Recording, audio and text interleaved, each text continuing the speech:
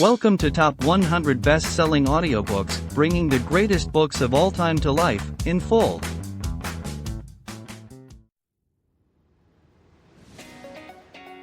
Hello dear listener. If you're here, it's probably because you're as passionate about books and the knowledge and wisdom they bring as we are. So you might also want to own this book or any other from this podcast in physical form, either to add to your personal library or to gift it to a friend. That's why we've included a link in the description, where you can get it at a discount and with shipping to almost anywhere in the world. Also, if you make your purchase through these links, the editors of this podcast will receive a small commission, which helps support us in continuing to upload more and more audiobooks for free. Let's make the world a better place through books, together. Pigeon Publishing House presents The Secret Garden. Author, Frances Hodgson Burnett. Introduction. Near the end of her life, looking back over 6 prolific decades in which she had published 52 books and written and produced 13 plays, Frances Hodgson Burnett told her son Vivian, "With the best that was in me I have tried to write some happiness into the world." Burnett, The Romantic Lady, page 410, see for further reading. The Secret Garden, Burnett's novel about a pair of lonely children who are healed physically and psychologically by cultivating an abandoned garden, has brought happiness to child readers, and more than a few adults, for nearly 100 years. Praised by writer and critic Alison Lurie as one of the most original and brilliant children's books of the 20th century, The Secret Garden has never been out of print since its publication in 1911. The novel has been filmed several times, notably in 1949 and 1993, has been serialized by the BBC in 1952, 1960, and 1975, and by Viacom in 1987, and has been made into a Tony Award-winning musical by Marcia Norman and Lucy Simon in 1991. Although it was popular from the outset, The Secret Garden was not immediately recognized as Frances Hodgson Burnett's most outstanding literary achievement. A typical review in the Bookman, while noting that the story contained a deep vein of symbolism, dismissed it as an exceedingly pretty tale. Gerzina, Frances Hodgson Burnett, page 263, see for further reading. In Burnett's lifetime, The Secret Garden was eclipsed by her earlier children's novel, the hugely successful Little Lord Fauntleroy. Published in 1886, Little Lord Fauntleroy was a late Victorian Harry Potter. The story of a poor New York boy who faces a happy reversal of fortune when he is discovered to be the heir to an English earldom was a bestseller on both sides of the Atlantic and gave rise to a profitable industry of toys, statues, chocolates, playing cards, songs, and dramatizations. Mothers rushed to dress their sons in lace collars, wide-brimmed hats, and velvet breeches modeled on those worn by the author's son Vivian, to his lifelong embarrassment, in the illustrations for Fauntleroy. Vivian's outfit, in turn, had been copied from the attire of Burnett's friend Oscar Wilde. Meanwhile, Frances Hodgson Burnett won further publicity for herself and her work by successfully suing E.E.V. Seebohm, writer of an unauthorized London dramatization of Little Lord Fauntleroy, for violation of the Copyright Act of 1842. Her legal victory paved the way for other authors to control and profit from stage adaptations of their writings and was celebrated at a banquet given by the Society of British Authors. Among the 150 guests were George Meredith, William Rossetti, Edmund Gosse, and Oscar Wilde. Burnett was now a literary celebrity. Her own dramatization replaced Seebohm's play on the London stage, opening in May 1888 to an audience that included members of the British royal family. The play transferred successfully to New York and toured for years. At one time 40 theater companies were performing it simultaneously in Britain and the United States. Little Lord Fauntleroy has not aged well. To many modern readers, the angelic, self-sacrificing, and androgynous hero, Cedric Fauntleroy, played by female actors in both Seebohm's and Burnett's dramatizations, and by Mary Pickford in a 1921 film version, who calls his mother dearest and persuades his crusty and tradition-bound British uncle, the Earl of Dorincourt, to give more charity to the peasants on his estate, appears comically alien and unrealistic. From Burnett's prodigious output of fiction and non-fiction for children and adults, only The Secret Garden continues to be widely read and appreciated in the 21st century. What makes this late novel stand out from Burnett's other work as an acknowledged classic? When the author's representations of children in Fauntleroy and such other one-time bestsellers as The Little Princess are often dismissed as outdated and unconvincing, what accounts for the continuing appeal of Mary Lennox and Colin Craven? The Secret Garden and Little Lord Fauntleroy share surface similarities. In both novels, the main character arrives in England from another country and sees English customs through an outsider's eyes. In both cases, there is a mansion to be explored and a difficult uncle to tame. Both Cedric and Mary repair broken relationships and restore harmony to their surroundings. Fauntleroy's rags to riches plot is a familiar one in Burnett's fiction, influenced perhaps by her childhood love of Charles Dickens's Oliver Twist and David Copperfield, and also by her own experience of early poverty and loss, followed by a hard-won restoration of fortune. The Secret Garden differs from Fauntleroy and most other Burnett novels in that the main characters already possess adequate material wealth. The riches they lack and eventually recover are physical, emotional, and spiritual. Written toward the end of her life, The Secret Garden reflects Frances Hodgson Burnett's recognition that wealth and worldly success are not enough and echoes her own search for spiritual healing. While Burnett employs some tried-and-tested successful elements from her earlier fiction, such as the use of regional dialect and a Gothic setting, she also shows a new willingness to explore painful emotions and to present child heroes whose behavior is often unlovable. For once, her relentless drive to write some happiness into the world does not inhibit her from creating convincing characters or compel her to resolve all the tensions in her narrative. The greater psychological realism of The Secret Garden may stem from Burnett's personal suffering in the years following Little Lord Fauntleroy. As Vivian Burnett told a Knoxville audience shortly after his mother's death, Frances Hodgson Burnett's life contained many sorrows that the world did not know about. Jersina, page 16. While her early life is a story of adversity overcome by remarkable energy and achievement, her middle years were a period of loss, disappointment, and spiritual searching.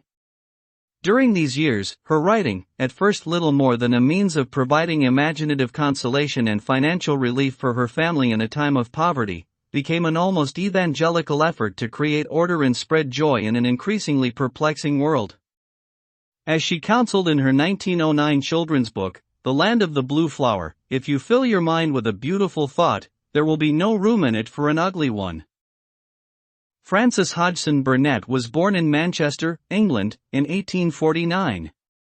Her father, Edwin Hodgson, kept a home furnishing store, and the family lived in moderate affluence until his death in 1853. Burnett's mother, Eliza, tried to keep the family business afloat through the 1850s, but times grew increasingly hard as Manchester, the center of the world's cotton textile industry, fell into a recession caused by the outbreak of the American Civil War and its disastrous effect on the Southern cotton trade. By 1865, Eliza Hodgson was forced to close the store and emigrate with her 5 children to New Market, Tennessee, where her brother had a dry goods business. The family lived in a log cabin and were supported by the earnings of Burnett's 2 brothers, who went to work for their uncle. Having long entertained her sisters and schoolmates with the improbable adventures of a red-headed heroine, Edith Somerville, Frances decided to try her hand at writing for a living. Raising money for paper and stamps by gathering and selling wild grapes, she wrote her first stories, romances set in aristocratic English parlors, and sold 2 pieces to the magazine Godey's Lady's Book in June 1868. Soon she was writing 5 or 6 stories per month and publishing in prestigious periodicals such as Harper's, The Atlantic Monthly, and Scribner's Monthly. Burnett's early stories already contain some key features of her later fiction, including the contrasting points of view of British and American characters and the use of dialect, both the Lancashire dialect she had grown up with in Manchester and the dialect of her neighbors in Tennessee. In the mid-19th century, there was a sudden surge of interest in regional variations in speech, just as these regional peculiarities were first coming under threat as the American population became more mobile. Two of Burnett's favorite authors published novels making strong use of dialect speech: Charles Dickens, in Hard Times, 1854, and Charlotte Bronte, in Shirley, 1849. Burnett's first novel, That Lasso Lowries, 1877, has as its heroine a coal miner's daughter who speaks broad Lancashire.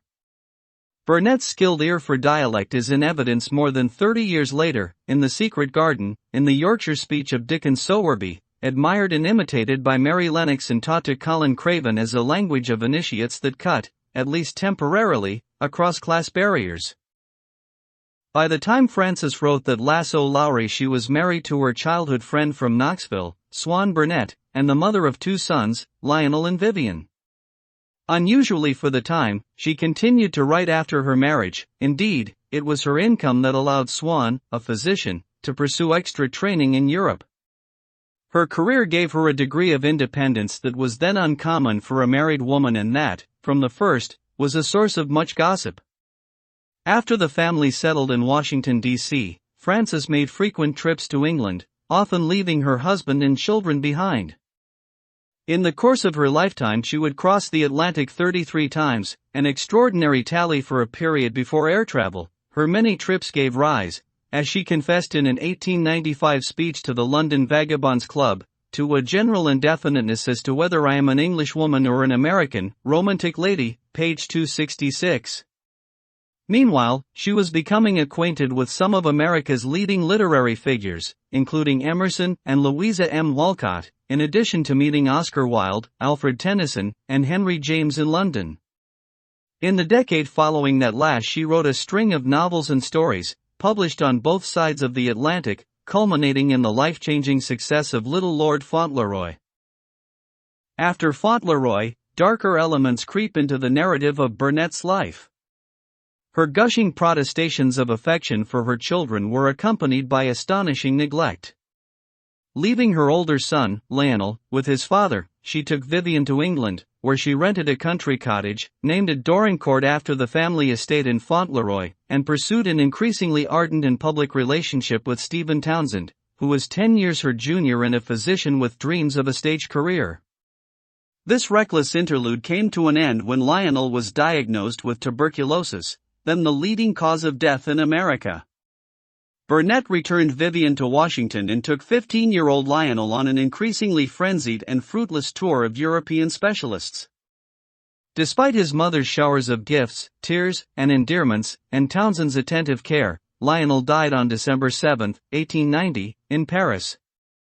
In her passion of grief, Frances covered the walls of her hotel rooms with pictures of Lionel and wrote letters and journals to her dead son. She did not return to the equally heartbroken Vivian and Swan in Washington for more than a year.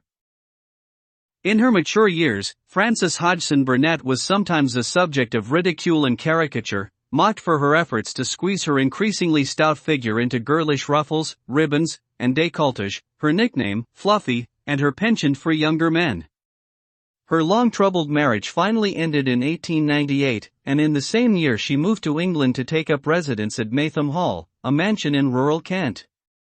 There she played the lady of the manor, engaging in charity work, attending services at the local church, visiting Henry James in nearby Rye. James called her the Princess of Maytham, and cultivating her garden. She wrote each day in a walled rose garden, accompanied by a friendly robin and, one year, a pair of orphan lambs who followed her about and slept on her knee as she sang to them. Burnett appeared to have found contentment and happiness. Then, seemingly on an impulse, she married Stephen Townsend in Genoa, Italy. Afterwards she would claim that he had blackmailed her into marriage, threatening to publicize her earlier adulteries, and that his motives were wholly mercenary. By 1902 the marriage was over. It had lasted less than 2 years. The breakup left her in a state of mental and physical collapse. Writing in the garden at Maytham were her solace. When Maytham's owner put the house up for sale, Burnett must have felt like an exile from Eden. By the time she started work on The Secret Garden, Burnett was back in the United States, living with her sister Edith at Plandome, the house on Long Island that would remain her American home until her death in 1924. The passion for gardening that she had discovered at Maytham persisted for the rest of her life. In her last, posthumously published book, In the Garden, she wrote, "I love it all. I love to dig. I love to kneel down in the grass at the edge of a flower bed and pull out the weeds fiercely and throw them into a heap by my side. I love to fight with those who can spring up again almost in a night and taunt me. I tear them up by the roots again and again." Page 20. For Frances Hodgson Burnett, as for her creation Mary Lennox, gardening was a consolation for disappointment and loss, a means of imposing order, an enactment of hope. As long as one has a garden one has a future, and if one has a future one is alive. In the Garden, page 30. Writing, like weeding, was a defense against painful memories. In The Secret Garden, Burnett recreates and immortalizes her beloved garden at Maytham, complete with its friendly robin, and uses it as a setting in which to revisit and repair some of her own life's sorrows and dislocations. A pet lamb reappears in the company of Dickon the animal charmer, page 122, and is bottle-fed by the spoiled invalid, Colin, who thereby initiates the process of his emotional and physical recovery through contact with the natural world. Colin shares his pallid face and luminous agate gray, page 100, eyes with Burnett's son, Lionel. Unlike the unfortunate Lionel, however, he leaves behind his couch and wheelchair to greet his father, in the final chapter, as a perfectly healthy child. Colin's cousin Mary, orphaned in India, must learn, like the young Frances Hodgson, to adapt to a new country and unfamiliar customs. Unlike Frances, who shuttled back and forth across the Atlantic through most of her life and dreamed of a permanent home at Maytham, Mary puts down roots in her rose garden at Misselthwaite Manor. The characters in The Secret Garden enact a fantasy of healing and integration in which a dying boy recovers and a lonely girl discovers her true home. In Burnett's fairy tale, the children owe their triumph not to a golden goose or a fairy godmother but to a new kind of magic derived from nature, healthy exercise, and positive thinking, all sources of comfort to Frances herself in later life. In The Varieties of Religious Experience, 1902, William James, brother of Burnett's friend Henry, describes a new and uniquely American contribution to religious thought and practice that he calls the religion of healthy-mindedness. The basis of the movement, also known as the New Thought, was a belief in the power of the human mind and the ability of faith to influence events in the physical world. Attributing the rise of this philosophy to the extremely practical turn of character of the American people, James observes, "The leaders in this faith have had an intuitive belief in the all-saving power of healthy-minded attitudes as such, in the conquering efficacy of courage, hope, and trust, and a correlative contempt for doubt, fear, worry, and all nervously precautionary states of mind." Page 88. Noting that practitioners claim remarkable effects on their physical health, he records that one hears of people who repeat to themselves, youth, health, vigor, when dressing in the morning, as their motto for the day. Page 88. This late 19th century meld of religion and therapy, with roots in the writings of, among others, Swedenborg and Emerson, found expression in a range of spiritual and self-help movements from Christian Science to Norman Vincent Peale's 1952 classic The Power of Positive Thinking. Christian Science, a sect founded in 1866 by Mary Baker Eddy, claimed that physical illness was illusory and could be cured by right mental attitudes and a true understanding of the Scriptures. Among those who were profoundly affected by the teachings of Mary Baker Eddy were Frances Hodgson Burnett and her son Vivian. Unlike her son, Frances never formally embraced Christian Science, but, as Vivian Burnett observed in The Romantic Lady, his 1927 biography of his mother, her method of thought, consciously or unconsciously, was influenced importantly by what she learned from Christian Science, page 376. Although we may question Vivian's specific claim that The Secret Garden is generally credited with being a Christian Science book, page 377, the novel is certainly a devout testament of the Jamesian religion of healthy-mindedness. Frances Hodgson Burnett first encountered the new theories of metaphysical healing in 1885 when her friend Louisa M. Alcott, author of Little Women, persuaded her to seek treatment for nervous exhaustion from Mrs. Newman, a leading practitioner of the so-called Boston Mind Cure. Burnett was so impressed by Newman that she stayed in Boston for a month under her care. Later in her life, after the best European doctors proved unable to cure her son Lionel of tuberculosis, she turned increasingly to alternative healers. 2 failed marriages to physicians did little to restore her faith in conventional medicine.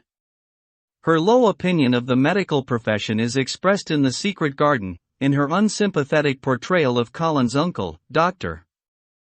Craven, who is unable to cure, or even correctly diagnose, his nephew's largely psychosomatic illness and indeed secretly hopes for the boy's death. It is Mary Lennox who brings about Colin's cure by introducing him to the healing power of the secret garden.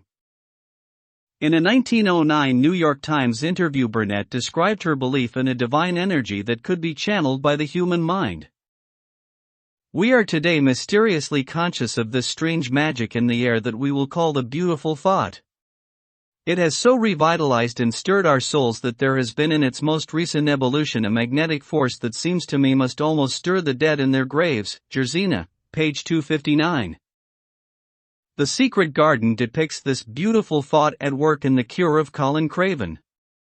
Until he encounters his cousin Mary, Colin is a victim of the power of negative thinking. He has spent his whole life surrounded by people who resent his very existence, blaming him for his mother's death in childbirth and expecting him to become a hunchback like his father. The pessimistic atmosphere around him provokes an imaginary illness so overwhelming that he is actually unable to walk. Colin's recovery begins when his cousin refuses to accept his negative beliefs, introducing him to the magic of the secret garden and encouraging him to have faith that, like the flowers in the garden, he too can grow and flourish. Burnett is so determined to propagate her belief in the power of thought to change reality that at one point, near the end of the novel, she even interrupts the narrative to address young readers directly with her explanation of the relationship between mind and body. One of the new things people began to find out in the last century was that thoughts, just mere thoughts, are as powerful as electric batteries, as good for one as sunlight is, or as bad for one as poison. To let a sad thought or a bad one get into your mind is as dangerous as letting a scarlet fever germ get into your body. Page 229. For Burnett, the source of healing thought is a God who is always present in the world and cannot be defined by any one set of religious teachings. By the time she wrote The Secret Garden, she had largely abandoned the Anglican Christianity in which she was raised. In addition to her interest in Christian Science, she had studied Hindu scripture and dabbled in theosophy, an occult philosophy drawn from both Eastern and Western traditions, first expounded by Madame Helene Blavatsky in The Secret Doctrine, 1888, and extremely fashionable in the first decades of the 20th century. Burnett's diverse spiritual interests are reflected in The Secret Garden. Although Dickens Sowerby celebrates the power of the garden by singing the doxology, a Christian hymn of praise, the children also perform healing rituals inspired by Indian fakirs and devotees, page 184, and Colin recites a mantra similar to those recorded by William James in his description of the religion of healthy-mindedness. Every morning and evening and as often in the daytime as I can remember I am going to say, magic is in me. Magic is making me well.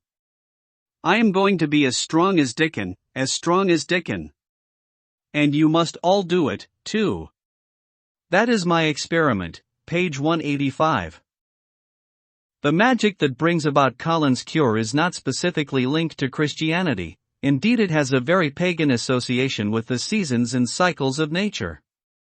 The divinity in the garden is nurturant and creative, not a lawgiver but a joy-maker, page 212, having as its priestesses the novel's 2 positive maternal figures, Colin's dead mother, Lilias, and Dickens' mother, Susan Sowerby.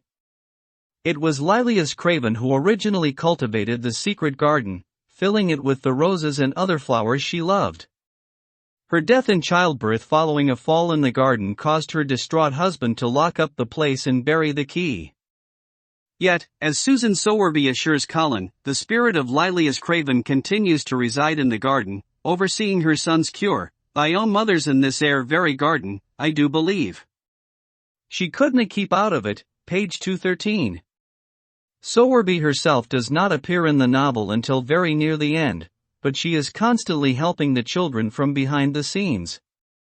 In a letter to the English publisher of The Secret Garden, William Heinemann, Burnett describes Susan Sowerby as a moorland cottage woman who was a sort of Madonna and the novel's chief figure, Gersina, page 262.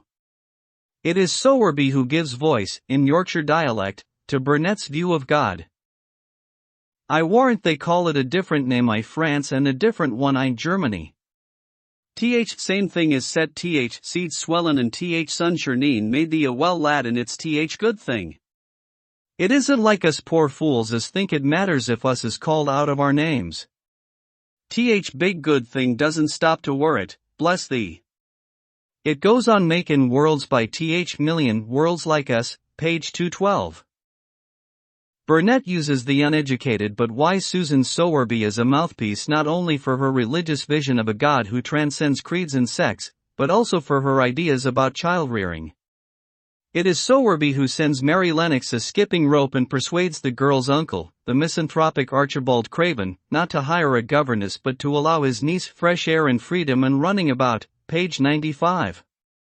As the mother of 12 children, she recognizes the importance of physical exercise and the role of unstructured play in developing body and mind.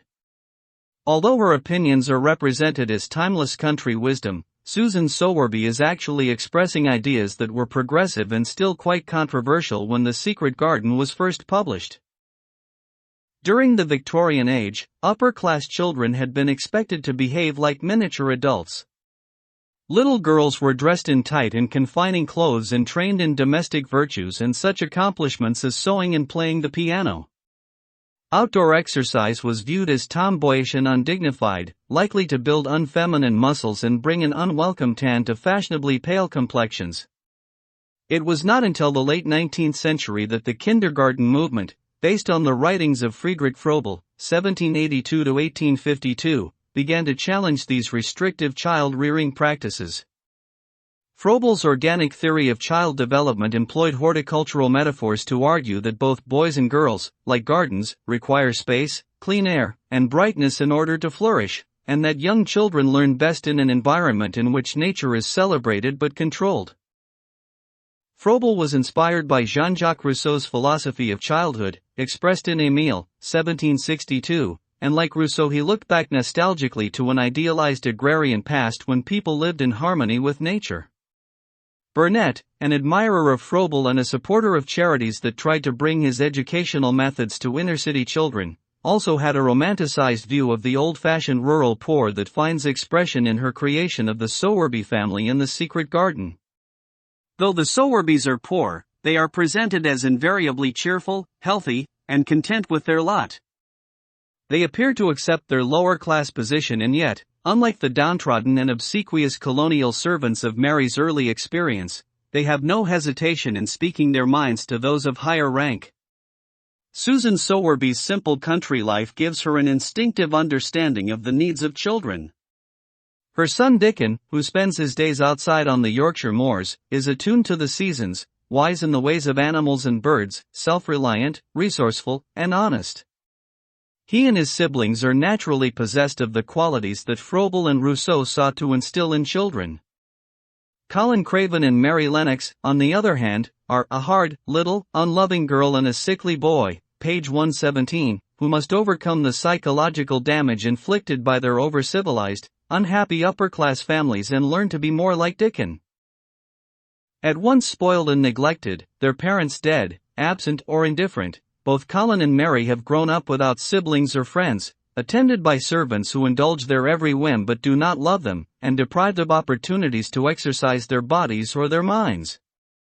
Both children have been hidden in confined, airless places.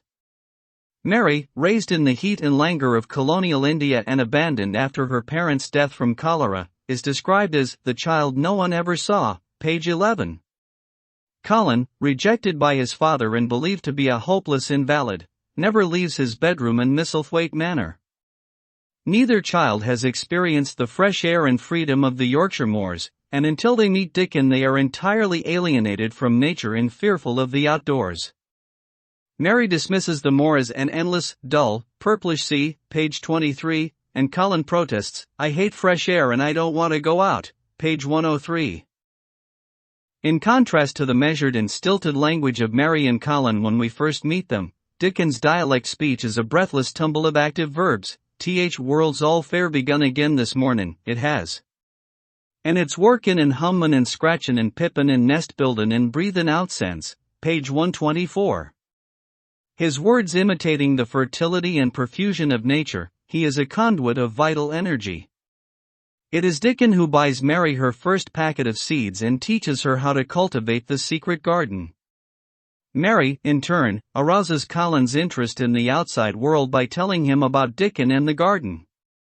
She encourages her cousin to begin the process of healing by emulating Dickens' love of the moorland air.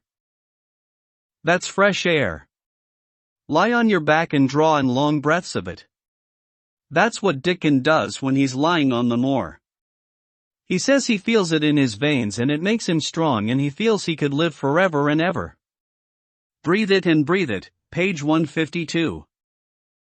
Colin, who never wants to meet anyone because of self-consciousness about his supposed handicap, is first won over by Dickens' tame animals, a fox, a crow, 2 squirrels, and a newborn lamb, and then by Dickens himself. I would never have let him come to see me if he had not been an animal charmer, which is a boy charmer, too, because a boy is an animal, page 184. As Mary and Colin recover, they become more and more like Dickens, even to the extent of imitating his Yorkshire speech and consuming Susan Sowerby's pails of fresh milk and cottage buns rather than the food at Misselthwaite Manor. The children gain happiness and vigor as they grow to share Dickens' understanding of nature. Their progress can be measured in their changing attitudes toward the moor.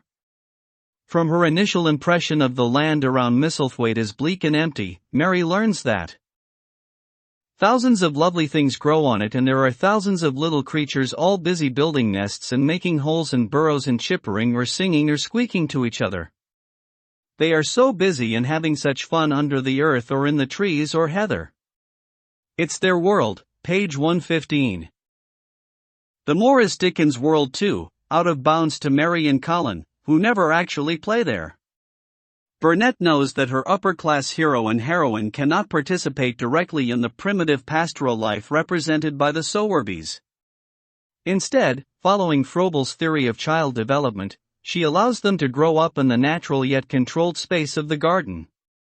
As Dickens observes, the secret garden is not all clipped and spick and span, page 87, there is plenty of room for runnin' wild and swingin' and catchin' hold of each other, page 87. But nature's exuberance is disciplined by weeding and pruning, and contained within walls. Colin and Mary learn about planting and nest building, page 126, as a prelude to healthy adult sexuality, but they must also be trained in restraint and decorum in order to take their places in upper-class society. In view of her progressive ideas about education and her openness to alternative medicine and new forms of spirituality, Burnett is surprisingly conservative in her representation of social class. Like the moorland breezes that carry the scent of gorse and heather into the secret garden, Dickens is an ambassador from a simpler, less civilized, and more openly sensual world. His unself-conscious friendliness seems at first to transcend class boundaries. As Mr. Roach, the head gardener, observes, he'd be at home in Buckingham Palace or at the bottom of a coal mine, page 159.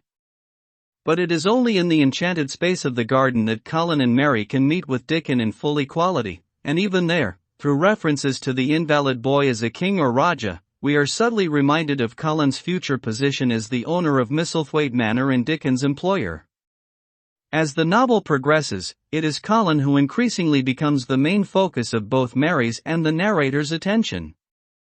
A true product of the industrial age, Colin goes beyond Dickens' simple acceptance of the magical healing power of nature, thinking instead of waste to harness and employ it. I am sure there is magic in everything, only we have not sense enough to get hold of it and make it do things for us, like electricity and horses and steam, page 184. Unlike Dickens, who lives in a timeless present, he plans a future as a scientist and athlete in the world beyond Misselthwaite. In the final chapter, Colin, followed by Mary, runs out of the garden and into his father's arms, leaving Dickens behind. One of the most striking features of The Secret Garden, and one that lies at the heart of its lasting appeal, is the extraordinary contrast between the psychological realism of the development of the two central characters and the fairy tale setting in which they appear. While Mary and Colin are convincing and recognizable portraits of spoiled and troubled children, the characters that surround them appear to be drawn from 19th-century romance and fantasy.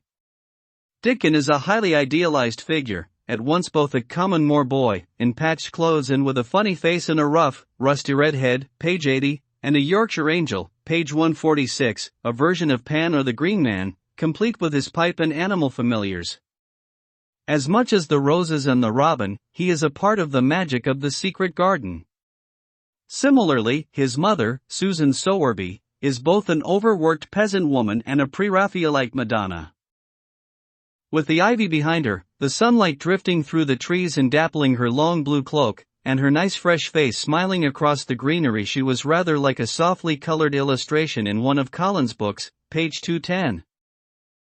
Other minor characters, such as Mrs. Medlock, the sour and secretive housekeeper, and Colin's father, the misanthropic Archibald Craven, would be at home in the Gothic stories of Edgar Allan Poe. The Cravens' family home, Misselthwaite Manor, is furnished with all the requisites of Gothic gloom: tapestry-covered walls, suits of armor, family portraits, hidden corridors, and deserted chambers. In atmosphere and setting, The Secret Garden owes much to the Victorian romantic novels that Burnett devoured as a child.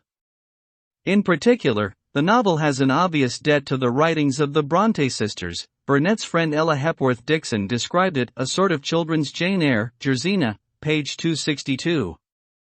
The secrecy surrounding Colin Craven and his mysterious screams in the night is reminiscent of Bertha Rochester. Archibald Craven is a sexless version of the morose and brooding Edward Rochester, and the plain-featured and fearless orphan Mary Lennox has much in common with Jane Eyre herself. Elements from Wuthering Heights are also present, though heavily sweetened and domesticated. Burnett frequently refers to the Yorkshire wind as wuthering, and in Dickon she creates a benign equivalent of the wild, moorland child Heathcliff.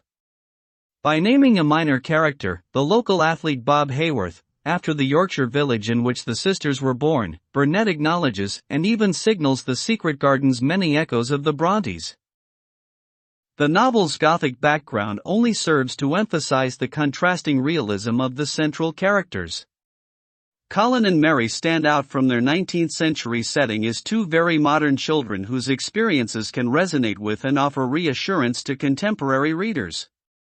Their unattractive but convincing tantrums and selfishness set them apart from the child heroes of Victorian novels, including Burnett's own Cedric Fauntleroy. While Victorian victims and orphans are typically restored to fortune through the intervention of adult benefactors, the recovery of Colin and Mary, though aided by Susan Sowerby, is brought about by their encounter with another child, Dickon, and their discovery of the magic of the secret garden. Victorian novels for the young promote passivity and obedience, but The Secret Garden assures its readers that even the most unhappy and damaged of children can learn to form healthy friendships and create beauty and order in their lives. The early chapters of the novel, which was originally titled Mistress Mary, trace the emotional growth of Mary Lennox with the precision of a psychological case study.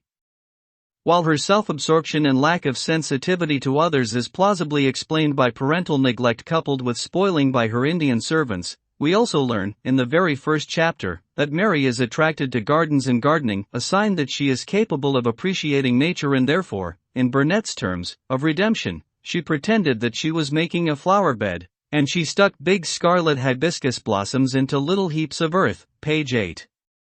After her arrival at Misselthwaite, Mary's first positive attachment is to a robin. Like many disturbed children, she finds it easier to relate to animals than to other humans. When she meets Ben Weatherstaff, the lonely and ill-tempered gardener, Mary forms her first friendship and begins to learn about herself by seeing her own characteristics mirrored in others. As Weatherstaff points out, thee and me are a good bit alike. We was wove out of same cloth. We're neither of us good-looking and we're both of us as sour as we look, page 35. It is Weatherstaff who provokes Mary's curiosity about the hidden garden. Just as the old gardener's grumpiness offers her a mirror of her outward behavior, so the neglected and uncultivated garden reflects the child's inner life. It was because it had been shut up so long that she wanted to see it. It seemed as if it must be different from other places and that something strange must have happened to it during 10 years, page 57. With her discovery of the secret garden, Mary is no longer a powerless outsider. From being a secret herself, the child nobody knew, she has become the possessor of a secret. Knowledge of the garden is hers to bestow or to withhold. Unlike any of the previous relationships in her life, her new friendship with Dickon is based not on the dependency of a child on an adult, nor on the tyranny of a spoiled child to a servant, but on a shared secret and a common passion. Cultivating the secret garden with Dickon, Mary loses her contrariness and grows in the self-knowledge and self-confidence that make it possible for her to form other positive relationships. As she later confesses to Colin, "I should have detested you if I had seen you before I saw the Robin and Dickon," page 146. Mary's meeting with her cousin Colin marks the culmination of her emotional development in the novel. Colin is the last in the series of mirrors by which she learns about herself. Like Mary, Colin is rejected and hidden, starved of the company of other children and accustomed to ordering servants around. Although Mary refuses to tolerate his tantrums, she understands his isolation and powerlessness and for the first time in her life feels empathy for and desire to help another person. When Mary introduces Colin to Dickon and the secret garden, her own cure is complete, and Colin's healing begins. In the final chapters of The Secret Garden, Burnett's attention shifts from Mary to Colin. Mary assumes a supportive and nurturing role as her cousin develops from a self-pitying invalid into the robust and self-possessed young heir of Misselthwaite. Some feminist critics have seen Colin's displacement of Mary from the center of the narrative as an indicator of Burnett's espousal of traditional gender roles. Danielle E. Price, for example, complains that Mary is forgotten in what becomes a story of father and son, and we remember, if we had ever forgotten, who owns and who will own all the gardens on the estate, page 11. An alternative explanation for the story's change of focus is that Burnett, who often embarked on a novel without knowing exactly where the plot would lead her, became increasingly emotionally involved with Colin as she used the character to invent a happier outcome for the sufferings of her son Lionel. It is Burnett's intense involvement and identification with the experiences of her two protagonists that lifts her writing above the formulaic quality of much of her other work and accounts for the secret garden's extraordinary emotional power. Child readers respond instinctively to the author's evident personal investment in the novel, and they relate to the psychological authenticity of the two main characters. Readers of all ages appreciate Burnett's success in writing some happiness into the world without compromising emotional truth. Like all human joy, the triumphant conclusion of The Secret Garden is shadowed by loss. As Colin and Mary come running out of the garden, we know they are leaving childhood behind. They cannot linger in Eden. The garden has completed its work of healing and renewal, and the children are now ready to grow up. Yet, as we have known all along, the secret garden is as much a symbolic as a physical space. Though Colin and Mary no longer play there, it remains for them, as for Burnett herself, and for generations of readers, a lasting imaginative refuge, a garden of the heart. Jill Muller was born in England and educated at Mercy College and Columbia University. She currently teaches at Mercy College and Columbia University. She is the author of Gerard Manley Hopkins in Victorian Catholicism, Routledge, 2003, in addition to articles on Joyce, Newman, Hopkins, and the medieval women mystics. She also wrote the introductions to the Barnes and Noble Classics editions of Dickens's Oliver Twist and Nicholas Nickleby. 1. There's No One Left.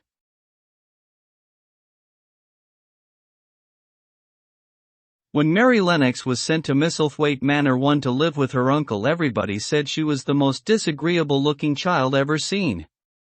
It was true, too. She had a little thin face and a little thin body, thin light hair and a sour expression. Her hair was yellow, and her face was yellow because she had been born in India and had always been ill in one way or another. Her father had held a position under the English government too and had always been busy and ill himself, and her mother had been a great beauty who cared only to go to parties and amuse herself with gay people. She had not wanted a little girl at all, and when Mary was born she handed her over to the care of an ayah who was made to understand that if she wished to please the Imam Sahib she must keep the child out of sight as much as possible. So when she was a sickly, fretful, ugly little baby she was kept out of the way, and when she became a sickly, fretful, toddling thing she was kept out of the way also. She never remembered seeing familiarly anything but the dark faces of her ayah and the other native servants, and as they always obeyed her and gave her her own way in everything, because the Imam Sahib would be angry if she was disturbed by her crying, by the time she was 6 years old she was as tyrannical and selfish a little pig as ever lived. The young English governess who came to teach her to read and write disliked her so much that she gave up her place in 3 months, and when other governesses came to try to fill it they always went away in a shorter time than the first one. So if Mary had not chosen to really want to know how to read books she would never have learned her letters at all. One frightfully hot morning, when she was about 9 years old, she awakened feeling very cross, and she became crosser still when she saw that the servant who stood by her bedside was not her ayah. "Why did you come?" she said to the strange woman. "I will not let you stay. Send my ayah to me." The woman looked frightened, but she only stammered that the ayah could not come, and when Mary threw herself into a passion and beat and kicked her, she looked only more frightened and repeated that it was not possible for the ayah to come to Missy Sahib. There was something mysterious in the air that morning. Nothing was done in its regular order and several of the native servants seemed missing, while those whom Mary saw slunk or hurried about with ashy and scared faces. But no one would tell her anything and her ayah did not come. She was actually left alone as the morning went on, and at last she wandered out into the garden and began to play by herself under a tree near the veranda. She pretended that she was making a flower bed, and she stuck big scarlet hibiscus blossoms into little heaps of earth, all the time growing more and more angry and muttering to herself the things she would say and the names she would call Sidai when she returned. "Pig! Pig! Daughter of pigs," she said, because to call a native a pig is the worst insult of all. She was grinding her teeth and saying this over and over again when she heard her mother come out on the veranda with someone. She was with a fair young man and they stood talking together in low strange voices. Mary knew the fair young man who looked like a boy. She had heard that he was a very young officer who had just come from England. The child stared at him, but she stared most at her mother. She always did this when she had a chance to see her, because the Imam Sahib, Mary used to call her that oftener than anything else, was such a tall, slim, pretty person and wore such lovely clothes. Her hair was like curly silk and she had a delicate little nose which seemed to be disdaining things, and she had large laughing eyes. All her clothes were thin and floating, and Mary said they were full of lace. They looked fuller of lace than ever this morning, but her eyes were not laughing at all. They were large and scared and lifted imploringly to the fair boy officer's face. "Is it so very bad?" "Oh, is it?" Mary heard her say. "Awfully," the young man answered in a trembling voice. "Awfully, Mrs. Lennox. You ought to have gone to the hills 2 weeks ago." The Imam Sahib wrung her hands. "Oh, I know I ought," she cried. "I only stayed to go to that silly dinner party. What a fool I was." At that very moment such a loud sound of wailing broke out from the servants' quarters that she clutched the young man's arm, and Mary stood shivering from head to foot. The wailing grew wilder and wilder. "What is it? What is it?" Mrs. Lennox gasped. "Someone has died," answered the boy officer. "You did not say it had broken out among your servants." "I did not know," the Imam Sahib cried. "Come with me. Come with me," and she turned and ran into the house. After that, appalling things happened, and the mysteriousness of the morning was explained to Mary. The cholera had broken out 3 in its most fatal form and people were dying like flies. The ayah had been taken ill in the night, and it was because she had just died that the servants had wailed in the huts. Before the next day 3 other servants were dead and others had run away in terror. There was panic on every side, and dying people in all the bungalows. During the confusion and bewilderment of the second day, Mary hid herself in the nursery and was forgotten by everyone. Nobody thought of her, nobody wanted her, and strange things happened of which she knew nothing. Mary alternately cried and slept through the hours. She only knew that people were ill and that she heard mysterious and frightening sounds. Once she crept into the dining room and found it empty, though a partly finished meal was on the table and chairs and plates looked as if they had been hastily pushed back when the diners rose suddenly for some reason. The child ate some fruit and biscuits, and being thirsty she drank a glass of wine which stood nearly filled. It was sweet, and she did not know how strong it was. Very soon it made her intensely drowsy, and she went back to her nursery and shut herself in again, frightened by cries she heard in the huts and by the hurrying sound of feet. The wine made her so sleepy that she could scarcely keep her eyes open, and she lay down on her bed and knew nothing more for a long time. Many things happened during the hours in which she slept so heavily, but she was not disturbed by the wails and the sound of things being carried in and out of the bungalow. When she awakened she lay and stared at the wall. The house was perfectly still. She had never known it to be so silent before. She heard neither voices nor footsteps, and wondered if everybody had got well of the cholera and all the trouble was over. She wondered also who would take care of her now her Ayah was dead. There would be a new Ayah, and perhaps she would know some new stories. Mary had been rather tired of the old ones. She did not cry because her nurse had died. She was not an affectionate child and had never cared much for anyone. The noise and hurrying about and wailing over the cholera had frightened her, and she had been angry because no one seemed to remember that she was alive. Everyone was too panic-stricken to think of a little girl no one was fond of. When people had the cholera it seemed that they remembered nothing but themselves. But if everyone had got well again, surely someone would remember and come to look for her. But no one came, and as she lay waiting the house seemed to grow more and more silent. She heard something rustling on the matting, and when she looked down she saw a little snake gliding along and watching her with eyes like jewels. She was not frightened, because he was a harmless little thing who would not hurt her, and he seemed in a hurry to get out of the room. He slipped under the door as she watched him. "How queer and quiet it is," she said. "It sounds as if there were no one in the bungalow but me and the snake." Almost the next minute she heard footsteps in the compound, and then on the veranda.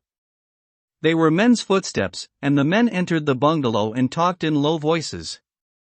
No one went to meet her, speak to them, and they seemed to open doors and look into rooms. "What desolation," she heard one voice say. "That pretty woman. I suppose the child, too. I heard there was a child, though no one ever saw her." Mary was standing in the middle of the nursery when they opened the door a few minutes later. She looked an ugly, cross little thing and was frowning because she was beginning to be hungry and feel disgracefully neglected. The first man who came in was a large officer she had once seen talking to her father. He looked tired and troubled, but when he saw her he was so startled that he almost jumped back. "Barney," he cried out.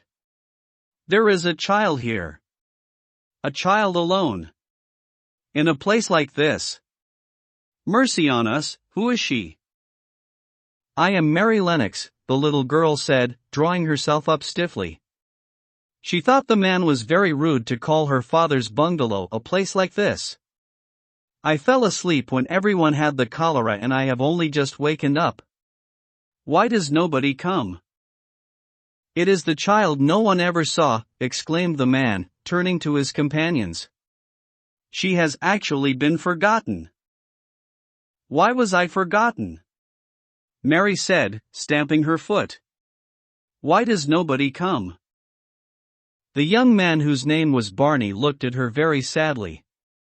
Mary even thought she saw him wink his eyes as if to wink tears away. "Poor little kid," he said. there is nobody left to come. It was in that strange and sudden way that Mary found out that she had neither father nor mother left, that they had died and been carried away in the night, and that the few native servants who had not died also had left the house as quickly as they could get out of it, none of them even remembering that there was a Missy Sahib. That was why the place was so quiet. It was true that there was no one in the bungalow but herself and the little rustling snake. 2. Mistress Mary quite contrary. Mary had liked to look at her mother from a distance and she had thought her very pretty, but as she knew very little of her she could scarcely have been expected to love her or to miss her very much when she was gone. She did not miss her at all, in fact, and as she was a self-absorbed child she gave her entire thought to herself, as she had always done. If she had been older she would no doubt have been very anxious at being left alone in the world, but she was very young, and as she had always been taken care of, she supposed she always would be. What she thought was that she would like to know if she was going to nice people, who would be polite to her and give her her own way as her ayah and the other native servants had done. She knew that she was not going to stay at the English clergyman's house where she was taken at first. She did not want to stay. The English clergyman was poor and he had 5 children nearly all the same age and they wore shabby clothes and were always quarreling and snatching toys from each other. Mary hated their untidy bungalow and was so disagreeable to them that after the first day or two nobody would play with her. By the second day they had given her a nickname which made her furious. It was Basil who thought of it first. Basil was a little boy with impudent blue eyes and a turned-up nose, and Mary hated him. She was playing by herself under a tree, just as she had been playing the day the cholera broke out. She was making heaps of earthen paths for a garden and Basil came and stood near to watch her. Presently he got rather interested and suddenly made a suggestion. "Why don't you put a heap of stones there and pretend it is a rockery?" he said. "There in the middle," and he leaned over her to point. "Go away," cried Mary. "I don't want boys. Go away." For a moment Basil looked angry, and then he began to tease. He was always teasing his sisters. He danced round and round her and made faces and sang and laughed. "Mistress Mary, quite contrary, how does your garden grow?" "With silver bells, and cockle shells, and marigolds all in a row." He sang it until the other children heard and laughed, too, and the crosser Mary got, the more they sang Mistress Mary, quite contrary, and after that as long as she stayed with them they called her Mistress Mary quite contrary when they spoke of her to each other, and often when they spoke to her. "You are going to be sent home," Basil said to her, at the end of the week. "And we're glad of it." "I am glad of it, too," answered Mary. "Where is home?" "She doesn't know where home is," said Basil, with 7-year-old scorn. "It's England, of course. Our grandmamma lives there and our sister Mabel was sent to her last year." "You are not going to your grandmamma. You have none. You are going to your uncle. His name is Mr. Archibald Craven." "I don't know anything about him," snapped Mary. "I know you don't," Basil answered. "You don't know anything. Girls never do. I heard father and mother talking about him. He lives in a great, big, desolate old house in the country and no one goes near him. He's so cross he won't let them, and they wouldn't come if he would let them. He's a hunchback, and he's horrid." "I don't believe you," said Mary, and she turned her back and stuck her fingers in her ears, because she would not listen any more. But she thought over it a great deal afterward, and when Mrs. Crawford told her that night that she was going to sail away to England in a few days and go to her uncle, Mr. Archibald Craven, who lived at Misselthwaite Manor, she looked so stony and stubbornly uninterested that they did not know what to think about her. They tried to be kind to her, but she only turned her face away when Mrs. Crawford attempted to kiss her, and held herself stiffly when Mr. Crawford patted her shoulder. "She is such a plain child," Mrs. Crawford said pityingly, afterward. "And her mother was such a pretty creature. She had a very pretty manner, too, and Mary has the most unattractive ways I ever saw in a child. The children call her Mistress Mary quite contrary, and though it's naughty of them, one can't help understanding it. Perhaps if her mother had carried her pretty face and her pretty manners oftener into the nursery, Mary might have learned some pretty ways too. It is very sad, now the poor beautiful thing is gone, to remember that many people never even knew that she had a child at all. I believe she scarcely ever looked at her, sighed Mrs. Crawford. When her ayah was dead, there was no one to give a thought to the little thing. Think of the servants running away and leaving her all alone in that deserted bungalow. Colonel McGrew said he nearly jumped out of his skin when he opened the door and found her standing by herself in the middle of the room. Mary made the long voyage to England under the care of an officer's wife, who was taking her children to leave them in a boarding school.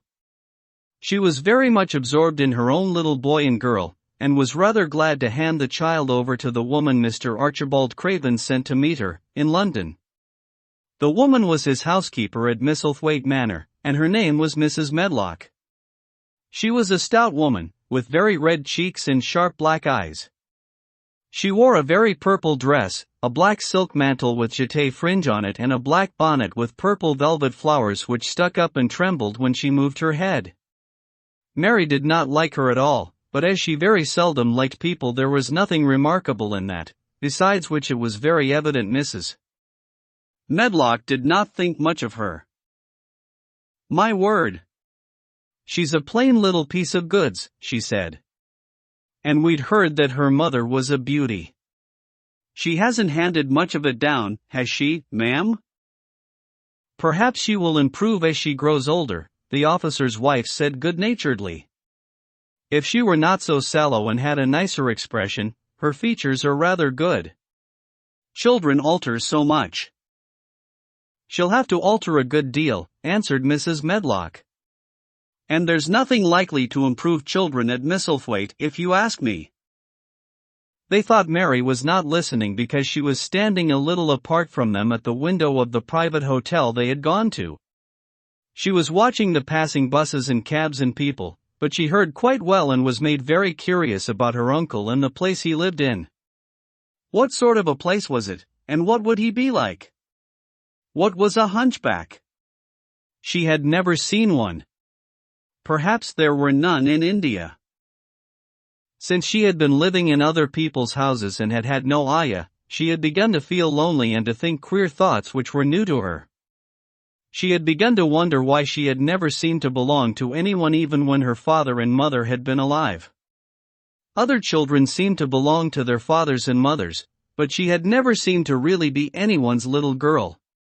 She had had servants, and food and clothes, but no one had taken any notice of her. She did not know that this was because she was a disagreeable child, but then, of course, she did not know she was disagreeable. She often thought that other people were, but she did not know that she was so herself. She thought Mrs. Medlock the most disagreeable person she had ever seen, with her common, highly colored face and her common fine bonnet. When the next day they set out on their journey to Yorkshire, she walked through the station to the railway carriage with her head up and trying to keep as far away from her as she could, because she did not want to seem to belong to her. It would have made her angry to think people imagined she was her little girl. But Mrs. Medlock was not in the least disturbed by her and her thoughts. She was the kind of woman who would stand no nonsense from young ones. At least, that is what she would have said if she had been asked. She had not wanted to go to London just when her sister Maria's daughter was going to be married, but she had a comfortable, well-paid place as housekeeper at Misselthwaite Manor, and the only way in which she could keep it was to do at once what Mr. Archibald Craven told her to do. She never dared even to ask a question. Captain Lennox and his wife died of the cholera, Mr. Craven had said in his short, cold way. Captain Lennox was my wife's brother and I am their daughter's guardian. The child is to be brought here. You must go to London and bring her yourself. So she packed her small trunk and made the journey. Mary sat in her corner of the railway carriage and looked plain and fretful. She had nothing to read or to look at, and she had folded her thin little black-gloved hands in her lap. Her black dress made her look yellower than ever, and her limp light hair straggled from under her black crepe hat. A more marred-looking young one I never saw in my life, Mrs. Medlock thought. Marred is a Yorkshire word and means spoiled and pettish. She had never seen a child who sat so still without doing anything, and at last she got tired of watching her and began to talk in a brisk, hard voice. "I suppose I may as well tell you something about where you are going to," she said. "Do you know anything about your uncle?" "No," said Mary. "Never heard your father and mother talk about him?" "No," said Mary, frowning. She frowned because she remembered that her father and mother had never talked to her about anything in particular. Certainly they had never told her things. "Humph," muttered Mrs. Medlock, staring at her queer, unresponsive little face. She did not say any more for a few moments and then she began again. "I suppose you might as well be told something to prepare you. You are going to a queer place." Mary said nothing at all, and Mrs. Medlock looked rather discomfited by her apparent indifference, but, after taking a breath, she went on. "Not but that it's a grand big place in a gloomy way, and Mr. Craven's proud of it in his way, and that's gloomy enough, too. The house is 600 years old and it's on the edge of the moor, and there's near 100 rooms in it, though most of them shut up and locked. And there's pictures and fine old furniture and things that's been there for ages, and there's a big park round it and gardens and trees with branches trailing to the ground, some of them." She paused and took another breath. "But there's nothing else," she ended suddenly. Mary had begun to listen in spite of herself. It all sounded so unlike India, and anything new rather attracted her. But she did not intend to look as if she were interested. That was one of her unhappy, disagreeable ways. So she sat still. "Well," said Mrs. Medlock. "What do you think of it?" "Nothing," she answered. "I know nothing about such places." That made Mrs. Medlock laugh a short sort of laugh. She said, "but you are like an old woman. Don't you care?" "It doesn't matter," said Mary, "whether I care or not." "You are right enough there," said Mrs. Medlock. "It doesn't. What you're to be kept at Misselthwaite Manor for I don't know, unless because it's the easiest way. He's not going to trouble himself about you, that's sure and certain. He never troubles himself about no one." She stopped herself as if she had just remembered something in time. "He's got a crooked back," she said. "That set him wrong. He was a sour young man and got no good of all his money and big place till he was married." Mary's eyes turned toward her in spite of her intention not to seem to care. She had never thought of the hunchbacks being married and she was a trifle surprised. Mrs. Medlock saw this, and as she was a talkative woman she continued with more interest. This was one way of passing some of the time, at any rate. She was a sweet, pretty thing and he'd have walked the world over to get her a blade o' grass she wanted. Nobody thought she'd marry him, but she did, and people said she married him for his money. But she didn't, positively.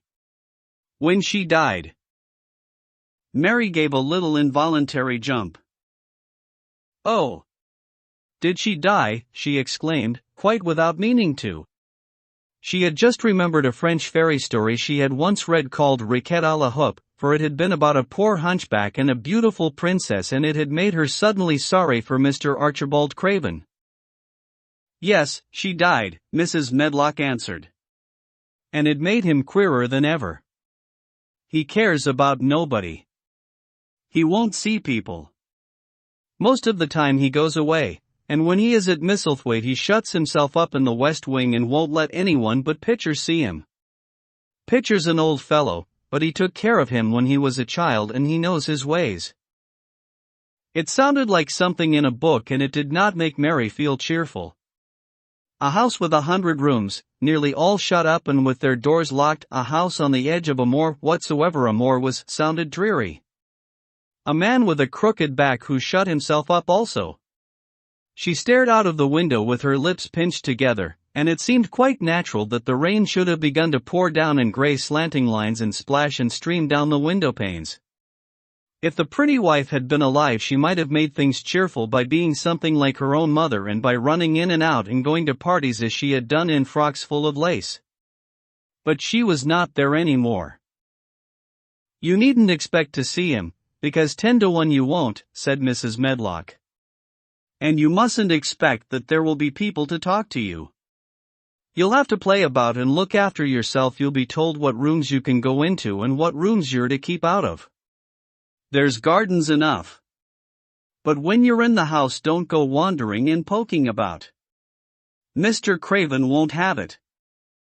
"I shall not want to go poking about," said sour little Mary, and just as suddenly as she had begun to be rather sorry for Mr. Archibald Craven, she began to cease to be sorry and to think he was unpleasant enough to deserve all that had happened to him.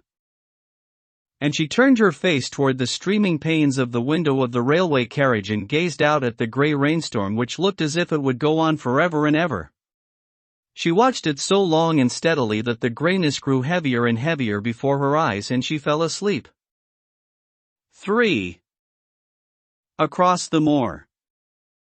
She slept a long time, and when she awakened Mrs. Medlock had bought a lunch basket at one of the stations and they had some chicken and cold beef and bread and butter and some hot tea. The rain seemed to be streaming down more heavily than ever and everybody in the station wore wet and glistening waterproofs. The guard lighted the lamps in the carriage, and Mrs. Medlock cheered up very much over her tea and chicken and beef.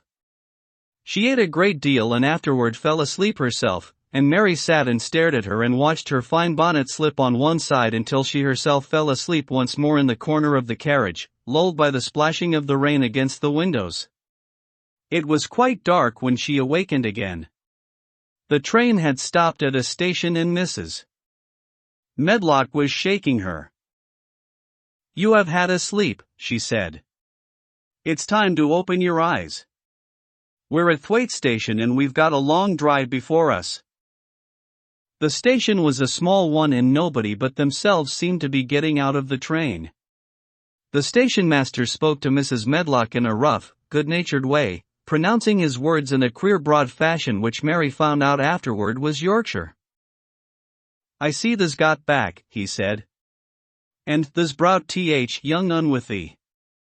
"Aye, that's her," answered Mrs. Medlock, speaking with a Yorkshire accent herself and jerking her head over her shoulder toward Mary. "How's thy missus?" "Well and now. Th carriage is waitin' outside for thee." A brougham stood on the road before the little outside platform. Mary saw that it was a smart carriage and that it was a smart footman who helped her in. His long waterproof coat and the waterproof covering of his hat were shining and dripping with rain as everything was, the burly station master included. When he shut the door, mounted the box with the coachman, and they drove off, the little girl found herself seated in a comfortably cushioned corner, but she was not inclined to go to sleep again. She sat and looked out of the window, curious to see something of the road over which she was being driven to the queer place Mrs. Medlock had spoken of. She was not at all a timid child and she was not exactly frightened, but she felt that there was no knowing what might happen in a house with 100 rooms nearly all shut up, a house standing on the edge of a moor. "What is a moor?" she said suddenly to Mrs. Medlock. "Look out of the window in about 10 minutes and you'll see," the woman answered. "We've got to drive 5 miles across Missel Moor before we get to the manor. You won't see much because it's a dark night, but you can see something." Mary asked no more questions but waited in the darkness of her corner, keeping her eyes on the window. The carriage lamps cast rays of light a little distance ahead of them and she caught glimpses of the things they passed. After they had left the station they had driven through a tiny village and she had seen whitewashed cottages and the lights of a public house. Then they had passed a church and a vicarage and a little shop window or so and a cottage with toys and sweets and odd things set out for sale. Then they were on the high road and she saw hedges and trees. After that there seemed nothing different for a long time, or at least it seemed a long time to her. At last the horses began to go more slowly, as if they were climbing uphill, and presently there seemed to be no more hedges and no more trees. She could see nothing, in fact, but a dense darkness on either side. She leaned forward and pressed her face against the window just as the carriage gave a big jolt. We're on the moor now sure enough, said Mrs. Medlock. The carriage lamp shed a yellow light on a rough-looking road which seemed to be cut through bushes and low-growing things which ended in the great expanse of dark apparently spread out before and around them. A wind was rising and making a singular, wild, low, rushing sound. It's not the sea, is it?" said Mary, looking round at her companion. "No, not it," answered Mrs. Medlock. "Nor it isn't fields nor mountains, it's just miles and miles and miles of wild land that nothing grows on but heather and gorse and broom and nothing lives on but wild ponies and sheep." "I feel as if it might be the sea, if there were water on it," said Mary. "It sounds like the sea just now." "That's the wind blowing through the bushes," Mrs. Medlock said. "It's a wild, dreary enough place to my mind, though there's plenty that likes it, particularly when the heather's in bloom." On and on they drove through the darkness, and though the rain stopped, the wind rushed by and whistled and made strange sounds. The road went up and down, and several times the carriage passed over a little bridge beneath which water rushed very fast with a great deal of noise. Mary felt as if the drive would never come to an end and that the wide, bleak moor was a wide expanse of black ocean through which she was passing on a strip of dry land. "I don't like it," she said to herself. "I don't like it," and she pinched her thin lips more tightly together. The horses were climbing up a hilly piece of road when she first caught sight of a light. Mrs. Medlock saw it as soon as she did and drew a long sigh of relief. I am glad to see that bit o' light twinkling," she exclaimed. "It's the light in the lodge window. We shall get a good cup of tea after a bit, at all events." It was after a bit, as she said, for when the carriage passed through the park gates there was still 2 miles of avenue to drive through, and the trees, which nearly met overhead, made it seem as if they were driving through a long dark vault. They drove out of the vault into a clear space and stopped before an immensely long but low-built house which seemed to ramble round a stone court. At first Mary thought that there were no lights at all in the windows, but as she got out of the carriage she saw that one room in a corner upstairs showed a dull glow. The entrance door was a huge one made of massive, curiously shaped panels of oak studded with big iron nails and bound with great iron bars. It opened into an enormous hall, which was so dimly lighted that the faces in the portraits on the walls and the figures in the suits of armor made Mary feel that she did not want to look at them. As she stood on the stone floor she looked a very small, odd little black figure, and she felt as small and lost and odd as she looked. A neat, thin old man stood near the manservant who opened the door for them. "You're to take her to her room," he said in a husky voice.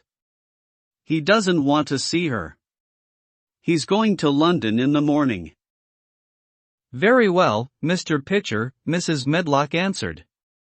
"So long as I know what's expected of me, I can manage." "What's expected of you, Mrs. Medlock," Mr. Pitcher said, "is that you make sure that he's not disturbed and that he doesn't see what he doesn't want to see." And then Mary Lennox was led up a broad staircase and down a long corridor and up a short flight of steps and through another corridor and another, until a door opened in a wall and she found herself in a room with a fire in it and a supper on a table. Mrs. Medlock said unceremoniously, "Well, here you are. This room and the next are where you'll live, and you must keep to them. Don't you forget that." It was in this way Mistress Mary arrived at Misselthwaite Manor, and she had perhaps never felt quite so contrary in all her life. 4. Martha. When she opened her eyes in the morning it was because / a young housemaid had come into her room to light the fire and was kneeling on the hearthrug raking out the cinders noisily. Mary lay and watched her for a few moments and then began to look about the room. She had never seen a room at all like it and thought it curious and gloomy. The walls were covered with tapestry with a forest scene embroidered on it. There were fantastically dressed people under the trees, and in the distance there was a glimpse of the turrets of a castle. There were hunters and horses and dogs and ladies. Mary felt as if she were in the forest with them. Out of a deep window she could see a great climbing stretch of land which seemed to have no trees on it, and to look rather like an endless, dull, purplish sea. "What is that?" she said, pointing out of the window. Martha, the young housemaid, who had just risen to her feet, looked and pointed also. "That there," she said. "Yes. That's Th. Moore," with a good-natured grin. "Does thee like it?" "No," answered Mary. "I hate it." "That's because thou'rt not used to it," Martha said, going back to her hearth. "Thee thinks it's too big and bare now. But thee will like it." "Do you?" inquired Mary. "Aye, that I do," answered Martha, cheerfully polishing away at the grate. "I just love it. It's none bare. It's covered wi' growin' things as smells sweet. It's fair lovely in spring and summer when gorse and broom and heather's in flower. It smells o' honey and there's such a lot o' fresh air, and sky looks so high and bees and skylarks makes such a nice noise hummin' and singin'. I wouldn't live away from Moore for anythin', but." Mary listened to her with a grave, puzzled expression. The native servants she had been used to in India were not in the least like this. They were obsequious and servile and did not presume to talk to their masters as if they were their equals. They made salams and called them protector of the poor and names of that sort. Indian servants were commanded to do things, not asked. It was not the custom to say please and thank you, and Mary had always slapped her ayah in the face when she was angry. She wondered a little what this girl would do if one slapped her in the face. She was a round, rosy, good-natured looking creature, but she had a sturdy way which made Mistress Mary wonder if she might not even slap back if the person who slapped her was only a little girl. "You are a strange servant," she said from her pillows, rather haughtily. Martha sat up on her heels, with her blacking brush in her hand, and laughed, without seeming the least out of temper. I know that," she said. "If there was a grand Mrs. at Misselthwaite I should never have been even one of under housemaids. I might have been let to be scullery maid, but I'd never have been let upstairs. I'm too common and I talk too much Yorkshire. But this is a funny house for all it's so grand. Seems like there's neither master nor mistress except Mr. Pitcher and Mrs. Medlock. Mr. Craven, he won't be troubled about anythin' when he's here, and he's nearly always away. Mrs. Medlock gave me place out o' kindness. She told me she could never have done it if Misselthwaite had been like other big houses." "Are you going to be my servant?" Mary asked, still in her imperious little Indian way. Martha began to rub her grate again. "I'm Mrs. Medlock's servant," she said stoutly. "And she's Mr. Craven's. But I'm to do the housemaid's work up here and wait on you a bit. But you won't need much waitin' on."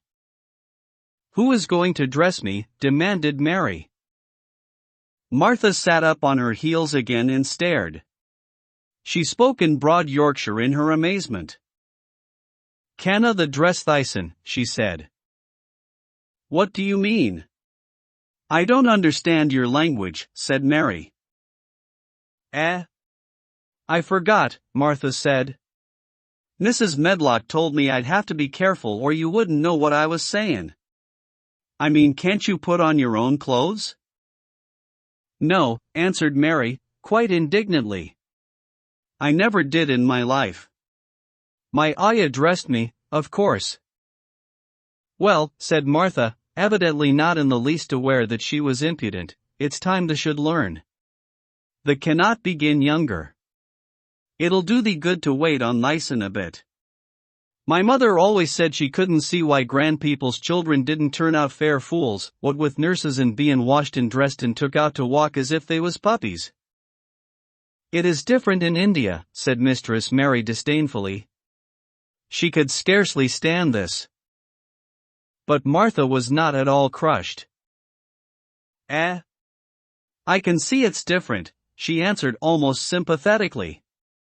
I dare say it's because there's such a lot o' blacks there instead o' respectable white people. When I heard you was comin' from India I thought you was a black too. Mary sat up in bed furious. What, she said. What? You thought I was a native. You daughter of a pig. Martha stared and looked hot. Who are you callin' names, she said. You needn't be so vexed. That's not th way for a young lady to talk. I've nothin' against blacks. When you read about 'em in tracts they're always very religious. You always read as a black's a man and a brother. I've never seen a black and I was fair pleased to think I was goin' to see one close. When I come in to light your fire this mornin' I crept up to your bed and pulled cover back careful to look at you. And there you was, disappointedly, no more black than me, for all you're so yeller. Mary did not even try to control her rage and humiliation. You thought I was a native. You dared. You don't know anything about natives. They are not people, they're servants who must salaam to you. You know nothing about India. You know nothing about anything. She was in such a rage and felt so helpless before the girl's simple stare, and somehow she suddenly felt so horribly lonely and far away from everything she understood and which understood her, that she threw herself face downward on the pillows and burst into passionate sobbing. She sobbed so unrestrainedly that good-natured Yorkshire Martha was a little frightened and quite sorry for her. She went to the bed and bent over her. You mustn't cry like that there, she begged. You mustn't for sure. I didn't know you'd be vexed. I don't know anythin' about anythin', just like you said. I beg your pardon, Mississippi. Do stop cryin'. There was something comforting and really friendly in her queer Yorkshire speech and sturdy way which had a good effect on Mary.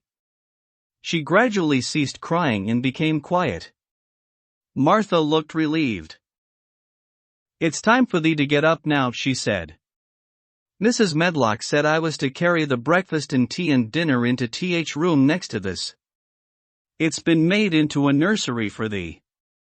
I'll help thee on with thy clothes if they'll get out o' bed. If buttons are at back they cannot button them up theself. When Mary at last decided to get up, the clothes Martha took from the wardrobe were not the ones she had worn when she arrived the night before with Mrs. Medlock. Those are not mine, she said. Mine are black. She looked the thick white wool coat and dress over, and added with cool approval. Those are nicer than mine. These are ones the must put on, Martha answered. Mr. Craven ordered Mrs. Medlock to get 'em in London. He said I won't have a child dressed in black wanderin' about like a lost soul, he said. It'd make the place sadder than it is. Put color on her. Mother, she said she knew what he meant. Mother always knows what a body means. She doesn't hold with black Herschel. I hate black things, said Mary. The dressing process was one which taught them both something. Martha had buttoned up her little sisters and brothers, but she had never seen a child who stood still and waited for another person to do things for her as if she had neither hands nor feet of her own. Why doesn't the put on the own shoes, she said when Mary quietly held out her foot. My Aya did it, answered Mary, staring. It was the custom. She said that very often it was the custom. The native servants were always saying it. If one told them to do a thing their ancestors had not done for 1,000 years, they gazed at one mildly and said, "It is not the custom," and one knew that was the end of the matter. It had not been the custom that Mistress Mary should do anything but stand and allow herself to be dressed like a doll, but before she was ready for breakfast she began to suspect that her life at Misselthwaite Manor would end by teaching her a number of things quite new to her, things such as putting on her own shoes and stockings, and picking up things she let fall. If Martha had been a well-trained fine young lady's maid she would have been more subservient and respectful and would have known that it was her business to brush hair, and button boots, and pick things up and lay them away. She was, however, only an untrained Yorkshire rustic who had been brought up in a moorland cottage with a swarm of little brothers and sisters who had never dreamed of doing anything but waiting on themselves and on the younger ones who were either babies in arms or just learning to totter about and tumble over things. If Mary Lennox had been a child who was ready to be amused she would perhaps have laughed at Martha's readiness to talk, but Mary only listened to her coldly and wondered at her freedom of manner. At first she was not at all interested, but gradually, as the girl rattled on in her good-tempered, homely way, Mary began to notice what she was saying. You should see 'em all," she said. "There's 12 of us and my father only gets 16 shilling a week. I can tell you my mother's put to it to get porridge for 'em all. They tumble about on Th Moor and play there all day and mother says Th air of Th Moor fattens 'em. She says she believes they eat Th grass same as Th wild ponies do. Our Dickon, he's 12 years old and he's got a young pony he calls his own." "Where did he get it?" asked Mary. "He found it on Th Moor with its mother when it was a little one and he began to make friends with it and give it bits o' bread and pluck young grass for it. And it got to like him so it follows him about and it lets him get on its back. Dickon's a kind lad and animals likes him." Mary had never possessed an animal pet of her own and had always thought she should like one. So she began to feel a slight interest in Dickon, and as she had never before been interested in anyone but herself, it was the dawning of a healthy sentiment. When she went into the room which had been made into a nursery for her, she found that it was rather like the one she had slept in. It was not a child's room, but a grown-up person's room, with gloomy old pictures on the walls and heavy old oak chairs. A table in the center was set with a good substantial breakfast. But she had always had a very small appetite, and she looked with something more than indifference at the first plate Martha set before her. "I don't want it," she said. "Thee doesn't want thy porridge?" Martha exclaimed incredulously. "No. Thee doesn't know how good it is.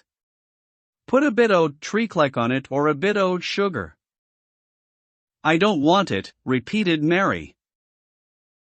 Said Martha. "I can't abide to see good victuals go to waste. If our children was at this table they'd clean it bare in 5 minutes." "Why?" said Mary coldly. "Why?" echoed Martha. "Because they scarce ever had their stomachs full in their lives. They're as hungry as young hawks and foxes." "I don't know what it is to be hungry," said Mary, with the indifference of ignorance. Martha looked indignant. "Well, it would do thee good to try it." "I can see that plain enough," she said outspokenly. "I've no patience with folk as sits and just stares at good bread and meat. My word! Don't I wish Dickon and Phil and Jane and Th rest of 'em had what's here under their pinafores." "Why don't you take it to them?" suggested Mary. "It's not mine," answered Martha stoutly. "And this isn't my day out. I get my day out once a month same as Th rest. Then I go home and clean up for mother and give her a day's rest."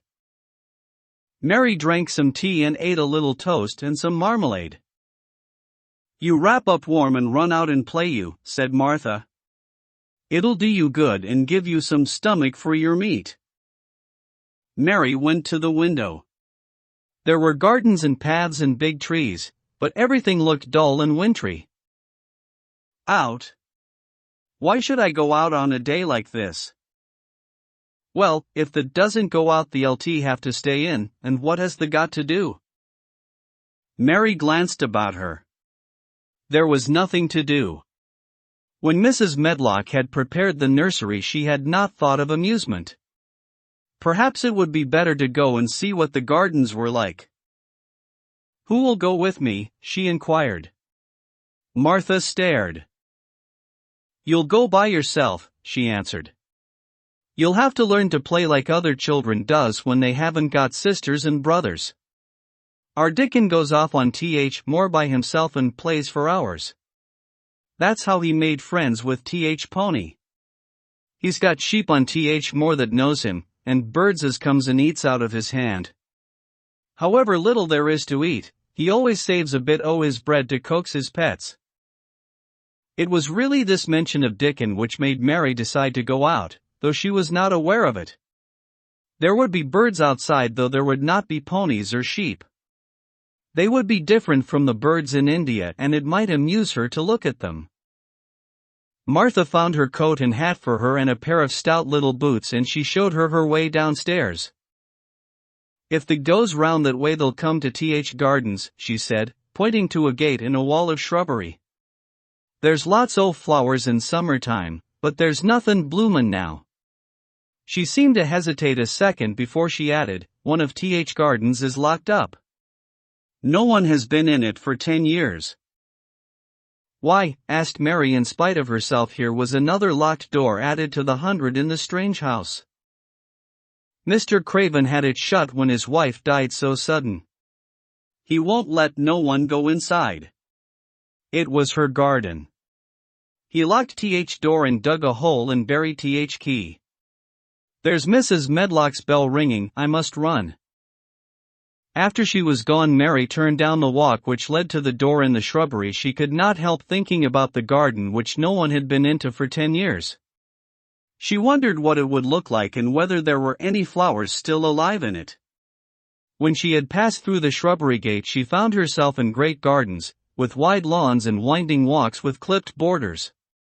There were trees, and flower beds, and evergreens clipped into strange shapes, and a large pool with an old grey fountain in its midst. But the flower beds were bare and wintry, and the fountain was not playing. This was not the garden which was shut up. How could a garden be shut up? You could always walk into a garden. She was just thinking this when she saw that, at the end of the path she was following, there seemed to be a long wall, with ivy growing over it. She was not familiar enough with England to know that she was coming upon the kitchen gardens where the vegetables and fruit were growing. She went toward the wall and found that there was a green door in the ivy, and that it stood open. This was not the closed garden, evidently, and she could go into it. She went through the door and found that it was a garden with walls all round it, and that it was only one of several walled gardens which seemed to open into one another. She saw another open green door, revealing bushes and pathways between beds containing winter vegetables. Fruit trees were trained flat against the wall, and over some of the beds there were glass frames. The place was bare and ugly enough, Mary thought, as she stood and stared about her. It might be nicer in summer when things were green, but there was nothing pretty about it now. Presently an old man with a spade over his shoulder walked through the door leading from the second garden. He looked startled when he saw Mary, and then touched his cap. He had a surly old face, and did not seem at all pleased to see her, but then she was displeased with his garden and wore her quite contrary expression, and certainly did not seem at all pleased to see him. "What is this place?" she asked. "One o' kitchen gardens," he answered. There were trees, and a large pool with an old grey fountain in its midst. "What is that?" said Mary, pointing through the other green door. "Another of 'em, shortly. There's another on t'other side o' wall, and there's orchard t'other side o' that." "Can I go in them?" asked Mary. "If the likes. But there's nowt to see." Mary made no response. She went down the path and through the second green door. There she found more walls and winter vegetables and glass frames, but in the second wall there was another green door and it was not open. Perhaps it led into the garden which no one had seen for 10 years. As she was not at all a timid child and always did what she wanted to do, Mary went to the green door and turned the handle. She hoped the door would not open because she wanted to be sure she had found the mysterious garden, but it did open quite easily and she walked through it and found herself in an orchard. There were walls all round it also and trees trained against them, and there were bare fruit trees growing in the winter brown grass. But there was no green door to be seen anywhere. Mary looked for it, and yet when she had entered the upper end of the garden she had noticed that the wall did not seem to end with the orchard but to extend beyond it as if it enclosed a place at the other side. She could see the tops of trees above the wall, and when she stood still she saw a bird with a bright red breast sitting on the topmost branch of one of them, and suddenly he burst into his winter song almost as if he had caught sight of her and was calling to her. She stopped and listened to him and somehow his cheerful, friendly little whistle gave her a pleased feeling. Even a disagreeable little girl may be lonely, and the big closed house and Big Bear Moor and Big Bear Gardens had made this one feel as if there was no one left in the world but herself. If she had been an affectionate child, who had been used to being loved, she would have broken her heart, but even though she was Mistress Mary quite contrary she was desolate, and the bright-breasted little bird brought a look into her sour little face which was almost a smile. She listened to him until he flew away. He was not like an Indian bird and she liked him and wondered if she should ever see him again. Perhaps he lived in the mysterious garden and knew all about it. Perhaps it was because she had nothing whatever to do that she thought so much of the deserted garden. She was curious about it and wanted to see what it was like. Why had Mr. Archibald Craven buried the key? If he had liked his wife so much, why did he hate her garden? She wondered if she should ever see him, but she knew that if she did she should not like him, and he would not like her, and that she should only stand and stare at him and say nothing, though she should be wanting dreadfully to ask him why he had done such a queer thing. People never like me and I never like people, she thought. And I never can talk as the Crawford children could. They were always talking and laughing and making noises. She thought of the robin and of the way he seemed to sing his song at her, and as she remembered the treetop he perched on she stopped rather suddenly on the path. I believe that tree was in the secret garden, I feel sure it was, she said. There was a wall round the place and there was no door. She walked back into the first kitchen garden she had entered and found the old man digging there. She went and stood beside him and watched him a few moments in her cold little way. He took no notice of her and so at last she spoke to him. I have been into the other gardens, she said. There was nothing to prevent thee, he answered crustily. I went into the orchard. There was no dog at th door to bite thee, he answered. There was no door there into the other garden, said Mary. What garden? He said in a rough voice, stopping his digging for a moment. The one on the other side of the wall, answered Mistress Mary.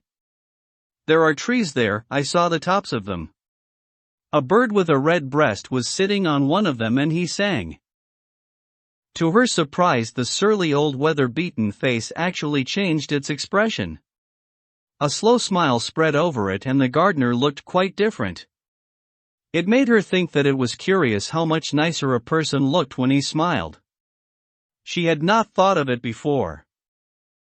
He turned about to the orchard side of his garden and began to whistle, a low soft whistle. She could not understand how such a surly man could make such a coaxing sound. Almost the next moment a wonderful thing happened. She heard a soft little rushing flight through the air, and it was the bird with the red breast flying to them, and he actually alighted on the big clod of earth quite near to the gardener's foot. Here he is, chuckled the old man, and then he spoke to the bird as if he were speaking to a child. Where has thee been, the cheeky little beggar, he said. I've not seen thee before today. Has thee begun the courtin' this early in th season? Thar too forad. The bird put his tiny head on one side and looked up at him with his soft bright eye which was like a black dewdrop. He seemed quite familiar and not the least afraid. He hopped about and pecked the earth briskly, looking for seeds and insects. It actually gave Mary a queer feeling in her heart, because he was so pretty and cheerful and seemed so like a person. He had a tiny plump body and a delicate beak, and slender delicate legs. "Will he always come when you call him?" she asked almost in a whisper. "Aye, that he will. I've knowed him ever since he was a fledgling. He come out of nest in other garden, and when first he flew over while he was too weak to fly back for a few days, and we got friendly. When he went over wall again, rest of brood was gone and he was lonely, and he come back to me." "What kind of a bird is he?" Mary asked. "Doesn't the know?" "He's a robin redbreast, and they're friendliest, curiousest birds alive. They're almost as friendly as dogs if you know how to get on with 'em. Watch 'em peckin' about there and lookin' round at us now and again. He knows we're talkin' about him."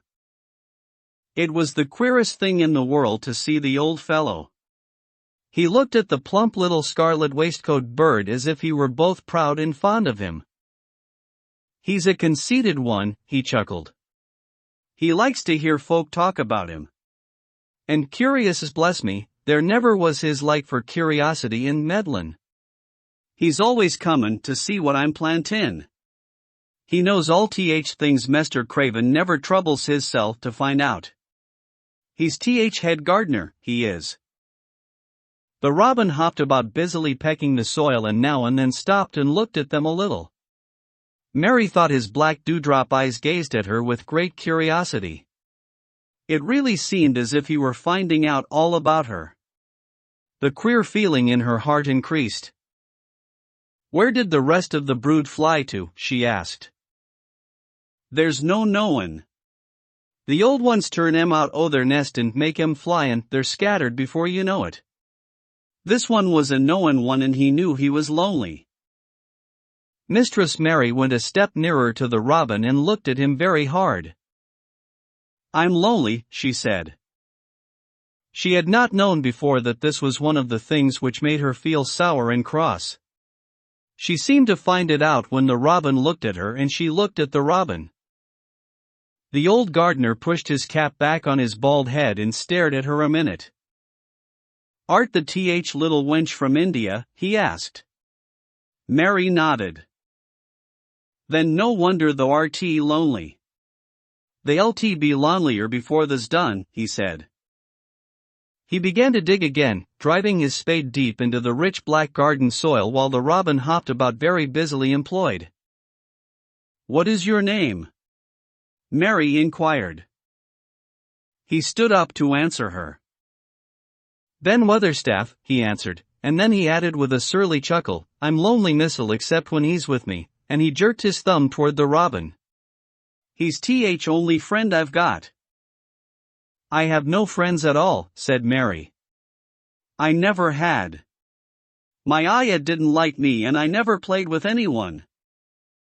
It is a Yorkshire habit to say what you think with blunt frankness, and old Ben Weatherstaff was a Yorkshire moor man. "Thee and me are a good bit alike," he said. "We was wove out of same cloth. We're neither of us good lookin' and we're both of us as sour as we look. We've got the same nasty tempers, both of us, I'll warrant." This was plain speaking, and Mary Lennox had never heard the truth about herself in her life. Native servants always salaamed and submitted to you, whatever you did. She had never thought much about her looks, but she wondered if she was as unattractive as Ben Weatherstaff, and she also wondered if she looked as sour as he had looked before the robin came. She actually began to wonder also if she was nasty-tempered. She felt uncomfortable.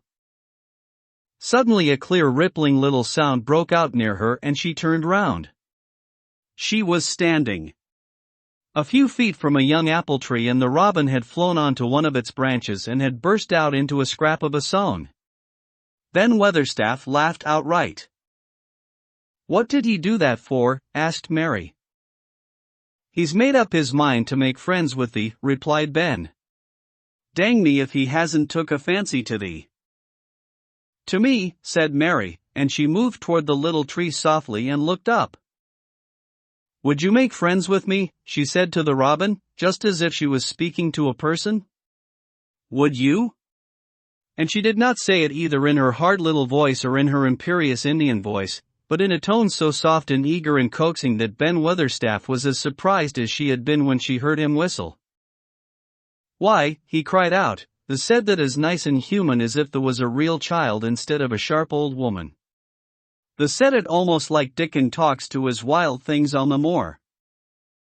"Do you know Dickon?" Mary asked, turning round rather in a hurry. "Everybody knows him. Dickon's wanderin' about everywhere. Very Blackberries and Heatherbells knows him. I warrant Foxes shows him where their cubs lies and Skylarks doesn't hide their nests from him." Mary would have liked to ask some more questions. She was almost as curious about Dickon as she was about the deserted garden. But just that moment the robin, who had ended his song, gave a little shake of his wings, spread them and flew away. He had made his visit and had other things to do. "He has flown over the wall," Mary cried out, watching him. "He has flown into the orchard, he has flown across the other wall, into the garden where there is no door." "He lives there," said old Ben. "He came out egg there. If he's courtin', he's makin' up to some young madam of a robin that lives among old rose trees there." "Rose trees," said Mary, "are there rose trees?" Ben Weatherstaff took up his spade again and began to dig. "There was 10 year ago," he mumbled. "I should like to see them," said Mary. "Where is the green door? There must be a door somewhere." Ben drove his spade deep and looked as uncompanionable as he had looked when she first saw him. "There was 10 year ago, but there isn't now," he said. "No door," cried Mary. "There must be. None as anyone can find, and none is anyone's business. Don't you be a meddlesome wench and poke your nose where it's no cause to go. Here, I must go on with my work. Get you gone and play you. I've no more time." And he actually stopped digging, threw his spade over his shoulder and walked off, without even glancing at her or saying goodbye. 5. The Cry in the Corridor. At first each day which passed by for Mary Lennox was exactly like the others. Every morning she awoke in her tapestried room and found Martha kneeling upon the hearth building her fire. Every morning she ate her breakfast in the nursery which had nothing amusing in it, and after each breakfast she gazed out of the window across to the huge moor which seemed to spread out on all sides and climb up to the sky, and after she had stared for a while she realized that if she did not go out she would have to stay in and do nothing, and so she went out. She did not know that this was the best thing she could have done, and she did not know that, when she began to walk quickly or even run along the paths and down the avenue, she was stirring her slow blood and making herself stronger by fighting with the wind which swept down from the moor. She ran only to make herself warm, and she hated the wind which rushed at her face and roared and held her back as if it were some giant she could not see. But the big breaths of rough fresh air blown over the heather filled her lungs with something which was good for her whole thin body and whipped some red color into her cheeks and brightened her dull eyes when she did not know anything about it. But after a few days spent almost entirely out of doors she wakened one morning knowing what it was to be hungry, and when she sat down to her breakfast she did not glance disdainfully at her porridge and push it away, but took up her spoon and began to eat it and went on eating it until her bowl was empty. "That got on well enough with it this morning, didn't they?" said Martha. "It tastes nice today," said Mary, feeling a little surprised herself. "It's air of more that's given thee stomach for the victuals," answered Martha. "It's lucky for thee that there's got victuals as well as appetite. There's been 12 in our cottage as had stomach and nothing to put in it. You go on playin' you out o' doors every day and you'll get some flesh on your bones and you won't be so yeller." "I don't play," said Mary. "I have nothing to play with." "Nothing to play with," exclaimed Martha. "Our children plays with sticks and stones. They just runs about and shouts and looks at things." Mary did not shout, but she looked at things. There was nothing else to do.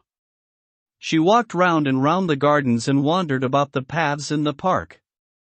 Sometimes she looked for Ben Weatherstaff, but though several times she saw him at work, he was too busy to look at her or was too surly.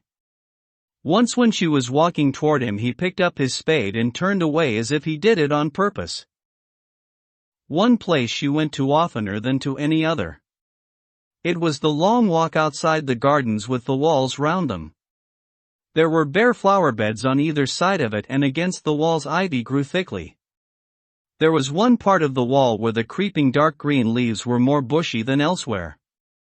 It seemed as if for a long time that part had been neglected. The rest of it had been clipped and made to look neat, but at this lower end of the walk it had not been trimmed at all. A few days after she had talked to Ben Weatherstaff, Mary stopped to notice this and wondered why it was so.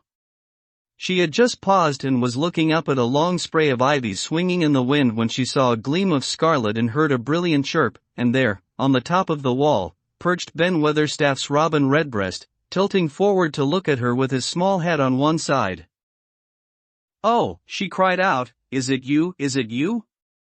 And it did not seem at all queer to her that she spoke to him as if she were sure that he would understand and answer her. He did answer.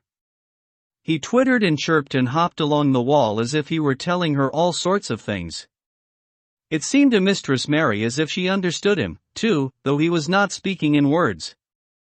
It was as if he said, "Good morning. Isn't the wind nice? Isn't the sun nice? Isn't everything nice? Let us both chirp and hop and twitter. Come on. Come on." Mary began to laugh, and as he hopped and took little flights along the wall she ran after him. Poor little thin, sallow, ugly Mary, she actually looked almost pretty for a moment. "I like you.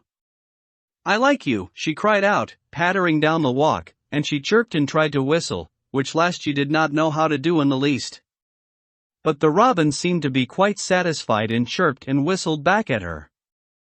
At last he spread his wings and made a darting flight to the top of a tree, where he perched and sang loudly.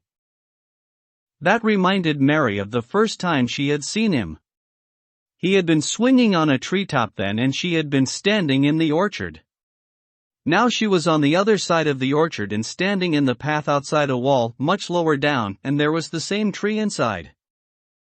"It's in the garden no one can go into," she said to herself. "It's the garden without a door. He lives in there. How I wish I could see what it is like." She ran up the walk to the green door she had entered the first morning. Then she ran down the path through the other door and then into the orchard, and when she stood and looked up there was the tree on the other side of the wall, and there was the robin just finishing his song and beginning to preen his feathers with his beak. "It is the garden," she said. "I am sure it is." She walked round and looked closely at that side of the orchard wall, but she only found what she had found before, that there was no door in it. Then she ran through the kitchen gardens again and out into the walk outside the long ivy-covered wall, and she walked to the end of it and looked at it, but there was no door, and then she walked to the other end, looking again, but there was no door. "It's very queer," she said. "Ben Weatherstaff said there was no door and there is no door. But there must have been one 10 years ago, because Mr. Craven buried the key." This gave her so much to think of that she began to be quite interested and feel that she was not sorry that she had come to Misselthwaite Manor. In India she had always felt hot and too languid to care much about anything. The fact was that the fresh wind from the moor had begun to blow the cobwebs out of her young brain and to waken her up a little. She stayed out of doors nearly all day, and when she sat down to her supper at night she felt hungry and drowsy and comfortable. She did not feel cross when Martha chattered away. She felt as if she rather liked to hear her, and at last she thought she would ask her a question. She asked it after she had finished her supper and had sat down on the hearthrug before the fire. "Why did Mr. Craven hate the garden?" she said. She had made Martha stay with her and Martha had not objected at all. She was very young, and used to a crowded cottage full of brothers and sisters, and she found it dull in the great servants' hall downstairs where the footmen and upper housemaids made fun of her Yorkshire speech and looked upon her as a common little thing, and sat and whispered among themselves. Martha liked to talk, and the strange child who had lived in India, and been waited upon by blacks, was novelty enough to attract her. She sat down on the hearth herself without waiting to be asked. "Art the thinkin' about that garden yet?" she said. "I knew the would. That was just the way with me when I first heard about it." "Why did he hate it?" Mary persisted. Martha tucked her feet under her and made herself quite comfortable. "Listen to Th. wind wutherin' round the house," she said. "You could bear stand up on the moor if you was out on it tonight." Mary did not know what wutherin' meant until she listened, and then she understood. It must mean that hollow shuddering sort of roar which rushed round and round the house as if the giant no one could see were buffeting it and beating at the walls and windows to try to break in. But one knew he could not get in, and somehow it made one feel very safe and warm inside a room with a red coal fire. But why did he hate it so, she asked, after she had listened. She intended to know if Martha did. Then Martha gave up her store of knowledge. "Mind," she said, "Mrs. Medlock said it's not to be talked about. There's lots o' things in this place that's not to be talked over. That's Mr. Craven's orders. His troubles are none servant's business, he says. But for Th. Garden he wouldn't be like he is. It was Mrs. Craven's garden that she had made when first they were married and she just loved it, and they used to tend the flowers themselves. And none o' Th. Gardeners was ever let to go in. Him and her used to go in and shut Th. door and stay there hours and hours, readin' and talkin'. And she was just a bit of a girl and there was an old tree with a branch bent like a seed on it. And she made roses grow over it and she used to sit there. But one day when she was sittin' there Th. branch broke and she fell on Th. ground and was hurt so bad that next day she died. Th. doctors thought he'd go out o' his mind and die, too. That's why he hates it.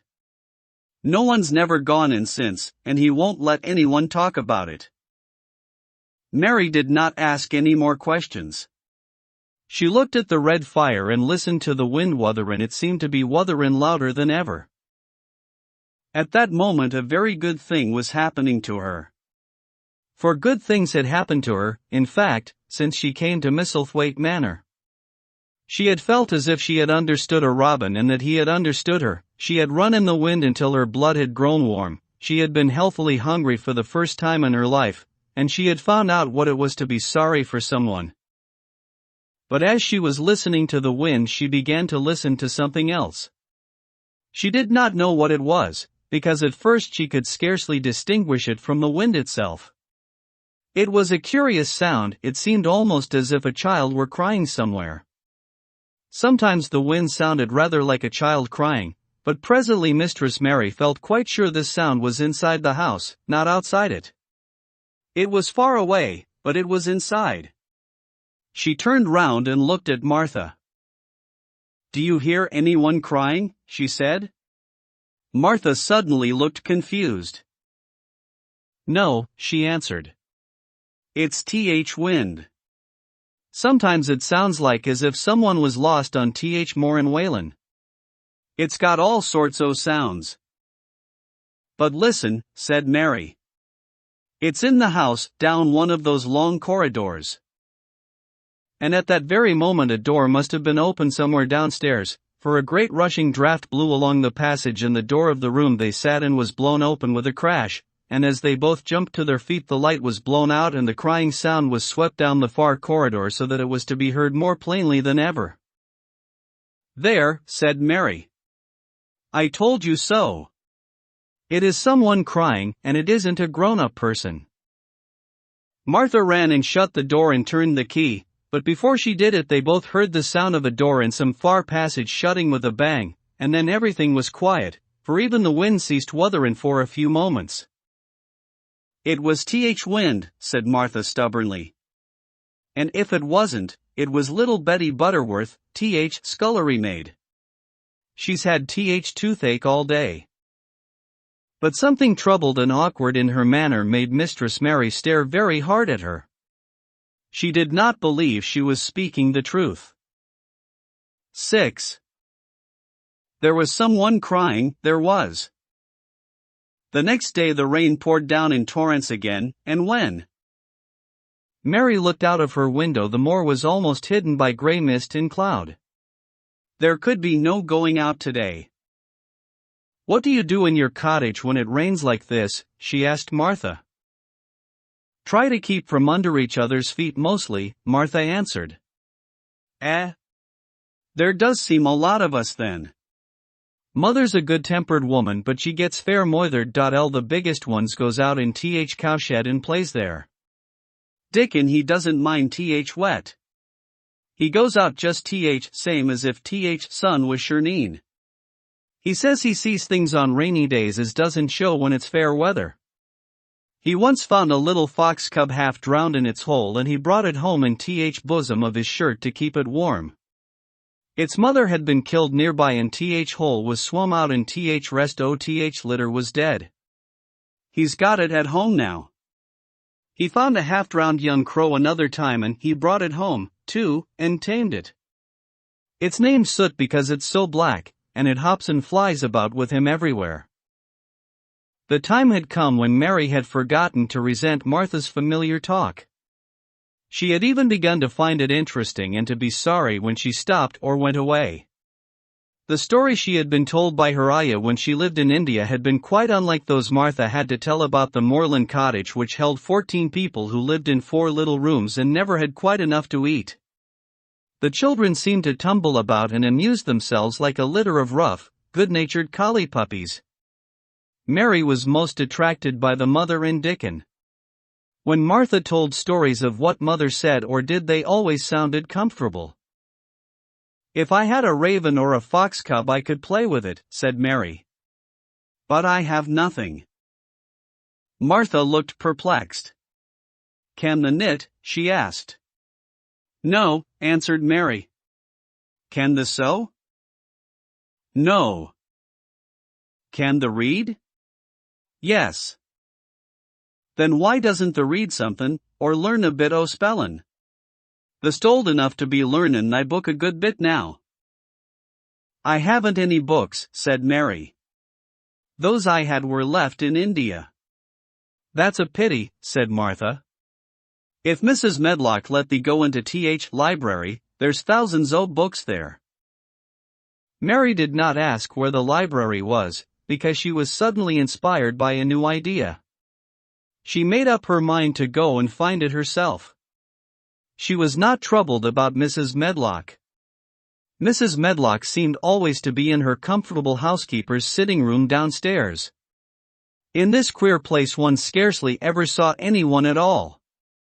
In fact, there was no one to see but the servants, and when their master was away they lived a luxurious life below stairs, where there was a huge kitchen hung about with shining brass and pewter, and a large servants' hall where there were 4 or 5 abundant meals eaten every day, and where a great deal of lively romping went on when Mrs. Medlock was out of the way. Mary's meals were served regularly, and Martha waited on her, but no one troubled themselves about her in the least. Mrs. Medlock came and looked at her every day or two, but no one inquired what she did or told her what to do. She supposed that perhaps this was the English way of treating children. In India she had always been attended by her ayah, who had followed her about and waited on her, hand and foot. She had often been tired of her company. Now she was followed by nobody and was learning to dress herself because Martha looked as though she thought she was silly and stupid when she wanted to have things handed to her and put on. "Hasn't thee got good sense?" she said once, when Mary had stood waiting for her to put on her gloves for her. "Our Susan is twice as sharp as thee and she's only 4-year-old. Sometimes the looks fair soft in head." Mary had worn her contrary scowl for an hour after that, but it made her think several entirely new things. She stood at the window for about 10 minutes this morning after Martha had swept up the hearth for the last time and gone downstairs. She was thinking over the new idea which had come to her when she heard of the library. She did not care very much about the library itself, because she had read very few books, but to hear of it brought back to her mind the 100 rooms with closed doors. She wondered if they were all really locked and what she would find if she could get into any of them. Were there 100 really? Why shouldn't she go and see how many doors she could count? It would be something to do on this morning when she could not go out. She had never been taught to ask permission to do things, and she knew nothing at all about authority, so she would not have thought it necessary to ask Mrs. Medlock if she might walk about the house, even if she had seen her. She opened the door of the room and went into the corridor, and then she began her wanderings. It was a long corridor and it branched into other corridors and it led her up short flights of steps which mounted to others again. There were doors and doors, and there were pictures on the walls. Sometimes they were pictures of dark, curious landscapes, but oftenest they were portraits of men and women in queer, grand costumes made of satin and velvet.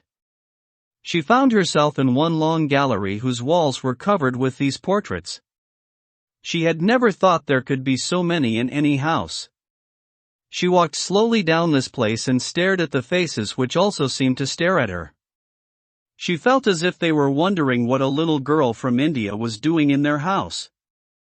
Some were pictures of children, little girls in thick satin frocks which reached to their feet and stood out about them, and boys with puff sleeves and lace collars and long hair, or with big ruffs around their necks. She always stopped to look at the children, and wonder what their names were, and where they had gone, and why they wore such odd clothes. There was a stiff, plain little girl rather like herself. She wore a green brocade dress and held a green parrot on her finger. Her eyes had a sharp, curious look. There was a stiff plain little girl. She wore a green brocade dress and held a green parrot on her finger. "Where do you live now?" said Mary aloud to her. "I wish you were here." Surely no other little girl ever spent such a queer morning. It seemed as if there was no one in all the huge rambling house but her own small self, wandering about upstairs and down, through narrow passages and wide ones, where it seemed to her that no one but herself had ever walked. Since so many rooms had been built, people must have lived in them, but it all seemed so empty that she could not quite believe it true. It was not until she climbed to the second floor that she thought of turning the handle of the door. All the doors were shut, as Mrs. Medlock had said they were, but at last she put her hand on the handle of one of them and turned it. She was almost frightened for a moment when she felt that it turned without difficulty and that when she pushed upon the door itself it slowly and heavily opened. It was a massive door and opened into a big bedroom. There were embroidered hangings on the wall, and inlaid furniture such as she had seen in India stood about the room. A broad window with leaded panes looked out upon the moor, and over the mantel was another portrait of the stiff, plain little girl who seemed to stare at her more curiously than ever. "Perhaps she slept here once," said Mary. "She stares at me so that she makes me feel queer." After that she opened more doors and more. She saw so many rooms that she became quite tired and began to think that there must be 100, though she had not counted them. In all of them there were old pictures or old tapestries with strange scenes worked on them. There were curious pieces of furniture and curious ornaments in nearly all of them. In one room, which looked like a lady's sitting room, the hangings were all embroidered velvet, and in a cabinet were about 100 little elephants made of ivory. They were of different sizes, and some had their mahoutsam or palanquins on their backs. Some were much bigger than the others and some were so tiny that they seemed only babies.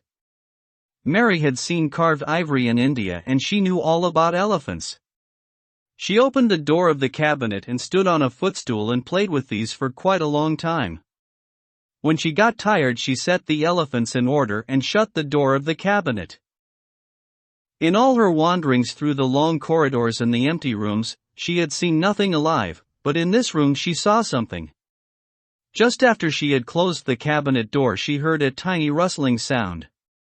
It made her jump and look around at the sofa by the fireplace, from which it seemed to come. In the corner of the sofa there was a cushion, and in the velvet which covered it there was a hole, and out of the hole peeped a tiny head with a pair of frightened eyes in it. Mary crept softly across the room to look. The bright eyes belonged to a little gray mouse, and the mouse had eaten a hole into the cushion and made a comfortable nest there. 6 baby mice were cuddled up asleep near her. If there was no one else alive in the 100 rooms, there were 7 mice who did not look lonely at all. "If they wouldn't be so frightened, I would take them back with me," said Mary. She had wandered about long enough to feel too tired to wander any farther, and she turned back. 2 or 3 times she lost her way by turning down the wrong corridor and was obliged to ramble up and down until she found the right one, but at last she reached her own floor again, though she was some distance from her own room and did not know exactly where she was. "I believe I have taken a wrong turning again," she said, standing still at what seemed the end of a short passage with tapestry on the wall. "I don't know which way to go. How still everything is." It was while she was standing here and just after she had said this that the stillness was broken by a sound. It was another cry, but not quite like the one she had heard last night. It was only a short one, a fretful childish whine muffled by passing through walls. "It's nearer than it was," said Mary, her heart beating rather faster. "And it is crying." She put her hand accidentally upon the tapestry near her, and then sprang back, feeling quite startled. The tapestry was the covering of a door which fell open and showed her that there was another part of the corridor behind it, and Mrs. Medlock was coming up it with her bunch of keys in her hand and a very cross look on her face. "What are you doing here?" she said, and she took Mary by the arm and pulled her away. "What did I tell you?" "I turned round the wrong corner," explained Mary. "I didn't know which way to go and I heard someone crying." She quite hated Mrs. Medlock at the moment, but she hated her more the next. "You didn't hear anything of the sort," said the housekeeper. "You come along back to your own nursery or I'll box your ears." And she took her by the arm and half pushed, half pulled her up one passage and down another until she pushed her in at the door of her own room. "Now," she said, "you stay where you're told to stay or you'll find yourself locked up. The master had better get you a governess, same as he said he would. You're one that needs someone to look sharp after you. I've got enough to do." She went out of the room and slammed the door after her, and Mary went and sat on the hearthrug, pale with rage. She did not cry, but ground her teeth. There was someone crying, there was, she said to herself. She had heard it twice now, and sometime she would find out. She had found out a great deal this morning. She felt as if she had been on a long journey, and at any rate she had had something to amuse her all the time, and she had played with the ivory elephants and had seen the gray mouse and its babies in their nest in the velvet cushion. 7. The Key of the Garden. 2 days after this, when Mary opened her eyes she sat upright in bed immediately, and called to Martha. "Look at the moor! Look at the moor!" The rainstorm had ended and the gray mist and clouds had been swept away in the night by the wind. The wind itself had ceased and a brilliant, deep blue sky arched high over the moorland. Never had Mary dreamed of a sky so blue.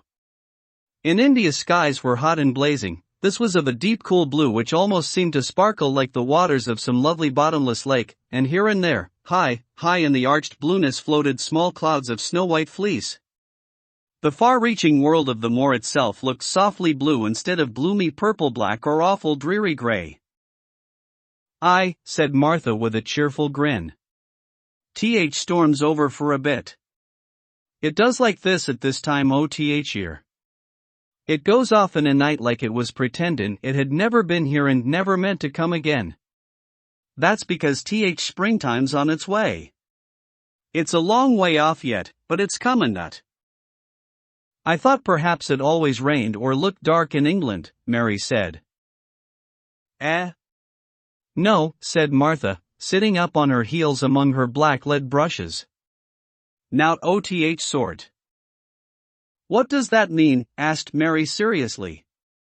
In India the natives spoke different dialects which only a few people understood, so she was not surprised when Martha used words she did not know.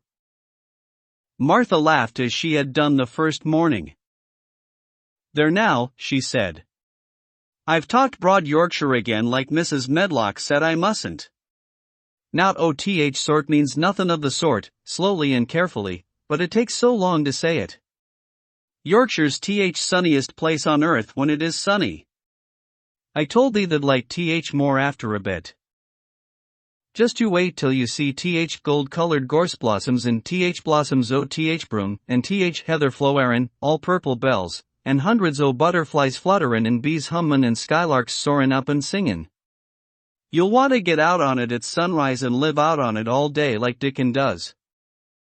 Could I ever get there? Asked Mary wistfully, looking through her window at the far-off blue.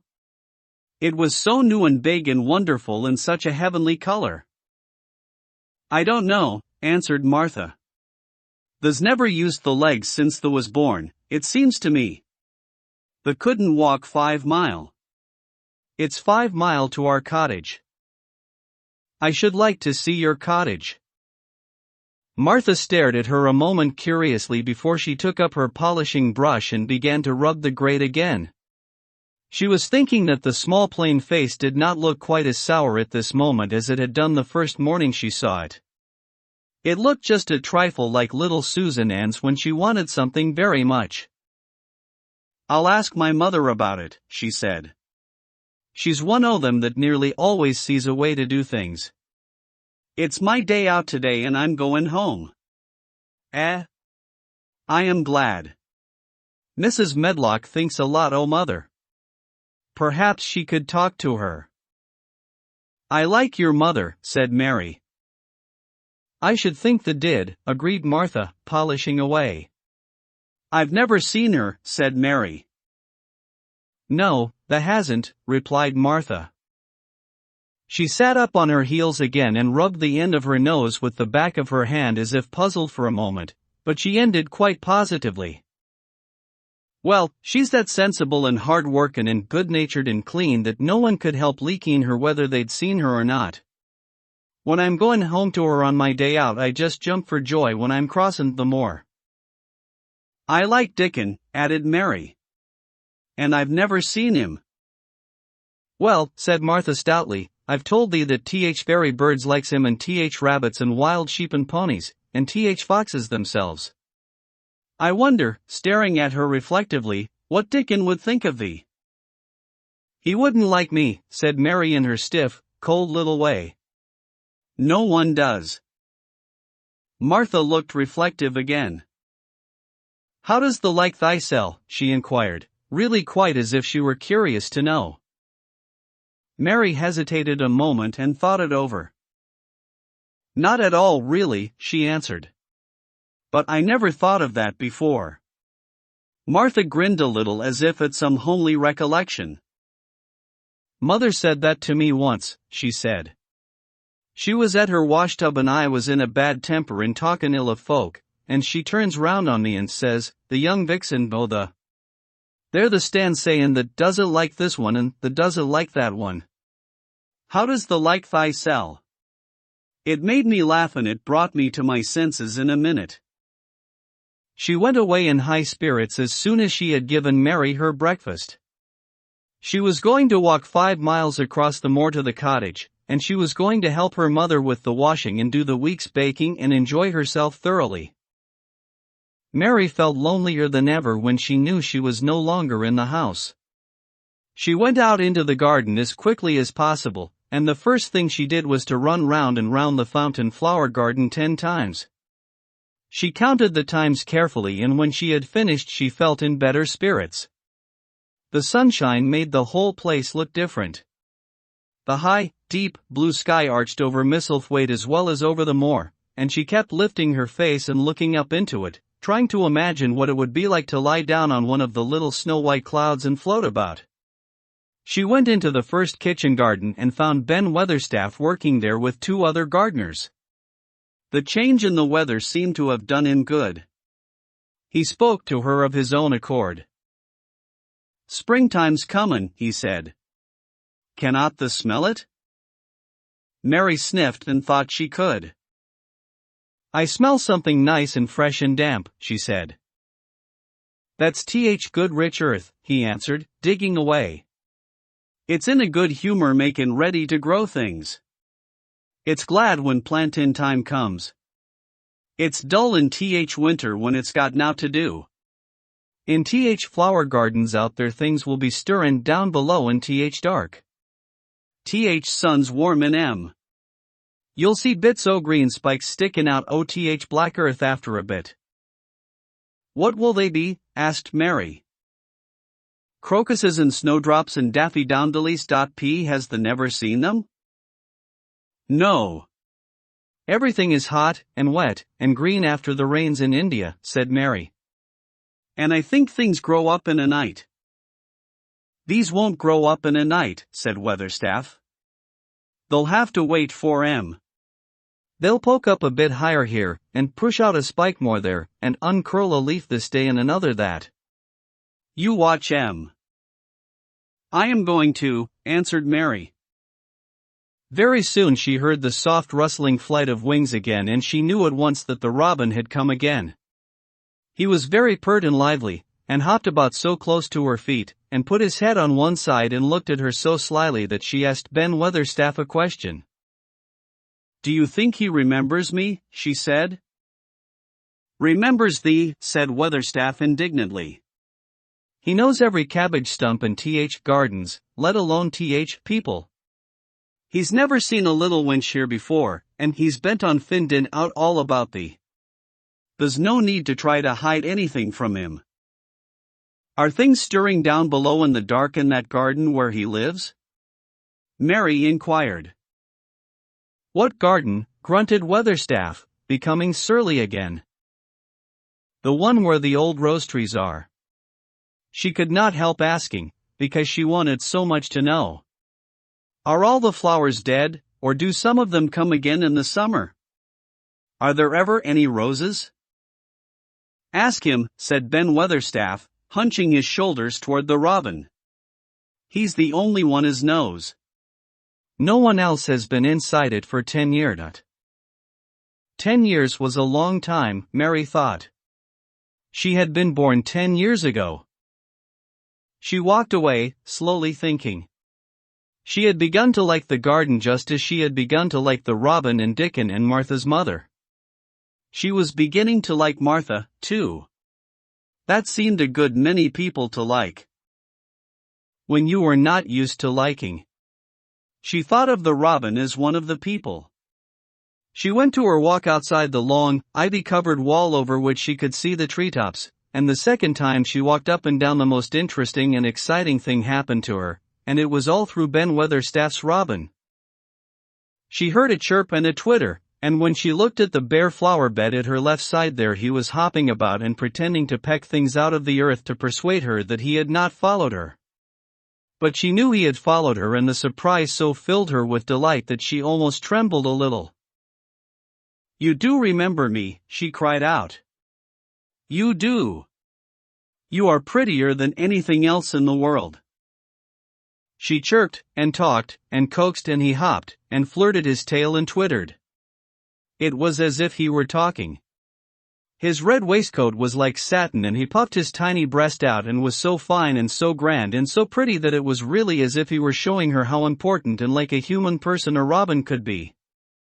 Mistress Mary forgot that she had ever been contrary in her life when he allowed her to draw closer and closer to him, and bend down and talk and try to make something like robin sounds.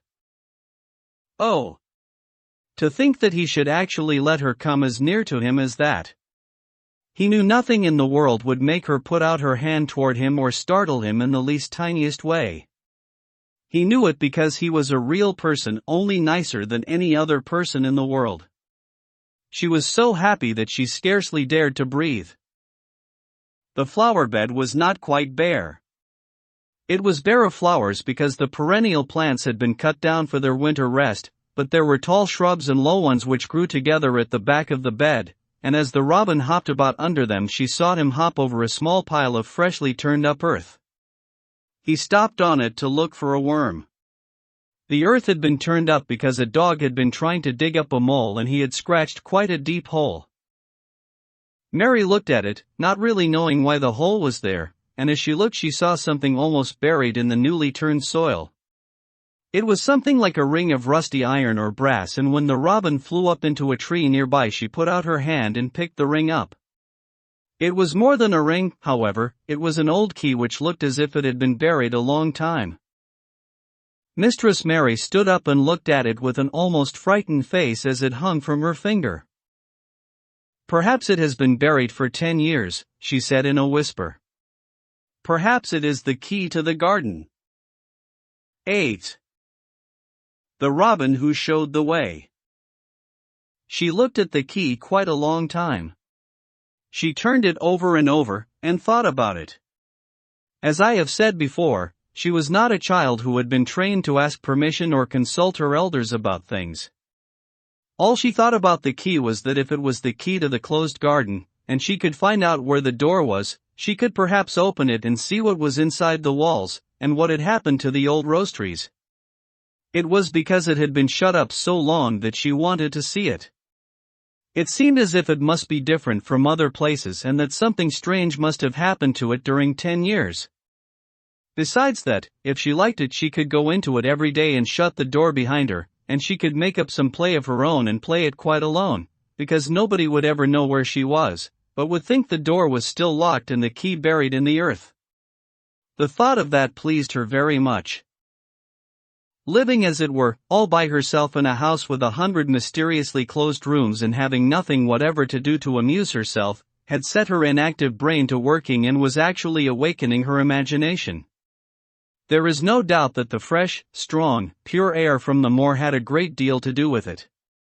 Just as it had given her an appetite, and fighting with the wind had stirred her blood, so the same things had stirred her mind. In India she had always been too hot and languid and weak to care much about anything, but in this place she was beginning to care and to want to do new things. Already she felt less contrary, though she did not know why. She put the key in her pocket and walked up and down her walk. No one but herself ever seemed to come there, so she could walk slowly and look at the wall, or, rather, at the ivy growing on it. The ivy was the baffling thing. Howsoever carefully she looked she could see nothing but thickly growing, glossy, dark green leaves. She was very much disappointed. Something of her contrariness came back to her as she paced the walk and looked over it at the treetops inside. It seemed so silly, she said to herself, to be near it and not be able to get in. She took the key in her pocket when she went back to the house, and she made up her mind that she would always carry it with her when she went out, so that if she ever should find the hidden door she would be ready. Mrs. Medlock had allowed Martha to sleep all night at the cottage, but she was back at her work in the morning with cheeks redder than ever and in the best of spirits. "I got up at 4 o'clock, she said. It was pretty on th more with th birds gettin' up and th rabbits scamperin' about and th sun risin'. I didn't walk all th way. A man gave me a ride in his cart and I did enjoy myself." She was full of stories of the delights of her day out. Her mother had been glad to see her and they had got the baking and washing all out of the way. She had even made each of the children a dough cake with a bit of brown sugar in it. "I had 'em all pippin' hot when they came in from playin' on th moor. And th cottage all smelt o' nice, clean hot bacon and there was a good fire, and they just shouted for joy. Our Dickon he said our cottage was good enough for a king." In the evening they had all sat round the fire, and Martha and her mother had sewed patches on torn clothes and mended stockings, and Martha had told them about the little girl who had come from India and who had been waited on all her life by what Martha called blacks until she didn't know how to put on her own stockings. "They did like to hear about you," said Martha. "They wanted to know all about th blacks and about th ship you came in. I couldn't tell them enough." Mary reflected a little. "I'll tell you a great deal more before your next day out," she said, "so that you will have more to talk about. I dare say they would like to hear about riding on elephants and camels, and about the officers going to hunt tigers." "My word," cried delighted Martha. "It would set 'em clean off their heads." "Would they really do that?" miss? It would be same as a wild beast show like we heard they had in York once. India is quite different from Yorkshire, Mary said slowly, as she thought the matter over. I never thought of that. Did Dickon and your mother like to hear you talk about me? Why, our Dickon's eyes nearly started out o' his head, they got that round, answered Martha. But mother, she was put out about your seaman to be all by yourself like. She said, hasn't Mr. Craven got no governess for her, nor no nurse, and I said, no, he hasn't, though Mrs. Medlock says he will when he thinks of it, but she says he mayn't think of it for 2 or 3 years. I don't want a governess, said Mary sharply. But mother says you ought to be learnin' your book by this time and you ought to have a woman to look after you, and she says, now, Martha, you just think how you'd feel yourself, in a big place like that, wanderin' about all alone, and no mother. You do your best to cheer her up, she says, and I said I would. Mary gave her a long, steady look. You do cheer me up, she said. I like to hear you talk. Presently Martha went out of the room and came back with something held in her hands under her apron. What does thee think, she said, with a cheerful grin. I've brought thee a present. A present, exclaimed Mistress Mary. How could a cottage full of 14 hungry people give anyone a present? A man was drivin' across the moor peddlin', Martha explained. And he stopped his cart at our door. He had pots and pans and odds and ends, but mother had no money to buy anythin'. Just as he was goin' away our Elizabeth Ellen called out, Mother, he's got skippin' ropes with red and blue handles. And mother she calls out quite sudden, here, stop, mister. How much are they? And he says 2pence, and mother she began fumblin' in her pocket and she says to me, Martha, thou's brought me thy wages like a good lass, and I've got 4 places to put every penny, but I'm just goin' to take 2pence out of it to buy that child a skippin' rope, and she bought one and here it is. She brought it out from under her apron and exhibited it quite proudly. It was a strong, slender rope with a striped red and blue handle at each end, but Mary Lennox had never seen a skipping rope before. She gazed at it with a mystified expression. What is it for? She asked curiously. For, cried out Martha. Does that mean that they've not got skip-pin ropes in India, for all they've got elephants and tigers and camels? No wonder most of 'em's black. This is what it's for, just watch me. And she ran into the middle of the room and, taking a handle in each hand, began to skip, and skip, and skip, while Mary turned in her chair to stare at her, and the queer faces in the old portraits seemed to stare at her, too, and wonder what on earth this common little Katagar had the impudence to be doing under their very noses. But Martha did not even see them. The interest and curiosity in Mistress Mary's face delighted her, and she went on skipping and counted as she skipped until she had reached 100. I could skip longer than that, she said when she stopped. I've skipped as much as 500 when I was 12, but I wasn't as fat then as I am now, and I was in practice. Mary got up from her chair beginning to feel excited herself. It looks nice, she said. Your mother is a kind woman. Do you think I could ever skip like that? You just try it, urged Martha, handing her the skipping rope. You can't skip 100 at first, but if you practice you'll mount up. That's what mother said. She says, nothin' will do her more good than skip-pin rope. It's sensiblest toy a child can have. Let her play out in fresh air skip-pin and it'll stretch her legs and arms and give her some strength in M. It was plain that there was not a great deal of strength in Mistress Mary's arms and legs when she first began to skip. She was not very clever at it, but she liked it so much that she did not want to stop. Put on the things and run and skip out o' doors, said Martha. Mother said I must tell you to keep out o' doors as much as you could, even when it rains a bit, so as to wrap up warm. Mary put on her coat and hat and took her skipping rope over her arm. She opened the door to go out, and then suddenly thought of something and turned back rather slowly. Martha, she said, they were your wages. It was your 2 pence really. Thank you. She said it stiffly because she was not used to thanking people or noticing that they did things for her. Thank you, she said, and held out her hand because she did not know what else to do.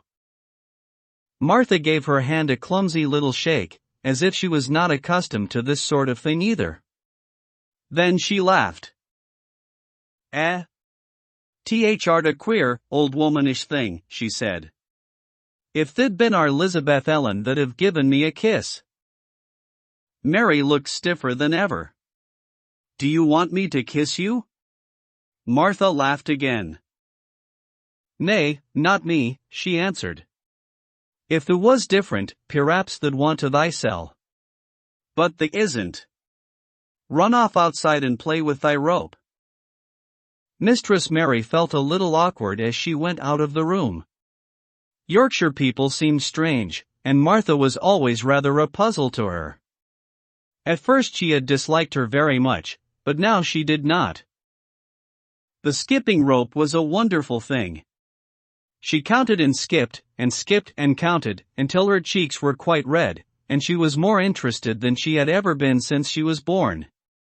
The sun was shining and a little wind was blowing, not a rough wind, but one which came in delightful little gusts and brought a fresh scent of newly turned earth with it. She skipped round the fountain garden, and up one walk and down another. She skipped at last into the kitchen garden and saw Ben Weatherstaff digging and talking to his robin, which was hopping about him. She skipped down the walk toward him and he lifted his head and looked at her with a curious expression. She had wondered if he would notice her. She wanted him to see her skip. Well, he exclaimed. Upon my word. P'raps thee art a young un, after all, and perhaps thee's got child's blood in thy veins instead of sour buttermilk. The skipped red into thy cheeks as sure as my name's Ben Weatherstaff. I wouldn't have believed thee could do it. I never skipped before, Mary said. I'm just beginning. I can only go up to 20. The keep on, said Ben. That shape's well enough at it for a young un that's lived with heathen. Just see how he's watchin' thee, jerking his head toward the robin. He followed after thee yesterday. He'll be at it again today. He'll be bound to find out what skippin' rope is. He's never seen one. Shaking his head at the bird, the curiosity will be death of thee sometime if the doesn't look sharp. Mary skipped round all the gardens and round the orchard, resting every few minutes. At length she went to her own special walk and made up her mind to try if she could skip the whole length of it. It was a good long skip and she began slowly, but before she had gone halfway down the path she was so hot and breathless that she was obliged to stop. She did not mind much, because she had already counted up to 30. She stopped with a little laugh of pleasure, and there, lo and behold, was the robin swaying on a long branch of ivy. He had followed her and he greeted her with a chirp. As Mary had skipped toward him she felt something heavy in her pocket strike against her at each jump, and when she saw the robin she laughed again. You showed me where the key was yesterday, she said. You ought to show me the door today, but I don't believe you know. The robin flew from his swinging spray of ivy onto the top of the wall and he opened his beak and sang a loud, lovely trill, merely to show off. Nothing in the world is quite as adorably lovely as a robin when he shows off, and they are nearly always doing it. Mary Lennox had heard a great deal about magic in her Aya's stories, and she always said that what happened almost at that moment was magic. One of the nice little gusts of wind rushed down the walk, and it was a stronger one than the rest. It was strong enough to wave the branches of the trees, and it was more than strong enough to sway the trailing sprays of untrimmed ivy hanging from the wall. Mary had stepped close to the robin, and suddenly the gust of wind swung aside some loose ivy trails, and more suddenly still she jumped toward it and caught it in her hand. This she did because she had seen something under it, a round knob which had been covered by the leaves hanging over it. It was the knob of a door. She put her hands under the leaves and began to pull and push them aside. Thick as the ivy hung, it nearly all was a loose and swinging curtain, though some had crept over wood and iron. Mary's heart began to thump and her hands to shake a little in her delight and excitement. The robin kept singing and twittering away and tilting his head on one side, as if he were as excited as she was. What was this under her hands, which was square and made of iron, and which her fingers found a hole in? It was the knob of a door. It was the lock of the door, which had been closed 10 years, and she put her hand in her pocket, drew out the key and found it fitted the keyhole. She put the key in and turned it. It took 2 hands to do it, but it did turn. And then she took a long breath and looked behind her up the long walk to see if anyone was coming. No one was coming. No one ever did come, it seemed, and she took another long breath, because she could not help it, and she held back the swinging curtain of ivy and pushed back the door, which opened slowly, slowly. Then she slipped through it, and shut it behind her, and stood with her back against it, looking about her and breathing quite fast with excitement, and wonder, and delight. She was standing inside the secret garden. 9. The strangest house. It was the sweetest, most mysterious-looking place anyone could imagine. The high walls which shut it in were covered with the leafless stems of climbing roses, which were so thick that they were matted together. Mary Lennox knew they were roses because she had seen a great many roses in India. All the ground was covered with grass of a wintry brown, and out of it grew clumps of bushes which were surely rose bushes if they were alive. There were numbers of standard roses which had so spread their branches that they were like little trees. There were other trees in the garden, and one of the things which made the place look strangest and loveliest was that climbing roses had run all over them and swung down long tendrils which made light swaying curtains, and here and there they had caught at each other or at a far-reaching branch and had crept from one tree to another and made lovely bridges of themselves. There were neither leaves nor roses on them now, and Mary did not know whether they were dead or alive, but their thin gray or brown branches and sprays looked like a sort of hazy mantle spreading over everything, walls, and trees, and even brown grass, where they had fallen from their fastenings and run along the ground. It was this hazy tangle from tree to tree which made it all look so mysterious. Mary had thought it must be different from other gardens which had not been left all by themselves so long, and indeed it was different from any other place she had ever seen in her life. "How still it is," she whispered. "How still." Then she waited a moment and listened at the stillness. The robin, who had flown to his treetop, was still as all the rest. He did not even flutter his wings, he sat without stirring, and looked at Mary. "No wonder it is still," she whispered again. "I am the first person who has spoken in here for 10 years. She moved away from the door, stepping as softly as if she were afraid of awakening someone. She was glad that there was grass under her feet and that her steps made no sounds. She walked under one of the fairy-like gray arches between the trees and looked up at the sprays and tendrils which formed them. "I wonder if they are all quite dead," she said. "Is it all a quite dead garden? I wish it wasn't." If she had been Ben Weatherstaff she could have told whether the wood was alive by looking at it, but she could only see that there were only gray or brown sprays and branches, and none showed any signs of even a tiny leaf bud anywhere.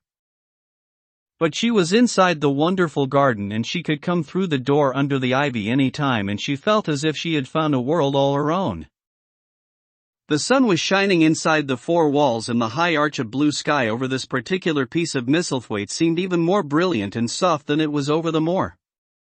The robin flew down from his treetop and hopped about or flew after her from one bush to another. He chirped a good deal and had a very busy air, as if he were showing her things. Everything was strange and silent, and she seemed to be hundreds of miles away from anyone, but somehow she did not feel lonely at all. All that troubled her was her wish that she knew whether all the roses were dead, or if perhaps some of them had lived and might put out leaves and buds as the weather got warmer. She did not want it to be a quite dead garden. If it were a quite alive garden, how wonderful it would be, and what thousands of roses would grow on every side. Her skipping rope had hung over her arm when she came in, and after she had walked about for a while she thought she would skip round the whole garden, stopping when she wanted to look at things. There seemed to have been grass paths here and there, and in one or two corners there were alcoves of evergreen with stone seats or tall moss-covered flower urns in them. As she came near the second of these alcoves she stopped skipping. There had once been a flower bed in it, and she thought she saw something sticking out of the black earth, some sharp little pale green points. She remembered what Ben Weatherstaff had said and she knelt down to look at them. "Yes, they are tiny growing things and they might be crocuses or snowdrops or daffodils," she whispered. She bent very close to them and sniffed the fresh scent of the damp earth. She liked it very much. "Perhaps there are some other ones coming up in other places," she said. "I will go all over the garden and look." She did not skip, but walked. She went slowly and kept her eyes on the ground. She looked in the old border beds and among the grass, and after she had gone round, trying to miss nothing, she had found ever so many more sharp, pale green points, and she had become quite excited again. "It isn't a quite dead garden," she cried out softly to herself. "Even if the roses are dead, there are other things alive." She did not know anything about gardening, but the grass seemed so thick in some of the places where the green points were pushing their way through that she thought they did not seem to have room enough to grow. She searched about until she found a rather sharp piece of wood and knelt down and dug and weeded out the weeds and grass until she made nice little clear places around them. "Now they look as if they could breathe," she said, after she had finished with the first ones. "I am going to do ever so many more. I'll do all I can see. If I haven't time today I can come tomorrow." She went from place to place, and dug and weeded, and enjoyed herself so immensely that she was led on from bed to bed and into the grass under the trees. The exercise made her so warm that she first threw her coat off, and then her hat, and without knowing it she was smiling down onto the grass and the pale green points all the time. The robin was tremendously busy. He was very much pleased to see gardening begun on his own estate. He had often wondered at Ben Weatherstaff. Where gardening is done, all sorts of delightful things to eat are turned up with the soil. Now here was this new kind of creature who was not half Ben's size and yet had had the sense to come into his garden and begin at once. Mistress Mary worked in her garden until it was time to go to her midday dinner. In fact, she was rather late in remembering, and when she put on her coat and hat, and picked up her skipping rope, she could not believe that she had been working 2 or 3 hours. She had been actually happy all the time, and dozens of the tiny, pale green points were to be seen in cleared places, looking twice as cheerful as they had looked before when the grass and weeds had been smothering them. "I shall come back this afternoon," she said, looking all round at her new kingdom, and speaking to the trees and the rosebushes as if they heard her. Then she ran lightly across the grass, pushed open the slow old door and slipped through it under the ivy. She had such red cheeks and such bright eyes and ate such a dinner that Martha was delighted. "2 pieces o' meat and 2 helps o' rice puddin'," she said. Mother will be pleased when I tell her what Skippin' Rope's done for thee." In the course of her digging with her pointed stick, Mistress Mary had found herself digging up a sort of white root rather like an onion. She had put it back in its place and patted the earth carefully down on it, and just now she wondered if Martha could tell her what it was. "Martha," she said, "what are those white roots that look like onions?" "They're bulbs," answered Martha. "Lots o' spring flowers grow from 'em. Very little ones are snowdrops and crocuses, and big ones are narcissuses and jonquils and daffodils. Biggest of all is lilies and purple flags. They are nice. Dickon's got a whole lot of 'em planted in our bit o' garden." "Does Dickon know all about them?" asked Mary, a new idea taking possession of her. "Our Dickon can make a flower grow out of a brick walk. Mother says he just whispers things out o' ground." "Do bulbs live a long time?" "Would they live years and years if no one helped them?" inquired Mary anxiously. "They're things as helps themselves," said Martha. That's why poor folk can afford to have 'em. If you don't trouble 'em, most of 'em'll work away underground for a lifetime and spread out and have little uns. There's a place in Th Park Woods here where there's snowdrops be thousands. They're the prettiest sight in Yorkshire when spring comes. No one knows when they was first planted. I wish the spring was here now, said Mary. I want to see all the things that grow in England. She had finished her dinner and gone to her favorite seat on the hearth rug. I wish I had a little spade, she said. Whatever does thee want a spade for? Asked Martha, laughing. Art thee goin' to take to diggin'? I must tell mother that, too. Mary looked at the fire and pondered a little. She must be careful if she meant to keep her secret kingdom. She wasn't doing any harm, but if Mr. Craven found out about the open door he would be fearfully angry and get a new key and lock it up forevermore. She really could not bear that. This is such a big lonely place, she said slowly, as if she were turning matters over in her mind. The house is lonely, and the park is lonely, and the gardens are lonely. So many places seem shut up. I never did many things in India, but there were more people to look at, natives and soldiers marching by, and sometimes bands playing, and my ayah told me stories. There is no one to talk to here except you and Ben Weatherstaff. And you have to do your work and Ben Weatherstaff won't speak to me often. I thought if I had a little spade I could dig somewhere as he does, and I might make a little garden if he would give me some seeds. Martha's face quite lighted up. There now, she exclaimed, if that wasn't one of things mother said. She says, there's such a lot o' room in that big place, why don't they give her a bit for herself, even if she doesn't plant nothin' but parsley and radishes? She'd dig and rake away and be right down happy over it. Them was the very words she said. Were they? Said Mary. How many things she knows, doesn't she? Said Martha.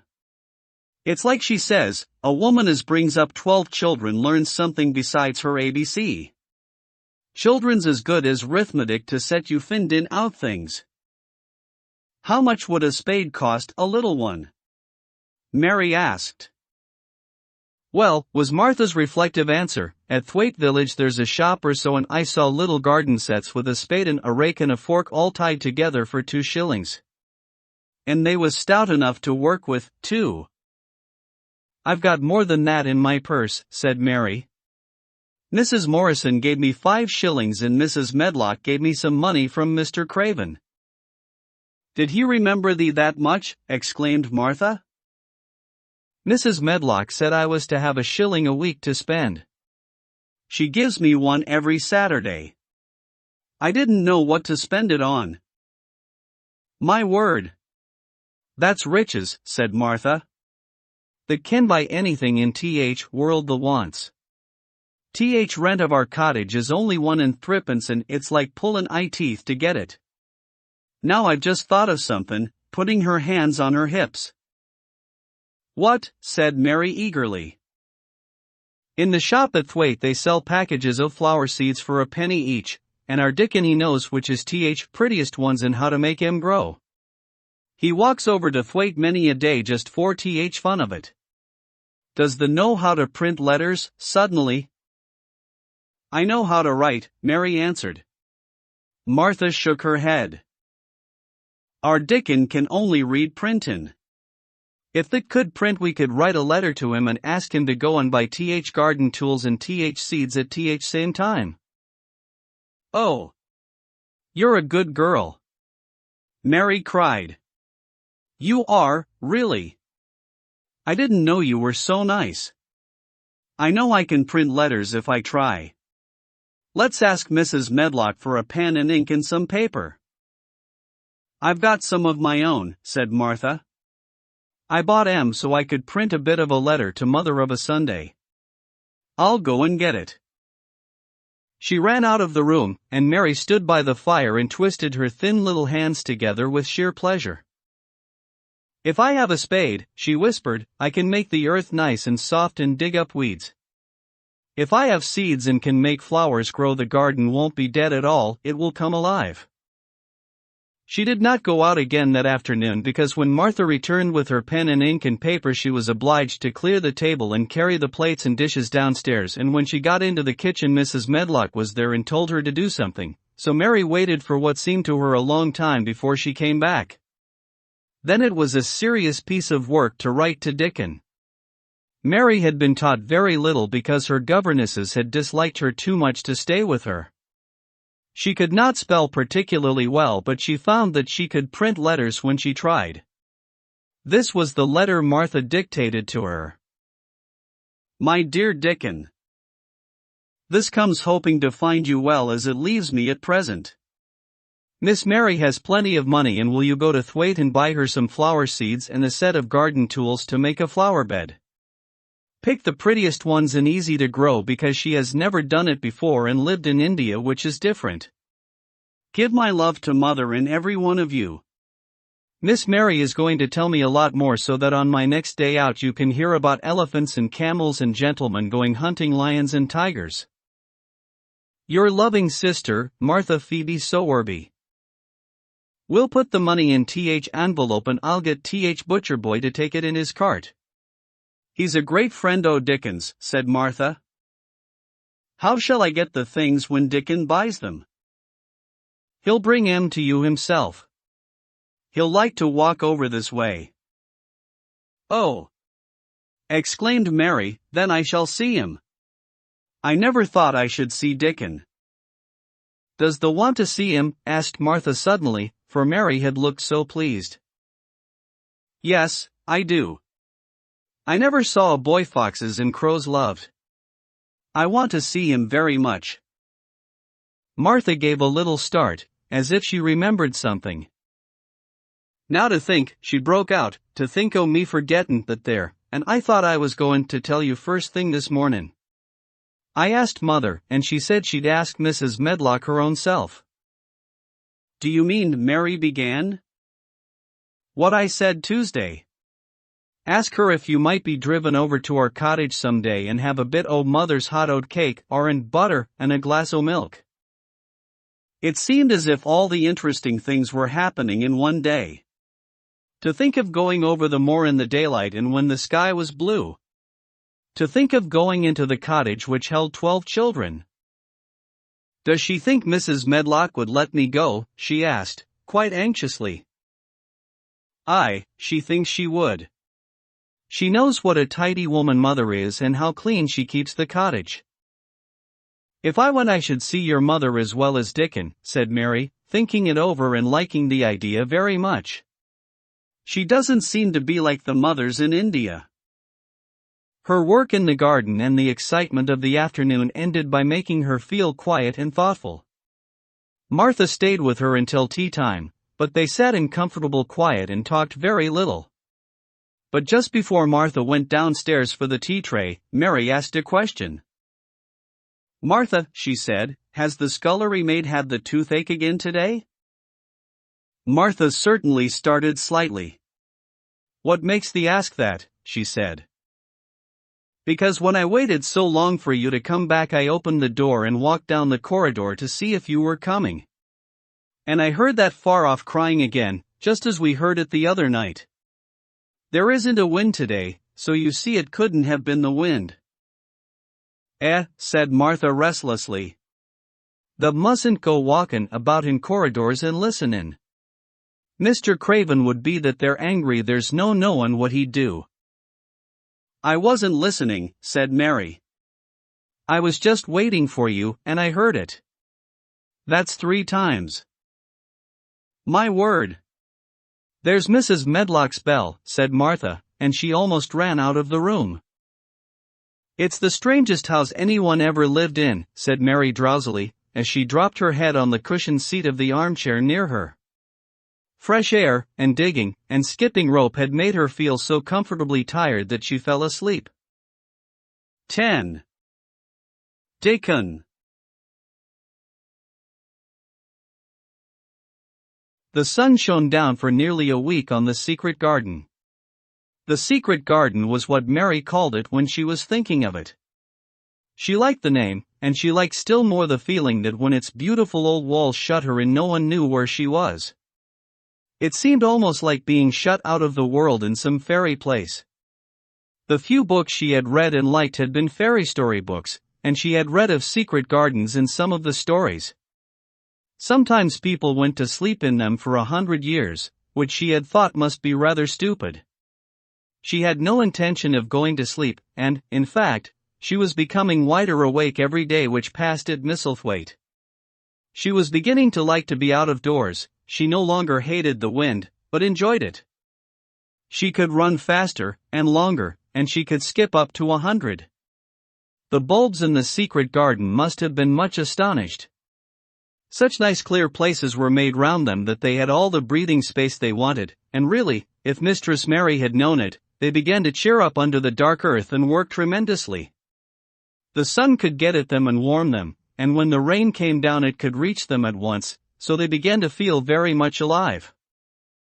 Mary was an odd, determined little person, and now she had something interesting to be determined about. She was very much absorbed, indeed. She worked and dug and pulled up weeds steadily, only becoming more pleased with her work every hour instead of tiring of it. It seemed to her like a fascinating sort of play.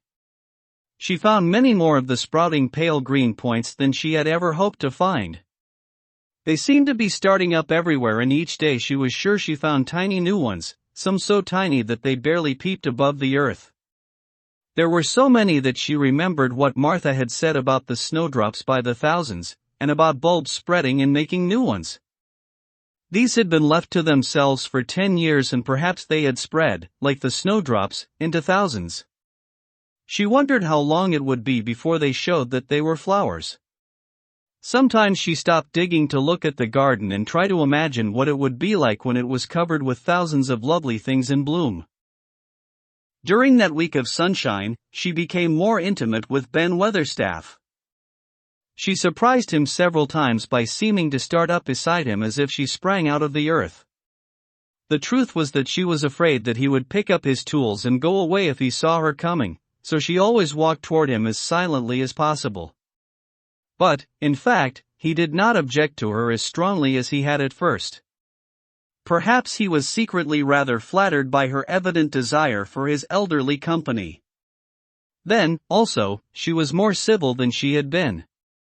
He did not know that when she first saw him she spoke to him as she would have spoken to a native, and had not known that a cross, sturdy old Yorkshireman was not accustomed to salon to his masters, and be merely commanded by them to do things.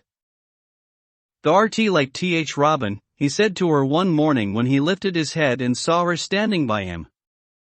"I never knows when I shall see thee or which side they'll come from." "He's friends with me now," said Mary. "That's like him," snapped Ben Weatherstaff. "Makin' up to Th. women folk just for vanity and flightiness. There's nothin' he wouldn't do for Th. sake o' showin' off and flirtin' his tail feathers. He's as full o' pride as an egg's full o' meat." He very seldom talked much and sometimes did not even answer Mary's questions except by a grunt, but this morning he said more than usual. He stood up and rested one hobnailed boot on the top of his spade while he looked her over. "How long has thee been here?" he jerked out. "I think it's about a month," she answered. "The's begin nean to do Misselthwaite credit," he said. "There's a bit fatter than there was and there's not quite so yeller. They'll look like a young plucked crow when the first came into this garden. Thinks I to myself I never set eyes on an uglier, sourer-faced young un." Mary was not vain, and as she had never thought much of her looks she was not greatly disturbed. "I know I'm fatter," she said. "My stockings are getting tighter. They used to make wrinkles. There's the robin, Ben Weatherstaff." There, indeed, was the robin, and she thought he looked nicer than ever. His red waistcoat was as glossy as satin, and he flirted his wings and tail and tilted his head and hopped about with all sorts of lively graces. He seemed determined to make Ben Weatherstaff admire him. But Ben was sarcastic. "Aye, there thou art," he said. "Thou can put up with me for a bit sometimes when there's got no one better. There's been reddening up thy waistcoat and polishing thy feathers this 2 weeks. I know what there's up to. There's courting some bold young madam somewhere telling thy lies to her about being finest cock robin on Misselmore and ready to fight all rest of 'em. Oh! Look at him, exclaimed Mary. The robin was evidently in a fascinating, bold mood. He hopped closer and closer and looked at Ben Weatherstaff more and more engagingly. He flew onto the nearest currant bush and tilted his head and sang a little song right at him. "The thinks they'll get over me by doing that," said Ben, wrinkling his face up in such a way that Mary felt sure he was trying not to look pleased. "The thinks no one can stand out against thee, that's what the thinks." The robin spread his wings. Mary could scarcely believe her eyes. He flew right up to the handle of Ben Weatherstaff's spade and alighted on the top of it. Then the old man's face wrinkled itself slowly into a new expression. He stood still as if he were afraid to breathe, as if he would not have stirred for the world, lest his robin should start away. He spoke quite in a whisper. "Well, I'm Dongade," he said as softly as if he were saying something quite different. "That does know how to get at a chap, that does. There's fair unearthly, there's so knowin' dot." And he stood without stirring, almost without drawing his breath, until the robin gave another flirt to his wings and flew away. Then he stood looking at the handle of the spade as if there might be magic in it, and then he began to dig again and said nothing for several minutes. But because he kept breaking into a slow grin now and then, Mary was not afraid to talk to him. "Have you a garden of your own?" she asked. "No. I'm bachelors and lodge with Martin at Gate." "If you had one," said Mary, "what would you plant?" "Cabbages and taters and onions." "But if you wanted to make a flower garden," persisted Mary, "what would you plant?" "Bulbs and sweet-smelling things, but mostly roses." Mary's face lighted up. "Do you like roses?" she said. Ben Weatherstaff rooted up a weed and threw it aside before he answered. "Well, yes, I do. I was learned that by a young lady I was gardener to. She had a lot in a place she was fond of, and she loved 'em like they was children, or robins. I've seen her bend over and kiss 'em." He dragged out another weed and scowled at it. "That were as much as 10 year ago." "Where is she now?" asked Mary, much interested. "Heaven," he answered, and drove his spade deep into the soil, according to what parson says. "What happened to the roses?"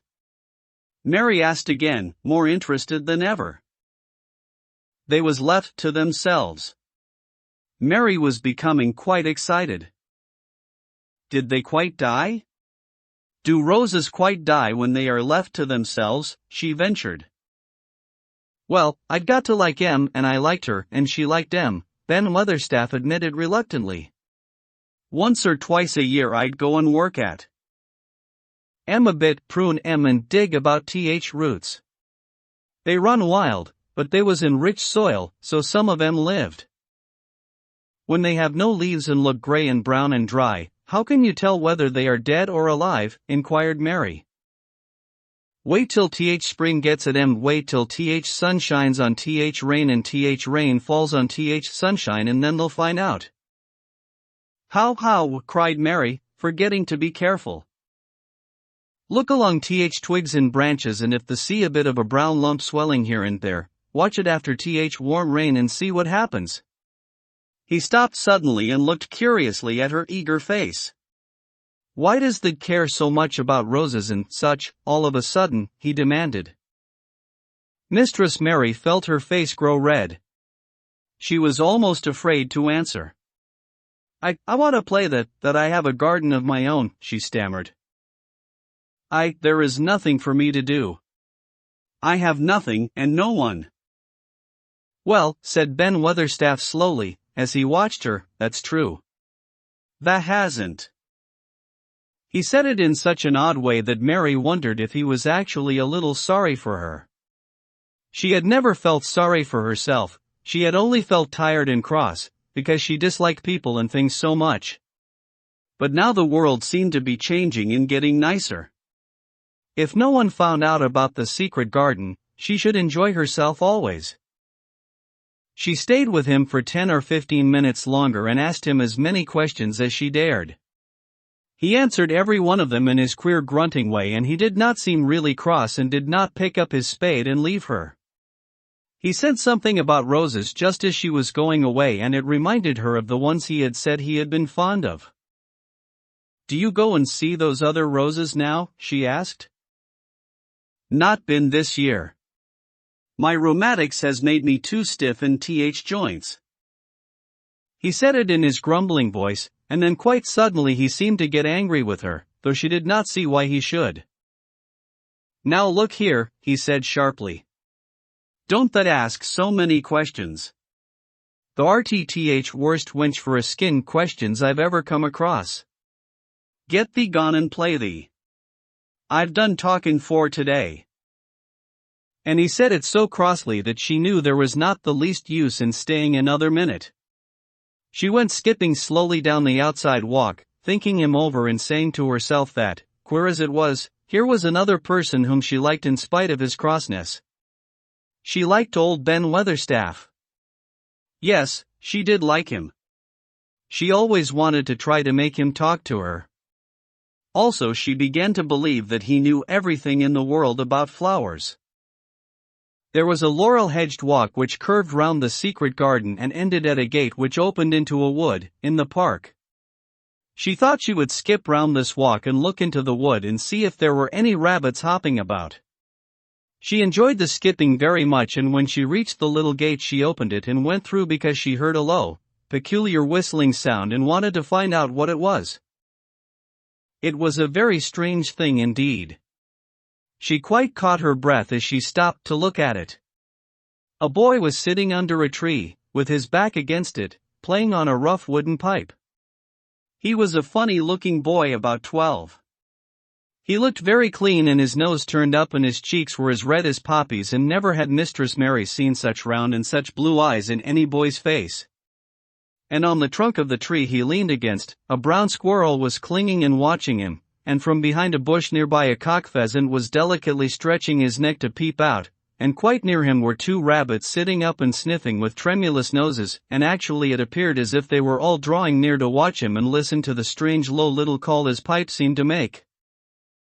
When he saw Mary he held up his hand and spoke to her in a voice almost as low as and rather like his piping.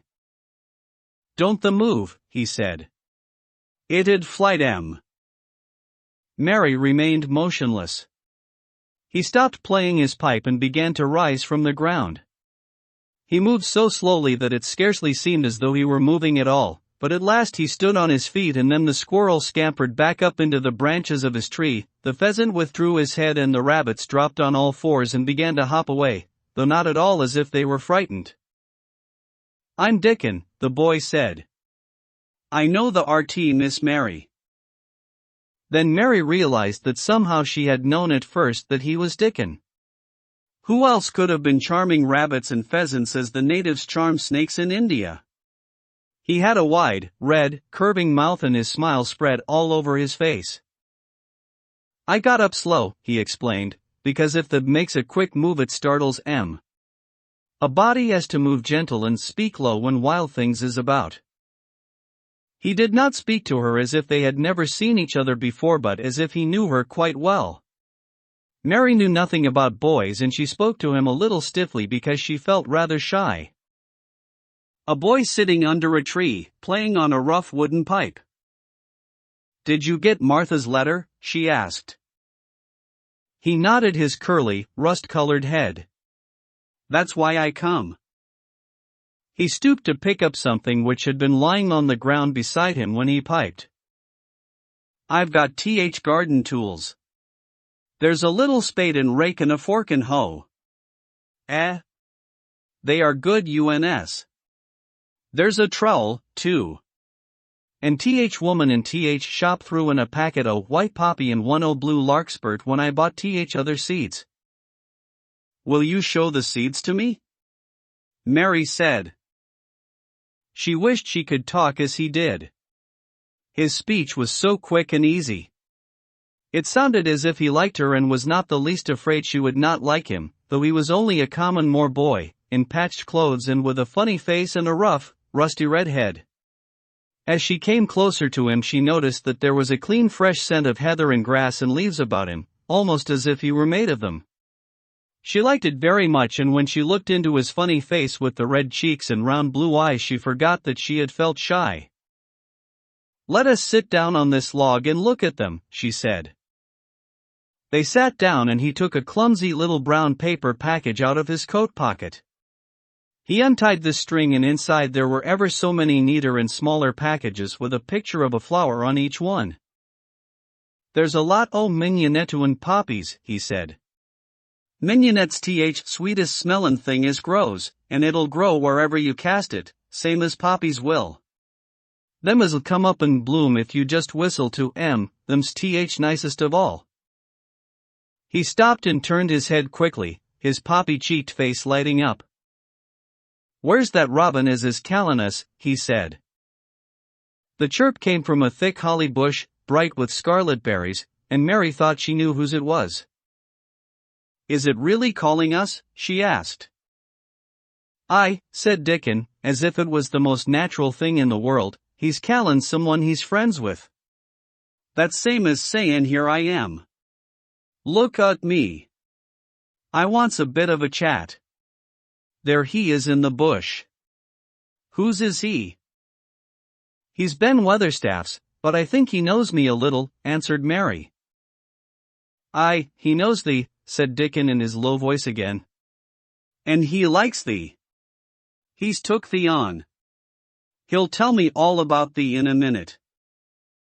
He moved quite close to the bush with the slow movement Mary had noticed before, and then he made a sound almost like the robin's own twitter. The robin listened a few seconds, intently, and then answered quite as if he were replying to a question. "Aye, he's a friend o' yours," chuckled Dickon. "Do you think he is?" cried Mary eagerly. She did so want to know. "Do you think he really likes me?" "He wouldn't come near thee if he didn't," answered Dickon. "Birds is rare choosers, and a robin can flout a body worse than a man. See, he's making up to thee now. Cannot thee see a chap, he's sayin' dot." And it really seemed as if it must be true. He so sidled and twittered and tilted as he hopped on his bush. "Do you understand everything birds say?" said Mary. Dickon's grin spread until he seemed all wide, red, curving mouth, and he rubbed his rough head. "I think I do, and they think I do," he said. "I've lived on moor with 'em so long. I've watched 'em break shell and come out and fledge and learn to fly and begin to sing, till I think I'm one of 'em. Sometimes I think perhaps I'm a bird, or a fox, or a rabbit, or a squirrel, or even a beetle, and I don't know it." He laughed and came back to the log and began to talk about the flower seeds again. He told her what they looked like when they were flowers, he told her how to plant them, and watch them, and feed and water them. "See here," he said suddenly, turning round to look at her. "I'll plant them for thee myself. Where is the garden?"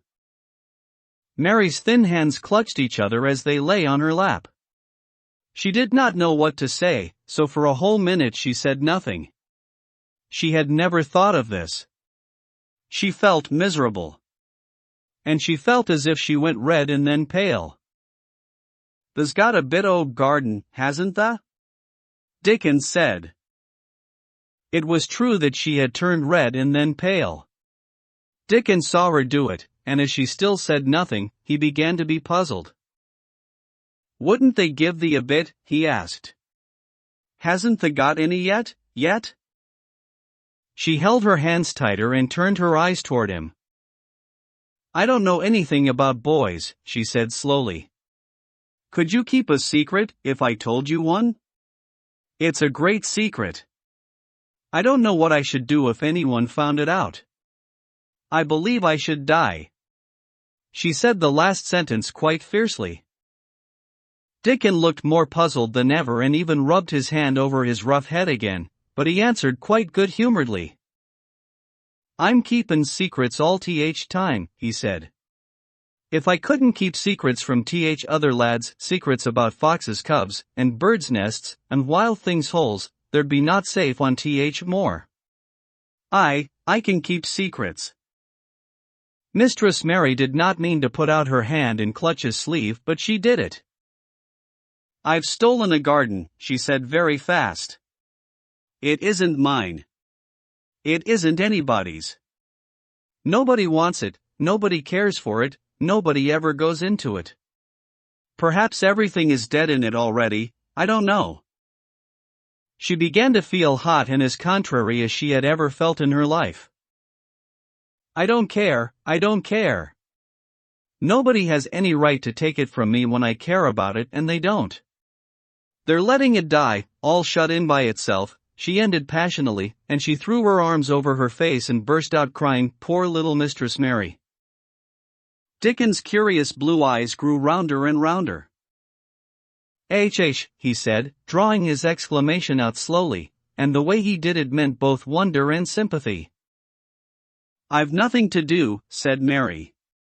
Nothing belongs to me. I found it myself and I got into it myself. I was only just like the robin, and they wouldn't take it from the robin. Where is it? Asked Dickon in a dropped voice. Mistress Mary got up from the log at once. She knew she felt contrary again, and obstinate, and she did not care at all. She was imperious and Indian, and at the same time hot and sorrowful. Come with me and I'll show you, she said. She led him round the laurel path and to the walk where the ivy grew so thickly. Dickon followed her with a queer, almost pitying, look on his face. He felt as if he were being led to look at some strange bird's nest and must move softly. When she stepped to the wall and lifted the hanging ivy, he started. There was a door and Mary pushed it slowly open and they passed in together, and then Mary stood and waved her hand round defiantly. It's this, she said. It's a secret garden, and I'm the only one in the world who wants it to be alive. Dickon looked round and round about it, and round again. He almost whispered, it is a queer, pretty place. It's like as if a body was in a dream. 11. The nest of the missel thrush. For 2 or 3 minutes he stood looking round him, while Mary watched him, and then he began to walk about softly, even more lightly than Mary had walked the first time she had found herself inside the 4 walls. His eyes seemed to be taking in everything, the grey trees with the grey creepers climbing over them and hanging from their branches, the tangle on the walls and among the grass, the evergreen alcoves with the stone seats and tall flower urns standing in them. I never thought I'd see this place, he said at last, in a whisper. Did you know about it? Asked Mary. She had spoken aloud and he made a sign to her. We must talk low, he said, or someone will hear us and wonder what's to do in here. Oh. I forgot, said Mary, feeling frightened and putting her hand quickly against her mouth. Did you know about the garden? She asked again when she had recovered herself. Dickon nodded. Martha told me there was one as no one ever went inside, he answered. Us used to wonder what it was like. He stopped and looked round at the lovely grey tangle about him, and his round eyes looked queerly happy. The nest sas'll be here come springtime, he said. It'd be safest nestin' place in England. No one never comin' nearin' tangles o' trees and roses to build in. I wonder all birds on more don't build here. Mistress Mary put her hand on his arm again without knowing it. Will there be roses? She whispered. Can you tell? I thought perhaps they were all dead. No. Not them, not all of them, he answered. Look here. He stepped over to the nearest tree, an old one with grey lichen all over its bark, but upholding a curtain of tangled sprays and branches. He took a thick knife out of his pocket and opened one of its blades. There's lots o' dead wood as ought to be cut out, he said. And there's a lot o' old wood, but it made some new last year. This here's a new bit," and he touched a shoot which looked brownish green instead of hard, dry gray. Mary touched it herself in an eager, reverent way. "That one," she said. "Is that one quite alive, quite?" Dickon curved his wide smiling mouth. "It's as wick as you or me," he said, and Mary remembered that Martha had told her that wick meant alive or lively. "I'm glad it's wick," she cried out in her whisper. "I want them all to be wick. Let us go round the garden and count how many wick ones there are." She quite panted with eagerness, and Dickon was as eager as she was. They went from tree to tree and from bush to bush. Dickon carried his knife in his hand and showed her things which she thought wonderful. "They've run wild," he said, "but th strongest ones has fair thrived on it. The delicatest ones has died out, but th others has growed and spread, till they so wonder. See here," and he pulled down a thick gray, dry-looking branch. "A body might think this was dead wood, but I don't believe it is, down to th root. I'll cut it low down and see." He knelt and with his knife cut the lifeless-looking branch through, not far above the earth. "There," he said exultantly. "I told thee so. There's green in that wood yet. Look at it." Mary was down on her knees before he spoke, gazing with all her might. "When it looks a bit greenish and juicy like that, it's wick," he explained. "When th inside is dry and breaks easy, like this here piece I've cut off, it's done for. There's a big root here as all this live wood sprung out of, and if th old wood's cut off and it's dug round, and took care of, there'll be," he stopped and lifted his face to look up at the climbing and hanging sprays above him, "there'll be a fountain o' roses here this summer." They went from bush to bush and from tree to tree. He was very strong and clever with his knife and knew how to cut the dry and dead wood away, and could tell when an unpromising bough or twig had still green life in it. In the course of half an hour Mary thought she could tell too, and when he cut through a lifeless-looking branch she would cry out joyfully under her breath when she caught sight of the least shade of moist green. The spade, and hoe, and fork were very useful. He showed her how to use the fork while he dug about roots with the spade and stirred the earth and let the air in. They were working industriously round one of the biggest standard roses when he caught sight of something which made him utter an exclamation of surprise. "Why," he cried, pointing to the grass a few feet away. "Who did that there?" It was one of Mary's own little clearings round the pale green points. "I did it," said Mary. "Why, I thought that didn't know nothin' about gardening," he exclaimed. "I don't," she answered, "but they were so little, and the grass was so thick and strong, and they looked as if they had no room to breathe. So I made a place for them. I don't even know what they are." Dickon went and knelt down by them, smiling his wide smile. "Thou was right," he said. "A gardener couldn't have told thee better. They'll grow now like Jack's beanstalk. They're crocuses and snowdrops, and these here is narcissuses," turning to another patch, "and here's daffydowndillys. They will be a sight." He ran from one clearing to another. "That has done a lot o' work for such a little wench," he said, looking her over. "I'm growing fatter," said Mary, "and I'm growing stronger. I used always to be tired. When I dig I'm not tired at all. I like to smell the earth when it's turned up." "It's rare good for thee," he said, nodding his head wisely. "There's not as nice as th smell o' good clean earth, except th smell o' fresh growin' things when th rain falls on 'em. I get out on th more many a day when it's rainin' and I lie under a bush and listen to th soft swish o' drops on th heather and I just sniff and sniff. My nose end fair quivers like a rabbit's, mother says." "Do you never catch cold?" inquired Mary, gazing at him. She had never seen such a funny boy, or such a nice one. "Not me," he said, grinning. "I never catched cold since I was born. I wasn't brought up nesh enough. I chased about th more in all weathers same as th rabbits does. Mother says I've sniffed up too much fresh air for 12 year to ever get to sniffin' with cold. I'm as tough as a whitethorn knobstick. He was working all the time he was talking and Mary was following him and helping him with her fork or the trowel. There's a lot of work to do here, he said once, looking about quite exultantly. Will you come again and help me to do it? Mary begged. I'm sure I can help, too. I can dig and pull up weeds, and do whatever you tell me. Oh. Do come, Dickon. I'll come every day if the wants me, rain or shine, he answered stoutly. It's the best fun I ever had in my life, shut in here and wakening up a garden. If you will come, said Mary, if you will help me to make it alive I don't know what I'll do, she ended helplessly. What could you do for a boy like that? I'll tell thee what they'll do, said Dickon, with his happy grin. They'll get fat and they'll get as hungry as a young fox and they'll learn how to talk to th Robin same as I do.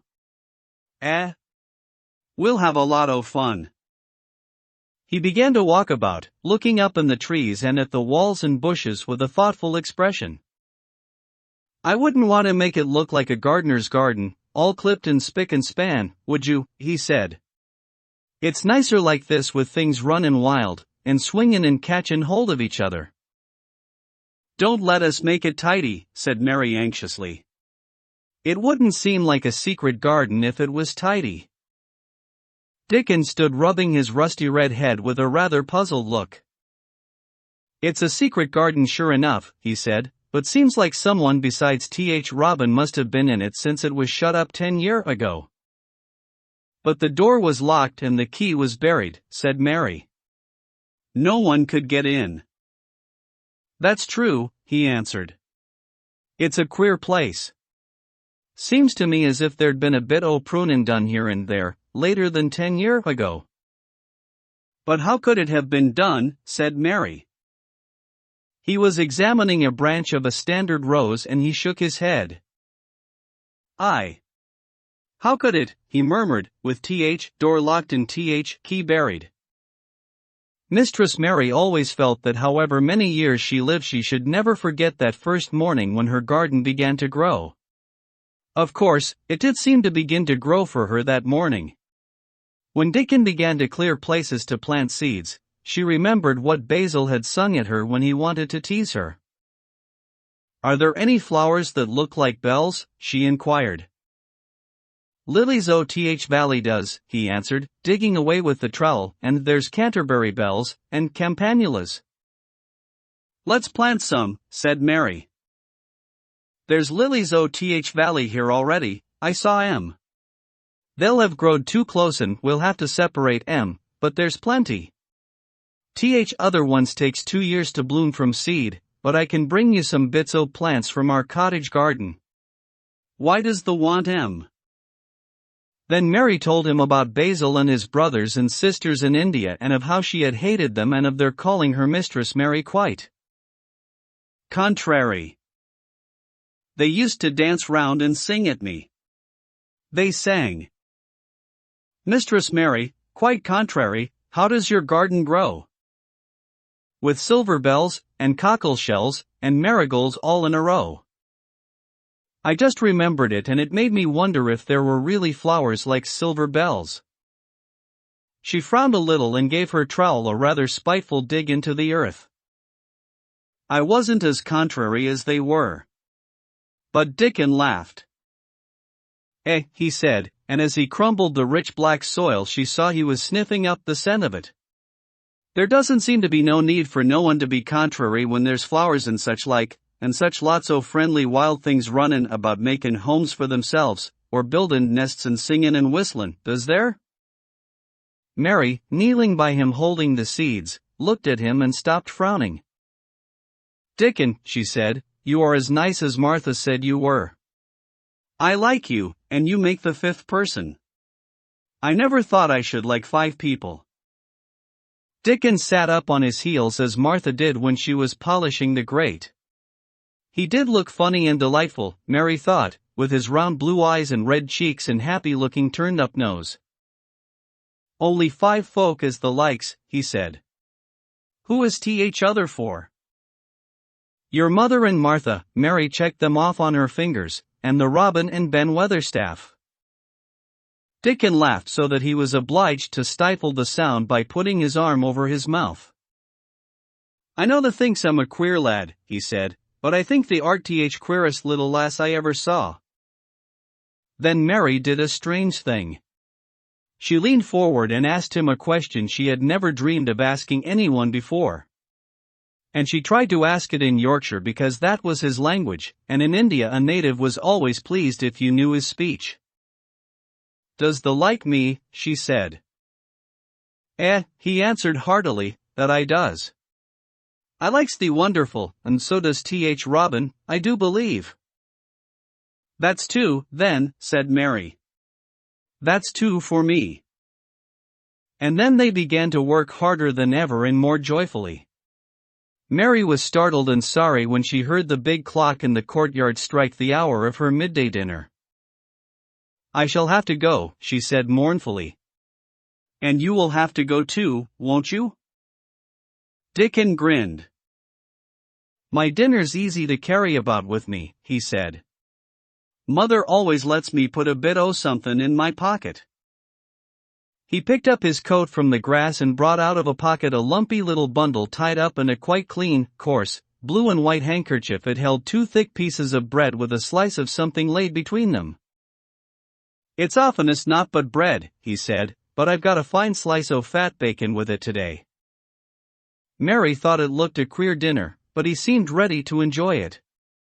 "Run on and get thy victuals," he said. "I'll be done with mine first. I'll get some more work done before I start back home." He sat down with his back against a tree. "I'll call th Robin up," he said, "and give him th rind o' th bacon to peck at. They likes a bit o' fat wonderful." Mary could scarcely bear to leave him. Suddenly it seemed as if he might be a sort of wood fairy who might be gone when she came into the garden again. He seemed too good to be true. She went slowly halfway to the door in the wall and then she stopped and went back. "Whatever happens, you never would tell," she said.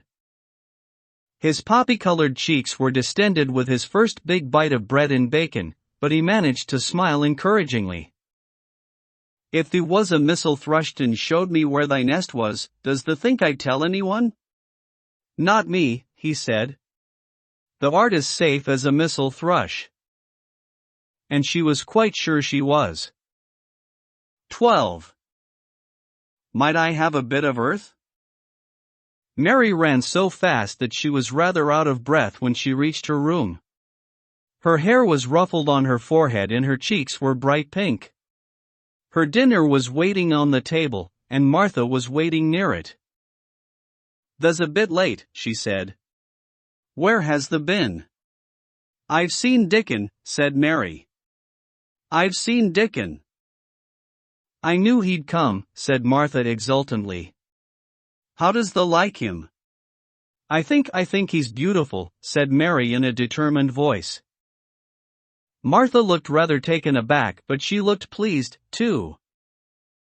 "Well," she said, "he's th best lad as ever was born, but us never thought he was handsome. His nose turns up too much." "I like it to turn up," said Mary. "And his eyes is so round," said Martha, a trifle doubtful. "Though they're a nice color." "I like them round," said Mary. "And they are exactly the color of the sky over the moor." Martha beamed with satisfaction. "Mother says he made that color with always lookin' up at th birds and th clouds. But he has got a big mouth, hasn't he, now?" "I love his big mouth," said Mary obstinately. "I wish mine were just like it." Martha chuckled delightedly. "It'd look rare and funny in thy bit of a face," she said. "But I knowed it would be that way when thee saw him.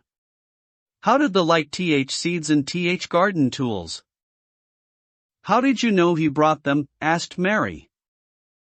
I never thought of him not bringin' 'em. He'd be sure to bring 'em if they was in Yorkshire. He's such a trusty lad." Mary was afraid that she might begin to ask difficult questions, but she did not. She was very much interested in the seeds and gardening tools, and there was only one moment when Mary was frightened. This was when she began to ask where the flowers were to be planted. "Who did that ask about it?" she inquired. "I haven't asked anybody yet," said Mary, hesitating. "Well, I wouldn't ask th head gardener. He's too grand, Mr. Roach is." "I've never seen him," said Mary. "I've only seen under gardeners and Ben Weatherstaff." "If I was you, I'd ask Ben Weatherstaff," advised Martha. "He's not half as bad as he looks, for all he's so crabbed. Mr. Craven lets him do what he likes because he was here when Mrs. Craven was alive, and he used to make her laugh. She liked him. Perhaps he'd find you a corner somewhere out o' the way." "If it was out of the way and no one wanted it, no one could mind my having it, could they?" Mary said anxiously. "There wouldn't be no reason," answered Martha. "You wouldn't do no harm." Mary ate her dinner as quickly as she could, and when she rose from the table she was going to run to her room to put on her hat again, but Martha stopped her. "I've got something to tell you," she said. "I thought I'd let you eat your dinner first. Mr. Craven came back this morning and I think he wants to see you." Mary turned quite pale. "Oh," she said. "Why? Why? He didn't want to see me when I came. I heard Pitcher say he didn't." "Well," explained Martha, "Mrs. Medlock says it's because o' mother. She was walkin' to Thwaite village and she met him. She'd never spoke to him before, but Mrs. Craven had been to our cottage 2 or 3 times. He'd forgot, but mother hadn't, and she made bold to stop him. I don't know what she said to him about you, but she said something as put him in mind to see you before he goes away again, tomorrow." "Oh," cried Mary, "is he going away tomorrow? I am so glad. He's going for a long time. He mayn't come back till autumn or winter. He's going to travel in foreign places. He's always doing it. Oh, I'm so glad," said Mary thankfully. If he did not come back until winter, or even autumn, there would be time to watch the secret garden come alive. Even if he found out then and took it away from her, she would have had that much at least. "When do you think he will want to see?" She did not finish the sentence, because the door opened, and Mrs. Medlock walked in. She had on her best black dress and cap, and her collar was fastened with a large brooch with a picture of a man's face on it. It was a colored photograph of Mr. Medlock, who had died years ago, and she always wore it when she was dressed up. She looked nervous and excited. "Your hair's rough," she said quickly. "Go and brush it. Martha, help her to slip on her best dress. Mr. Craven sent me to bring her to him in his study." All the pink left Mary's cheeks. Her heart began to thump and she felt herself changing into a stiff, plain, silent child again. She did not even answer Mrs. Medlock, but turned and walked into her bedroom, followed by Martha. She said nothing while her dress was changed, and her hair brushed, and after she was quite tidy she followed Mrs. Medlock down the corridors, in silence. What was there for her to say? She was obliged to go and see Mr. Craven, and he would not like her, and she would not like him. She knew what he would think of her. She was taken to a part of the house she had not been into before. At last Mrs. Medlock knocked at a door, and when someone said, "Come in," they entered the room together. A man was sitting in an armchair before the fire, and Mrs. Medlock spoke to him. "This is Miss Mary, sir," she said. "You can go and leave her here. I will ring for you when I want you to take her away," said Mr. Craven. When she went out and closed the door, Mary could only stand waiting, a plain little thing, twisting her thin hands together. She could see that the man in the chair was not so much a hunchback as a man with high, rather crooked shoulders, and he had black hair streaked with white. He turned his head over his high shoulders and spoke to her. "Come here," he said. Mary went to him. He was not ugly. His face would have been handsome if it had not been so miserable. He looked as if the sight of her worried and fretted him and as if he did not know what in the world to do with her. "Are you well?" he asked. "Yes," answered Mary. "Do they take good care of you?" "Yes." He rubbed his forehead fretfully as he looked her over. "You are very thin," he said. "I am getting fatter," Mary answered in what she knew was her stiffest way. What an unhappy face he had! His black eyes seemed as if they scarcely saw her, as if they were seeing something else, and he could hardly keep his thoughts upon her. "I forgot you," he said. "How could I remember you? I intended to send you a governess or a nurse, or someone of that sort, but I forgot." "Please," began Mary. "Please," and then the lump in her throat choked her. "What do you want to say?" he inquired. I am too big for a nurse," said Mary. "And please don't make me have a governess yet." He rubbed his forehead again and stared at her. "That was what the Sowerby woman said," he muttered absent-mindedly.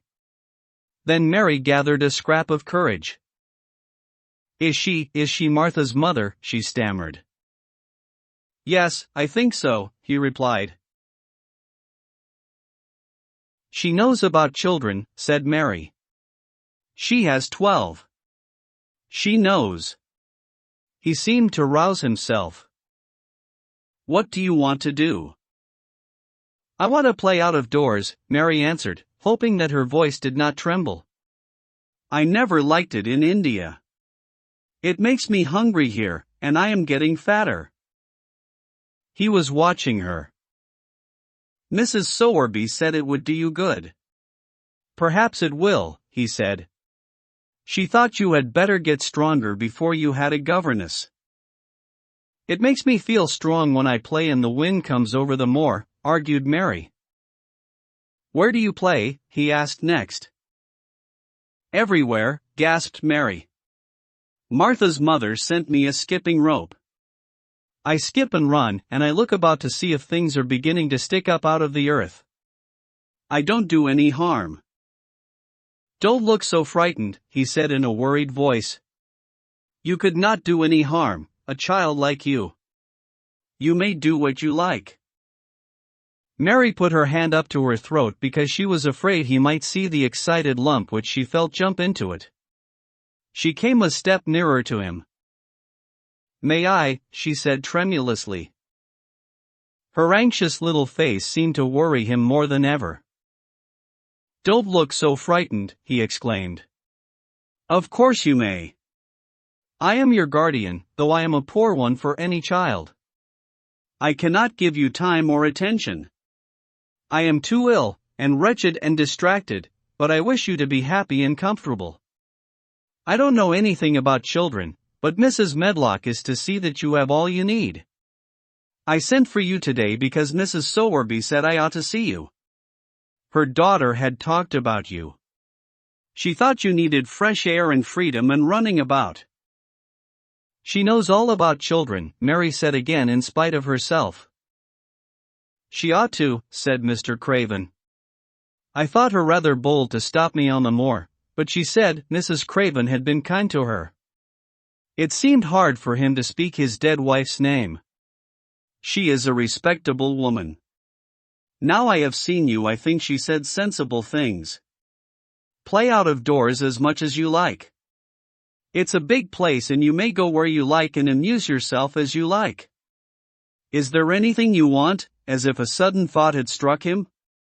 "Do you want toys, books, dolls?" "Might I," quavered Mary, "might I have a bit of earth?" In her eagerness, she did not realize how queer the words would sound and that they were not the ones she had meant to say. Mr. Craven looked quite startled. Earth, he repeated. What do you mean? To plant seeds in, to make things grow, to see them come alive, Mary faltered. He gazed at her a moment and then passed his hand quickly over his eyes. Do you care about gardens so much? He said slowly.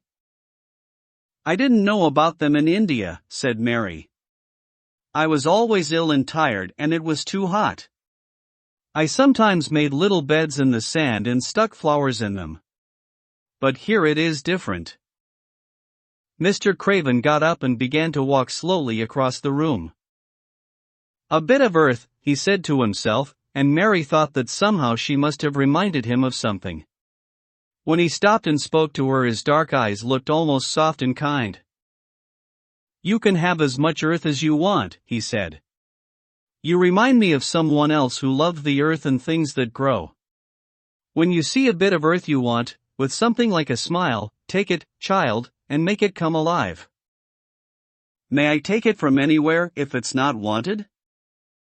Anywhere, he answered. There. You must go now, I am tired. He touched the bell to call Mrs. Medlock. Goodbye. I shall be away all summer. Mrs. Medlock came so quickly that Mary thought she must have been waiting in the corridor. Mrs. Medlock, Mr. Craven said to her, now I have seen the child I understand what Mrs. Sowerby meant. She must be less delicate before she begins lessons. Give her simple, healthy food. Let her run wild in the garden. Don't look after her too much. She needs liberty and fresh air and romping about. Mrs. Sowerby is to come and see her now and then, and she may sometimes go to the cottage. Mrs. Medlock looked pleased. She was relieved to hear that she need not look after Mary too much.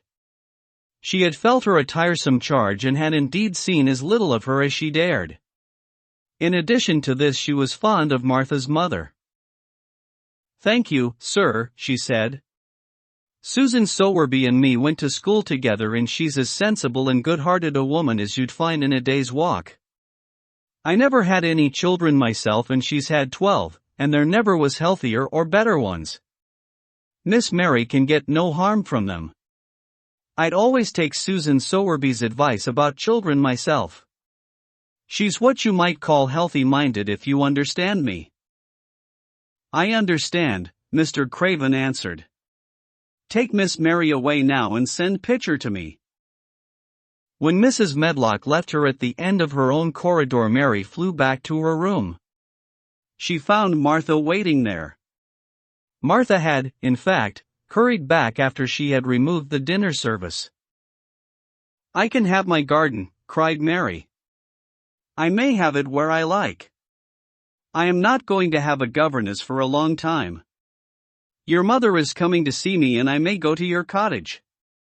He says a little girl like me could not do any harm and I may do what I like anywhere. Said Martha delightedly, that was nice of him, wasn't it? Martha, said Mary solemnly, he is really a nice man, only his face is so miserable and his forehead is all drawn together. She ran as quickly as she could to the garden. She had been away so much longer than she had thought she should, and she knew Dickon would have to set out early on his 5-mile walk. When she slipped through the door under the ivy, she saw he was not working where she had left him. The gardening tools were laid together under a tree. She ran to them, looking all round the place, but there was no Dickon to be seen. He had gone away and the secret garden was empty, except for the robin who had just flown across the wall and sat on a standard rosebush watching her. He's gone, she said woefully. Oh. Was he only a wood fairy? Something white fastened to the standard rosebush caught her eye. It was a piece of paper, in fact, it was a piece of the letter she had printed for Martha to send to Dickon. It was fastened on the bush with a long thorn, and in a minute she knew Dickon had left it there. There were some roughly printed letters on it and a sort of picture. At first she could not tell what it was. Then she saw it was meant for a nest with a bird sitting on it. Underneath were the printed letters and they said, "I will come back." 13. I am Colin. Mary took the picture back to the house when she went to her supper and she showed it to Martha. Said Martha with great pride. "I never knew our Dickon was as clever as that. That there's a picture of a missel thrush on her nest, as large as life and twice as natural." Then Mary knew Dickon had meant the picture to be a message. He had meant that she might be sure he would keep her secret. Her garden was her nest and she was like a missel thrush. Oh, how she did like that queer, common boy. She hoped he would come back the very next day and she fell asleep looking forward to the morning. But you never know what the weather will do in Yorkshire, particularly in the springtime. She was awakened in the night by the sound of rain beating with heavy drops against her window. It was pouring down in torrents and the wind was wuthering round the corners and in the chimneys of the huge old house. Mary sat up in bed and felt miserable and angry. "The rain is as contrary as I ever was," she said. "It came because it knew I did not want it." She threw herself back on her pillow and buried her face. She did not cry, but she lay and hated the sound of the heavily beating rain. She hated the wind and its wuthering. She could not go to sleep again. The mournful sound kept her awake because she felt mournful herself. If she had felt happy it would probably have lulled her to sleep. How it wuthered and how the big raindrops poured down and beat against the pane. "It sounds just like a person lost on the moor and wandering on and on crying," she said. She had been lying awake turning from side to side for about an hour, when suddenly something made her sit up in bed and turn her head toward the door listening. She listened and she listened. "It isn't the wind now," she said in a loud whisper. "That isn't the wind. It is different. It is that crying I heard before." The door of her room was ajar and the sound came down the corridor, a far-off faint sound of fretful crying. She listened for a few minutes and each minute she became more and more sure. She felt as if she must find out what it was. It seemed even stranger than the secret garden and the buried key. Perhaps the fact that she was in a rebellious mood made her bold. She put her foot out of bed and stood on the floor. "I am going to find out what it is," she said. "Everybody is in bed and I don't care about Mrs. Medlock, I don't care." There was a candle by her bedside and she took it up and went softly out of the room.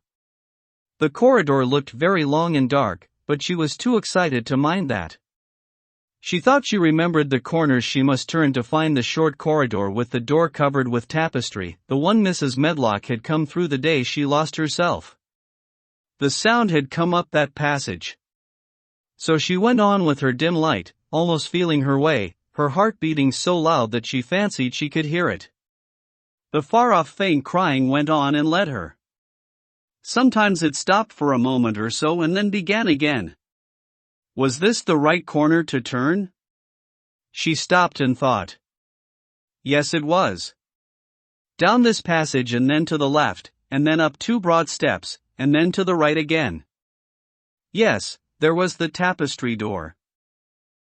She pushed it open very gently and closed it behind her, and she stood in the corridor and could hear the crying quite plainly, though it was not loud. It was on the other side of the wall at her left and a few yards farther on there was a door. She could see a glimmer of light coming from beneath it. The someone was crying in that room, and it was quite a young someone. So she walked to the door and pushed it open, and there she was standing in the room. It was a big room with ancient, handsome furniture in it. There was a low fire glowing faintly on the hearth and a night light burning by the side of a carved 4-posted bed hung with brocade X, and on the bed was lying a boy, crying fretfully. Mary wondered if she was in a real place or if she had fallen asleep again and was dreaming without knowing it. The boy had a sharp, delicate face the color of ivory and he seemed to have eyes too big for it. He had also a lot of hair which tumbled over his forehead in heavy locks and made his thin face seem smaller. He looked like a boy who had been ill, but he was crying more as if he were tired and cross than as if he were in pain. Mary stood near the door with her candle in her hand, holding her breath. Then she crept across the room, and, as she drew nearer, the light attracted the boy's attention and he turned his head on his pillow and stared at her, his gray eyes opening so wide that they seemed immense. "Who are you?" he said at last in a half-frightened whisper. "Are you a ghost?" "No, I am not," Mary answered, her own whisper sounding half-frightened. "Are you one?" He stared and stared and stared. Mary could not help noticing what strange eyes he had. They were agate gray and they looked too big for his face because they had black lashes all round them. "No," he replied after waiting a moment or so. "I am Colin." "Who is Colin?" she faltered. "I am Colin Craven." "Who are you?" "I am Mary Lennox. Mr. Craven is my uncle." "He is my father," said the boy. "Your father?" gasped Mary. "No one ever told me he had a boy." "Why didn't they?" "Come here," he said, still keeping his strange eyes fixed on her with an anxious expression. She came close to the bed and he put out his hand and touched her. "You are real, aren't you?" he said. "I have such real dreams very often." "You might be one of them." "Who are you?" he said at last. "Are you a ghost?" Mary had slipped on a woolen wrapper before she left her room and she put a piece of it between his fingers. "Rub that and see how thick and warm it is," she said. "I will pinch you a little if you like, to show you how real I am. For a minute I thought you might be a dream too." "Where did you come from?" he asked. "From my own room. The wind wuthered so I couldn't go to sleep and I heard someone crying and wanted to find out who it was." "What were you crying for?" "Because I couldn't go to sleep either and my head ached." "Tell me your name again." "Mary Lennox." "Did no one ever tell you I had come to live here?" He was still fingering the fold of her wrapper, but he began to look a little more as if he believed in her reality. "No," he answered. "They daren't." "Why?" asked Mary. "Because I should have been afraid you would see me. I won't let people see me and talk me over." "Why?" Mary asked again, feeling more mystified every moment. "Because I am like this always, ill and having to lie down. My father won't let people talk me over either. The servants are not allowed to speak about me. If I live I may be a hunchback, but I shan't live. My father hates to think I may be like him." "Oh, what a queer house this is," Mary said. "What a queer house. Everything is a kind of secret. Rooms are locked up and gardens are locked up, and you. Have you been locked up?" "No. I stay in this room because I don't want to be moved out of it. It tires me too much." "Does your father come and see you?" Mary ventured. "Sometimes. Generally when I am asleep. He doesn't want to see me." "Why?" Mary could not help asking again. A sort of angry shadow passed over the boy's face. "My mother died when I was born and it makes him wretched to look at me. He thinks I don't know, but I've heard people talking. He almost hates me."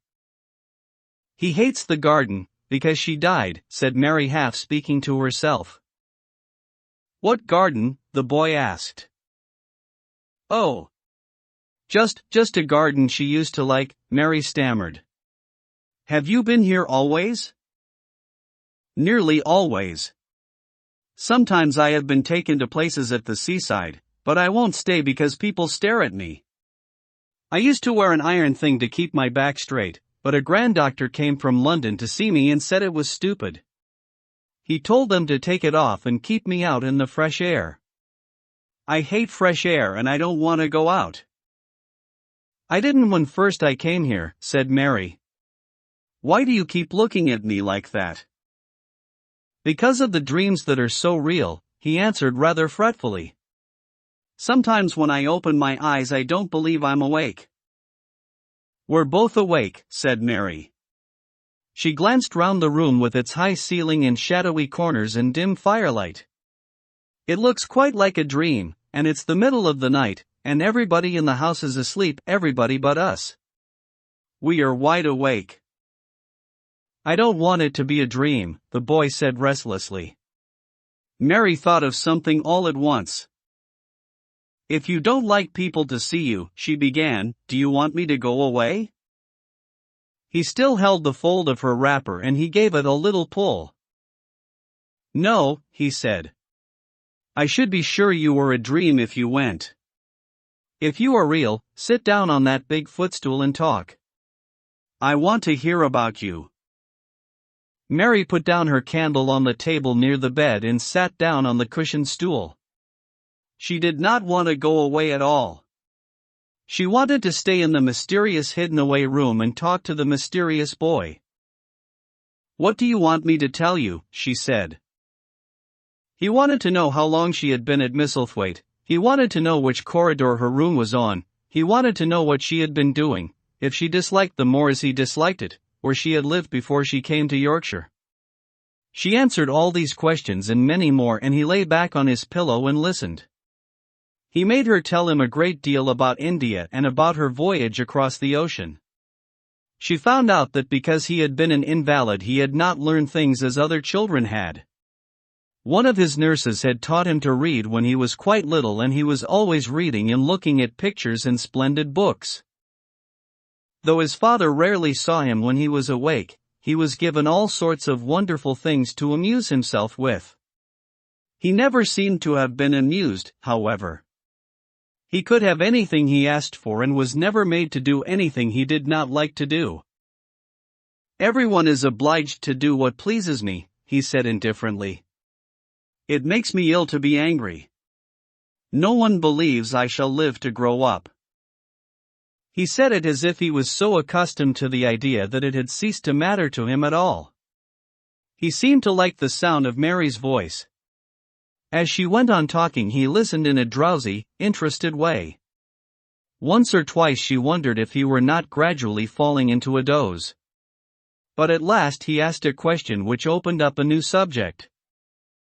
How old are you? He asked. I am 10, answered Mary, forgetting herself for the moment, and so are you.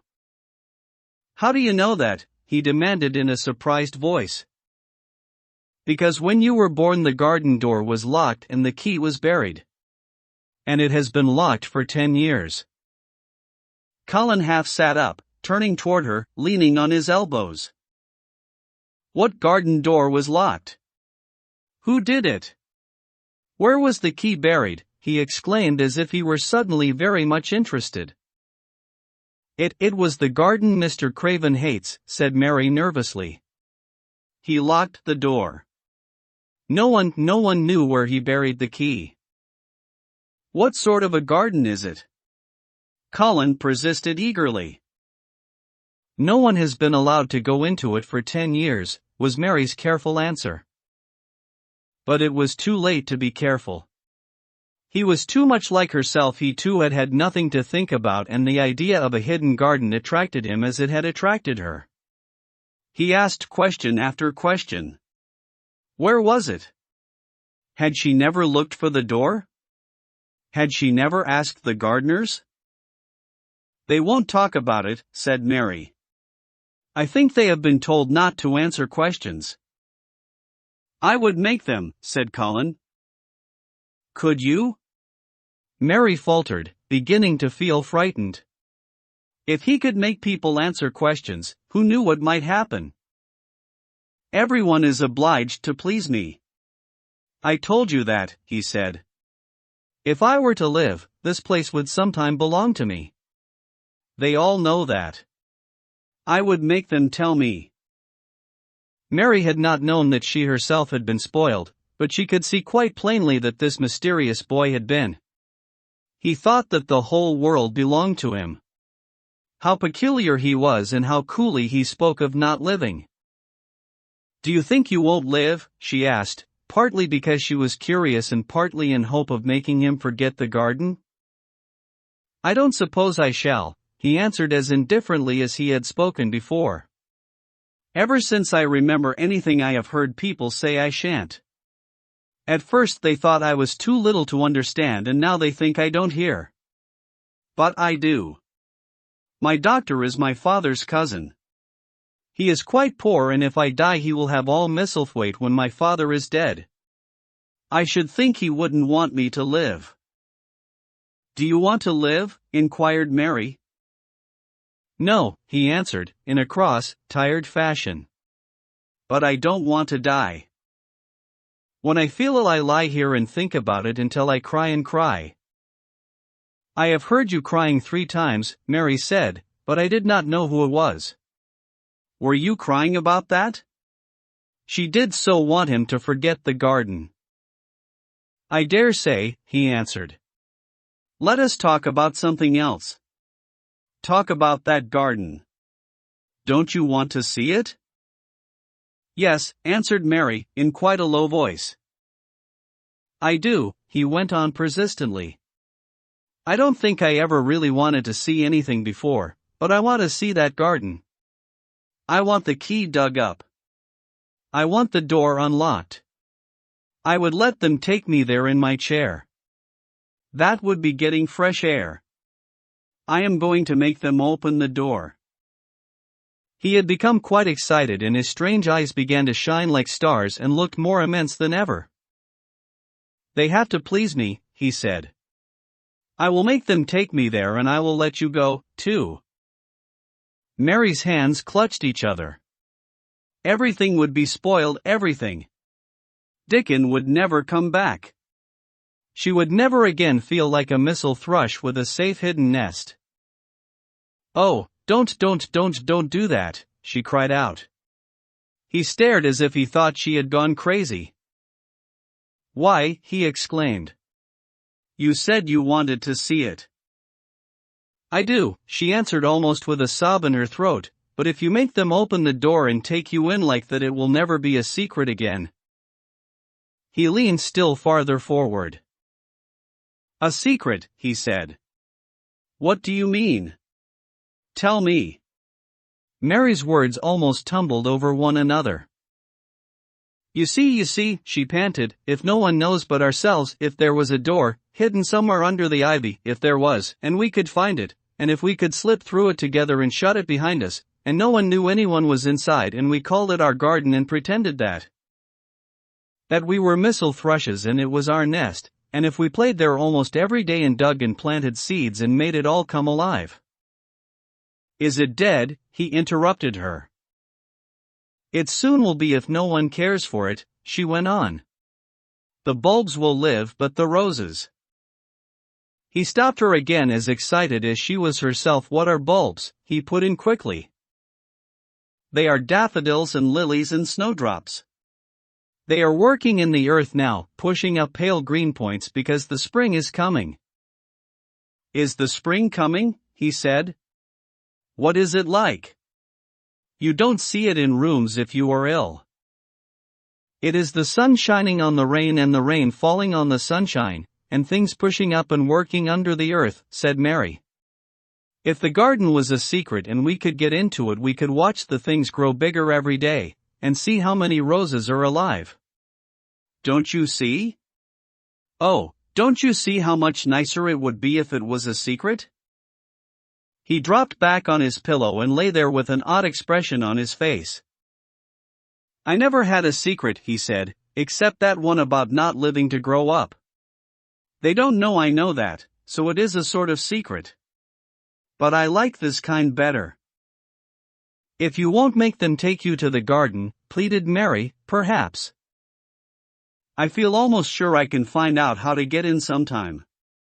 And then, if the doctor wants you to go out in your chair, and if you can always do what you want to do, perhaps we might find some boy who would push you, and we could go alone and it would always be a secret garden."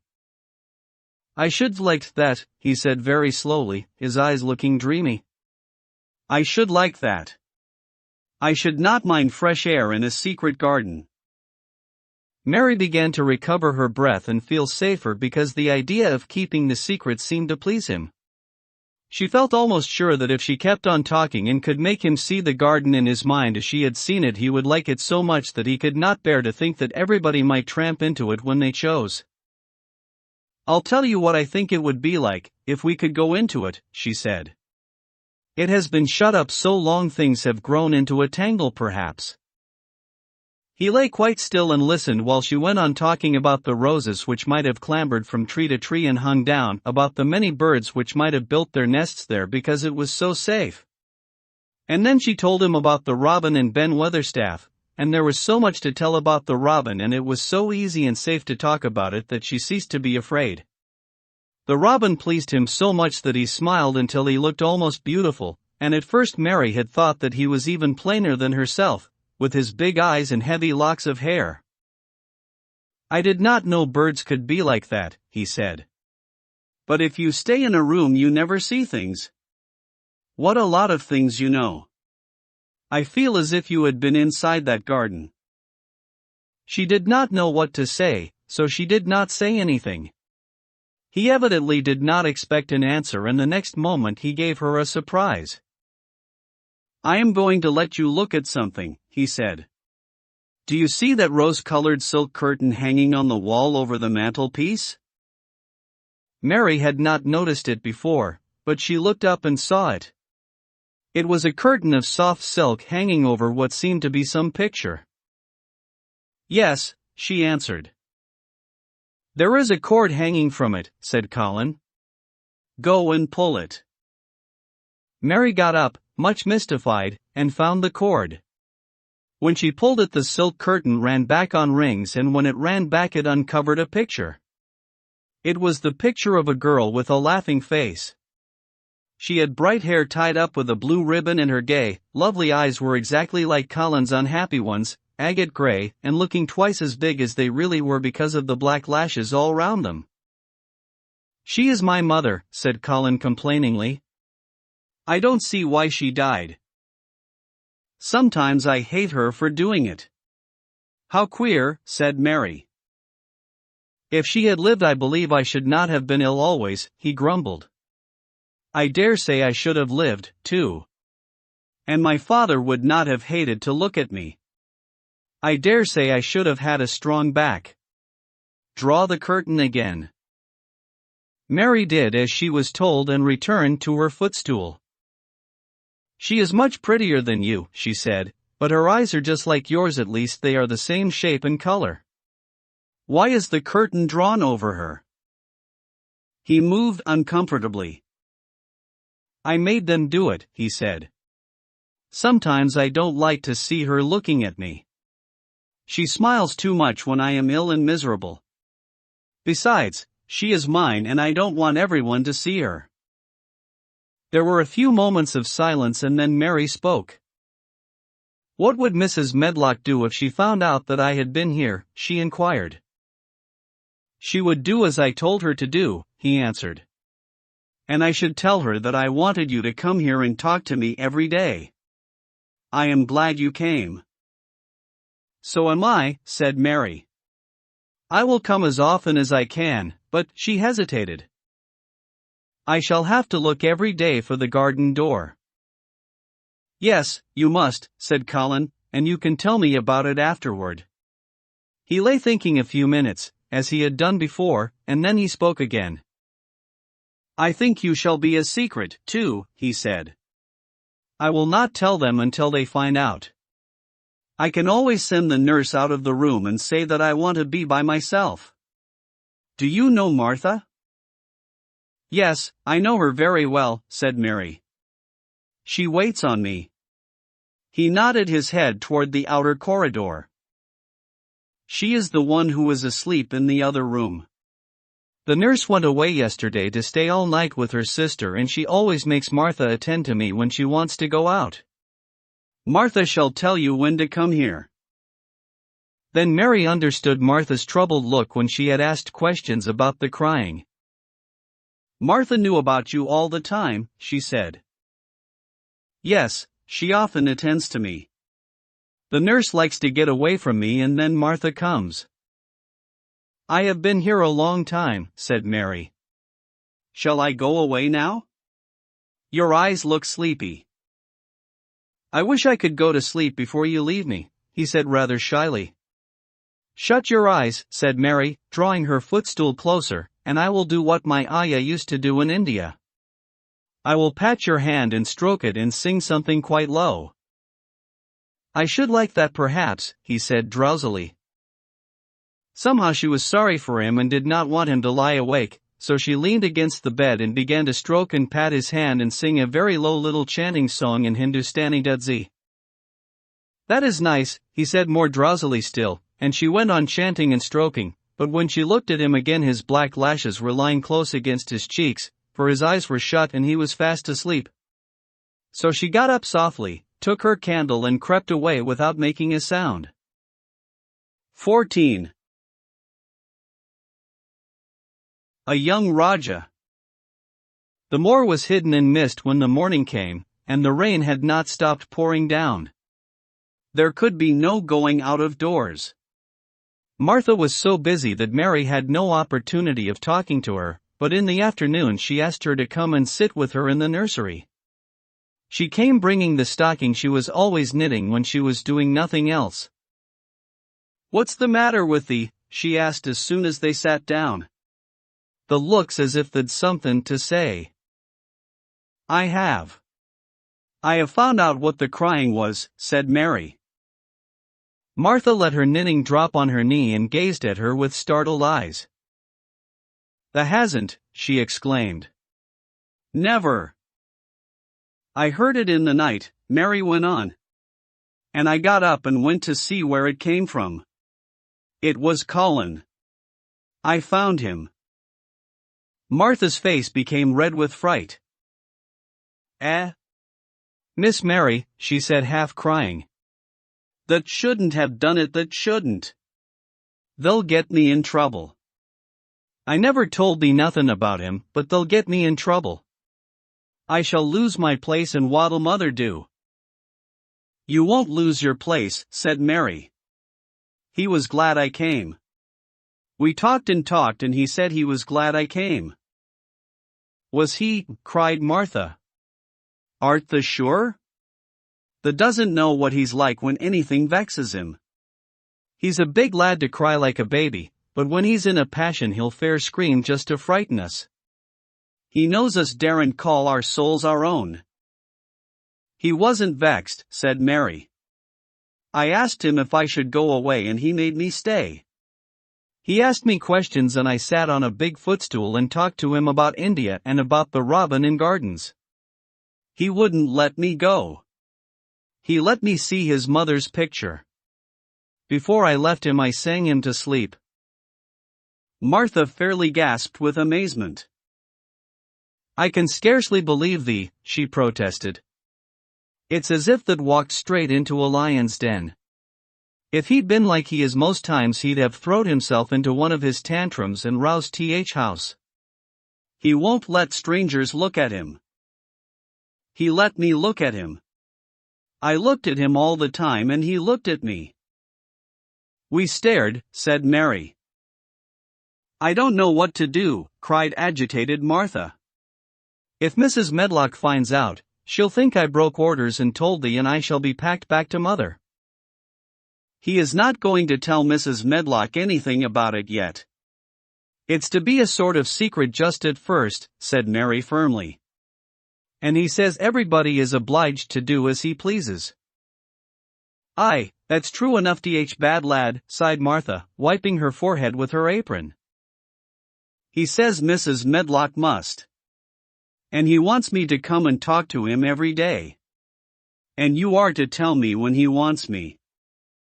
"Me," said Martha, "I shall lose my place, I shall for sure." "You can if you are doing what he wants you to do and everybody is ordered to obey him," Mary argued.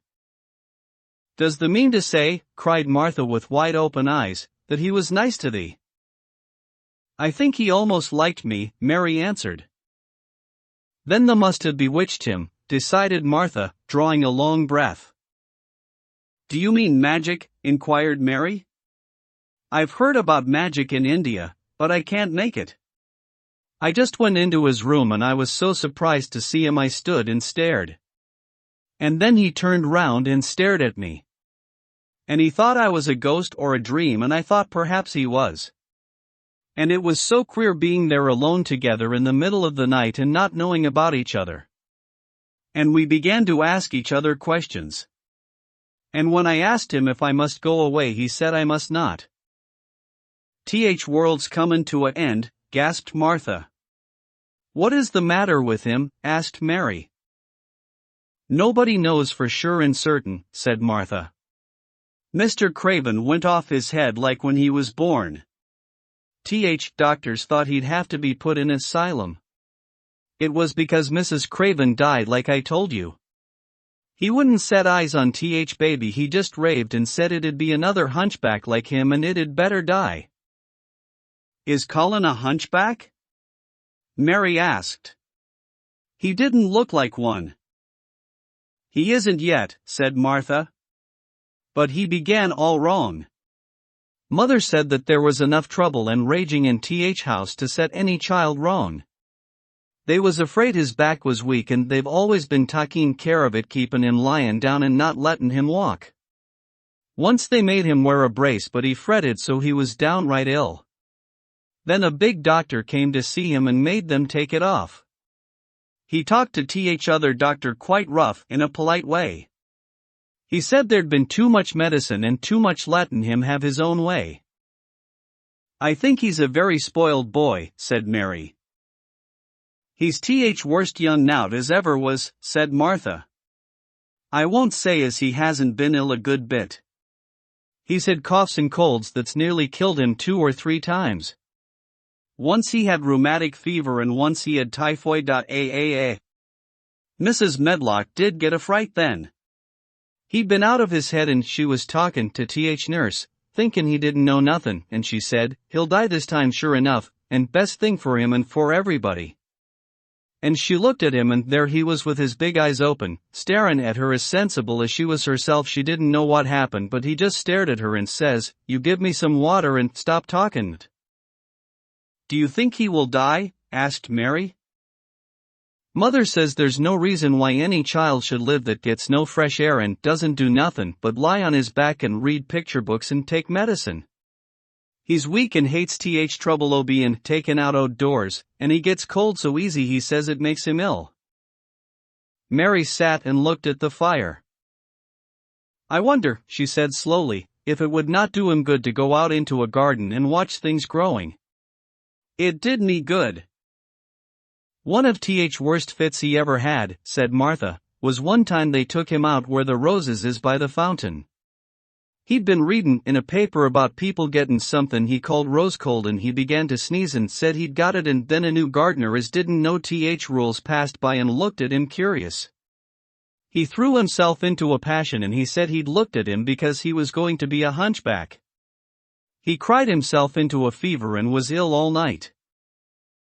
If he ever gets angry at me, I'll never go and see him again, said Mary. He'll have thee if he wants thee, said Martha. The may as well know that at start. Very soon afterward a bell rang and she rolled up her knitting. I dare say nurse wants me to stay with him a bit, she said. I hope he's in a good temper. She was out of the room about 10 minutes and then she came back with a puzzled expression. Well, that has bewitched him, she said. He's up on his sofa with his picture books. He's told the nurse to stay away until 6 o'clock. I'm to wait in the next room.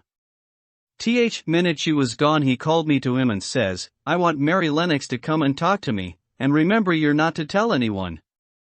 You'd better go as quick as you can. Mary was quite willing to go quickly. She did not want to see Colin as much as she wanted to see Dickon, but she wanted to see him very much. There was a bright fire on the hearth when she entered his room, and in the daylight she saw it was a very beautiful room indeed. There were rich colors in the rugs and hangings and pictures and books on the walls which made it look glowing and comfortable even in spite of the gray sky and falling rain. Colin looked rather like a picture himself. He was wrapped in a velvet dressing gown and sat against a big brocaded cushion. He had a red spot on each cheek. "Come in," he said. "I've been thinking about you all morning." "I've been thinking about you, too," answered Mary. "You don't know how frightened Martha is. She says Mrs. Medlock will think she told me about you and then she will be sent away." He frowned. "Go and tell her to come here," he said. "She is in the next room." Mary went and brought her back. Poor Martha was shaking in her shoes. Colin was still frowning. "Have you to do what I please or have you not?" he demanded. "I have to do what you please, sir," Martha faltered, turning quite red. "Has Medlock to do what I please?" "Everybody has, sir," said Martha. "Well, then, if I order you to bring Miss Mary to me, how can Medlock send you away if she finds it out?" "Please don't let her, sir," pleaded Martha. "I'll send her away if she dares to say a word about such a thing," said Master Craven grandly. "She wouldn't like that, I can tell you." "Thank you, sir," bobbing a curtsy. "I want to do my duty, sir." "What I want is your duty," said Colin more grandly still. "I'll take care of you. Now go away." When the door closed behind Martha, Colin found Mistress Mary gazing at him as if he had set her wondering. "Why do you look at me like that?" he asked her. "What are you thinking about?" "I am thinking about two things." "What are they?" "Sit down and tell me." "This is the first one," said Mary, seating herself on the big stool. "Once in India I saw a boy who was a Rajah. He had rubies and emeralds and diamonds stuck all over him. He spoke to his people just as you spoke to Martha. Everybody had to do everything he told them in a minute. I think they would have been killed if they hadn't." "I shall make you tell me about Rajahs presently," he said, "but first tell me what the second thing was." "I was thinking," said Mary, "how different you are from Dickon." "Who is Dickon?" he said. "What a queer name." She might as well tell him, she thought. She could talk about Dickon without mentioning the secret garden. She had liked to hear Martha talk about him. Besides, she longed to talk about him. It would seem to bring him nearer. "He is Martha's brother. He is 12 years old," she explained. "He is not like anyone else in the world. He can charm foxes and squirrels and birds just as the natives in India charm snakes. He plays a very soft tune on a pipe and they come and listen." There were some big books on a table at his side and he dragged one suddenly toward him. "There is a picture of a snake charmer in this," he exclaimed. "Come and look at it." The book was a beautiful one with superb colored illustrations and he turned to one of them. "Can he do that?" he asked eagerly. "He played on his pipe and they listened," Mary explained. "But he doesn't call it magic. He says it's because he lives on the moor so much and he knows their ways. He says he feels sometimes as if he was a bird or a rabbit himself, he likes them so. I think he asked the robin questions. It seemed as if they talked to each other in soft chirps." Colin lay back on his cushion and his eyes grew larger and larger and the spots on his cheeks burned. "Tell me some more about him," he said. "He knows all about eggs and nests," Mary went on. "And he knows where foxes and badgers and otters live. He keeps them secret so that other boys won't find their holes and frighten them. He knows about everything that grows or lives on the moor." "Does he like the moor?" said Colin. "How can he when it's such a great, bare, dreary place?" "It's the most beautiful place," protested Mary. "Thousands of lovely things grow on it and there are thousands of little creatures all busy building nests and making holes and burrows and chippering or singing or squeaking to each other. They are so busy and having such fun under the earth or in the trees or heather. It's their world. How do you know all that? Said Colin, turning on his elbow to look at her. I have never been there once, really, said Mary, suddenly remembering. I only drove over it in the dark. I thought it was hideous. Martha told me about it first and then Dickon. When Dickon talks about it, you feel as if you saw things and heard them, and as if you were standing in the heather with the sun shining and the gorse smelling like honey, and all full of bees and butterflies. You never see anything if you are ill, said Colin restlessly. He looked like a person listening to a new sound in the distance and wondering what it was. You can't if you stay in a room, said Mary. I couldn't go on the moor, he said in a resentful tone.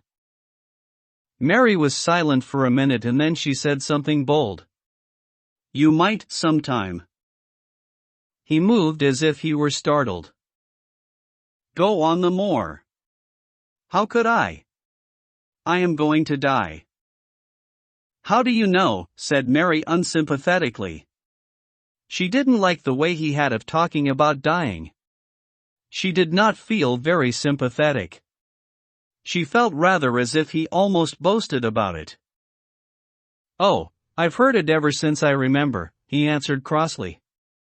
They are always whispering about it and thinking I don't notice. They wish I would, too. Mistress Mary felt quite contrary.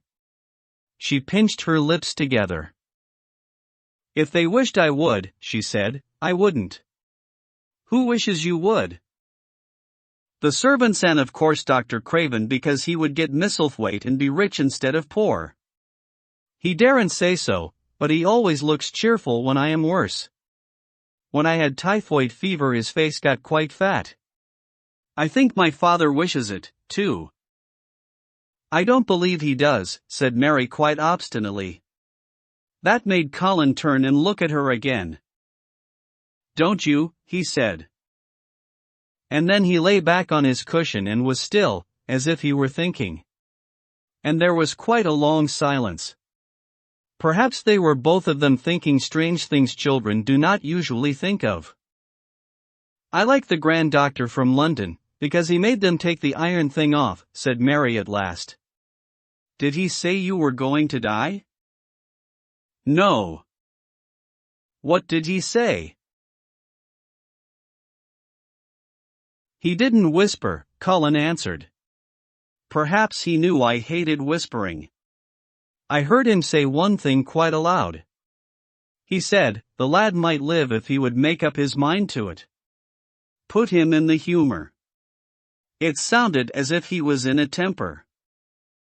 I'll tell you who would put you in the humor, perhaps, said Mary, reflecting. She felt as if she would like this thing to be settled one way or the other. I believe Dickon would. He's always talking about live things. He never talks about dead things or things that are ill.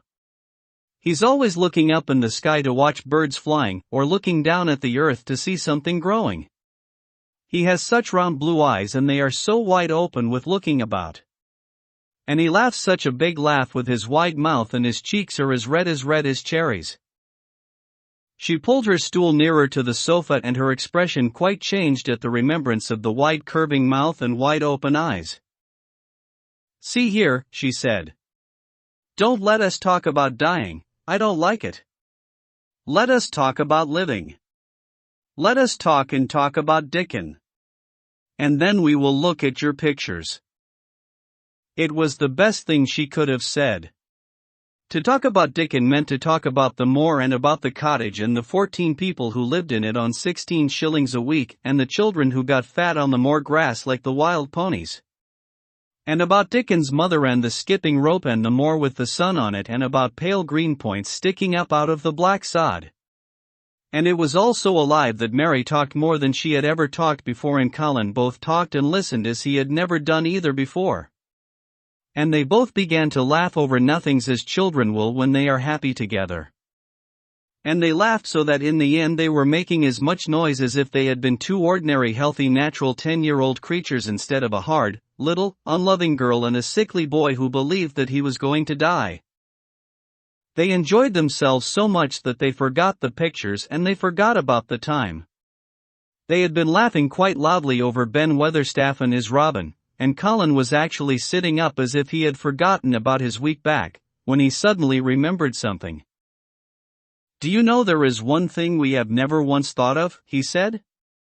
"We are cousins."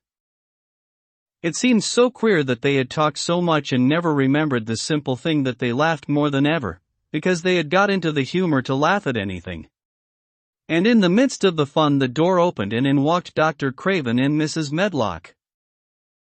Dr. Craven started in actual alarm and Mrs. Medlock almost fell back because he had accidentally bumped against her.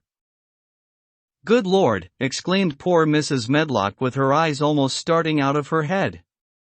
"Good Lord!" "What is this?" said Dr. Craven, coming forward. "What does it mean?"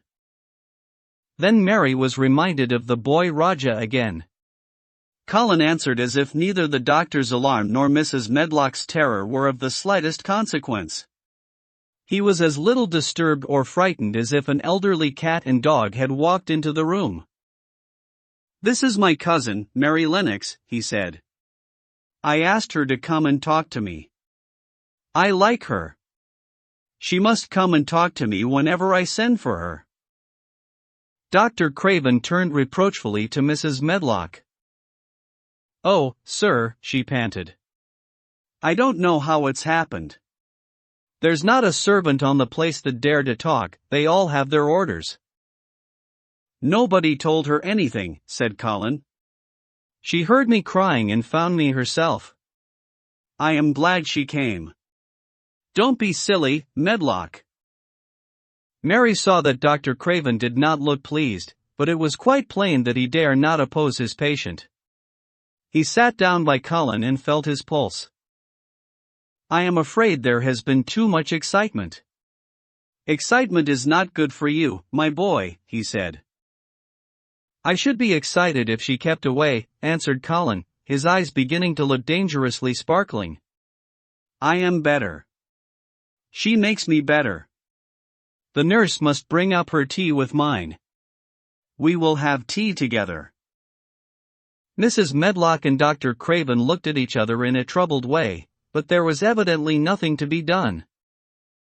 "He does look rather better, sir," ventured Mrs. Medlock. "But, thinking the matter over, he looked better this morning before she came into the room." "She came into the room last night. She stayed with me a long time. She sang a Hindustani song to me and it made me go to sleep," said Colin. "I was better when I wakened up. I wanted my breakfast. I want my tea now. Tell Nurse Medlock." Dr. Craven did not stay very long. He talked to the nurse for a few minutes when she came into the room and said a few words of warning to Colin. He must not talk too much, he must not forget that he was ill, he must not forget that he was very easily tired. Mary thought that there seemed to be a number of uncomfortable things he was not to forget. Colin looked fretful and kept his strange black-lashed eyes fixed on Dr. Craven's face. "I want to forget it," he said at last. "She makes me forget it. That is why I want her." Dr. Craven did not look happy when he left the room. He gave a puzzled glance at the little girl sitting on the large stool. She had become a stiff, silent child again as soon as he entered and he could not see what the attraction was. The boy actually did look brighter, however, and he sighed rather heavily as he went down the corridor. "They are always wanting me to eat things when I don't want to," said Colin, as the nurse brought in the tea and put it on the table by the sofa. "Now, if you'll eat I will. Those muffins look so nice and hot. Tell me about Rajas." 15. Nest building. After another week of rain, the high arch of blue sky appeared again and the sun which poured down was quite hot. Though there had been no chance to see either the secret garden or Dickon, Mistress Mary had enjoyed herself very much. The week had not seemed long.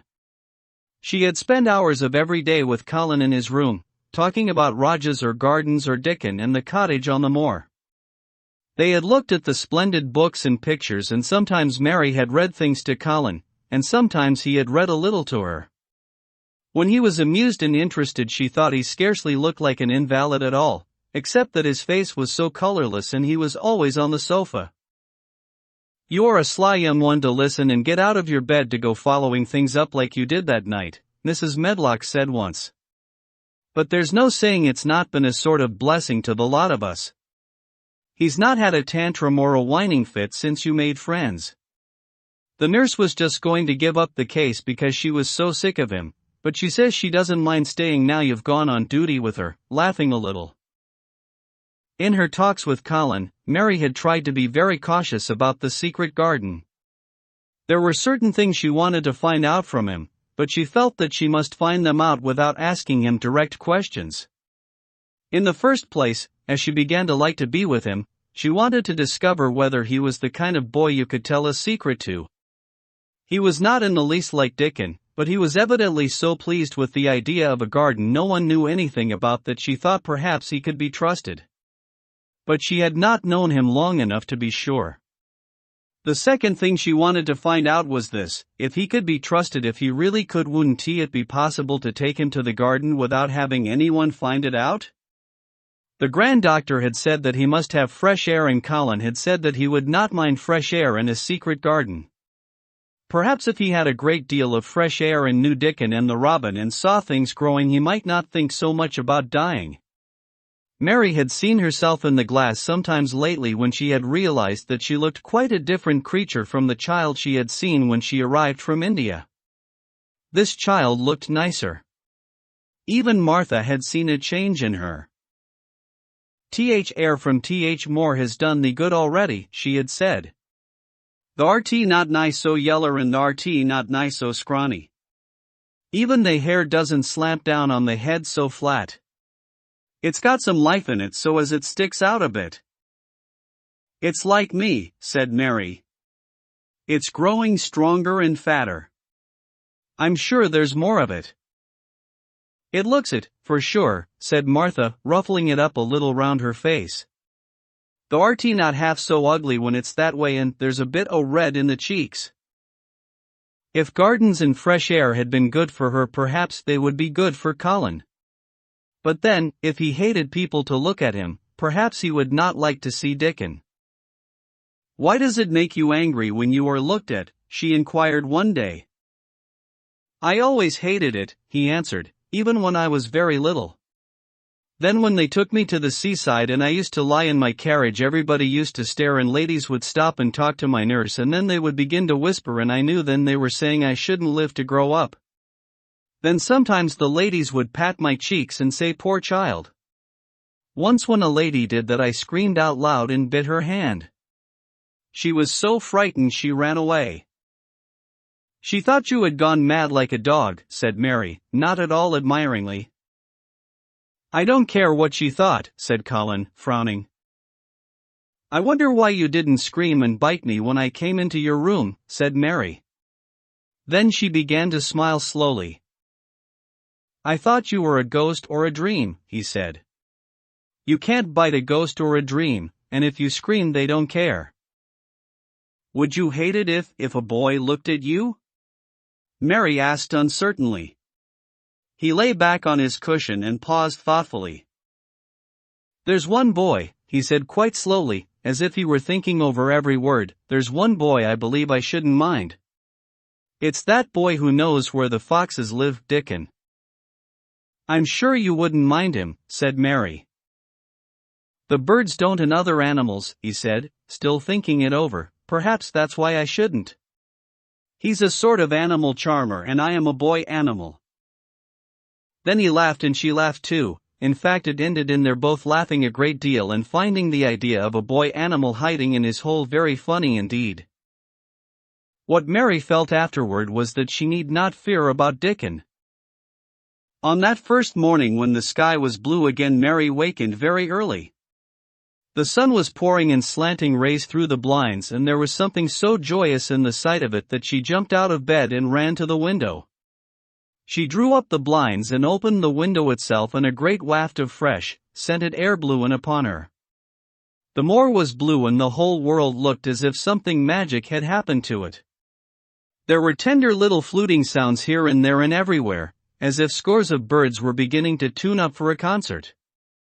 Mary put her hand out of the window and held it in the sun. "It's warm," she said.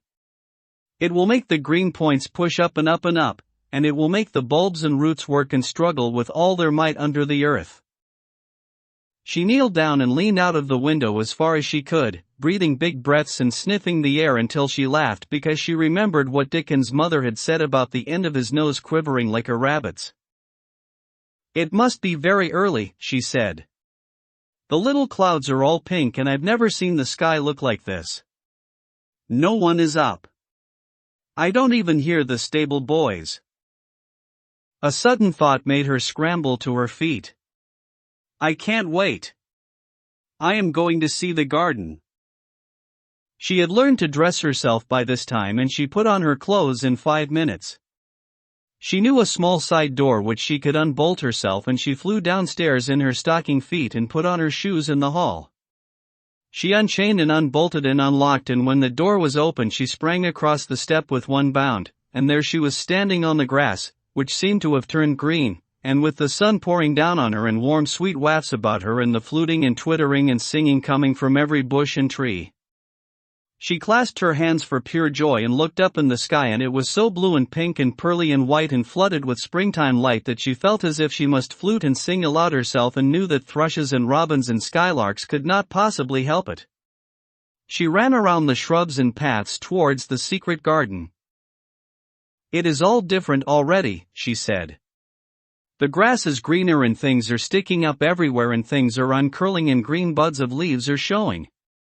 This afternoon I am sure Dickon will come." The long warm rain had done strange things to the herbaceous beds which bordered the walk by the lower wall.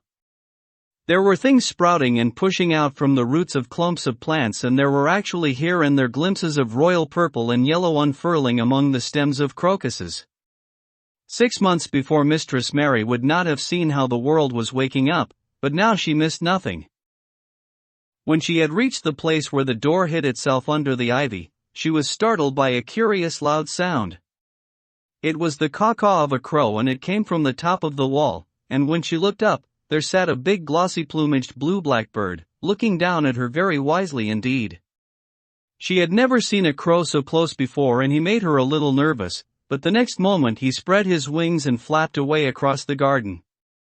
She hoped he was not going to stay inside, and she pushed the door open wondering if he would.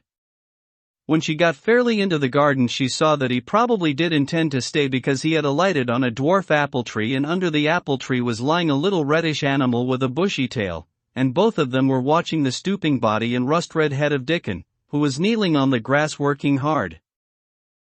Mary flew across the grass to him. "Oh, Dickon! Dickon," she cried out. "How could you get here so early? How could you? The sun has only just got up." He got up himself, laughing and glowing, and tousled, his eyes like a bit of the sky. He said. "I was up long before him. How could I have stayed abed? World's all fair begun again this mornin', it has. And it's workin' and hummin' and scratchin' and pippin' and nest buildin' and breathin' out sense, till you've got to be out on it 'stead o' lyin' on your back. When sun did jump up, Moore went mad for joy, and I was in the midst of Heather, and I run like mad myself, shoutin' and singin'. And I come straight here. I couldn't have stayed away. Why, Garden was lyin' here waitin'." Mary put her hands on her chest, panting, as if she had been running herself. "Oh, Dickon! Dickon," she said. "I'm so happy I can scarcely breathe." Seeing him talking to a stranger, the little bushy-tailed animal rose from its place under the tree and came to him, and the rook, cawing once, flew down from its branch and settled quietly on his shoulder. "This is little fox cub," he said, rubbing the little reddish animal's head. "It's named Captain. And this here's Soot. Sooty flew across more with me and Captain he run same as if hounds had been after him. They both felt same as I did. Neither of the creatures looked as if he were the least afraid of Mary.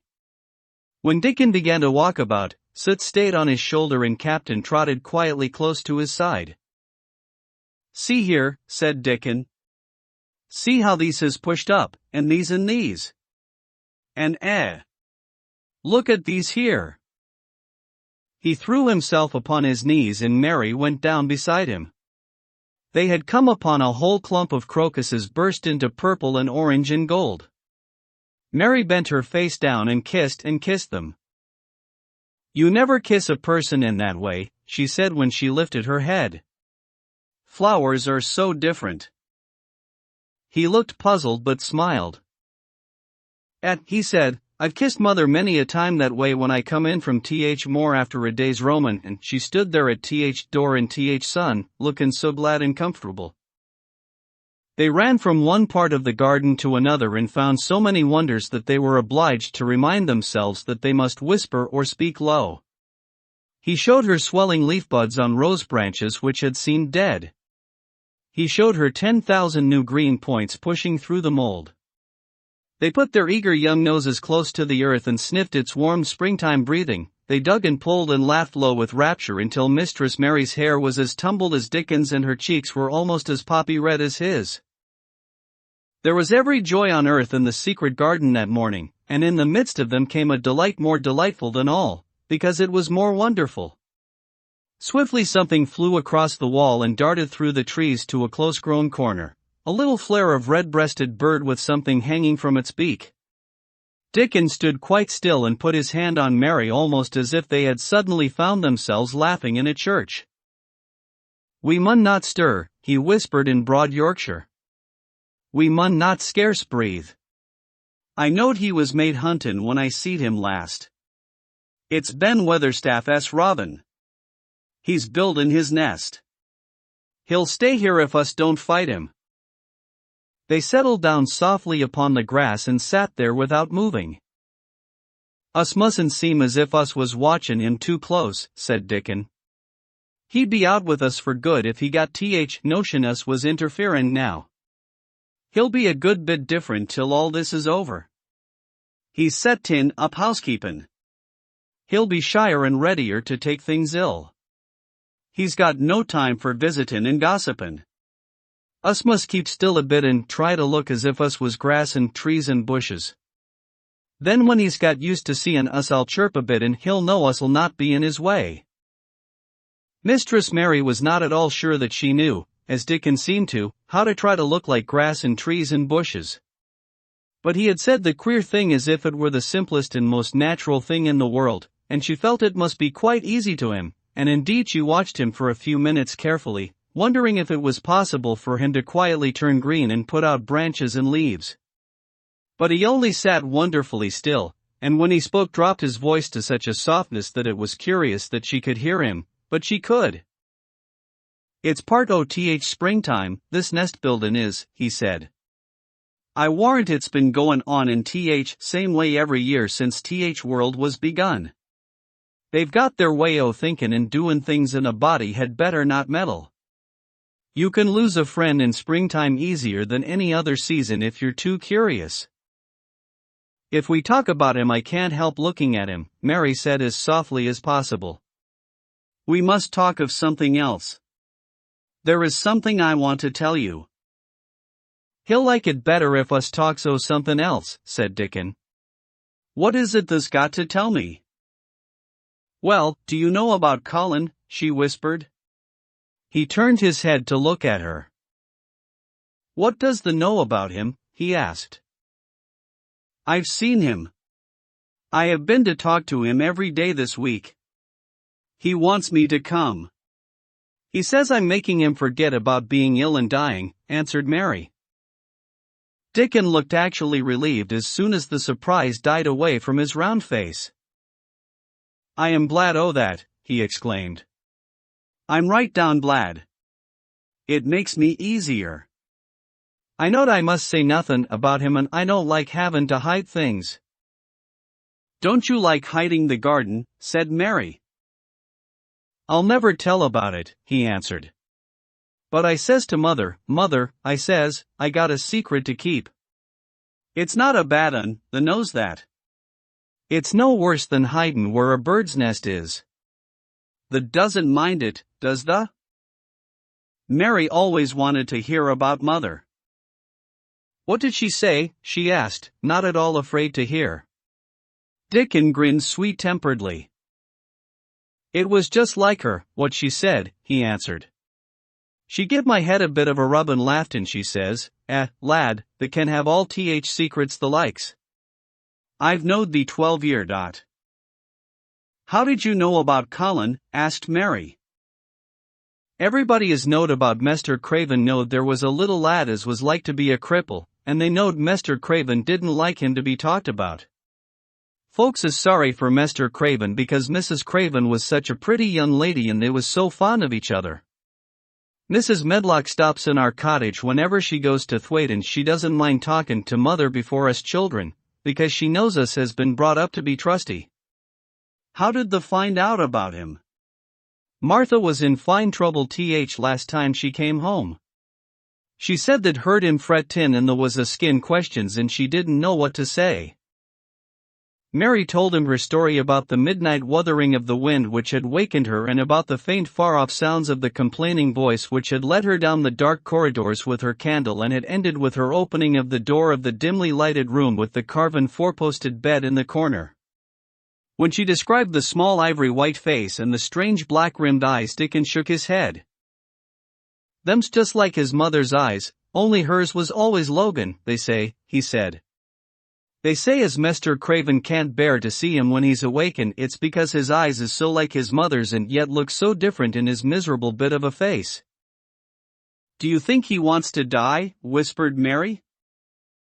"No, but he wishes he'd never been born. Mother she says that's worst thing on earth for a child. Them as is not wanted scarce ever thrives. Mester Craven he'd buy anything as money could buy for poor lad, but he'd like to forget as he's on earth. For one thing, he's afraid he'll look at him some day and find he's growed hunchback." "Colin's so afraid of it himself that he won't sit up," said Mary. "He says he's always thinking that if he should feel a lump coming he should go crazy and scream himself to death." "He oughtn't to lie there thinking things like that," said Dickon. "No lad could get well as thought them sort o' things." The fox was lying on the grass close by him, looking up to ask for a pat now and then, and Dickon bent down and rubbed his neck softly and thought a few minutes in silence. Presently he lifted his head and looked round the garden. "When first we got in here," he said, "it seemed like everything was grey. Look round now and tell me if thee doesn't see a difference." Mary looked and caught her breath a little. "Why," she cried, "the grey wall is changing. It is as if a green mist were creeping over it. It's almost like a green gauze veil." "Aye," said Dickon. "And it'll be greener and greener till grey's all gone. Can thee guess what I was thinkin'?" "I know it was something nice," said Mary eagerly. "I believe it was something about Colin. I was thinkin' that if he was out here he wouldn't be watchin' for lumps to grow on his back, he'd be watchin' for buds to break on rose bushes, and he'd likely be healthier," explained Dickon. "I was wonderin' if us could ever get him in humor to come out here and lie under trees in his carriage." "I've been wondering that myself. I've thought of it almost every time I've talked to him," said Mary. "I've wondered if he could keep a secret and I've wondered if we could bring him here without anyone seeing us. I thought perhaps you could push his carriage. The doctor said he must have fresh air and if he wants us to take him out no one dare disobey him. He won't go out for other people and perhaps they will be glad if he will go out with us. He could order the gardeners to keep away so they wouldn't find out." Dickon was thinking very hard as he scratched Captain's back. "It'd be good for him, I'll warrant," he said. "Us not be thinkin' he'd better never been born. Us'd be just two children watchin' a garden grow, and he'd be another. Two lads and a little lass just lookin' on at springtime. I warrant it'd be better than doctor's stuff. He's been lying in his room so long and he's always been so afraid of his back that it has made him queer, said Mary. He knows a good many things out of books but he doesn't know anything else. He says he has been too ill to notice things and he hates going out of doors and hates gardens and gardeners. But he likes to hear about this garden because it is a secret. I daren't tell him much but he said he wanted to see it. Us'll have him out here sometime for sure, said Dickon. I could push his carriage well enough. Has thee noticed how Robin and his mate has been workin' while we've been sittin' here? Look at him perched on that branch wonderin' where it'd be best to put that twig he's got in his beak. He made one of his low whistling calls and the robin turned his head and looked at him inquiringly, still holding his twig. Dickon spoke to him as Ben Weatherstaff did, but Dickon's tone was one of friendly advice. Where's ever the puts it, he said, it'll be all right. They knew how to build the nest before they came out egg. Get on with thee, lad. Thist got no time to lose. Oh, I do like to hear you talk to him, Mary said, laughing delightedly. Ben Weatherstaff scolds him and makes fun of him, and he hops about and looks as if he understood every word, and I know he likes it. Ben Weatherstaff says he is so conceited he would rather have stones thrown at him than not be noticed. Dickon laughed too and went on talking. The Notas won't trouble thee, he said to the robin. Us is near bein' wild things ourselves. Us is nest buildin' too, bless thee. Look out the doesn't tell on us. And though the robin did not answer, because his beak was occupied, Mary knew that when he flew away with his twig to his own corner of the garden the darkness of his dewbright meant that he would not tell their secret for the world. 16. I won't, said Mary. They found a great deal to do that morning and Mary was late in returning to the house and was also in such a hurry to get back to her work that she quite forgot Colin until the last moment. Tell Colin that I can't come and see him yet, she said to Martha. I'm very busy in the garden. Martha looked rather frightened. Miss Mary, she said, it may put him all out of humor when I tell him that. But Mary was not as afraid of him as other people were and she was not a self-sacrificing person. I can't stay, she answered. Dickon's waiting for me, and she ran away. The afternoon was even lovelier and busier than the morning had been.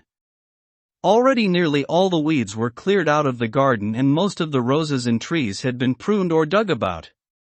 Dickon had brought a spade of his own and he had taught Mary to use all her tools, so that by this time it was plain that though the lovely wild place was not likely to become a gardener's garden, it would be a wilderness of growing things before the springtime was over. There'll be apple blossoms and cherry blossoms overhead, Dickon said, working away with all his might. And there'll be peach and plum trees in bloom against walls, and grass'll be a carpet o' flowers. The little fox and the rook were as happy and busy as they were, and the robin and his mate flew backward and forward like tiny streaks of lightning. Sometimes the rook flapped his black wings and soared away over the treetops in the park. Each time he came back and perched near Dickon and cawed several times as if he were relating his adventures, and Dickon talked to him just as he had talked to the robin. Once when Dickon was so busy that he did not answer him at first, Sud flew onto his shoulders and gently tweaked his ear with his large beak. When Mary wanted to rest a little Dickon sat down with her under a tree and once he took his pipe out of his pocket and played the soft strange little notes and two squirrels appeared on the wall and looked and listened. There's a good bit stronger than the was, Dickon said, looking at her as she was digging. There's beginning to look different, for sure. Mary was glowing with exercise and good spirits. I'm getting fatter and fatter every day, she said quite exultantly. Mrs. Medlock will have to get me some bigger dresses. Martha says my hair is growing thicker. It isn't so flat and stringy. The sun was beginning to set and sending deep gold-colored rays slanting under the trees when they parted. "It'll be fine tomorrow," said Dickon. "I'll be at work by sunrise." "So will I," said Mary. She ran back to the house as quickly as her feet would carry her. She wanted to tell Colin about Dickon's fox cub and the rook and about what the springtime had been doing. She felt sure he would like to hear. So it was not very pleasant when she opened the door of her room, to see Martha standing waiting for her with a doleful face. "What is the matter?" she asked. "What did Colin say when you told him I couldn't come?" Said Martha, "I wish they'd gone. He was nigh goin' into one o' his tantrums. There's been a nice to-do all afternoon to keep him quiet. He would watch the clock all th time." Mary's lips pinched themselves together. She was no more used to considering other people than Colin was, and she saw no reason why an ill-tempered boy should interfere with the thing she liked best. She knew nothing about the pitifulness of people who had been ill and nervous and who did not know that they could control their tempers and need not make other people ill and nervous, too. When she had had a headache in India, she had done her best to see that everybody else also had a headache or something quite as bad. And she felt she was quite right, but of course now she felt that Colin was quite wrong. He was not on his sofa when she went into his room. He was lying flat on his back in bed, and he did not turn his head toward her as she came in. This was a bad beginning, and Mary marched up to him with her stiff manner. "Why didn't you get up?" she said. "I did get up this morning when I thought you were coming," he answered, without looking at her. "I made them put me back in bed this afternoon. My back ached and my head ached and I was tired." "Why didn't you come?" "I was working in the garden with Dickon," said Mary. Colin frowned and condescended to look at her.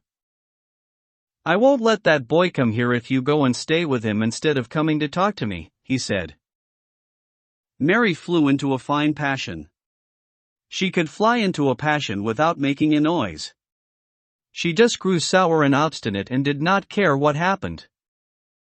"If you send Dickon away, I'll never come into this room again," she retorted. "You'll have to if I want you," said Colin. "I won't," said Mary. "I'll make you," said Colin. "They shall drag you in." "Shall they, Mr. Raja?" said Mary fiercely. "They may drag me in, but they can't make me talk when they get me here. I'll sit and clench my teeth and never tell you one thing. I won't even look at you. I'll stare at the floor." They were a nice agreeable pair as they glared at each other. If they had been two little street boys, they would have sprung at each other and had a rough and tumble fight. As it was, they did the next thing to it. "You are a selfish thing," cried Colin. "What are you?" said Mary. "Selfish people always say that. Anyone is selfish who doesn't do what they want. You're more selfish than I am. You're the most selfish boy I ever saw." "I'm not," snapped Colin. "I'm not as selfish as your fine Dickon is. He keeps you playing in the dirt when he knows I am all by myself. He's selfish, if you like." Mary's eyes flashed fire. "He's nicer than any other boy that ever lived," she said. He's like an angel." It might sound rather silly to say that, but she did not care. "A nice angel?" Colin sneered ferociously. "He's a common cottage boy off the moor." "He's better than a common Raja," retorted Mary. "He's 1,000 times better." Because she was the stronger of the two, she was beginning to get the better of him. The truth was that he had never had a fight with anyone like himself in his life, and, upon the whole, it was rather good for him, though neither he nor Mary knew anything about that. He turned his head on his pillow and shut his eyes, and a big tear was squeezed out and ran down his cheek. He was beginning to feel pathetic and sorry for himself, not for anyone else. "I'm not as selfish as you, because I'm always ill, and I'm sure there is a lump coming on my back," he said. "And I am going to die besides." You're not," contradicted Mary unsympathetically. He opened his eyes quite wide with indignation. He had never heard such a thing said before. He was at once furious and slightly pleased, if a person could be both at one time. "I'm not," he cried. "I am. You know I am. Everybody says so." "I don't believe it," said Mary sourly. "You just say that to make people sorry. I believe you're proud of it." "I don't believe it. If you were a nice boy it might be true, but you're too nasty." In spite of his invalid back, Colin sat up in bed in quite a healthy rage. "Get out of the room," he shouted, and he caught hold of his pillow and threw it at her. He was not strong enough to throw it far and it only fell at her feet, but Mary's face looked as pinched as a nutcracker. "I'm going," she said. "And I won't come back." She walked to the door and when she reached it she turned round and spoke again. "I was going to tell you all sorts of nice things," she said. "Dickon brought his fox and his rook and I was going to tell you all about them. Now I won't tell you a single thing." She marched out of the door and closed it behind her, and there to her great astonishment she found the trained nurse standing as if she had been listening and, more amazing still, she was laughing. She was a big handsome young woman who ought not to have been a trained nurse at all, as she could not bear invalids and she was always making excuses to leave Colin to Martha or anyone else who would take her place. Mary had never liked her, and she simply stood and gazed up at her as she stood giggling into her handkerchief. "What are you laughing at?" she asked her. "At you two young ones," said the nurse. "It's the best thing that could happen to the sickly pampered thing to have someone to stand up to him that's as spoiled as himself," and she laughed into her handkerchief again. "If he'd had a young vixen of a sister to fight with it would have been the saving of him." "Is he going to die?" "I don't know and I don't care," said the nurse. "Hysterics and temper are half what ails him." "What are hysterics?" asked Mary. "You'll find out if you work him into a tantrum after this, but at any rate you've given him something to have hysterics about, and I'm glad of it." Mary went back to her room not feeling at all as she had felt when she had come in from the garden. She was cross and disappointed but not at all sorry for Colin. She had looked forward to telling him a great many things and she had meant to try to make up her mind whether it would be safe to trust him with the great secret. She had been beginning to think it would be, but now she had changed her mind entirely. She would never tell him and he could stay in his room and never get any fresh air and die if he liked. It would serve him right. She felt so sour and unrelenting that for a few minutes she almost forgot about Dickon and the green veil creeping over the world and the soft wind blowing down from the moor. Martha was waiting for her and the trouble in her face had been temporarily replaced by interest and curiosity. There was a wooden box on the table and its cover had been removed and revealed that it was full of neat packages. "Mr. Craven sent it to you," said Martha. "It looks as if it had picture books in it." Mary remembered what he had asked her the day she had gone to his room. "Do you want anything, dolls, toys, books?" She opened the package wondering if he had sent a doll, and also wondering what she should do with it if he had. But he had not sent one. There were several beautiful books such as Colin had, and 2 of them were about gardens and were full of pictures. There were 2 or 3 games and there was a beautiful little writing case with a gold monogram on it and a gold pen and inkstand. Everything was so nice that her pleasure began to crowd her anger out of her mind. She had not expected him to remember her at all and her hard little heart grew quite warm. "I can write better than I can print," she said, "and the first thing I shall write with that pen will be a letter to tell him I am much obliged."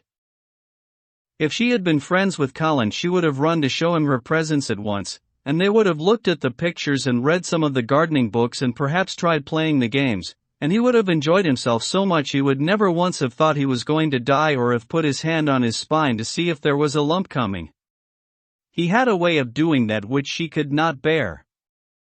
It gave her an uncomfortable, frightened feeling because he always looked so frightened himself. He said that if he felt even quite a little lump someday he should know his hunch had begun to grow. Something he had heard Mrs. Medlock whispering to the nurse had given him the idea, and he had thought over it in secret until it was quite firmly fixed in his mind. Mrs. Medlock had said his father's back had begun to show its crookedness in that way when he was a child.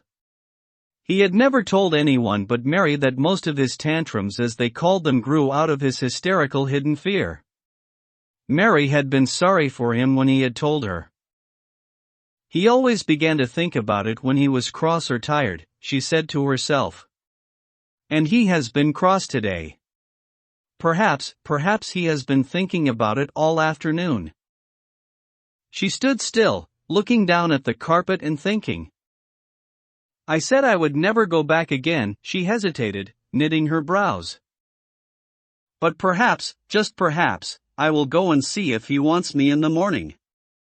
Perhaps he'll try to throw his pillow at me again, but I think I'll go. 17. A tantrum. She had got up very early in the morning and had worked hard in the garden, and she was tired and sleepy, so as soon as Martha had brought her supper and she had eaten it, she was glad to go to bed. As she laid her head on the pillow, she murmured to herself, I'll go out before breakfast and work with Dickon, and then afterward I believe I'll go to see him. She thought it was the middle of the night when she was awakened by such dreadful sounds that she jumped out of bed in an instant. What was it? What was it? The next minute she felt quite sure she knew. Doors were open and shut, and there were hurrying feet in the corridors, and someone was crying and screaming at the same time, screaming and crying in a horrible way. It's Colin, she said. He's having one of those tantrums the nurse called hysterics. How awful it sounds. As she listened to the sobbing screams, she did not wonder that people were so frightened that they gave him his own way in everything rather than hear them. She put her hands over her ears and felt sick and shivering. I don't know what to do. I don't know what to do, she kept saying. I can't bear it. Once she wondered if he would stop if she dared go to him, and then she remembered how he had driven her out of the room and thought that perhaps the sight of her might make him worse. Even when she pressed her hands more tightly over her ears, she could not keep the awful sounds out. She hated them so and was so terrified by them that suddenly they began to make her angry, and she felt as if she should like to fly into a tantrum herself and frighten him as he was frightening her. She was not used to anyone's tempers but her own. She took her hands from her ears and sprang up and stamped her foot. He ought to be stopped. Somebody ought to make him stop. Somebody ought to beat him, she cried out. Just then she heard feet almost running down the corridor, and her door opened and the nurse came in. She was not laughing now by any means. She even looked rather pale. He's worked himself into hysterics, she said in a great hurry. He'll do himself harm. No one can do anything with him. You come and try, like a good child. He likes you. He turned me out of the room this morning, said Mary, stamping her foot with excitement. The stamp rather pleased the nurse. The truth was that she had been afraid she might find Mary crying and hiding her head under the bedclothes. That's right, she said. You're in the right humor. You go and scold him. Give him something new to think of. Do go, child, as quick as ever you can. It was not until afterward that Mary realized that the thing had been funny as well as dreadful, that it was funny that all the grown-up people were so frightened that they came to a little girl just because they guessed she was almost as bad as Colin himself. She flew along the corridor, and the nearer she got to the screams, the higher her temper mounted. She felt quite wicked by the time she reached the door. She slapped it open with her hand and ran across the room to the four-posted bed. You stop, she almost shouted. You stop. I hate you. Everybody hates you. I wish everybody would run out of the house and let you scream yourself to death. You will scream yourself to death in a minute, and I wish you would." A nice sympathetic child could neither have thought nor said such things, but it just happened that the shock of hearing them was the best possible thing for this hysterical boy whom no one had ever dared to restrain or contradict. He had been lying on his face beating his pillow with his hands, and he actually almost jumped around. He turned so quickly at the sound of the furious little voice. His face looked dreadful, white and red and swollen, and he was gasping and choking, but savage little Mary did not care an atom. "If you scream another scream," she said, "I'll scream too, and I can scream louder than you can, and I'll frighten you. He actually had stopped screaming because she had startled him so. The scream which had been coming almost choked him. The tears were streaming down his face and he shook all over. "I can't stop," he gasped and sobbed. I can't. "You can," shouted Mary. "Half that ails you is hysterics and temper, just hysterics, and she stamped each time she said it. "I felt the lump, I felt it," choked out Colin. "I knew I should. I shall have a hunch on my back and then I shall die," and he began to writhe again and turn on his face and sob and wail, but he didn't scream. "You didn't feel a lump," contradicted Mary fiercely. "If you did, it was only a hysterical lump. Hysterics makes lumps. There's nothing the matter with your horrid back, nothing but hysterics. Turn over and let me look at it." She liked the word hysterics and felt somehow as if it had an effect on him. He was probably like herself and had never heard it before. "Nurse," she commanded, "come here and show me his back this minute." The nurse, Mrs. Medlock, and Martha had been standing huddled together near the door staring at her, their mouths half open.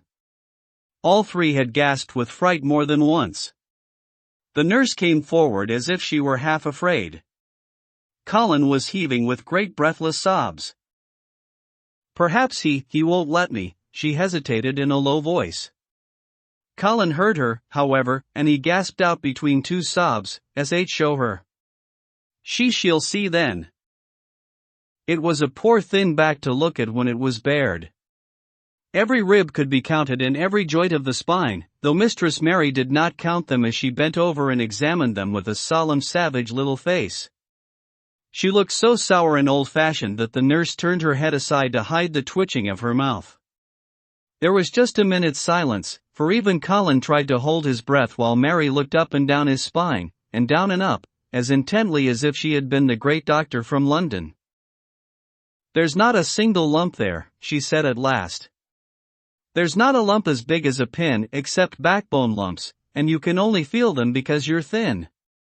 I've got backbone lumps myself, and they used to stick out as much as yours do, until I began to get fatter, and I am not fat enough yet to hide them. There's not a lump as big as a pin. If you ever say there is again, I shall laugh." No one but Colin himself knew what effect those crossly spoken childish words had on him. If he had ever had anyone to talk to about his secret terrors, if he had ever dared to let himself ask questions, if he had had childish companions and had not lain on his back in the huge closed house, breathing an atmosphere heavy with the fears of people who were most of them ignorant and tired of him, he would have found out that most of his fright and illness was created by himself, but he had lain and thought of himself and his aches and weariness for hours and days and months and years. And now that an angry, unsympathetic little girl insisted obstinately that he was not as ill as he thought he was, he actually felt as if she might be speaking the truth. "I didn't know," ventured the nurse, "that he thought he had a lump on his spine. His back is weak because he won't try to sit up. I could have told him there was no lump there." Colin gulped and turned his face a little to look at her. "See, could you?" he said pathetically. "Yes, sir." "There," said Mary, and she gulped too. Colin turned on his face again, and but for his long-drawn broken breaths, which were the dying down of his storm of sobbing, he lay still for a minute, though great tears streamed down his face and wet the pillow. Actually, the tears meant that a curious great relief had come to him. Presently he turned and looked at the nurse again, and strangely enough he was not like a Raja at all as he spoke to her. "Do you think I could live to grow up?" he said. The nurse was neither clever nor soft-hearted, but she could repeat some of the London doctor's words. "You probably will if you will do what you are told to do and not give way to your temper, and stay out a great deal in the fresh air." Colin's tantrum had passed and he was weak and worn out with crying, and this perhaps made him feel gentle. He put out his hand a little toward Mary, and I am glad to say that, her own tantrum having passed, she was softened too and met him halfway with her hand, so that it was a sort of making up. I'll go out with you, Mary," he said. "I shan't hate fresh air if we can find," he remembered just in time to stop himself from saying "if we can find the secret garden," and he ended, "I shall like to go out with you if Dickon will come and push my chair. I do so want to see Dickon and the fox and the crow." The nurse remade the tumbled bed and shook and straightened the pillows. Then she made Colin a cup of beef tiac and gave a cup to Mary, who really was very glad to get it after her excitement. Mrs. Medlock and Martha gladly slipped away, and after everything was neat and calm and in order, the nurse looked as if she would very gladly slip away also. She was a healthy young woman who resented being robbed of her sleep, and she yawned quite openly as she looked at Mary, who had pushed her big footstool close to the four-posted bed and was holding Colin's hand. "You must go back and get your sleep out," she said. "He'll drop off after a while if he's not too upset. Then I'll lie down myself in the next room. Would you like me to sing you that song I learned from my ayah?" Mary whispered to Colin. His hand pulled hers gently and he turned his tired eyes on her appealingly. "Oh, yes," he answered. "It's such a soft song. I shall go to sleep in a minute." "I will put him to sleep," Mary said to the yawning nurse. "You can go if you like." "Well," said the nurse, with an attempt at reluctance, "if he doesn't go to sleep in half an hour you must call me." "Very well," answered Mary. The nurse was out of the room in a minute, and as soon as she was gone Colin pulled Mary's hand again. "I almost told," he said, "but I stopped myself in time. I won't talk and I'll go to sleep, but you said you had a whole lot of nice things to tell me. Have you? Do you think you have found out anything at all about the way into the secret garden?" Mary looked at his poor little tired face and swollen eyes, and her heart relented. "Yes," she answered, "I think I have. And if you will go to sleep I will tell you tomorrow." His hand quite trembled. "Oh, Mary," he said. "Oh, Mary. If I could get into it I think I should live to grow up. Do you suppose that instead of singing the ayah song you could just tell me softly as you did that first day what you imagine it looks like inside? I am sure it will make me go to sleep." "Yes," answered Mary. "Shut your eyes."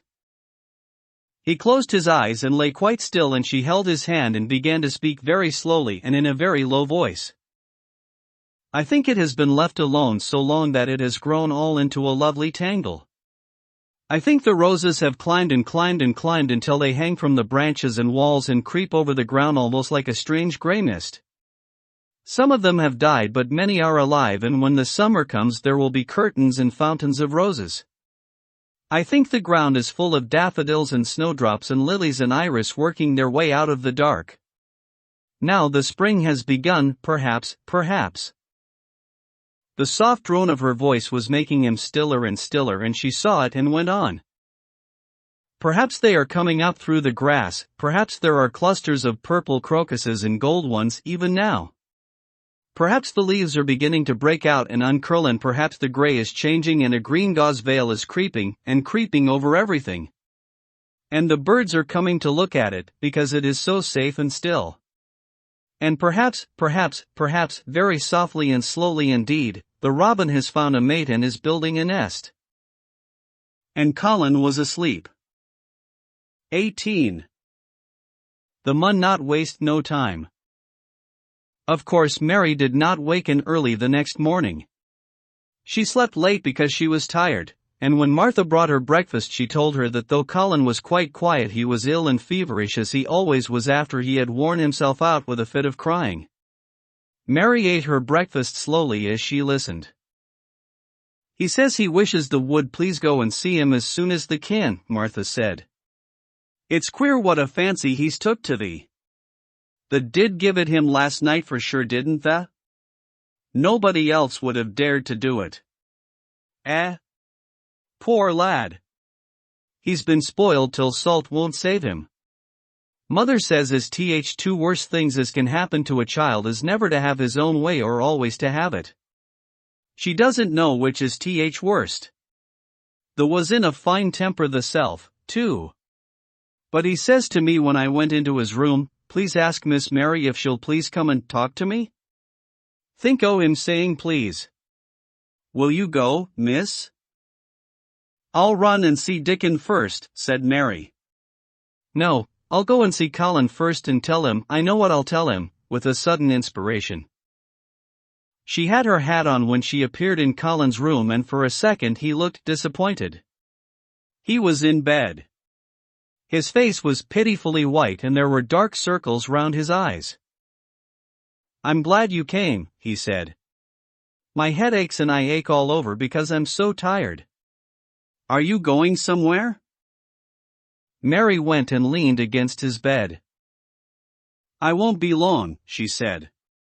"I'm going to Dickon, but I'll come back. Colin, it's something about the garden." His whole face brightened and a little color came into it. "Oh! Is it?" he cried out. "I dreamed about it all night.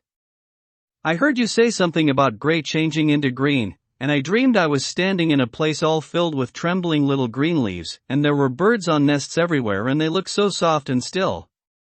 I'll lie and think about it until you come back." In 5 minutes Mary was with Dickon in their garden. The fox and the crow were with him again and this time he had brought 2 tame squirrels. "I came over on the pony this morning," he said. He is a good little chap, Jump is. I brought these 2 in my pockets. This here one he's called Nut and this here other one's called Shell." When he said Nut one squirrel leaped on to his right shoulder and when he said Shell the other one leaped on to his left shoulder. When they sat down on the grass with Captain curled at their feet, Soot solemnly listening on a tree and Nut and Shell nosing about close to them, it seemed to Mary that it would be scarcely bearable to leave such delightfulness, but when she began to tell her story somehow the look in Dickon's funny face gradually changed her mind. She could see he felt sorrier for Colin than she did. He looked up at the sky and all about him. "Just listen to them birds, world seems full of 'em all whistlin' and pippin'," he said. "Look at 'em dartin' about, and hearken at 'em callin' to each other. Come springtime seems like as if all world's callin'. The leaves is uncurlin' so you can see 'em and, my word, nice smells there is about," sniffing with his happy turned up nose. "And that poor lad lyin' shut up and seein' so little that he gets to thinkin' o' things as sets him screamin'. My! We mun get him out here, we mun get him watchin' and listenin' and sniffin' up air and get him just soaked through white sunshine. And we mun not lose no time about it." When he was very much interested he often spoke quite broad Yorkshire, though at other times he tried to modify his dialect so that Mary could better understand. But she loved his broad Yorkshire and had in fact been trying to learn to speak it herself. So she spoke a little now. "Aye, that we mun," she said, which meant yes, indeed, we must. "I'll tell thee what us'll do first," she proceeded, and Dickon grinned, because when the little wench tried to twist her tongue into speaking Yorkshire it amused him very much. "He's took a greatly ad fancy to thee. He wants to see thee and he wants to see Soot and Captain. When I go back to the house to talk to him I'll ax him if they canna come and see him tomorrow mornin' and bring the creatures wi' thee, and then in a bit, when there's more leaves out, and happen a bud or 2, we'll get him to come and that shall push him in his chair and we'll bring him here and show him everything." When she stopped she was quite proud of herself. She had never made a long speech in Yorkshire before and she had remembered very well. "The mun talk a bit o' Yorkshire like that to Mester Colin," Dickon chuckled. "They'll make him laughin'. There's nowt as good for ill folk as Logan is. Mother says she believes as half hour's good laugh every mornin' ud cure a chap as was makin' ready for typhus fever." "I'm going to talk Yorkshire to him this very day," said Mary, chuckling herself. The garden had reached the time when every day and every night it seemed as if magicians were passing through it drawing loveliness out of the earth and the boughs with wands. It was hard to go away and leave it all, particularly as Nut had actually crept onto her dress and Shell had scrambled down the trunk of the apple tree they sat under and stayed there looking at her with inquiring eyes. But she went back to the house, and when she sat down close to Colin's bed he began to sniff as Dickon did, though not in such an experienced way. "You smell like flowers and fresh things," he cried out quite joyously. "What is it you smell of? It's cool and warm and sweet all at the same time." "It's wind from Moor," said Mary. "It comes o' sittin' on grass under a tree why Dickon and why Captain and Soot and Nut and Shell. It's springtime and out o' doors and sunshine as smells so greatly." She said it as broadly as she could, and you do not know how broadly Yorkshire sounds until you have heard someone speak it. Colin began to laugh. "What are you doing?" he said. "I never heard you talk like that before. How funny it sounds." "I'm givin' thee a bit o' Yorkshire," answered Mary triumphantly. "I canna talk as greatly as Dickon and Martha can, but the seas I can shape a bit. Doesn't the understand a bit o' Yorkshire when the hears it? And the a Yorkshire lad thysel bred and born. I wonder thou art not ashamed o' thy face." And then she began to laugh too, and they both laughed until they could not stop themselves, and they laughed until the room echoed, and Mrs. Medlock, opening the door to come in, drew back into the corridor and stood listening amazed. "Well, upon my word," she said, speaking rather broad Yorkshire herself because there was no one to hear her and she was so astonished. "Whoever heard like? Whoever on earth would ha' thought it?" There was so much to talk about. It seemed as if Colin could never hear enough of Dickon and Captain and Soot and Nut and Shell and the pony whose name was Jump. Mary had run round into the wood with Dickon to see Jump. He was a tiny little shaggy moor pony with thick locks hanging over his eyes and with a pretty face and a nuzzling velvet nose. He was rather thin with living on moor grass, but he was as tough and wiry as if the muscle in his little legs had been made of steel springs. He had lifted his head and whinnied softly the moment he saw Dickon, and he had trotted up to him and put his head across his shoulder, and then Dickon had talked into his ear and Jump had talked back in odd little whinnies and puffs and snorts. Dickon had made him give Mary his small front hoof and kiss her on her cheek with his velvet muzzle. "Does he really understand everything Dickon says?" Colin asked. "It seems as if he does," answered Mary. "Dickon says anything we'll understand if you're friends with it for sure, but you have to be friends for sure." Colin lay quiet a little while and his strange grey eyes seemed to be staring at the wall, but Mary saw he was thinking. "I wish I was friends with things," he said at last, "but I'm not. I never had anything to be friends with, and I can't bear people." "Can't you bear me?" asked Mary. "Yes, I can," he answered. "It's funny, but I even like you." "Ben Weatherstaff said I was like him," said Mary. "He said he'd warrant we'd both got the same nasty tempers. I think you are like him too. We are all three alike, you and I and Ben Weatherstaff. He said we were neither of us much to look at and we were as sour as we looked. But I don't feel as sour as I used to before I knew the Robin and Dickon." "Did you feel as if you hated people?" "Yes," answered Mary without any affectation. "I should have detested you if I had seen you before I saw the Robin and Dickon." Colin put out his thin hand and touched her. "Mary," he said, "I wish I hadn't said what I did about sending Dickon away. I hated you when you said he was like an angel and I laughed at you, but perhaps he is." "Well, it was rather funny to say it," she admitted frankly, because his nose does turn up and he has a big mouth and his clothes have patches all over them and he talks broad Yorkshire, but if an angel did come to Yorkshire and live on the moor, if there was a Yorkshire angel, I believe he'd understand the green things and know how to make them grow, and he would know how to talk to the wild creatures as Dickon does, and they'd know he was friends for sure." "I shouldn't mind Dickon looking at me," said Colin. "I want to see him." "I'm glad you said that," answered Mary, because... Quite suddenly it came into her mind that this was the minute to tell him. Colin knew something new was coming. "Because what?" he cried eagerly.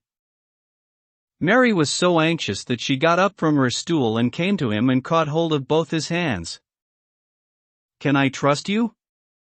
"I trusted Dickon because birds trusted him." "Can I trust you for sure?" she implored. Her face was so solemn that he almost whispered his answer. Yes. "Well, Dickon will come to see you tomorrow morning, and he'll bring his creatures with him." Oh! Colin cried out in delight. "But that's not all," Mary went on, almost pale with solemn excitement. "The rest is better. There is a door into the garden. I found it. It is under the ivy on the wall." If he had been a strong, healthy boy, Colin would probably have shouted hooray. Hooray! Hooray! But he was weak and rather hysterical, his eyes grew bigger and bigger and he gasped for breath. "Oh! Mary," he cried out with a half sob. "Shall I see it? Shall I get into it? Shall I live to get into it?" And he clutched her hands and dragged her toward him. "Of course you'll see it," snapped Mary indignantly. "Of course you'll live to get into it. Don't be silly."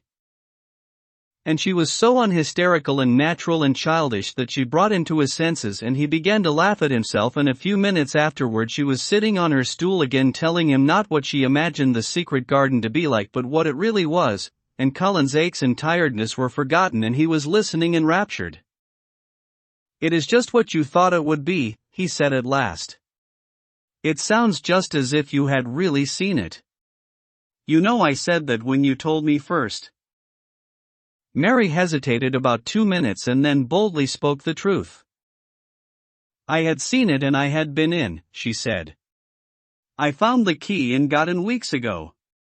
But I daren't tell you, I daren't because I was so afraid I couldn't trust you for sure."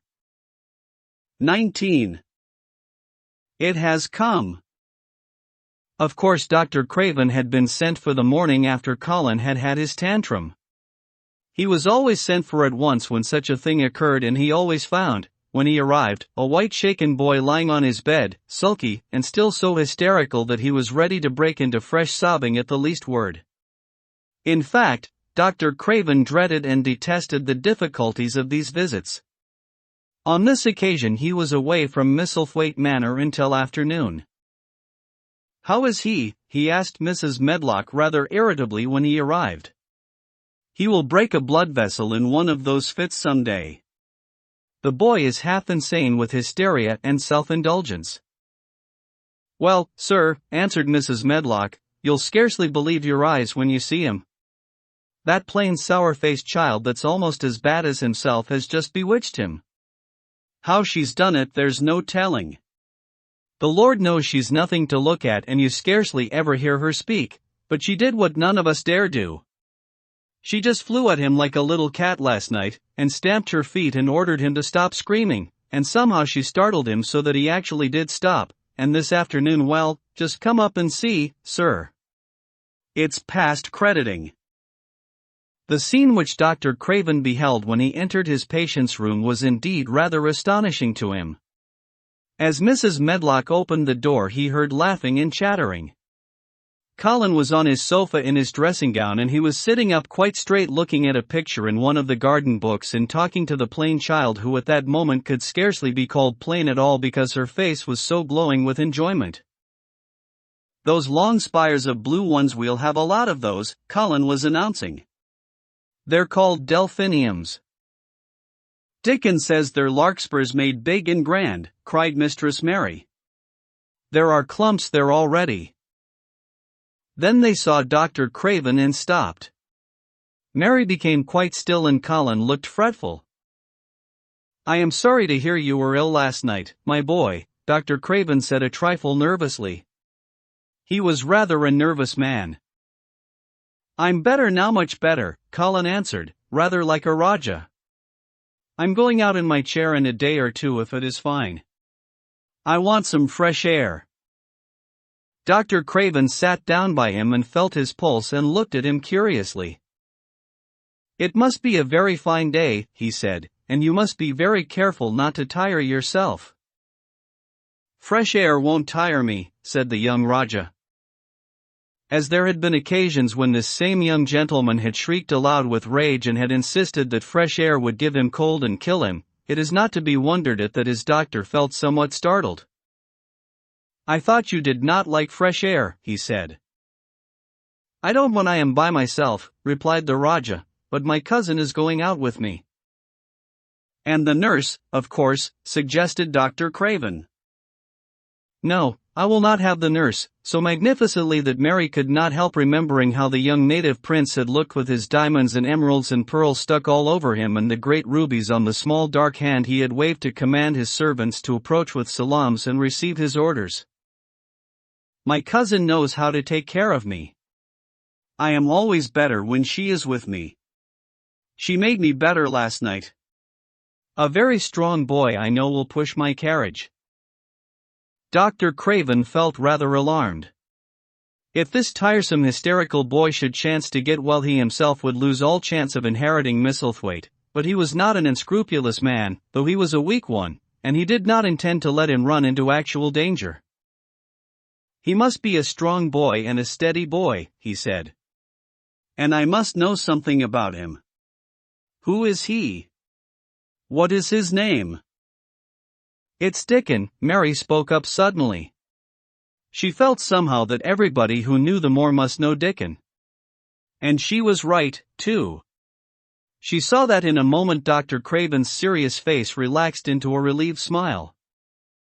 Oh, Dickon, he said. If it is Dickon you will be safe enough. He's as strong as a moor pony, is Dickon. And he's trusty, said Mary. He's trustiest lad I Yorkshire. She had been talking Yorkshire to Colin and she forgot herself. Did Dickon teach you that? Asked Dr. Craven, laughing outright. I'm learning it as if it was French, said Mary rather coldly. It's like a native dialect in India. Very clever people try to learn them. I like it and so does Colin. Well, he said. If it amuses you perhaps it won't do you any harm. Did you take your bromidie last night, Colin? No, Colin answered. I wouldn't take it at first and after Mary made me quiet she talked me to sleep in a low voice about the spring creeping into a garden. That sounds soothing, said Dr. Craven, more perplexed than ever and glancing sideways at Mistress Mary sitting on her stool and looking down silently at the carpet. You are evidently better, but you must remember. I don't want to remember, interrupted the Raja, appearing again. When I lie by myself and remember I begin to have pains everywhere and I think of things that make me begin to scream because I hate them so. If there was a doctor anywhere who could make you forget you were ill instead of remembering it I would have him brought here. And he waved a thin hand which ought really to have been covered with royal signet rings made of rubies. It is because my cousin makes me forget that she makes me better. Dr. Craven had never made such a short stay after a tantrum. Usually he was obliged to remain a very long time and do a great many things. This afternoon he did not give any medicine or leave any new orders and he was spared any disagreeable scenes. When he went downstairs he looked very thoughtful and when he talked to Mrs. Medlock in the library she felt that he was a much puzzled man. Well, sir, she ventured, could you have believed it? It is certainly a new state of affairs, said the doctor. And there's no denying it is better than the old one. I believe Susan Sowerby's right, I do that, said Mrs. Medlock. I stopped in her cottage on my way to Thwaite yesterday and had a bit of talk with her. And she says to me, well, Sarah, and she mayn't be a good child, and she mayn't be a pretty one, but she's a child, and children needs children. We went to school together, Susan Sowerby and me. She's the best sick nurse I know, said Dr. Craven. When I find her in a cottage, I know the chances are that I shall save my patient. Mrs. Medlock smiled. She was fond of Susan Sowerby. She's got a way with her, has Susan, she went on quite volubly. I'd been thinking all morning of one thing she said yesterday. She says, once when I was giving children a bit of a preach after they'd been fightin' ISES to 'em all, when I was at school my geography told us world was shaped like a orange, and I found out before I was 10 that whole orange doesn't belong to nobody. No one owns more than his bit of a quarter, and there's times it seems like there's not enough quarters to go round. But don't you none o' you think as you own whole orange, or you'll find out you're mistaken, and you won't find it out without hard knocks. What children learns from children, she says, is that there's no sense in grabbin' at whole orange, peel and all. If you do you'll likely not get even pips, and them's too bitter to eat. She's a shrewd woman, said Dr. Craven, putting on his coat. Well, she's got a way of saying things, ended Mrs. Medlock, much pleased. Sometimes I've said to her, Susan, if you was a different woman and didn't talk such broad Yorkshire, I've seen the times when I should have said you was clever. That night Colin slept without once awakening, and when he opened his eyes in the morning he lay still and smiled without knowing it, smiled because he felt so curiously comfortable. It was actually nice to be awake, and he turned over and stretched his limbs luxuriously. He felt as if tight strings which had held him had loosened themselves and let him go. He did not know that Dr. Craven would have said that his nerves had relaxed and rested themselves. Instead of lying and staring at the wall and wishing he had not awakened, his mind was full of the plans he and Mary had made yesterday, of pictures of the garden and of Dickon and his wild creatures. It was so nice to have things to think about. And he had not been awake more than 10 minutes when he heard feet running along the corridor and Mary was at the door. The next minute she was in the room and had run across to his bed, bringing with her a waft of fresh air full of the scent of the morning. You've been out. You've been out. There's that nice smell of leaves, he cried. She had been running and her hair was loose and blown, and she was bright with the air and pink-cheeked, though he could not see it. It's so beautiful, she said, a little breathless with her speed. You never saw anything so beautiful. It has come. I thought it had come that other morning, but it was only coming. It is here now. It has come, the spring. Dickon says so. Has it? Cried Colin, and though he really knew nothing about it he felt his heart beat. He actually sat up in bed. Open the window, he added, laughing half with joyful excitement and half at his own fancy. Perhaps we may hear golden trumpets. And though he laughed, Mary was at the window in a moment, and in a moment more it was opened wide and freshness and scents and bird songs were pouring through. That's fresh air, she said. Lie on your back and draw in long breaths of it. That's what Dickon does when he's lying on the moor. He says he feels it in his veins and it makes him strong, and he feels as if he could live forever and ever. Breathe it and breathe it. She was only repeating what Dickon had told her, but she caught Colin's fancy. Forever and ever. Does it make him feel like that? He said, and he did as she told him, drawing in long deep breaths over and over again until he felt that something quite new and delightful was happening to him. Mary was at his bedside again. Things are crowding up out of the earth, she ran on in a hurry. And there are flowers uncurling in buds on everything, and the green veil has covered nearly all the gray, and the birds are in such a hurry about their nests for fear they may be too late that some of them are even fighting for places in the secret garden. And the rose bushes look as wick can be, and there are primroses in the lanes and woods, and the seeds we planted are up, and Dickon has brought the fox and the crow and the squirrels and a newborn lamb. That's fresh air, she said. Lie on your back and draw in long breaths of it. And then she paused for breath. The newborn lamb Dickon had found 3 days before lying by its dead mother among the gorse bushes on the moor. It was not the first motherless lamb he had found, and he knew what to do with it. He had taken it to the cottage wrapped in his jacket, and he had let it lie near the fire and had fed it with warm milk.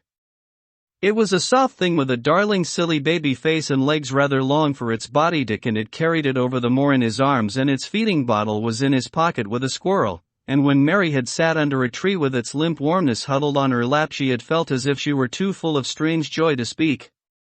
A lamb, a lamb. A living lamb who lay on your lap like a baby. She was describing it with great joy, and Colin was listening and drawing in long breaths of air when the nurse entered. She started a little at the sight of the open window. She had sat stifling in the room many a warm day because her patient was sure that open windows gave people colds. "Are you sure you are not chilly, Master Colin?" she inquired. "No," was the answer. "I am breathing long breaths of fresh air. It makes you strong. I am going to get up to the sofa for breakfast. My cousin will have breakfast with me." The nurse went away, concealing a smile, to give the order for 2 breakfasts. She found the servants' hall a more amusing place than the invalid's chamber, and just now everybody wanted to hear the news from upstairs. There was a great deal of joking about the unpopular young recluse who, as the cook said, had found his master, and good for him. The servants' hall had been very tired of the tantrums, and the butler, who was a man with a family, had more than once expressed his opinion that the invalid would be all the better for a good hiding. When Colin was on his sofa and the breakfast for 2 was put upon the table, he made an announcement to the nurse in his most Roger-like manner. "A boy, and a fox, and a crow, and 2 squirrels, and a newborn lamb, are coming to see me this morning. I want them brought upstairs as soon as they come," he said. "You are not to begin playing with the animals in the servants' hall and keep them there. I want them here." The nurse gave a slight gasp and tried to conceal it with a cough. "Yes, sir," she answered. "I'll tell you what you can do," added Colin, waving his hand. "You can tell Martha to bring them here. The boy is Martha's brother. His name is Dickon, and he is an animal charmer." "I hope the animals won't bite, Master Colin," said the nurse. "I told you he was a charmer," said Colin austerely. "Charmers' animals never bite." "There are snake charmers in India," said Mary, "and they can put their snakes' heads in their mouths." "Goodness," shuddered the nurse. They ate their breakfast with the morning air pouring in upon them. Colin's breakfast was a very good one, and Mary watched him with serious interest. "You will begin to get fatter just as I did," she said. "I never wanted my breakfast when I was in India, and now I always want it." "I wanted mine this morning," said Colin. "Perhaps it was the fresh air." "When do you think Dickon will come?" He was not long in coming. In about 10 minutes Mary held up her hand. "Listen," she said.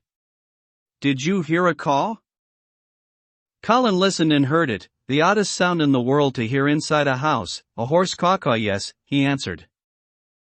"That's soot," said Mary. "Listen again.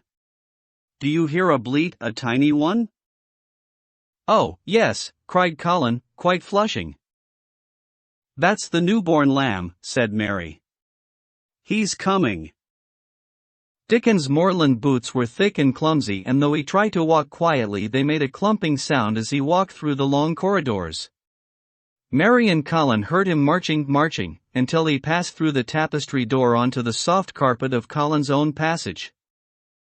"If you please, sir," announced Martha, opening the door. "If you please, sir, here's Dickon and his creatures." Dickon came in smiling his nicest wide smile. The newborn lamb was in his arms, and the little red fox trotted by his side. Nut sat on his left shoulder and Soot on his right, and Shell's head and paws peeped out of his coat pocket. Colin slowly sat up and stared, as he had stared when he first saw Mary, but this was a stare of wonder and delight. The truth was that in spite of all he had heard, he had not in the least understood what this boy would be like, and that his fox and his crow and his squirrels and his lamb were so near to him and his friendliness that they seemed almost to be part of himself. Colin had never talked to a boy in his life, and he was so overwhelmed by his own pleasure and curiosity that he did not even think of speaking. But Dickon did not feel the least shy or awkward. He had not felt embarrassed because the crow had not known his language and had only stared and had not spoken to him the first time they met. Creatures were always like that until they found out about you. He walked over to Colin's sofa and put the newborn lamb quietly on his lap, and immediately the little creature turned to the warm velvet dressing gown and began to nuzzle into its folds and but its tight-curled head with soft impatience against his side. Of course no boy could have helped speaking then. "What is it doing?" cried Colin. "What does it want?" "It wants its mother," said Dickon, smiling more and more. "I brought it to thee a bit hungry because I know thou'd like to see it feed." He knelt down by the sofa and took a feeding bottle from his pocket. "Come on, little un," he said, turning the small woolly white head with a gentle brown hand. "This is what they's after. They'll get more out o' this than the will out o' silk velvet coats. There now," and he pushed the rubber tip of the bottle into the nuzzling mouth, and the lamb began to suck it with ravenous ecstasy. After that there was no wondering what to say. By the time the lamb fell asleep, questions poured forth and Dickon answered them all. He told them how he had found the lamb just as the sun was rising 3 mornings ago. He had been standing on the moor listening to a skylark and watching him swing higher and higher into the sky until he was only a speck in the heights of blue. "I'd almost lost him but for his song, and I was wonderin' how a chap could hear it when it seemed as if he'd get out o' th world in a minute, and just then I heard something else far off among th gorse bushes. It was a weak bleatin', and I knowed it was a new lamb as was hungry, and I knowed it wouldn't be hungry if it hadn't lost its mother somehow, so I set off searchin'. I did have a look for it. I went in and out among th gorse bushes and round, and I always seemed to take th wrong tinnin'. But at last I seed a bit o' white by a rock on top o' th moor, and I climbed up and found th little unhalf dead white cold and clemmen.af. While he talked, Soot flew solemnly in and out of the open window and caught remarks about the scenery, while Nut and Shell made excursions into the big trees outside and ran up and down trunks and explored branches. Captain curled up near Dickon, who sat on the hearthrug from preference. They looked at the pictures and the gardening books, and Dickon knew all the flowers by their country names and knew exactly which ones were already growing in the secret garden. "I couldna say that their name," he said, pointing to one under which was written Aquilegia, "but us calls that a columbine, and that there one it's a snapdragon, and they both grow wild in hedges, but these is garden ones and they're bigger and grander. There's some big clumps o' columbine in th garden. They'll look like a bed o' blue and white butterflies flutterin' when they're out." "I'm going to see them," cried Colin. "I am going to see them." "Aye, that the mun," said Mary quite seriously. "And the mun not lose no time about it." 20. I shall live forever. But they were obliged to wait more than a week, because first there came some very windy days, and then Colin was threatened with a cold, which two things happening one after the other would no doubt have thrown him into a rage, but that there was so much careful and mysterious planning to do, and almost every day Dickon came in, if only for a few minutes, to talk about what was happening on the moor and in the lanes and hedges and on the borders of streams. The things he had to tell about otters and badgers and water rats' houses, not to mention birds' nests and field mice and their burrows, were enough to make you almost tremble with excitement when you heard all the intimate details from an animal charmer and realized with what thrilling eagerness and anxiety the whole busy underworld was working. "They're same as us," said Dickon, "only they have to build their homes every year. And it keeps em so busy they fair scuffle to get em done." The most absorbing thing, however, was the preparations to be made before Colin could be transported with sufficient secrecy to the garden. No one must see the chair carriage and Dickon and Mary after they turned a certain corner of the shrubbery and entered upon the walk outside the ivied walls. As each day passed, Colin had become more and more fixed in his feeling that the mystery surrounding the garden was one of its greatest charms. Nothing must spoil that. No one must ever suspect that they had a secret. People must think that he was simply going out with Mary and Dickon because he liked them and did not object to their looking at him.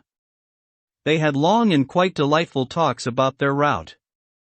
They would go up this path and down that one and cross the other and go round among the fountain flower beds as if they were looking at the bedding out plants the head gardener, Mr. Roach, had been having arranged.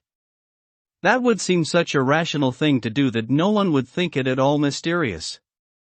They would turn into the shrubbery walks and lose themselves until they came to the long walls. It was almost as serious and elaborately thought out as the plans of march made by great generals in time of war.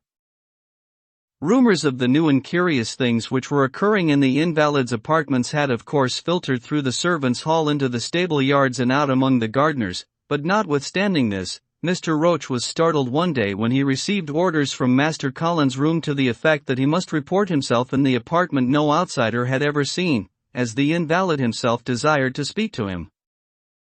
Well, he said to himself as he hurriedly changed his coat, what's to do now? His Royal Highness that wasn't to be looked at calling up a man he's never set eyes on. Mr. Roach was not without curiosity. He had never caught even a glimpse of the boy and had heard a dozen exaggerated stories about his uncanny looks and ways and his insane tempers. The thing he had heard oftenest was that he might die at any moment, and there had been numerous fanciful descriptions of a humped back and helpless limbs, given by people who had never seen him. "Things are changing in this house, Mr. Roach," said Mrs. Medlock, as she led him up the back staircase to the corridor onto which opened the hitherto mysterious chamber. "Let's hope they're changing for the better, Mrs. Medlock," he answered.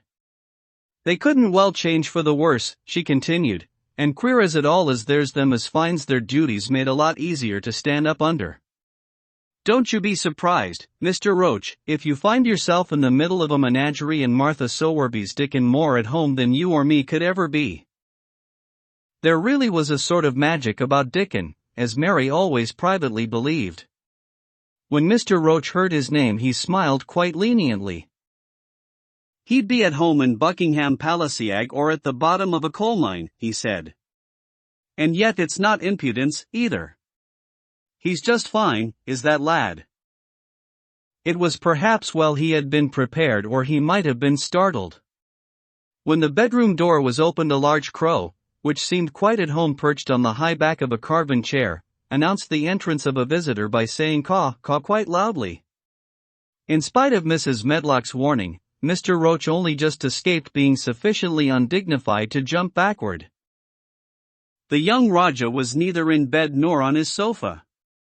He was sitting in an armchair, and a young lamb was standing by him shaking its tail and feeding lamb fashion as Dickon knelt giving it milk from its bottle. A squirrel was perched on Dickon's bent back attentively nibbling a nut. The little girl from India was sitting on a big footstool looking on. "Here is Mr. Roach, Master Colin," said Mrs. Medlock. The young Rajah turned and looked his servitor over, at least that was what the head gardener felt happened. "Oh, you are Roach, are you?" he said. "I sent for you to give you some very important orders." "Very good, sir," answered Roach, wondering if he was to receive instructions to fell all the oaks in the park or to transform the orchards into water gardens. "I am going out in my chair this afternoon," said Colin. "If the fresh air agrees with me, I may go out every day. When I go, none of the gardeners are to be anywhere near the long walk by the garden walls. No one is to be there. I shall go out about 2 o'clock, and everyone must keep away until I send word that they may go back to their work." "Very good, sir," replied Mr. Roach, much relieved to hear that the oaks might remain and that the orchards were safe. "Mary," said Colin, turning to her, "what is that thing you say in India when you have finished talking and want people to go?" "You say, you have my permission to go," answered Mary. The Rajah waved his hand. You have my permission to go, Roach, he said. But, remember, this is very important. Caw caw, remarked the crow hoarsely but not impolitely. Very good, sir. Thank you, sir, said Mr. Roach, and Mrs. Medlock took him out of the room. Outside in the corridor, being a rather good-natured man, he smiled until he almost laughed. My word, he said, he's got a fine lordly way with him, hasn't he? You'd think he was a whole royal family rolled into one prince consorta and all. Ed, protested Mrs. Medlock, we've had to let him trample all over every one of us ever since he had feet and he thinks that's what folks was born for. Perhaps he'll grow out of it, if he lives, suggested Mr. Roach. Well, there's one thing pretty sure, said Mrs. Medlock. If he does live, and that Indian child stays here, I'll warrant she teaches him that the whole orange does not belong to him, as Susan Sowerby says. And he'll be likely to find out the size of his own quarter. Inside the room, Colin was leaning back on his cushions. It's all safe now, he said. And this afternoon I shall see it, this afternoon I shall be in it. Dickon went back to the garden with his creatures and Mary stayed with Colin. She did not think he looked tired, but he was very quiet before their lunch came and he was quiet while they were eating it. She wondered why and asked him about it. What big eyes you've got, Colin, she said. When you are thinking they get as big as saucers. What are you thinking about now? I can't help thinking about what it will look like, he answered. The garden, asked Mary.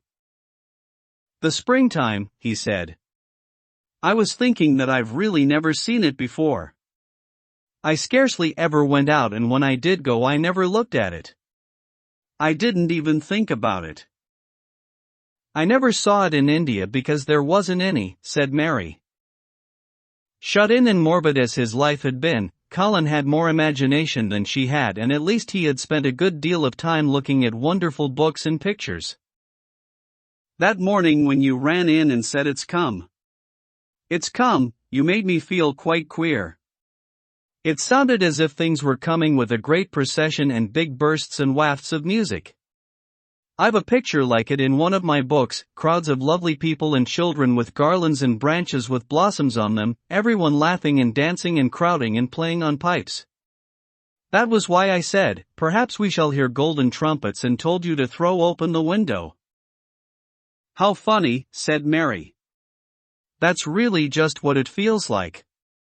And if all the flowers and leaves and green things and birds and wild creatures danced past at once, what a crowd it would be. I'm sure they'd dance and sing and flute and that would be the wafts of music. They both laughed, but it was not because the idea was laughable but because they both so liked it. A little later the nurse made Colin ready. She noticed that instead of lying like a log while his clothes were put on he sat up and made some efforts to help himself, and he talked and laughed with Mary all the time. This is one of his good days, sir, she said to Dr. Craven, who dropped in to inspect him. He's in such good spirits that it makes him stronger. I'll call in again later in the afternoon, after he has come in, said Dr. Craven. I must see how the going out agrees with him. I wish, in a very low voice, that he would let you go with him.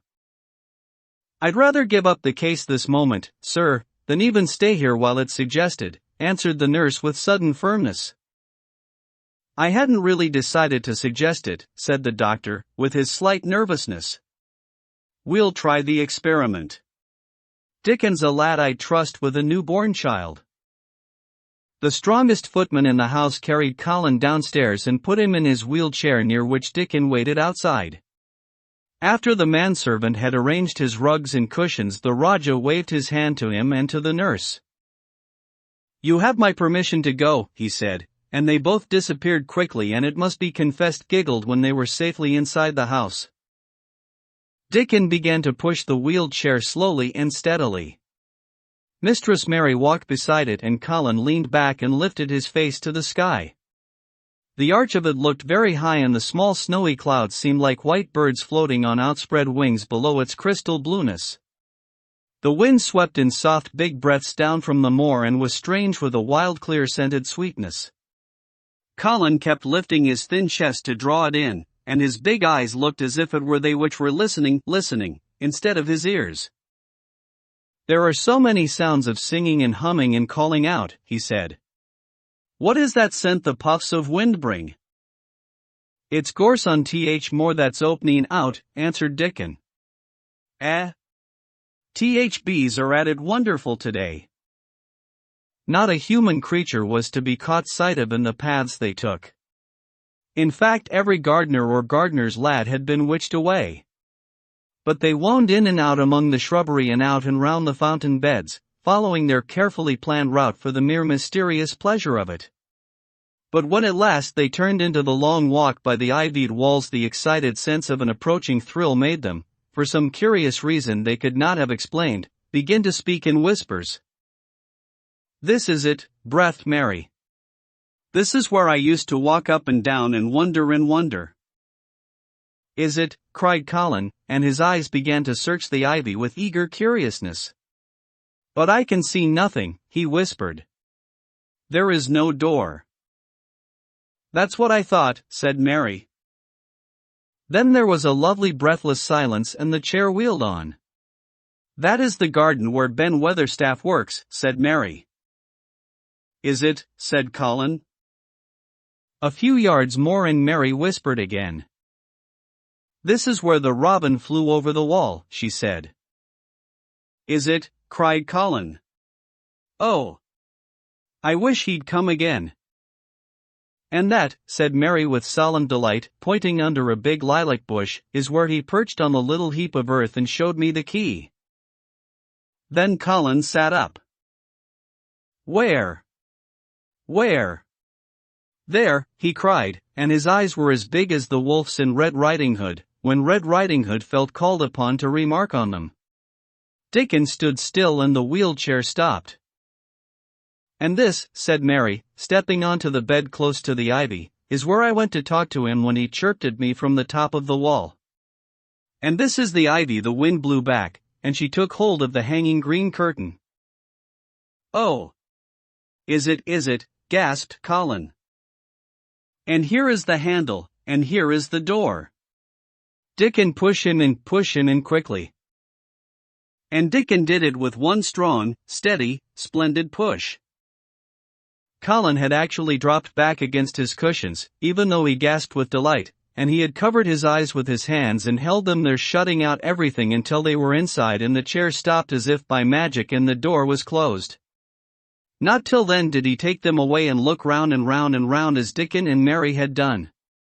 And over walls and earth and trees and swinging sprays and tendrils the fair green veil of tender little leaves had crept, and in the grass under the trees and the grey urns in the alcoves and here and there everywhere were touches or splashes of gold and purple and white, and the trees were showing pink and snow above his head, and there were fluttering of wings and faint sweet pipes and humming and scents.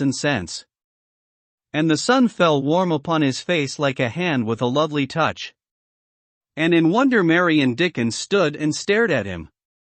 He looked so strange and different because a pink glow of color had actually crept all over him, ivory face and neck and hands and all. "I shall get well. I shall get well," he cried out. "Mary! Dickon! I shall get well. And I shall live forever and ever and ever." 21. Ben Weatherstaff. One of the strange things about living in the world is that it is only now and then one is quite sure one is going to live forever and ever and ever. One knows it sometimes when one gets up at the tender solemn dawntime and goes out and stands alone and throws one's head far back and looks up and watches the pale sky slowly changing and flushing and marvelous unknown things happening until the east almost makes one cry out and one's heart stands still at the strange unchanging majesty of the rising of the sun, which has been happening every morning for thousands and thousands and thousands of years. One knows it then for a moment or so. And one knows it sometimes when one stands by oneself in a wood at sunset and the mysterious deep gold stillness slanting through and under the branches seems to be saying slowly again and again something one cannot quite hear, however much one tries. Then sometimes the immense quiet of the dark blue at night with millions of stars waiting and watching makes one sure, and sometimes a sound of far-off music makes it true, and sometimes a look in someone's eyes. And it was like that with Colin when he first saw and heard and felt the springtime inside the four high walls of a hidden garden. That afternoon the whole world seemed to devote itself to being perfect and radiantly beautiful and kind to one boy. Perhaps out of pure heavenly goodness the spring came and crowned everything it possibly could into that one place. More than once Dickon paused in what he was doing and stood still with a sort of growing wonder in his eyes, shaking his head softly. It is greatly, he said. I'm 12 going on 13 and there's a lot o' afternoons in 13 years, but seems to me like I never seed one as greatly as this air. Aye, it is a greatly one, said Mary, and she sighed for mere joy. I'll warrant it's the greatlest one as ever was in this world. Does the think, said Colin with dreamy carefulness, as happen it was made like this air all o' purpose for me? My word, cried Mary admiringly, that there is a bit o' good Yorkshire. The RT shapen first rate, that the art. And delight reigned. They drew the chair under the plum tree, which was snow-white with blossoms and musical with bees. It was like a king's canopy, a fairy king's. There were flowering cherry trees near and apple trees whose buds were pink and white, and here and there one had burst open wide. Between the blossoming branches of the canopy bits of blue sky looked down like wonderful eyes. Mary and Dickon worked a little here and there and Colin watched them. They brought him things to look at, buds which were opening, buds which were tight closed, bits of twig whose leaves were just showing green, the feather of a woodpecker which had dropped on the grass, the empty shell of some bird early hatched. Dickon pushed the chair slowly round and round the garden, stopping every other moment to let him look at wonders springing out of the earth or trailing down from trees. It was like being taken in state round the country of a magic king and queen and shown all the mysterious riches it contained. I wonder if we shall see the robin, said Colin. They'll see him often and now after a bit, answered Dickon. When eggs hatches out little chap he'll be kept so busy it'll make his head swim. They'll see him flyin' backward and for'ard carry in worms nigh as big as himsel and that much noise goin' on in nest when he gets there as fair flusters him so as he scarce knows which big mouth to drop first piece in. And gappin' beaks and squawks on every side.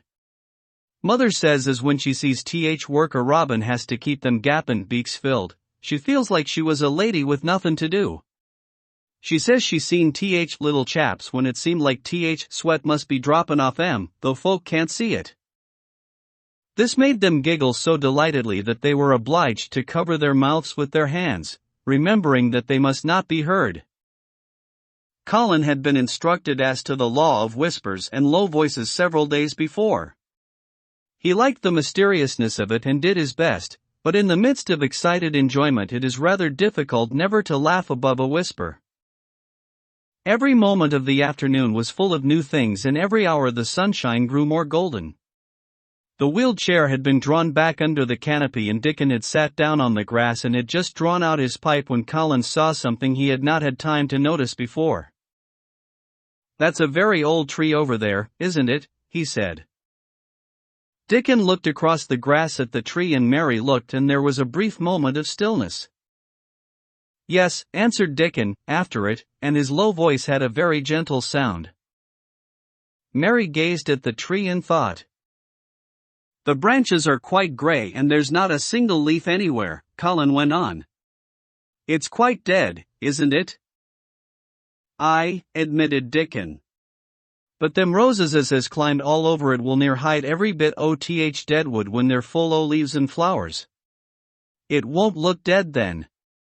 It'll be prettiest of all. Mary still gazed at the tree and thought. It looks as if a big branch had been broken off, said Colin. I wonder how it was done. It's been done many a year, answered Dickon. With a sudden relieved start and laying his hand on Colin. Look at that robin. There he is. He's been foragin' for his mate. Colin was almost too late, but he just caught sight of him, the flash of red-breasted bird with something in his beak. He darted through the greenness and into the close-grown corner and was out of sight. Colin leaned back on his cushion again, laughing a little. He's taking her tea to her. Perhaps it's 5 o'clock. I think I'd like some tea myself. And so they were safe. It was magic which sent the robin, said Mary secretly to Dickon afterward. I know it was magic. For both she and Dickon had been afraid Colin might ask something about the tree whose branch had broken off 10 years ago when they had talked it over together and Dickon had stood and rubbed his head in a troubled way. We mun look as if it wasn't no different from other trees, he had said. We couldn't never tell him how it broke, poor lad. If he says anything about it we mun try to look cheerful. Aye, that we mun, had answered Mary. But she had not felt as if she looked cheerful when she gazed at the tree. She wondered and wondered in those few moments if there was any reality in that other thing Dickon had said. He had gone on rubbing his rust-red hair in a puzzled way, but a nice comforted look had begun to grow in his blue eyes. Mrs. Craven was a very lovely young lady, he had gone on rather hesitatingly. And mother, she thinks maybe she's about Misselthwaite many a time lookin' after Mester Colin, same as all mothers do when they're took out OTH world. They have to come back, the seas. Happen she's been in the garden and happen it was her set us to work, and told us to bring him here. Mary had thought he meant something about magic. She was a great believer in magic. Secretly she quite believed that Dickon worked magic, of course good magic, on everything near him, and that was why people liked him so much and wild creatures knew he was their friend. She wondered, indeed, if it were not possible that his gift had brought the robin just at the right moment when Colin asked that dangerous question. She felt that his magic was working all the afternoon and making Colin look like an entirely different boy. It did not seem possible that he could be the crazy creature who had screamed and beaten and bitten his pillow. Even his ivory whiteness seemed to change. The faint glow of color which had shone on his face and neck and hands when he first got inside the garden really never quite died away. He looked as if he were made of flesh instead of ivory or wax. They saw the robin carry food to his mate 2 or 3 times, and it was so suggestive of afternoon tea that Colin felt they must have some. Go and make one of the men servants bring some in a basket to the rhododendron walk, he said. And then you and Dickon can bring it here. It was an agreeable idea, easily carried out, and when the white cloth was spread upon the grass, with hot tea and buttered toast and crumpets, a delightfully hungry meal was eaten, and several birds on domestic errands paused to inquire what was going on and were led into investigating crumbs with great activity. Nut and Shell whisked up trees with pieces of cake, and Soot took the entire half of a buttered crumpet into a corner and pecked it and examined and turned it over and made hoarse remarks about it until he decided to swallow it all joyfully in one gulp. The afternoon was dragging towards its mellow hour. The sun was deepening the gold of its lances, the bees were going home and the birds were flying past less often. Dickon and Mary were sitting on the grass, the tea basket was repacked ready to be taken back to the house, and Colin was lying against his cushions and his heavy locks pushed back from his forehead and his face looking quite a natural color. I don't want this afternoon to go, he said, but I shall come back tomorrow, and the day after, and the day after, and the day after. You'll get plenty of fresh air, won't you? Said Mary. I'm going to get nothing else, he answered. I've seen the spring now and I'm going to see the summer. I'm going to see everything grow here. I'm going to grow here myself. That the will, said Dickon. Us'll have thee walkin' about here and diggin' same as other folk afore long. Colin flushed tremendously. Walk, he said. Dig. Shall I? Dickon's glance at him was delicately cautious. Neither he nor Mary had ever asked if anything was the matter with his legs. For sure the will, he said stoutly. They's got legs o' thine own, same as other folks. Mary was rather frightened until she heard Colin's answer. "Nothing really ails them," he said, "but they are so thin and weak. They shake so that I'm afraid to try to stand on them."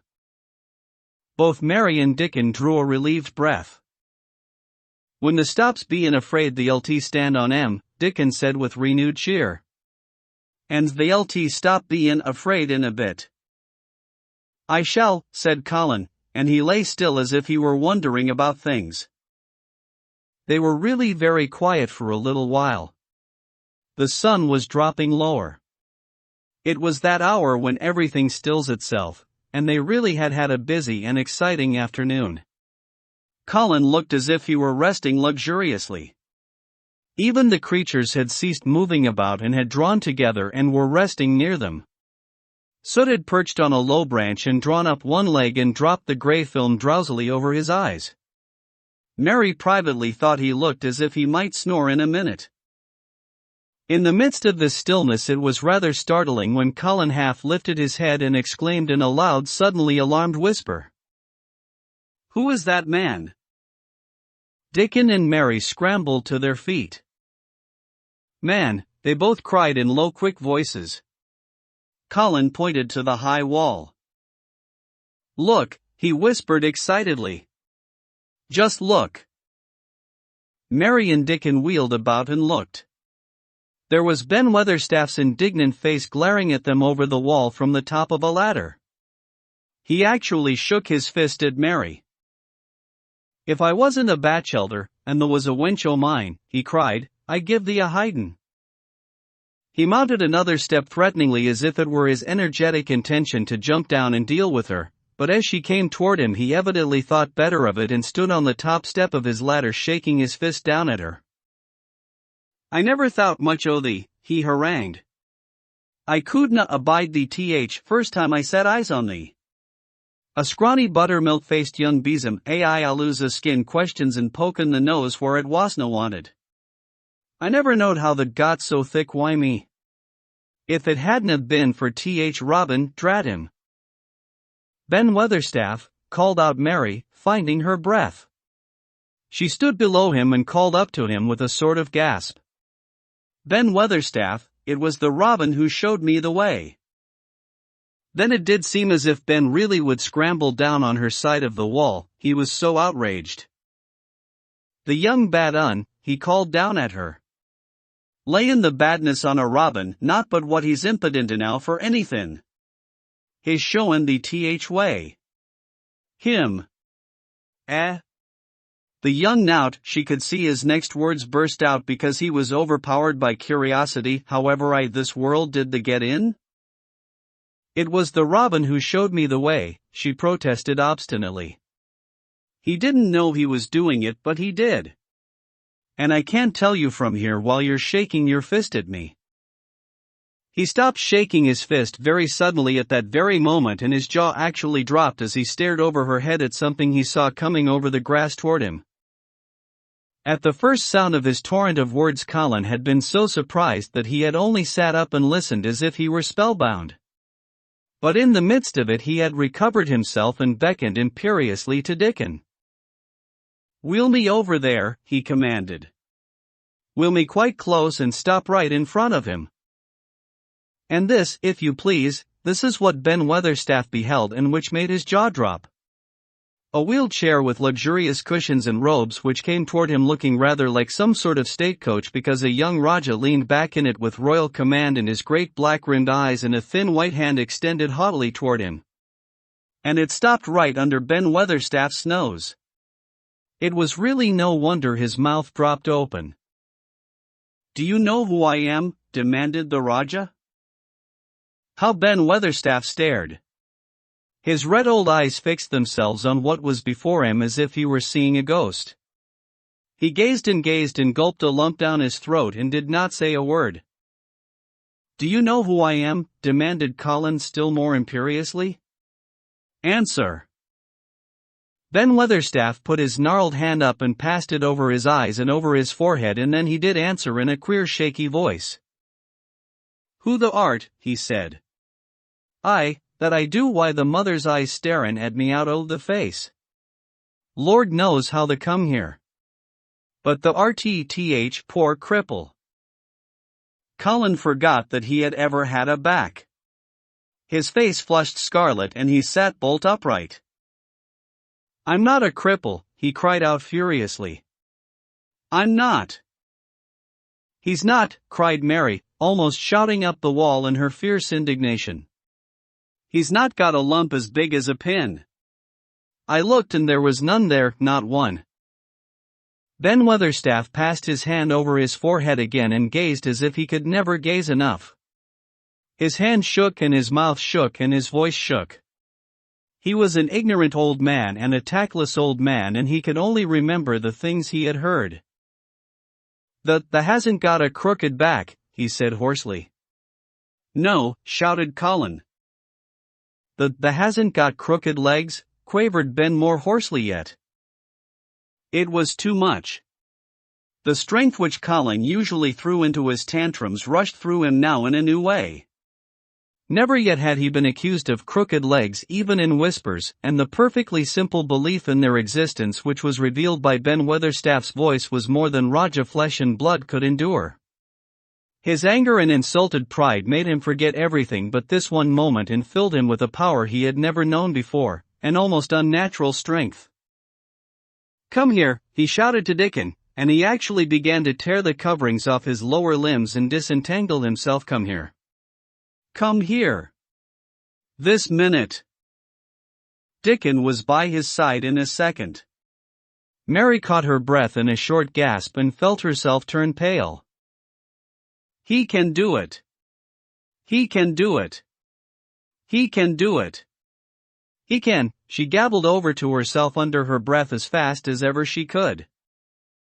There was a brief fierce scramble, the rugs were tossed on the ground, Dickon held Colin's arm, the thin legs were out, the thin feet were on the grass.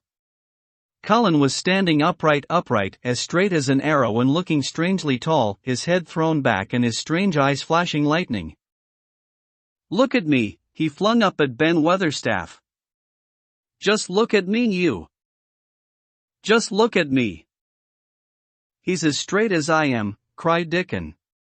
He's as straight as any lad I Yorkshire. What Ben Weatherstaff did Mary thought queer beyond measure. He choked and gulped and suddenly tears ran down his weather-wrinkled cheeks as he struck his old hands together. He burst forth, th lies folk tells. The RT is thin as a lath and as white as a wraith, but there's not a knob on thee. They'll make a mon yet. God bless thee. Dickon held Colin's arm strongly, but the boy had not begun to falter. He stood straighter and straighter and looked Ben Weatherstaff in the face. I'm your master, he said, when my father is away. And you are to obey me. This is my garden. Don't dare to say a word about it. You get down from that ladder and go out to the long walk, and Miss Mary will meet you and bring you here. I want to talk to you. We did not want you, but now you will have to be in the secret. Be quick. Ben Weatherstaff's crabbed old face was still wet with that one queer rush of tears. It seemed as if he could not take his eyes from thin straight Colin standing on his feet with his head thrown back. Lad, he almost whispered. My lad. And then remembering himself he suddenly touched his hat gardener fashion and said, Yes, sir. Yes, sir, and obediently disappeared as he descended the ladder. 22. When the sun went down. When his head was out of sight, Colin turned to Mary. Go and meet him, he said, and Mary flew across the grass to the door under the ivy. Dickon was watching him with sharp eyes. There were scarlet spots on his cheeks and he looked amazing, but he showed no signs of falling. I can stand, he said, and his head was still held up and he said it quite grandly. I told thee that could as soon as the stopped bein' afraid, answered Dickon. And this stopped. Yes, I've stopped, said Colin. Then suddenly he remembered something Mary had said. Are you making magic? He asked sharply. Dickon's curly mouth spread in a cheerful grin. "Tha's doin' magic thyself," he said. "It's same magic as made these air work out oth earth," and he touched with his thick boot a clump of crocuses in the grass. Colin looked down at them. "Aye," he said slowly, "there couldn't be bigger magic than that there couldn't be." He drew himself up straighter than ever. "I'm going to walk to that tree," he said, pointing to one a few feet away from him. "I'm going to be standing when Weatherstaff comes here. I can rest against the tree if I like. When I want to sit down I will sit down, but not before. Bring a rug from the chair." He walked to the tree, and though Dickon held his arm he was wonderfully steady. When he stood against the tree trunk it was not too plain that he supported himself against it, and he still held himself so straight that he looked tall. When Ben Weatherstaff came through the door in the wall he saw him standing there, and he heard Mary muttering something under her breath. "What art sayin'?" he asked rather testily, because he did not want his attention distracted from the long thin straight boy figure and proud face. But she did not tell him. What she was saying was this: "You can do it. You can do it. I told you you could. You can do it. You can do it. You can." She was saying it to Colin because she wanted to make magic and keep him on his feet looking like that. She could not bear that he should give in before Ben Weatherstaff. He did not give in. She was uplifted by a sudden feeling that he looked quite beautiful in spite of his thinness. He fixed his eyes on Ben Weatherstaff in his funny imperious way. "Look at me," he commanded. "Look at me all over. Am I a hunchback? Have I got crooked legs?" Ben Weatherstaff had not quite got over his emotion, but he had recovered a little and answered almost in his usual way. He said. "Not oth sort. What's the been doin' with thysel, hidin' out outside and lettin' folk think thou was cripple and half-witted?" "Half-witted," said Colin angrily. "Who thought that?" "Lots o' fools," said Ben. World's full o' jackasses Brian, and they never brain out but lies. What did the shut thysel up for?" "Everyone thought I was going to die," said Colin shortly. "I'm not." And he said it with such decision Ben Weatherstaff looked him over, up and down and up. "The die," he said with dry exultation. "Nout oth sort. Tha's got too much pluck in thee. When I seed thee put the legs on ground in such a hurry I knowed tha was all right. Sit thee down on rug a bit, young mester, and give me thy orders." There was a queer mixture of crabbed tenderness and shrewd understanding in his manner. Mary had poured out speech as rapidly as she could as they had come down the long walk. The chief thing to be remembered, she had told him, was that Colin was getting well. The garden was doing it. No one must let him remember about having humps and dying. The Raja condescended to seat himself on a rug under the tree. "What work do you do in the gardens, Weatherstaff?" he inquired. "Anything I'm told to do," answered old Ben. "I'm kep' on by favor, because she liked me." "She," said Colin. "The mother," answered Ben Weatherstaff. "My mother," said Colin, and he looked about him quietly. This was her garden, wasn't it? Aye, it was that, and Ben Weatherstaff looked about him too. She were main fond of it. "It is my garden now. I am fond of it. I shall come here every day," announced Colin. "But it is to be a secret. My orders are that no one is to know that we come here. Dickon and my cousin have worked and made it come alive. I shall send for you sometimes to help, but you must come when no one can see you." Ben Weatherstaff's face twisted itself in a dry old smile. "I've come here before when no one saw me," he said. "What?" exclaimed Colin. "When?" Last time I was here, rubbing his chin and looking round, was about 2 years ago. But no one has been in it for 10 years, cried Colin. There was no door. I'm no one, said old Ben dryly. And I didn't come through door. I come over wall. Rheumatics held me back last 2 year. The comin' did a bit o' prunin', cried Dickon. I couldn't make out how it had been done. She was so fond of it, she was, said Ben Weatherstaff slowly. And she was such a pretty young thing. She says to me once, Ben, says she, Logan, if ever I'm ill or if I go away you must take care of my roses. When she did go away orders was no one was ever to come nigh. But I come, with grumpy obstinacy. Over wall I come until rheumatics stopped me and I did a bit o' work once a year. She'd gave her order first. It wouldn't have been as wick as it is if they hadn't done it, said Dickon. I did wonder. I'm glad you did it, Weatherstaff, said Colin. You'll know how to keep the secret. I'll know, sir, answered Ben. And it'll be easier for a man rheumatics to come in at door. On the grass near the tree Mary had dropped her trowel. Colin stretched out his hand and took it up. An odd expression came into his face and he began to scratch at the earth. His thin hand was weak enough, but presently as they watched him Mary with quite breathless interest, he drove the end of the trowel into the soil and turned some over. You can do it. You can do it, said Mary to herself. I tell you, you can.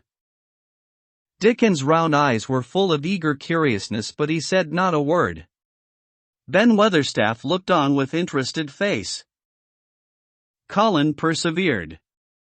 After he had turned a few trowelfuls of soil he spoke exultantly to Dickon in his best Yorkshire. The said as that have me walkin' about here same as other folk and the said that have me diggin'. I thought that was just leein' to please me. This is first day and I've walked. And here I am diggin'. Ben Weatherstaff's mouth fell open again when he heard him, but he ended by chuckling. He said, that sounds as if they'd got wits enow. The RT a Yorkshire lad for sure. And the RT diggin', too. How'd they like to plant a bit o' somethin'? I can get the rose in a pot. Go and get it, said Colin, digging excitedly. Quick! Quick! It was done quickly enough indeed. Ben Weatherstaff went his way forgetting rheumatics. Dickon took his spade and dug the hole deeper and wider than a new digger with thin white hands could make it. Mary slipped out to run and bring back a watering can. When Dickon had deepened the hole Colin went on turning the soft earth over and over. He looked up at the sky, flushed and glowing with the strangely new exercise, slight as it was. I want to do it before the sun goes quite down, he said. Mary thought that perhaps the sun held back a few minutes just on purpose. Ben Weatherstaff brought the rose in its pot from the greenhouse. He hobbled over the grass as fast as he could. He had begun to be excited, too. He knelt down by the hole and broke the pot from the mold. Here, lad, he said, handing the plant to Colin. Set it in the earth thyself, same as King does when he goes to a new place. The thin white hand shook a little and Colin's flush grew deeper as he set the rose in the mold and held it while old Ben made firm the earth. It was filled in and pressed down and made steady. Mary was leaning forward on her hands and knees. Soot had flown down and marched forward to see what was being done. Nut and Shell chattered about it from a cherry tree. It's planted, said Colin at last. And the sun is only slipping over the edge. Help me up, Dickon. I want to be standing when it goes. That's part of the magic. And Dickon helped him, and the magic or whatever it was so gave him strength that when the sun did slip over the edge and end the strange lovely afternoon for them there he actually stood on his 2 feet, laughing, 23. Magic. Dr. Craven had been waiting some time at the house when they returned to it. He had indeed begun to wonder if it might not be wise to send someone out to explore the garden paths. When Colin was brought back to his room, the poor man looked him over seriously. "You should not have stayed so long," he said. "You must not overexert yourself." "I am not tired at all," said Colin. "It has made me well. Tomorrow I am going out in the morning as well as in the afternoon." "I am not sure that I can allow it," answered Dr. Craven. "I am afraid it would not be wise." "It would not be wise to try to stop me," said Colin quite seriously. "I am going." Even Mary had found out that one of Colin's chief peculiarities was that he did not know in the least what a rude little brute he was with his way of ordering people about. He had lived on a sort of desert island all his life, and as he had been the king of it, he had made his own manners and had had no one to compare himself with. Mary had indeed been rather like him herself, and since she had been at Misselthwaite had gradually discovered that her own manners had not been of the kind which is usual or popular.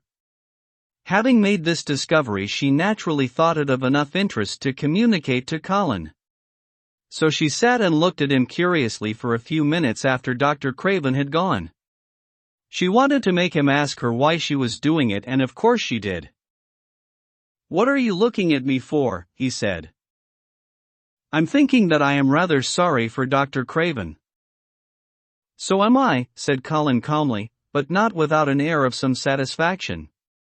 "He won't get Misselthwaite at all now. I'm not going to die." "I'm sorry for him because of that, of course," said Mary, "but I was thinking just then that it must have been very horrid to have had to be polite for 10 years to a boy who was always rude." "I would never have done it." "Am I rude?" Colin inquired undisturbedly. "If you had been his own boy and he had been a slapping sort of man," said Mary, "he would have slapped you." "But he daren't," said Colin. "No, he daren't," answered Mistress Mary, thinking the thing out quite without prejudice. "Nobody ever dared to do anything you didn't like, because you were going to die and things like that. You were such a poor thing." "But," announced Colin stubbornly, "I am not going to be a poor thing. I won't let people think I'm one. I stood on my feet this afternoon." "It is always having your own way that has made you so queer," Mary went on, thinking aloud. Colin turned his head, frowning. "Am I queer?" he demanded. "Yes," answered Mary, "very. But you needn't be cross," she added impartially, "because so am I queer, and so is Ben Weatherstaff. I am not as queer as I was before I began to like people and before I found the garden." "I don't want to be queer," said Colin. "I am not going to be," and he frowned again with determination. He was a very proud boy. He lay thinking for a while, and then Mary saw his beautiful smile begin and gradually change his whole face. "I shall stop being queer," he said, "if I go every day to the garden. There is magic in there, good magic, you know, Mary." "I am sure there is." "So am I," said Mary. "Even if it isn't real magic," Colin said, "we can pretend it is. Something is there, something." "It's magic," said Mary, "but not black. It's as white as snow." They always called it magic, and indeed it seemed like it in the months that followed, the wonderful months, the radiant months, the amazing ones. Oh! The things which happened in that garden. If you have never had a garden you cannot understand, and if you have had a garden you will know that it would take a whole book to describe all that came to pass there. At first it seemed that green things would never cease pushing their way through the earth, in the grass, in the beds, even in the crevices of the walls. Then the green things began to show buds, and the buds began to unfurl and show color, every shade of blue, every shade of purple, every tint and hue of crimson. In its happy days flowers had been tucked away into every inch and hole and corner. Ben Weatherstaff had seen it done and had himself scraped out mortar from between the bricks of the wall and made pockets of earth for lovely clinging things to grow on. Iris and white lilies rose out of the grass in sheaves, and the green alcoves filled themselves with amazing armies of the blue and white flower lances of tall delphiniums or columbines or campanulas. She was main fond o' them, she was, Ben Weatherstaff said. She liked them things as was allus pointin' up to blue sky, she used to tell. Not as she was one o' them as looked down on earth, not her. She just loved it, but she said as blue sky allus looked so joyful. The seeds Dickon and Mary had planted grew as if fairies had tended them. Satiny poppies of all tints danced in the breeze by the score, gaily defying flowers which had lived in the garden for years and which it might be confessed seemed rather to wonder how such new people had got there. And the roses, rising out of the grass, tangled round the sundial, wreathing the tree trunks and hanging from their branches, climbing up the walls and spreading over them with long garlands falling in cascades, they came alive day by day, hour by hour. Fair fresh leaves, and buds, tiny at first but swelling and working magic until they burst and uncurled into cups of scent delicately spilling themselves over their brims and filling the garden air. Colin saw it all, watching each change as it took place. Every morning he was brought out and every hour of each day when it didn't rain he spent in the garden. Even gray days pleased him. He would lie on the grass watching things growing, he said. If you watched long enough, he declared, you could see buds unsheath themselves. Also you could make the acquaintance of strange busy insect things running about on various unknown but evidently serious errands, sometimes carrying tiny scraps of straw or feather or food, or climbing blades of grass as if they were trees from whose tops one could look out to explore the country. A mole throwing up its mound at the end of its burrow and making its way out at last with the long-nailed paws which looked so like elfish hands, had absorbed him one whole morning. Ants' ways, beetles' ways, bees' ways, frogs' ways, birds' ways, plants' ways, gave him a new world to explore, and when Dickon revealed them all and added foxes' ways, otters' ways, ferrets' ways, squirrels' ways, and trouts and water rats and badgers' ways, there was no end to the things to talk about and think over. And this was not the half of the magic. The fact that he had really once stood on his feet had set Colin thinking tremendously, and when Mary told him of the spell she had worked he was excited and approved of it greatly. He talked of it constantly. Of course there must be lots of magic in the world, he said wisely one day, but people don't know what it is like or how to make it. Perhaps the beginning is just to say nice things are going to happen until you make them happen. I am going to try and experiment. The next morning when they went to the secret garden he sent at once for Ben Weatherstaff. Ben came as quickly as he could and found the Rajah standing on his feet under a tree and looking very grand but also very beautifully smiling. "Good morning, Ben Weatherstaff," he said. "I want you and Dickon and Miss Mary to stand in a row and listen to me because I am going to tell you something very important." Aye, sir," answered Ben Weatherstaff, touching his forehead. One of the long-concealed charms of Ben Weatherstaff was that in his boyhood he had once run away to sea and had made voyages. So he could reply like a sailor. "I am going to try a scientific experiment," explained the Rajah. "When I grow up I am going to make great scientific discoveries, and I am going to begin now with this experiment." Aye, sir," said Ben Weatherstaff promptly, though this was the first time he had heard of great scientific discoveries. It was the first time Mary had heard of them, either, but even at this stage she had begun to realize that, queer as he was, Colin had read about a great many singular things and was somehow a very convincing sort of boy. When he held up his head and fixed his strange eyes on you it seemed as if you believed him almost in spite of yourself, though he was only 10 years old, going on 11. At this moment he was especially convincing because he suddenly felt the fascination of actually making a sort of speech like a grown-up person. He would lie on the grass watching things growing. "The great scientific discoveries I am going to make," he went on, "will be about magic. Magic is a great thing and scarcely anyone knows anything about it except a few people in old books, and Mary a little, because she was born in India where there are fakirs. I believe Dickon knows some magic, but perhaps he doesn't know he knows it. He charms animals and people.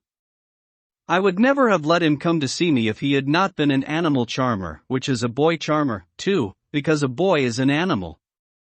I am sure there is magic in everything, only we have not sense enough to get hold of it and make it do things for us, like electricity and horses and steam.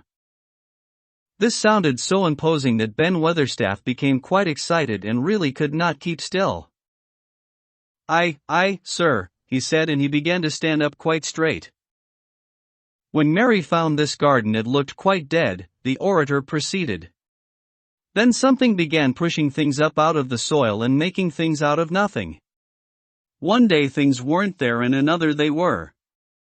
I have never watched things before and it made me feel very curious. Scientific people are always curious and I am going to be scientific. I keep saying to myself, what is it? What is it? It's something. It can't be nothing. I don't know its name, so I call it magic. I have never seen the sunrise, but Mary and Dickon have, and from what they tell me I am sure that is magic too. Something pushes it up and draws it. Sometimes since I've been in the garden I've looked up through the trees at the sky and I have had a strange feeling of being happy, as if something were pushing and drawing in my chest and making me breathe fast. Magic is always pushing and drawing and making things out of nothing. Everything is made out of magic, leaves and trees, flowers and birds, badgers and foxes and squirrels and people. So it must be all around us. In this garden, in all the places. The magic in this garden has made me stand up and know I am going to live to be a man. I am going to make the scientific experiment of trying to get some and put it in myself and make it push and draw me and make me strong. I don't know how to do it, but I think that if you keep thinking about it and calling it, perhaps it will come. Perhaps that is the first baby way to get it. When I was going to try to stand that first time, Mary kept saying to herself as fast as she could, "You can do it. You can do it," and I did. I had to try myself at the same time, of course, but her magic helped me, and so did Dickens.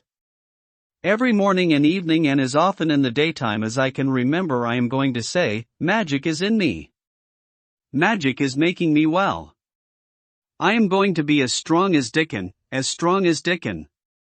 And you must all do it, too. That is my experiment. Will you help, Ben Weatherstaff? I, sir, said Ben Weatherstaff. I. If you keep doing it every day as regularly as soldiers go through drill, we shall see what will happen and find out if the experiment succeeds. You learn things by saying them over and over and thinking about them until they stay in your mind forever, and I think it will be the same with magic. If you keep calling it to come to you and help you, it will get to be part of you and it will stay and do things. I once heard an officer in India tell my mother that there were fakirs who said words over and over thousands of times, said Mary. I've heard Jem Fettleworth's wife say same thing over thousands o' times. Callan Jem a drunken brute, said Ben Weatherstaff dryly. Summat aloo's come o' that, sure enough. He gave her a good hidin' and went to Blue Lion and got as drunk as a lord. Colin drew his brows together and thought a few minutes. Then he cheered up. Well, he said, you see, something did come of it. She used the wrong magic until she made him beat her. If she'd used the right magic and had said something nice, perhaps he wouldn't have got as drunk as a lord, and perhaps he might have bought her a new bonnet. Ben Weatherstaff chuckled and there was shrewd admiration in his little old eyes. Thou'rt a clever lad as well as a straight-legged one, Mr. Colin, he said. Next time I see Bess Fettleworth I'll give her a bit of a hint o' what magic will do for her. She'd be rare and pleased if scientific experiment worked, and so you Jem. Dickon had stood listening to the lecture, his round eyes shining with curious delight. Nut and Shell were on his shoulders and he held a long-eared white rabbit in his arm and stroked it softly while it laid its ears along its back and enjoyed itself. Do you think the experiment will work? Colin asked him, wondering what he was thinking. He so often wondered what Dickon was thinking when he saw him looking at him or at one of his creatures with his happy wide smile. He smiled now and his smile was wider than usual. "Aye," he answered, "that I do. It'll work same as th seeds do when th sun shines on 'em. It'll work for sure. Shall us begin it now?" Colin was delighted and so was Mary. Fired by recollections of fakirs and devotees and illustrations, Colin suggested that they should all sit cross-legged under the tree which made a canopy. "It will be like sitting in a sort of temple," said Colin. "I'm rather tired and I want to sit down." Said Dickon, "the mustn't begin by sayin' the RT tired. The might spoil th magic." Colin turned and looked at him into his innocent round eyes. "That's true," he said slowly. "I must only think of the magic." It all seemed most majestic and mysterious when they sat down in their circle. Ben Weatherstaff felt as if he had somehow been led into appearing at a prayer meeting.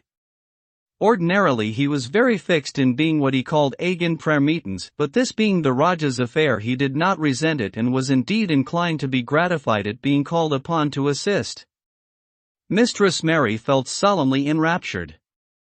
Dickon held his rabbit in his arm, and perhaps he made some charmer's signal no one heard, for when he sat down, cross-legged like the rest, the crow, the fox, the squirrels and the lamb slowly drew near and made part of the circle, settling each into a place of rest as if of their own desire. "The creatures have come," said Colin gravely. "They want to help us." Colin really looked quite beautiful, Mary thought. He held his head high as if he felt like a sort of priest and his strange eyes had a wonderful look in them. The light shone on him through the tree canopy. "Now we will begin," he said. "Shall we sway backward and forward, Mary, as if we were dervishes, AK?" "I canna do no swayin' back'ard and for'ard," said Ben Weatherstaff. "I've got th rheumatics." "The magic will take them away," said Colin in a high priest tone, "but we won't sway until it has done it. We will only chant." "I canna do no chantin'," said Ben Weatherstaff a trifle testily. "They turned me out o' th church choir th only time I ever tried it." No one smiled. They were all too much in earnest. Colin's face was not even crossed by a shadow. He was thinking only of the magic. "Then I will chant," he said. And he began, looking like a strange boy spirit. "The sun is shining, the sun is shining. That is the magic. The flowers are growing, the roots are stirring. That is the magic. Being alive is the magic, being strong is the magic. The magic is in me, the magic is in me. It is in me, it is in me. It's in every one of us. It's in Ben Weatherstaff's back. Magic. Magic. Come and help." He said it a great many times, not 1,000 times but quite a goodly number. Mary listened entranced. She felt as if it were at once queer and beautiful and she wanted him to go on and on. Ben Weatherstaff began to feel soothed into a sort of dream which was quite agreeable. The humming of the bees and the blossoms mingled with the chanting voice and drowsily melted into a doze. Dickon sat cross-legged with his rabbit asleep on his arm and a hand resting on the lamb's back. Soot had pushed away a squirrel and huddled close to him on his shoulder, the grey film dropped over his eyes. At last Colin stopped. "Now I am going to walk round the garden," he announced. Ben Weatherstaff's head had just dropped forward and he lifted it with a jerk. "You're not in church," said Colin. "Not o' sort," mumbled Ben. Sermon was good enow, but I'm bound to get out a 4th collection." He was not quite awake yet. "You're not in church," said Colin. "Not me," said Ben, straightening himself. "Who said I were? I heard every bit of it. You said th magic was in my back. Th doctor calls it rheumatics." The Raja waved his hand. "That was the wrong magic," he said. "You will get better. You have my permission to go to your work. But come back tomorrow. I'd like to see thee walk round the garden, grunted Ben. It was not an unfriendly grunt, but it was a grunt.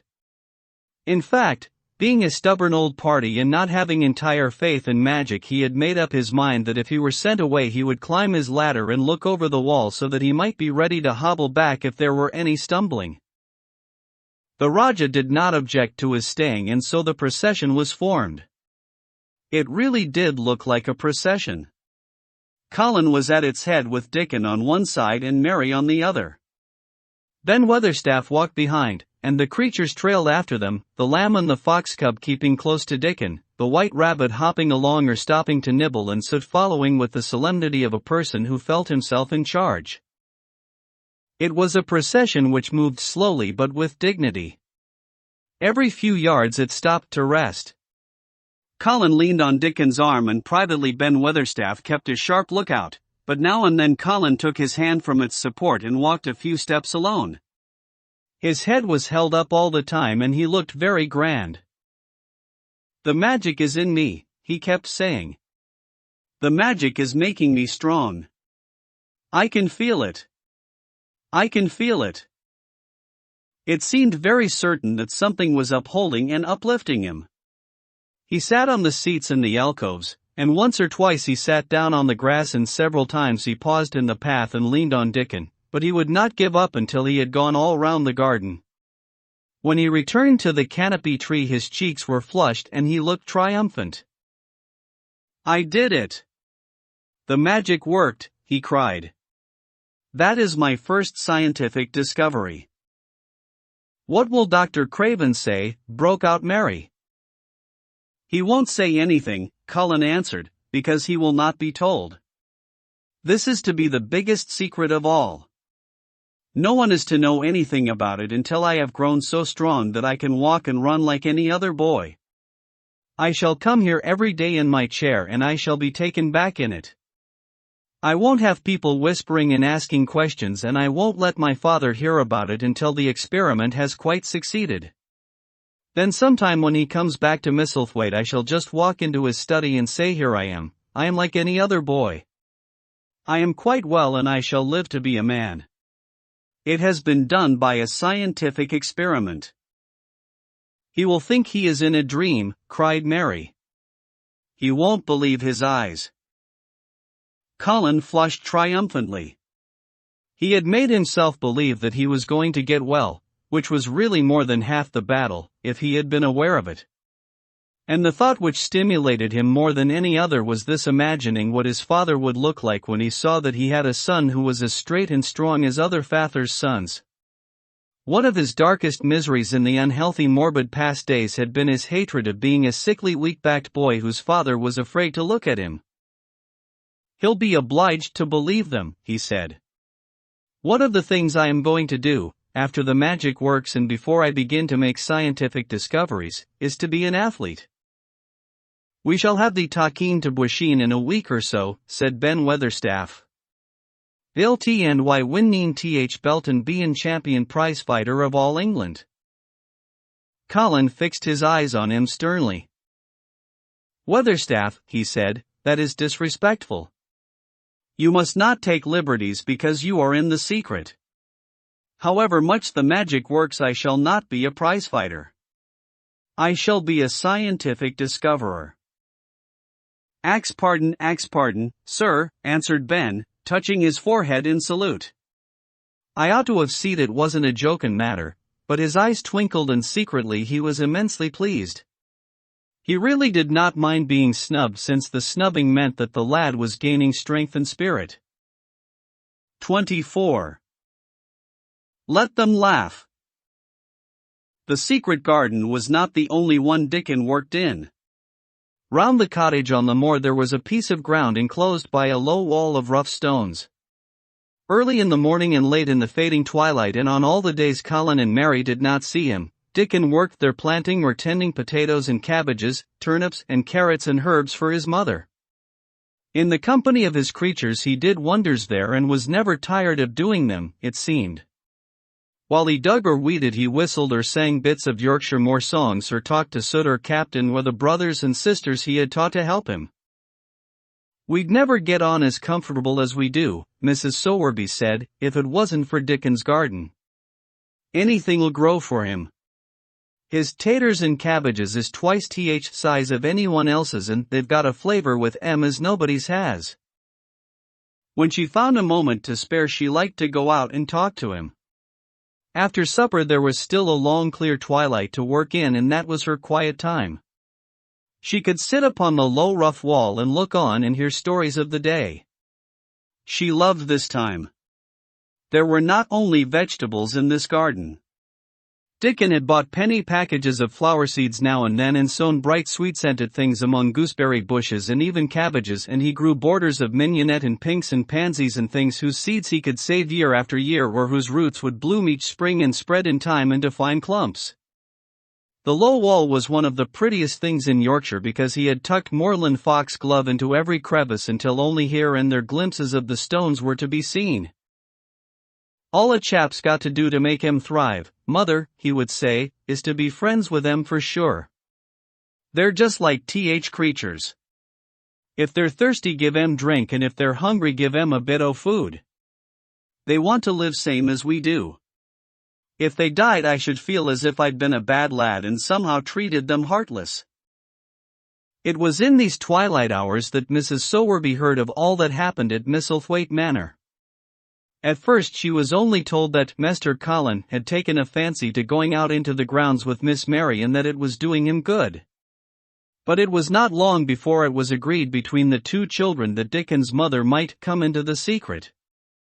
Somehow it was not doubted that she was safe for sure.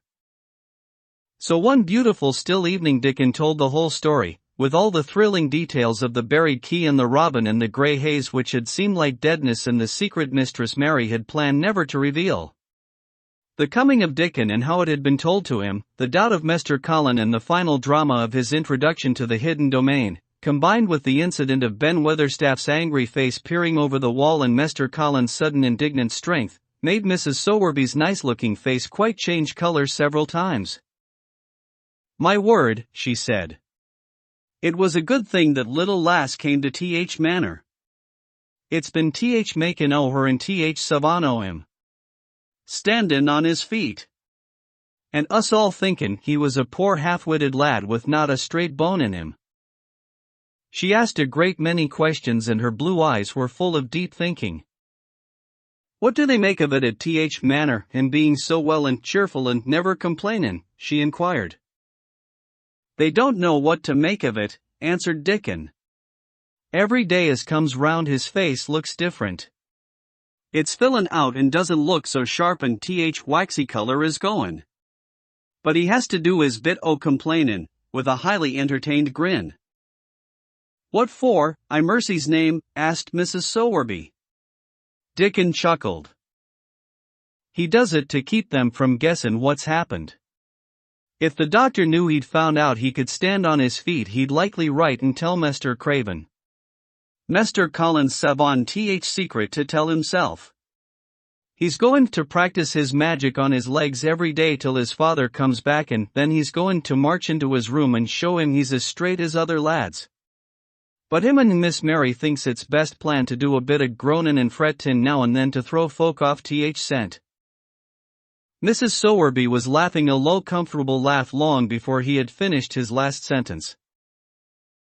She said, "that pair's enjoyin' theirselves, I'll warrant. They'll get a good bit o' actin' out of it, and there's nothin' children likes as much as play actin'. Let's hear what they do, Dickon lad." Dickon stopped weeding and sat up on his heels to tell her. His eyes were twinkling with fun. "Mr. Colin is carried down to his chair every time he goes out," he explained. "And he flies out at John, footman, for not carryin' him careful enough. He makes himself as helpless lookin' as he can and never lifts his head until we're out o' sight o' house. And he grunts and frets a good bit when he's bein' settled into his chair. Him and Miss Mary's both got to enjoyin' it, and when he groans and complains she'll say, 'Poor Colin. Does it hurt you so much?' Are you so weak as that, poor Colin? But trouble is that sometimes they can scarce keep from burstin' out Logan. When we get safe into the garden they laugh till they've no breath left to laugh with. And they have to stuff their faces into Mr. Colin's cushions to keep the gardeners from hearing, if any of 'em's about. More they laugh better for 'em, said Mrs. Sowerby, still laughing herself. Good healthy child Logan's better than pills any day o' year. That pair'll plump up for sure. They are plumpin' up, said Dickon. They're that hungry they don't know how to get enough to eat without makin' talk. Mr. Colin says if he keeps sendin' for more food they won't believe he's an invalid at all. Miss Mary says she'll let him eat her share, but he says that if she goes hungry she'll get thin and they mun both get fat at once. Mrs. Sowerby laughed so heartily at the revelation of this difficulty that she quite rocked backward and forward in her blue cloak, and Dickon laughed with her. I'll tell thee what, lad, Mrs. Sowerby said when she could speak. I've thought of a way to help 'em. When they goes to 'em in mornin's they shall take a pail o' good new milk and I'll bake 'em a crusty cottage loaf or some buns white currants in 'em, same as you children like. Nothin' so good as fresh milk and bread. Then they could take off edge o' their hunger while they were in the garden and fine food they get indoors polish off corners. Mother, said Dickon admiringly, what a wonder they art. They always sees a way out o' things. They was quite in a pother yesterday. They didn't see how they was to manage without orderin' up more food, they felt that empty inside. They're too young uns growin' fast, and health's comin' back to both of 'em. Children like that feels like young wolves and food's flesh and blood to 'em, said Mrs. Sowerby. Then she smiled Dickon's own curving smile. But they're enjoyin' theirselves for sure, she said. She was quite right, the comfortable wonderful mother creature, and she had never been more so than when she said their play actin' would be their joy. Colin and Mary found it one of their most thrilling sources of entertainment. The idea of protecting themselves from suspicion had been unconsciously suggested to them first by the puzzled nurse and then by Dr. Craven himself. Your appetite is improving very much, Master Colin, the nurse had said one day. You used to eat nothing, and so many things disagreed with you. Nothing disagrees with me now, replied Colin, and then seeing the nurse looking at him curiously he suddenly remembered that perhaps he ought not to appear too well just yet. At least things don't so often disagree with me. It's the fresh air. Perhaps it is, said the nurse, still looking at him with a mystified expression. But I must talk to Dr. Craven about it. How she stared at you, said Mary when she went away. As if she thought there must be something to find out. I won't have her finding out things, said Colin. No one must begin to find out yet. When Dr. Craven came that morning he seemed puzzled, also. He asked a number of questions, to Colin's great annoyance. You stay out in the garden a great deal, he suggested. Where do you go? Colin put on his favorite air of dignified indifference to opinion. I will not let anyone know where I go, he answered. I go to a place I like. Everyone has orders to keep out of the way. I won't be watched and stared at. You know that. You seem to be out all day, but I do not think it has done you harm, I do not think so.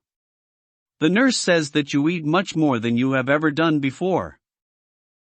Perhaps, said Colin, prompted by a sudden inspiration, perhaps it is an unnatural appetite. I do not think so, as your food seems to agree with you, said Dr. Craven. You are gaining flesh rapidly and your color is better. Perhaps I am bloated and feverish, said Colin, assuming a discouraging air of gloom. People who are not going to live are often different. Dr. Craven shook his head. He was holding Colin's wrist and he pushed up his sleeve and felt his arm. You are not feverish, he said thoughtfully, and such flesh as you have gained is healthy. If you can keep this up, my boy, we need not talk of dying. Your father will be happy to hear of this remarkable improvement. I won't have him told. Colin broke forth fiercely. It will only disappoint him if I get worse again, and I may get worse this very night. I might have a raging fever. I feel as if I might be beginning to have one now.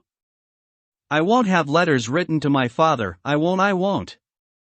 You are making me angry, and you know that is bad for me.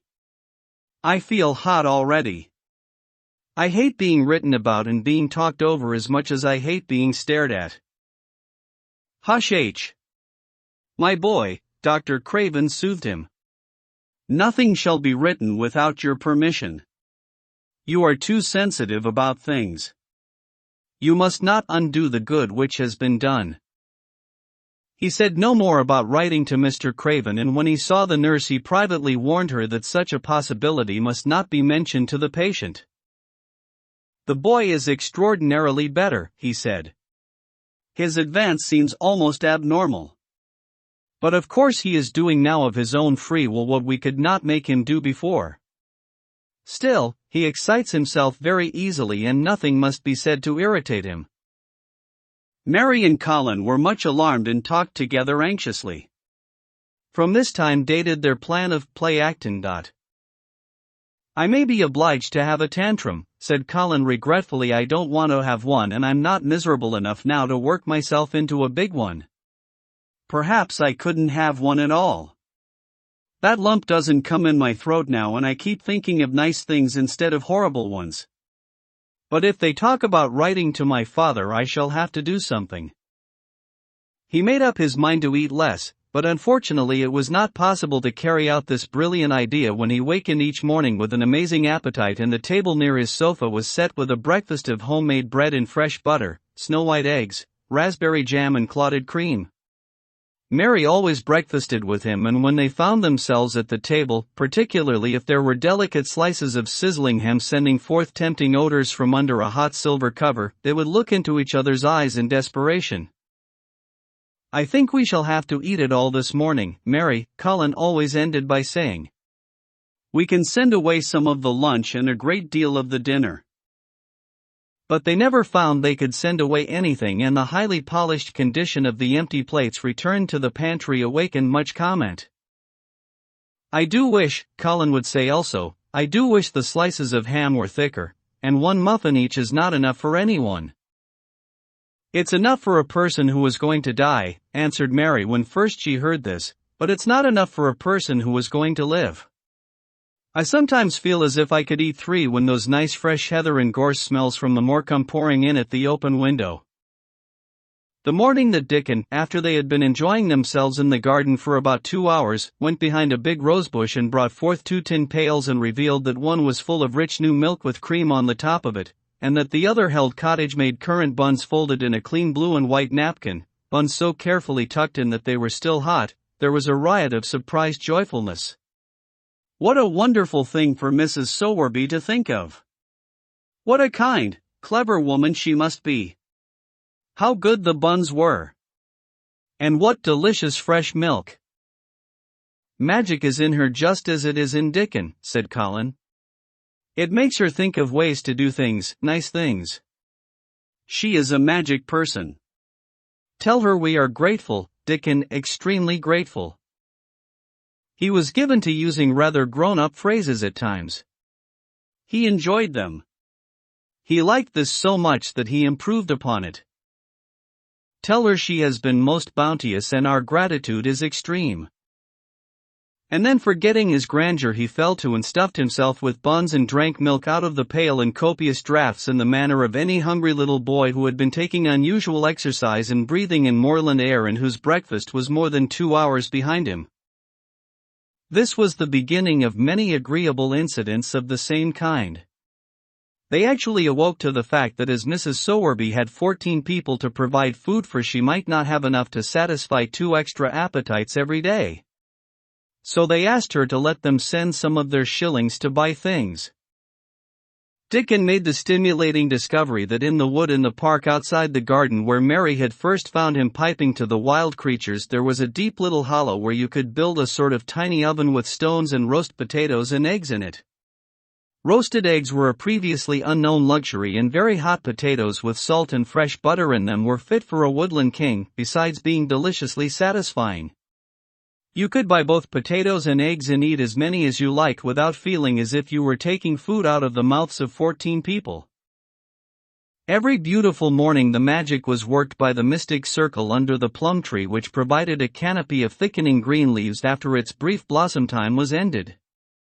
After the ceremony Colin always took his walking exercise, and throughout the day he exercised his newly found power at intervals. Each day he grew stronger and could walk more steadily and cover more ground.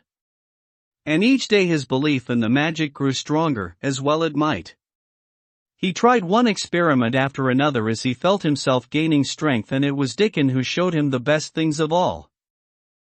"Yesterday," he said one morning after an absence, "I went to Thwaite for mother and near Th Blue Cow, and I seed Bob Hayworth. He's the strongest chap on Th Moor. He's the champion wrestler and he can jump higher than any other chap and throw Th hammer farther. He's gone all Th way to Scotland for Th sports some years. He's knowed me ever since I was a little un, and he's a friendly sort, and I axed him some questions. Th Gentry calls him a athlete, and I thought, oh, the Mester Colin, and I says, how did they make the muscles stick out that way, Bob? Did they do anything extra to make thyself so strong? And he says, well, yes, lad, I did. A strong man in a show that came to Thwaite once showed me how to exercise my arms and legs and every muscle in my body. And I says, could a delicate chap make himself stronger with them, Bob? And he laughed and says, art the Th delicate chap? And I says, no, but I knows a young gentleman that's gettin' well of a long illness, and I wish I knowed some o' them tricks to tell him about. I didn't say no names and he didn't ask none. He's friendly same as I said, and he stood up and showed me good-natured like, and I imitated what he did till I knowed it by heart." Colin had been listening excitedly. "Can you show me?" he cried. "Will you?" "Aye, to be sure," Dickon answered, getting up. "But he says the mun do gentle at first, and be careful not to tire thysel. Rest in between times and take deep breaths and don't overdo." "I'll be careful," said Colin. "Show me. Show me. Dickon, you are the most magic boy in the world." Dickon stood up on the grass and slowly went through a carefully practical but simple series of muscle exercises. Colin watched them with widening eyes. He could do a few while he was sitting down. Presently he did a few gently while he stood upon his already steadied feet. Mary began to do them also. Soot, who was watching the performance, became much disturbed and left his branch and hopped about restlessly because he could not do them too. From that time the exercises were part of the day's duties as much as the magic was. It became possible for both Colin and Mary to do more of them each time they tried, and such appetites were the results that but for the basket Dickon put down behind the bush each morning when he arrived they would have been lost. But the little oven in the hollow and Mrs. Sowerby's bounties were so satisfying that Mrs. Medlock and the nurse and Dr. Craven became mystified again.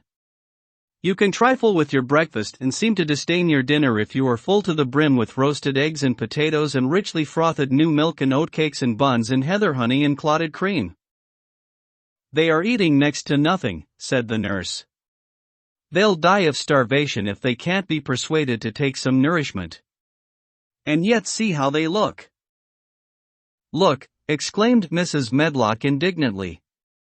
I'm moithered to death with them. They're a pair of young Satans. Bursting their jackets one day and the next turning up their noses at the best meals cook can tempt them with.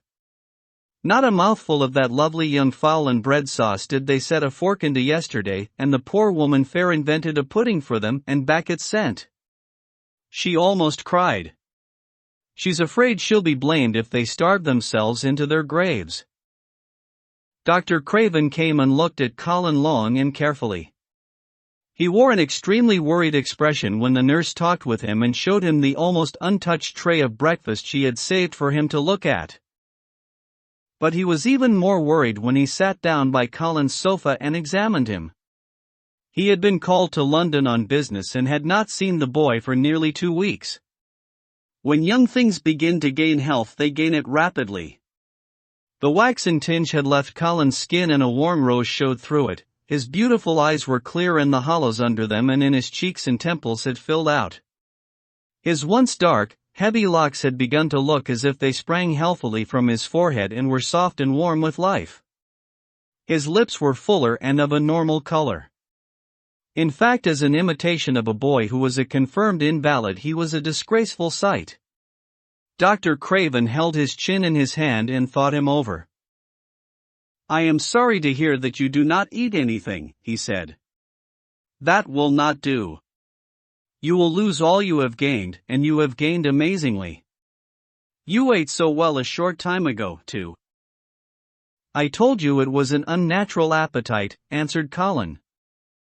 Mary was sitting on her stool nearby and she suddenly made a very queer sound which she tried so violently to repress that she ended by almost choking. "What is the matter?" said Dr. Craven, turning to look at her. Mary became quite severe in her manner. "It was something between a sneeze and a cough," she replied with reproachful dignity, "and it got into my throat. But," she said afterward to Colin, "I couldn't stop myself. It just burst out because all at once I couldn't help remembering that last big potato you ate and the way your mouth stretched when you bit through that thick lovely crust with jam and clotted cream on it." "Is there any way in which those children can get food secretly?" Dr. Craven inquired of Mrs. Medlock. "There's no way unless they dig it out of the earth or pick it off the trees," Mrs. Medlock answered. "They stay out in the grounds all day and see no one but each other.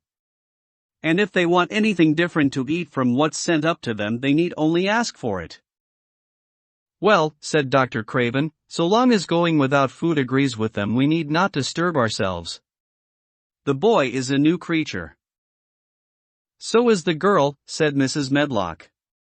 "She's begun to be downright pretty since she's filled out and lost her ugly little sour look. Her hair's grown thick and healthy looking and she's got a bright color. The glummest, ill-natured little thing she used to be, and now her and Master Colin laugh together like a pair of crazy young ones. Perhaps they're growing fat on that." "Perhaps they are," said Dr. Craven. "Let them laugh." 25. The Curtain. And the secret garden bloomed and every morning revealed new miracles. In the robin's nest there were eggs, and the robin's mate sat upon them, keeping them warm with her feathery little breast and careful wings. At first she was very nervous and the robin himself was indignantly watchful. Even Dickon did not go near the close-grown corner in those days, but waited until by the quiet working of some mysterious spell he seemed to have conveyed to the soul of the little pair that in the garden there was nothing which was not quite like themselves, nothing which did not understand the wonderfulness of what was happening to them, the immense, tender, terrible, heartbreaking beauty and solemnity of eggs. If there had been one person in that garden who had not known through all his or her innermost being that if an egg were taken away or hurt the whole world would whirl round and crash through space and come to an end, if there had been even one who did not feel it and act accordingly, there could have been no happiness even in that golden springtime air.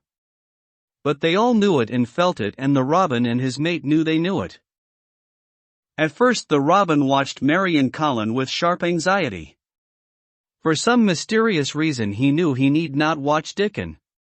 The first moment he set his bright black eye on Dickon he knew he was not a stranger but a sort of robin without beak or feathers. He could speak robin, which is a quite distinct language not to be mistaken for any other. To speak robin to a robin is like speaking French to a Frenchman. Dickon always spoke it to the robin himself, so the queer gibberish he used when he spoke to humans did not matter in the least. The robin thought he spoke this gibberish to them because they were not intelligent enough to understand feathered speech. His movements also were robin. They never startled one by being sudden enough to seem dangerous or threatening. Any robin could understand Dickon, so his presence was not even disturbing. But at the outset it seemed necessary to be on guard against the other two.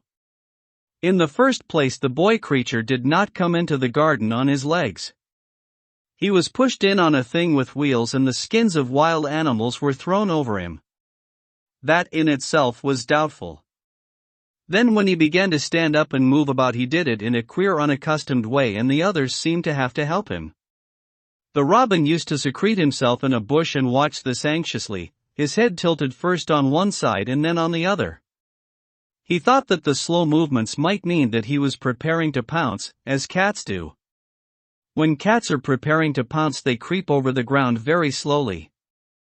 The robin talked this over with his mate a great deal for a few days, but after that he decided not to speak of the subject because her terror was so great that he was afraid it might be injurious to the eggs. When the boy began to walk by himself and even to move more quickly, it was an immense relief. But for a long time, or it seemed a long time to the robin, he was a source of some anxiety. He did not act as the other humans did. He seemed very fond of walking, but he had a way of sitting or lying down for a while and then getting up in a disconcerting manner to begin again. One day the robin remembered that when he himself had been made to learn to fly by his parents, he had done much the same sort of thing. He had taken short flights of a few yards and then had been obliged to rest. So it occurred to him that this boy was learning to fly, or rather to walk. He mentioned this to his mate, and when he told her that the eggs would probably conduct themselves in the same way after they were fledged, she was quite comforted and even became eagerly interested and derived great pleasure from watching the boy over the edge of her nest, though she always thought that the eggs would be much cleverer and learn more quickly. But then she said indulgently that humans were always more clumsy and slow than eggs, and most of them never seemed really to learn to fly at all. You never met them in the air or on treetops. After a while the boy began to move about as the others did, but all three of the children at times did unusual things. They would stand under the trees and move their arms and legs and heads about in a way which was neither walking nor running nor sitting down. They went through these movements at intervals every day, and the robin was never able to explain to his mate what they were doing or trying to do. He could only say that he was sure that the eggs would never flap about in such a manner. But as the boy who could speak robin so fluently was doing the thing with them, birds could be quite sure that the actions were not of a dangerous nature. Of course, neither the robin nor his mate had ever heard of the champion wrestler, Bob Hayworth, and his exercises for making the muscles stand out like lumps. Robins are not like human beings. Their muscles are always exercised from the first, and so they develop themselves in a natural manner. If you have to fly about to find every meal you eat, your muscles do not become atrophied. When the boy was walking and running about and digging and weeding like the others, the nest in the corner was brooded over by a great peace and content. Fears for the eggs became things of the past. Knowing that your eggs were as safe as if they were locked in a bank vault, and the fact that you could watch so many curious things going on, made setting a most entertaining occupation. On wet days the egg's mother sometimes felt even a little dull because the children did not come into the garden. But even on wet days it could not be said that Mary and Colin were dull. One morning when the rain streamed down unceasingly and Colin was beginning to feel a little restive, as he was obliged to remain on his sofa because it was not safe to get up and walk about, Mary had an inspiration. "Now that I am a real boy," Colin had said, "my legs and arms and all my body are so full of magic that I can't keep them still. They want to be doing things all the time. Do you know that when I waken in the morning, Mary, when it's quite early and the birds are just shouting outside and everything seems just shouting for joy, even the trees and things we can't really hear? I feel as if I must jump out of bed and shout myself. If I did, think what would happen." Mary giggled inordinately. "The nurse would come running and Mrs. Medlock would come running and they would be sure you had gone crazy and they'd send for the doctor," she said. Colin giggled himself. He could see how they would all look, how horrified by his outbreak and how amazed to see him standing upright. "I wish my father would come home," he said. I want to tell him myself I'm always thinking about it, but we couldn't go on like this much longer. I can't stand lying still and pretending, and besides I look too different. I wish it wasn't raining today. It was then Mistress Mary had her inspiration. Colin, she began mysteriously, do you know how many rooms there are in this house? About 1,000, I suppose, he answered. There's about 100 no one ever goes into, said Mary. And one rainy day I went and looked into ever so many of them. No one ever knew, though Mrs. Medlock nearly found me out. I lost my way when I was coming back and I stopped at the end of your corridor. That was the second time I heard you crying. Colin started up on his sofa. 100 rooms no one goes into, he said. It sounds almost like a secret garden. Suppose we go and look at them. You could wheel me in my chair and nobody would know where we went. That's what I was thinking, said Mary. No one would dare to follow us. There are galleries where you could run. We could do our exercises.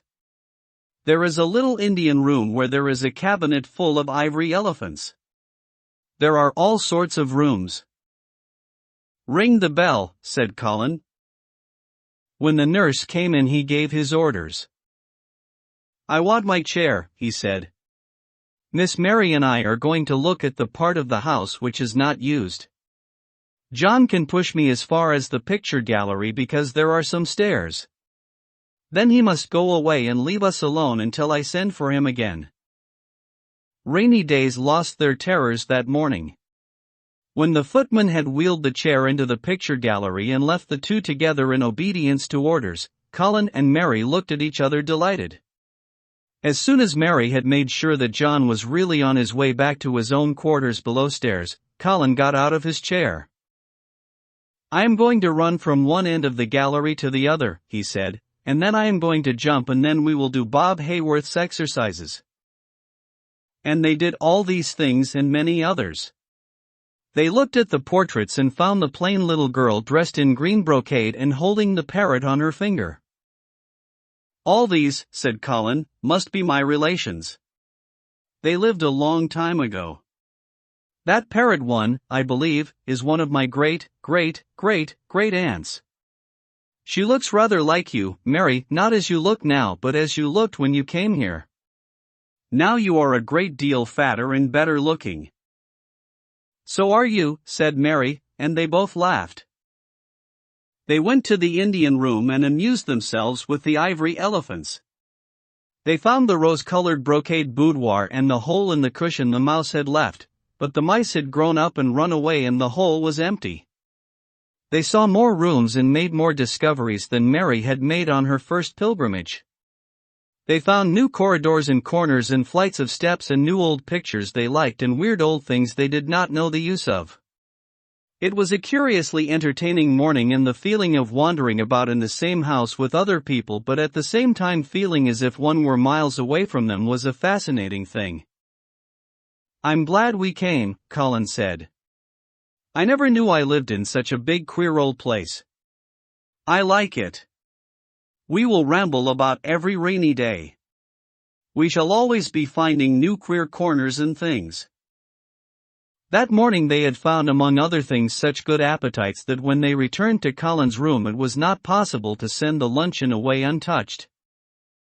When the nurse carried the tray downstairs she slapped it down on the kitchen dresser so that Mrs. Loomis, the cook, could see the highly polished dishes and plates. Look at that, she said. This is a house of mystery, and those two children are the greatest mysteries in it. If they keep that up every day, said the strong young footman John, there'd be small wonder that he weighs twice as much today as he did a month ago. I should have to give up my place in time, for fear of doing my muscles an injury. That afternoon Mary noticed that something new had happened in Colin's room. She had noticed it the day before but had said nothing because she thought the change might have been made by chance. She said nothing today but she sat and looked fixedly at the picture over the mantel. She could look at it because the curtain had been drawn aside. That was the change she noticed. "I know what you want me to tell you," said Colin, after she had stared a few minutes. "I always know when you want me to tell you something. You are wondering why the curtain is drawn back. I am going to keep it like that." "Why?" asked Mary. "Because it doesn't make me angry anymore to see her laughing. I wakened when it was bright moonlight 2 nights ago and felt as if the magic was filling the room and making everything so splendid that I couldn't lie still. I got up and looked out of the window.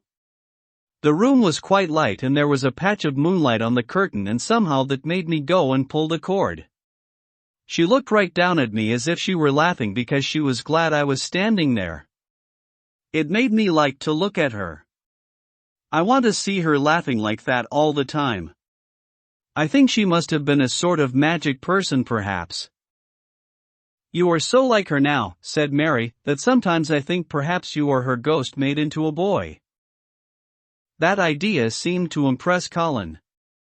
He thought it over and then answered her slowly.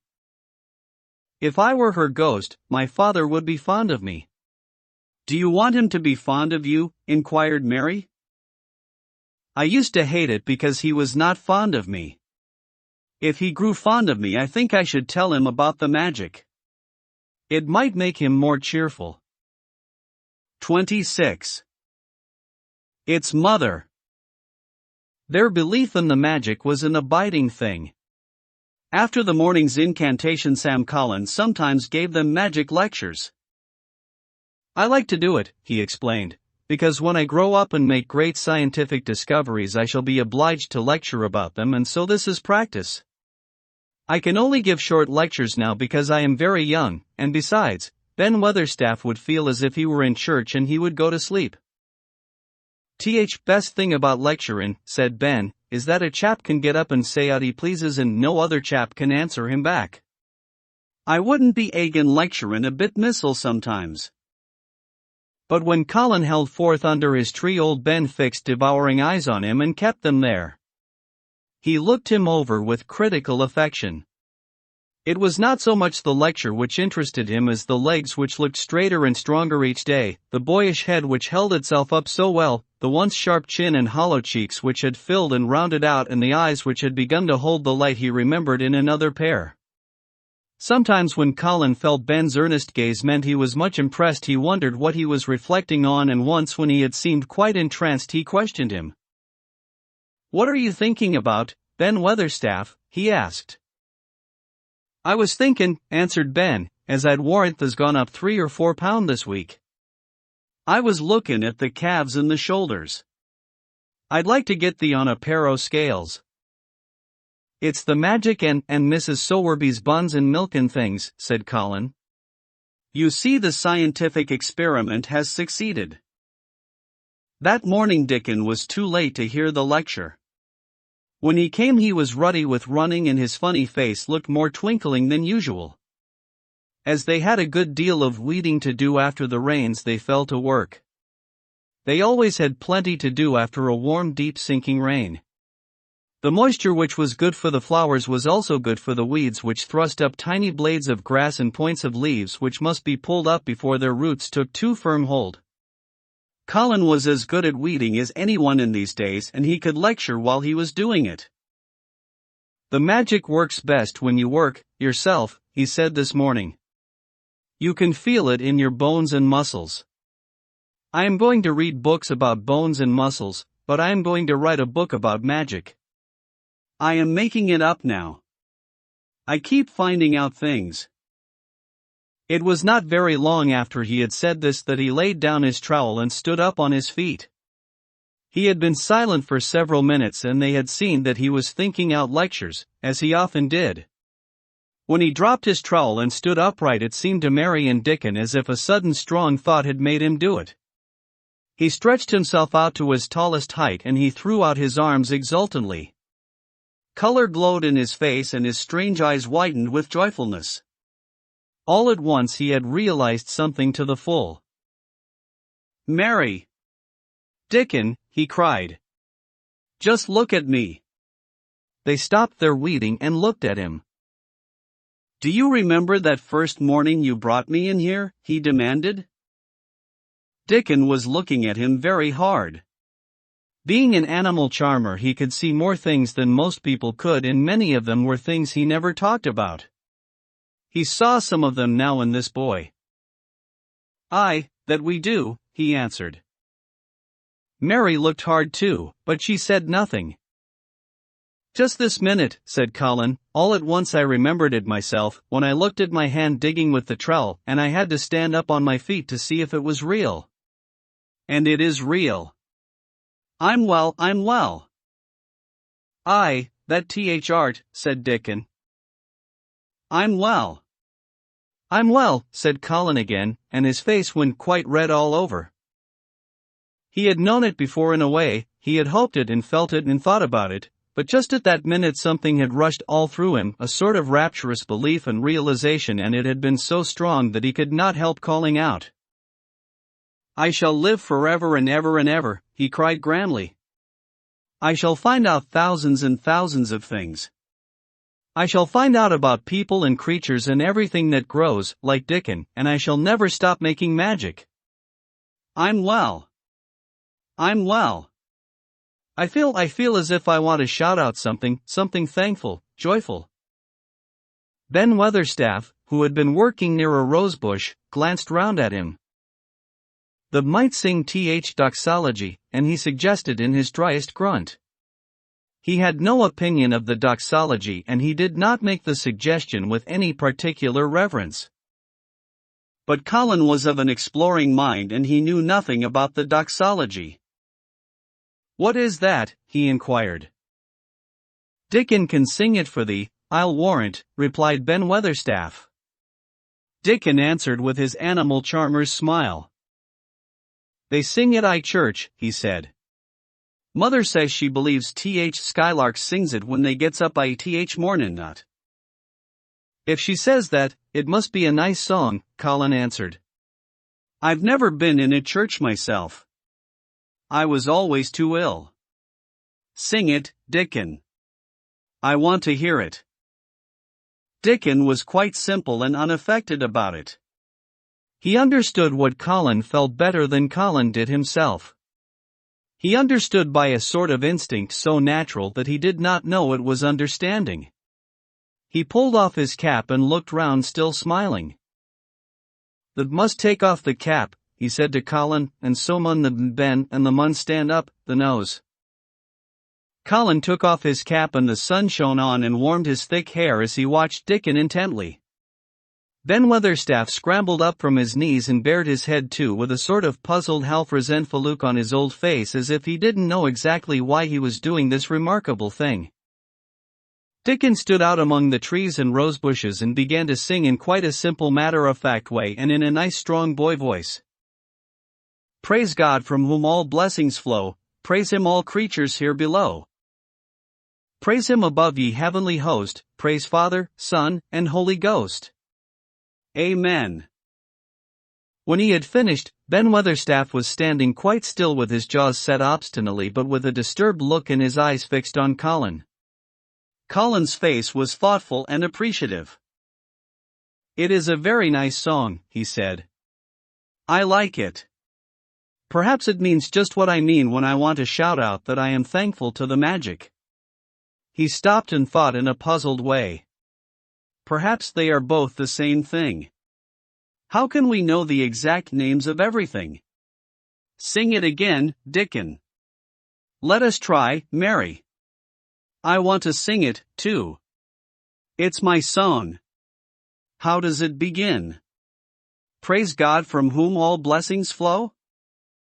And they sang it again, and Mary and Colin lifted their voices as musically as they could, and Dickon swelled quite loud and beautiful, and at the second line Ben Weatherstaff raspingly cleared his throat, and at the third line he joined in with such vigor that it seemed almost savage, and when the amen came to an end Mary observed that the very same thing had happened to him which had happened when he found out that Colin was not a cripple. His chin was twitching and he was staring and winking. And his leathery old cheeks were wet. "I never seed no sense in doxology afore," he said hoarsely, "but I may change my mind I time. I should say they'd gone up £5 this week, Mr. Colin, 5 on 'em. Colin was looking across the garden at something attracting his attention, and his expression had become a startled one. "Who is coming in here?" he said quickly. "Who is it?" The door in the ivied wall had been pushed gently open and a woman had entered. She had come in with the last line of their song, and she had stood still listening and looking at them. With the ivy behind her, the sunlight drifting through the trees and dappling her long blue cloak, and her nice fresh face smiling across the greenery, she was rather like a softly colored illustration in one of Colin's books. She had wonderful affectionate eyes which seemed to take everything in, all of them, even Ben Weatherstaff and the creatures and every flower that was in bloom. Unexpectedly as she had appeared, not one of them felt that she was an intruder at all. Dickon's eyes lighted like lamps. "It's Mother, that's who it is," he cried, and went across the grass at a run. Colin began to move toward her, too, and Mary went with him. They both felt their pulses beat faster. "It's Mother," Dickon said again when they met halfway. "I know'd thou wanted to see her, and I told her where door was hid." Colin held out his hand with a sort of flushed royal shyness, but his eyes quite devoured her face. "Even when I was ill I wanted to see you," he said, "you and Dickon in the secret garden.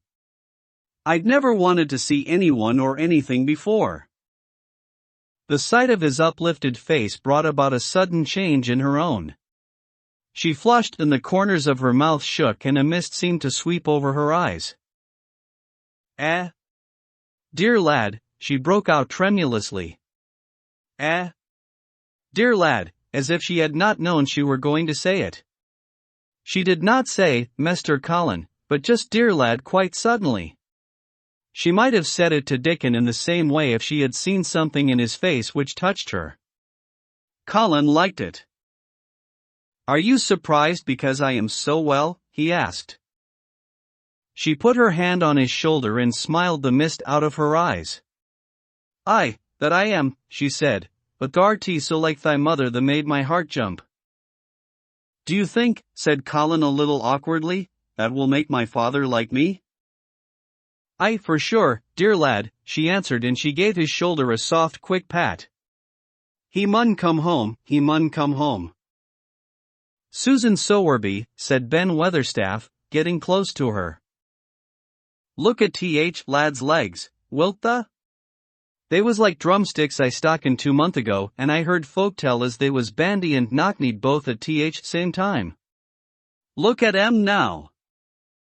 Susan Sowerby laughed a comfortable laugh.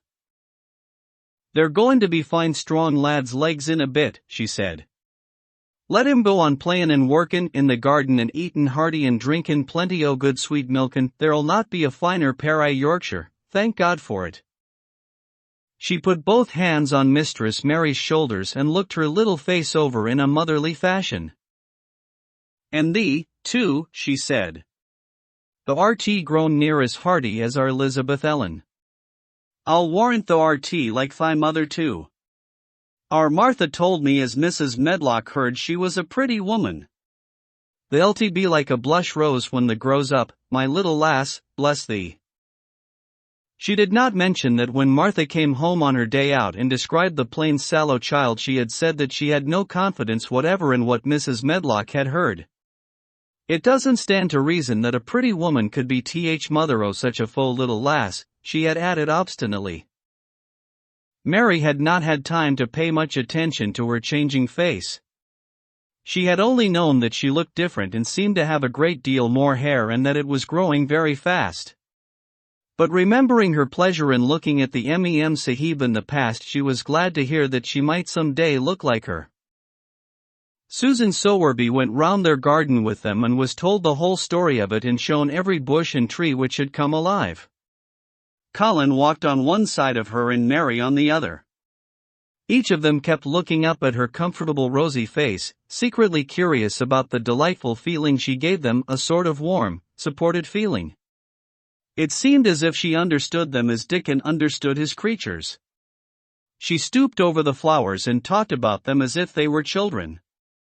Soot followed her and once or twice caught at her and flew upon her shoulder as if it were Dickens.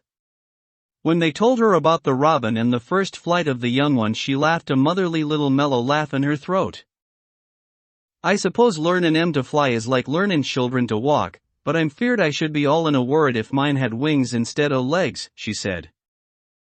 It was because she seemed such a wonderful woman in her nice moorland cottage way that at last she was told about the magic. Do you believe in magic? Asked Colin after he had explained about Indian fakirs.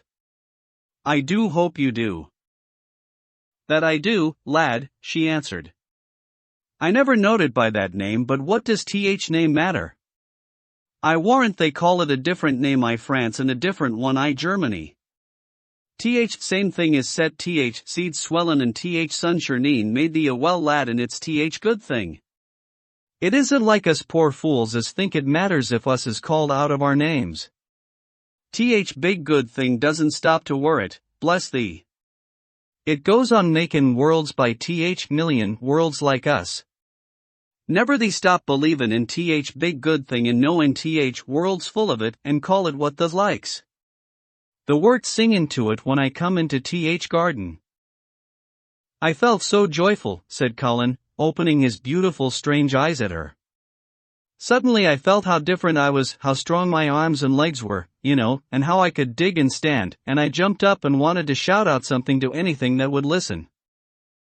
Th magic listened when they sung th doxology.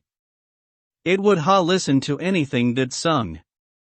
It was th joy that mattered. Lad, what's name's to th joymaker, and she gave his shoulders a quick soft pat again. She had packed a basket which held a regular feast this morning, and when the hungry hour came and Dickon brought it out from its hiding place, she sat down with them under their tree and watched them devour their food, laughing and quite gloating over their appetites. She was full of fun and made them laugh at all sorts of odd things. She told them stories in broad Yorkshire and taught them new words. She laughed as if she could not help it when they told her of the increasing difficulty there was in pretending that Colin was still a fretful invalid. You see, we can't help laughing nearly all the time when we are together, explained Colin. And it doesn't sound ill at all. We try to choke it back, but it will burst out, and that sounds worse than ever. There's one thing that comes into my mind so often, said Mary, and I can scarcely ever hold in when I think of it suddenly. I keep thinking, suppose Colin's face should get to look like a full moon. It isn't like one yet, but he gets a tiny bit fatter every day, and suppose some morning it should look like one, what should we do? Bless us all, I can see that has a good bit o' play actin' to do, said Susan Sowerby. But thou won't have to keep it up much longer. Mester Craven'll come home. Do you think he will? Asked Colin. Why? Susan Sowerby chuckled softly. I suppose it you'd nigh break thy heart if he found out before they'd told him in the own way, she said. There's laid awake nights plannin' it. I couldn't bear anyone else to tell him, said Colin. I think about different ways every day. I think now I just want to run into his room. That'd be a fine start for him, said Susan Sowerby. I'd like to see his face, lad. I would that. He mun come back, that he mun. One of the things they talked of was the visit they were to make to her cottage. They planned it all. They were to drive over the moor and lunch out of doors among the heather. They would see all the 12 children in Dickon's garden and would not come back until they were tired. Susan Sowerby got up at last to return to the house and Mrs. Medlock. It was time for Colin to be wheeled back also. But before he got into his chair he stood quite close to Susan and fixed his eyes on her with a kind of bewildered adoration, and he suddenly caught hold of the fold of her blue cloak and held it fast.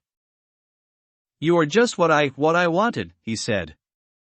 I wish you were my mother, as well as Dickens. All at once Susan Sowerby bent down and drew him with her warm arms close against the bosom under the blue cloak, as if he had been Dickens' brother. The quick mist swept over her eyes. Dear lad, she said. Thy own mother's in this air very garden, I do believe. She couldna keep out of it. Thy father mun come back to thee, he mun. 27. In the garden. In each century since the beginning of the world, wonderful things have been discovered. In the last century, more amazing things were found out than in any century before. In this new century, hundreds of things still more astounding will be brought to light. At first, people refuse to believe that a strange new thing can be done, then they begin to hope it can be done, then they see it can be done, then it is done, and all the world wonders why it was not done centuries ago. One of the new things people began to find out in the last century was that thoughts, just mere thoughts, are as powerful as electric batteries, as good for one as sunlight is, or as bad for one as poison. To let a sad thought or a bad one get into your mind is as dangerous as letting a scarlet fever germ get into your body. If you let it stay there after it has got in, you may never get over it as long as you live. So long as Mistress Mary's mind was full of disagreeable thoughts about her dislikes and sour opinions of people and her determination not to be pleased by or interested in anything, she was a yellow-faced, sickly, bored and wretched child. Circumstances, however, were very kind to her, though she was not at all aware of it. They began to push her about for her own good. When her mind gradually filled itself with robins, and moorland cottages crowded with children, with queer crabbed old gardeners and common little Yorkshire housemaids, with springtime and with secret gardens coming alive day by day, and also with a more boy and his creatures, there was no room left for the disagreeable thoughts which affected her liver and her digestion and made her yellow and tired. So long as Colin shut himself up in his room and thought only of his fears and weakness and his detestation of people who looked at him and reflected hourly on humps and early death, he was a hysterical, half-crazy little hypochondriac who knew nothing of the sunshine and the spring, and also did not know that he could get well and could stand upon his feet if he tried to do it. When new beautiful thoughts began to push out the old hideous ones, life began to come back to him, his blood ran healthily through his veins and strength poured into him like a flood. His scientific experiment was quite practical and simple, and there was nothing weird about it at all. Much more surprising things can happen to anyone who, when a disagreeable or discouraged thought comes into his mind, just has the sense to remember in time and push it out by putting in an agreeable, determinedly courageous one. Two things cannot be in one place. Where you tend a rose, my lad, a thistle cannot grow. While the secret garden was coming alive and two children were coming alive with it, there was a man wandering about certain faraway beautiful places in the Norwegian Fjordsao and the valleys and mountains of Switzerland, and he was a man who for 10 years had kept his mind filled with dark and heartbroken thinking. He had not been courageous, he had never tried to put any other thoughts in the place of the dark ones. He had wandered by blue lakes and thought them. He had lain on mountainsides with sheets of deep blue gentian sap blooming all about him and flower breaths filling all the air, and he had thought them. A terrible sorrow had fallen upon him when he had been happy, and he had let his soul fill itself with blackness and had refused obstinately to allow any rift of light to pierce through. He had forgotten and deserted his home and his duties. When he traveled about, darkness so brooded over him that the sight of him was a wrong done to other people, because it was as if he poisoned the air about him with gloom. Most strangers thought he must be either half mad or a man with some hidden crime on his soul. He was a tall man with a drawn face and crooked shoulders, and the name he always entered on hotel registers was Archibald Craven, Misselthwaite Manor, Yorkshire, England. He had travelled far and wide since the day he saw Mistress Mary in his study and told her she might have her bit of earth. He had been in the most beautiful places in Europe, though he had remained nowhere more than a few days. He had chosen the quietest and remotest spots. He had been on the tops of mountains whose heads were in the clouds, and had looked down on other mountains when the sun rose and touched them with such light as made it seem as if the world were just being born. But the light had never seemed to touch himself until one day when he realized that for the first time in 10 years a strange thing had happened. He was in a wonderful valley in the Austrian Tyrolak, and he had been walking alone through such beauty as might have lifted any man's soul out of shadow. He had walked a long way and it had not lifted his. But at last he had felt tired and had thrown himself down to rest on a carpet of moss by a stream. It was a clear little stream which ran quite merrily along on its narrow way through the luscious damp greenness. Sometimes it made a sound rather like very low laughter as it bubbled over in round stones. He saw birds come and dip their heads to drink in it and then flick their wings and fly away. It seemed like a thing alive, and yet its tiny voice made the stillness seem deeper. The valley was very, very still. As he sat gazing into the clear running of the water, Archibald Craven gradually felt his mind and body both grow quiet as the valley itself. He wondered if he were going to sleep, but he was not. He sat and gazed at the sunlit water, and his eyes began to see things growing at its edge. There was one lovely mass of blue forget-me-nots growing so close to the stream that its leaves were wet, and at these he found himself looking as he remembered he had looked at such things years ago. He was actually thinking tenderly how lovely it was and what wonders of blue its hundreds of little blossoms were. He did not know that just that simple thought was slowly filling his mind, filling it until other things were softly pushed aside. It was as if a sweet clear spring had begun to rise in a stagnant pool and had risen until at last it swept the dark water away. But of course he did not think of this himself. He only knew that the valley seemed to grow quieter and quieter as he sat and stared at the bright delicate blueness. He did not know how long he sat there or what was happening to him, but at last he moved as if he were awakening, and he got up slowly and stood on the moss carpet, drawing a long, deep, soft breath and wondering at himself. Something seemed to have been unbound and released in him, very quietly. "What is it?" he said, almost in a whisper, and he passed his hand over his forehead. "I almost feel as if I were alive." I do not know enough about the wonderfulness of undiscovered things to be able to explain how this had happened to him. Neither does anyone else yet. He did not understand it all himself, but he remembered this strange hour months afterward when he was at Misselthwaite again, and he found out quite by accident that on this very day Colin had cried out as he went into the secret garden, "I am going to live forever and ever and ever."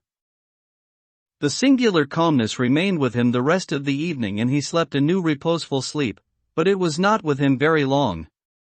He did not know that it could be kept. By the next night he had opened the doors wide to his dark thoughts, and they had come trooping and rushing back. He left the valley and went on his wandering way again.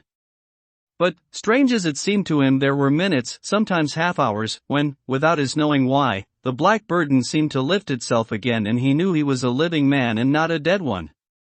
Slowly, for no reason that he knew of, he was coming alive with the garden.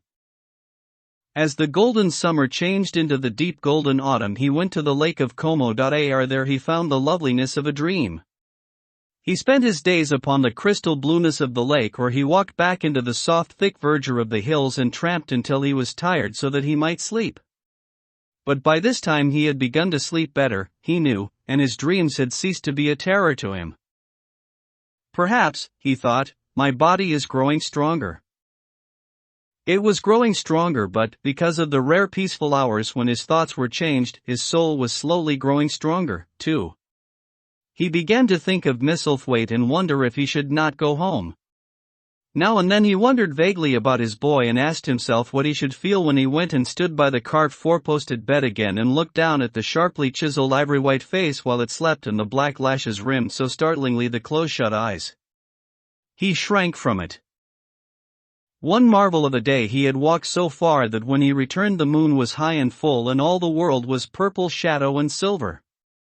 The stillness of lake and shore and wood was so wonderful that he did not go into the villa he lived in. He walked down to a little bowered terrace at the water's edge and sat upon a seat and breathed in all the heavenly scents of the night. He felt the strange calmness stealing over him, and it grew deeper and deeper until he fell asleep. He did not know when he fell asleep, and when he began to dream, his dream was so real that he did not feel as if he were dreaming. He remembered afterward how intensely wide awake and alert he had thought he was. He thought that as he sat and breathed in the scent of the late roses and listened to the lapping of the water at his feet, he heard a voice calling. It was sweet and clear and happy and far away. It seemed very far, but he heard it as distinctly as if it had been at his very side. "Archie! Archie. Archie, it said, and then again, sweeter and clearer than before, Archie. Archie. He thought he sprang to his feet, not even startled. It was such a real voice and it seemed so natural that he should hear it. Lilia's. Lilia's, he answered. Lilia's. Where are you? In the garden, it came back like a sound from a golden flute. In the garden. And then the dream ended. But he did not awaken. He slept soundly and sweetly all through the lovely night. When he did awake at last, it was brilliant morning and a servant was standing staring at him. He was an Italian servant and was accustomed, as all the servants of the villa were, to accepting without question any strange thing his foreign master might do. No one ever knew when he would go out or come in, or where he would choose to sleep, or if he would roam about the garden or lie in the boat on the lake all night. The man held a salver with some letters on it and he waited quietly until Mr. Craven took them. When he had gone away, Mr. Craven sat a few moments holding them in his hand and looking at the lake. His strange calm was still upon him, and something more, a lightness, as if the cruel thing which had been done had not happened as he thought, as if something had changed. He was remembering the dream, the real dream. In the garden, he said, wondering at himself. In the garden. But the door is locked and the key is buried deep. When he glanced at the letters a few minutes later, he saw that the one lying at the top of the rest was an English letter and came from Yorkshire. It was directed in a plain woman's hand, but it was not a hand he knew. He opened it, scarcely thinking of the writer, but the first words attracted his attention at once. Dear Sir, I am Susan Sowerby, that made bold to speak to you once on the moor. It was about Miss Mary the first spoke. I will make bold to speak again. Please, sir, I would come home if I was you. I think you would be glad to come, and if you will excuse me, sir, I think your lady would ask you to come if she was here. Your obedient servant, Susan Sowerby. Mr. Craven read the letter twice before he put it back in its envelope. He kept thinking about the dream. I will go back to Misselthwaite, he said. I'll go at once. And he went through the garden to the villa and ordered Pitcher to prepare for his return to England. In a few days he was in Yorkshire again, and on his long railroad journey he found himself thinking of his boy as he had never thought in all the 10 years past. During those years he had only wished to forget him. Now, though he did not intend to think about him, memories of him constantly drifted into his mind. He remembered the black days when he had raved like a madman because the child was alive and the mother was dead. He had refused to see it, and when he had gone to look at it at last, it had been such a weak, wretched thing that everyone had been sure it would die in a few days. But to the surprise of those who took care of it, the days passed and it lived, and then everyone believed it would be a deformed and crippled creature. He had not meant to be a bad father, but he had not felt like a father at all. He had supplied doctors and nurses and luxuries, but he had shrunk from the mere thought of the boy and had buried himself in his own misery. The first time after a year's absence he returned to Misselthwaite, and the small miserable-looking thing languidly and indifferently lifted to his face the great grey eyes with black lashes round them, so like and yet so horribly unlike the happy eyes he had adored. He could not bear the sight of them and turned away pale as death. After that he scarcely ever saw him except when he was asleep, and all he knew of him was that he was a confirmed invalid, with a vicious, hysterical, half-insane temper. He could only be kept from furies dangerous to himself by being given his own way in every detail. All this was not an uplifting thing to recall, but as the train whirled him through mountain passes and golden plains, the man who was coming alive began to think in a new way, and he thought long and steadily and deeply. Perhaps I have been all wrong for 10 years, he said to himself. 10 years is a long time. It may be too late to do anything, quite too late. What have I been thinking of? Of course this was the wrong magic, to begin by saying too late. Even Colin could have told him that. But he knew nothing of magic, either black or white. This he had yet to learn. He wondered if Susan Sowerby had taken courage and written to him only because the motherly creature had realized that the boy was much worse, was fatally ill. If he had not been under the spell of the curious calmness which had taken possession of him, he would have been more wretched than ever. But the calm had brought a sort of courage and hope with it. Instead of giving way to thoughts of the worst, he actually found he was trying to believe in better things. Could it be possible that she sees that I may be able to do him good and control him, he thought. I will go and see her on my way to Misselthwaite. But when on his way across the moor he stopped the carriage at the cottage, 7 or 8 children who were playing about gathered in a group and bobbing 7 or 8 friendly and polite curtsies told him that their mother had gone to the other side of the moor early in the morning to help a woman who had a new baby. Our Dickon, they volunteered, was over at the manor working in one of the gardens where he went several days each week. Mr. Craven looked over the collection of sturdy little bodies and round red-cheeked faces, each one grinning in its own particular way, and he awoke to the fact that they were a healthy, likable lot. He smiled at their friendly grins and took a golden sovereign from his pocket and gave it to our Elizabeth Ellen, who was the oldest. If you divide that into 8 parts, there will be half a crown for each of you, he said. Then amid grins and chuckles and bobbing of curtsies he drove away, leaving ecstasy and nudging elbows and little jumps of joy behind. The drive across the wonderfulness of the moor was a soothing thing. Why did it seem to give him a sense of homecoming which he had been sure he could never feel again, that sense of the beauty of land and sky and purple bloom of distance, and a warming of the heart at drawing nearer to the great old house which had held those of his blood for 600 years? How he had driven away from it the last time, shuddering to think of its closed rooms and the boy lying in the 4-posted bed with the brocaded hangings. Was it possible that perhaps he might find him changed a little for the better, and that he might overcome his shrinking from him? How real the dream had been, how wonderful and clear the voice which called back to him, in the garden, in the garden. I will try to find the key, he said. I will try to open the door. I must, though I don't know why. When he arrived at the manor, the servants who received him with the usual ceremony noticed that he looked better and that he did not go to the remote rooms where he usually lived attended by Pitcher. He went into the library and sent for Mrs. Medlock. She came to him somewhat excited and curious and flustered. How is Master Colin, Medlock? He inquired. Well, sir, Mrs. Medlock answered, he's different, in a manner of speaking. Worse, he suggested. Mrs. Medlock really was flushed. Well, you see, sir, she tried to explain, neither Dr. Craven, nor the nurse, nor me can exactly make him out. Why is that? To tell the truth, sir, Master Colin might be better and he might be changing for the worse. His appetite, sir, is past understanding, and his ways. Has he become more peculiar? Her master asked, knitting his brows anxiously. That's it, sir. He's growing very peculiar when you compare him with what he used to be. He used to eat nothing and then suddenly he began to eat something enormous, and then he stopped again all at once and the meals were sent back just as they used to be. You never knew, sir, perhaps, that out of doors he never would let himself be taken.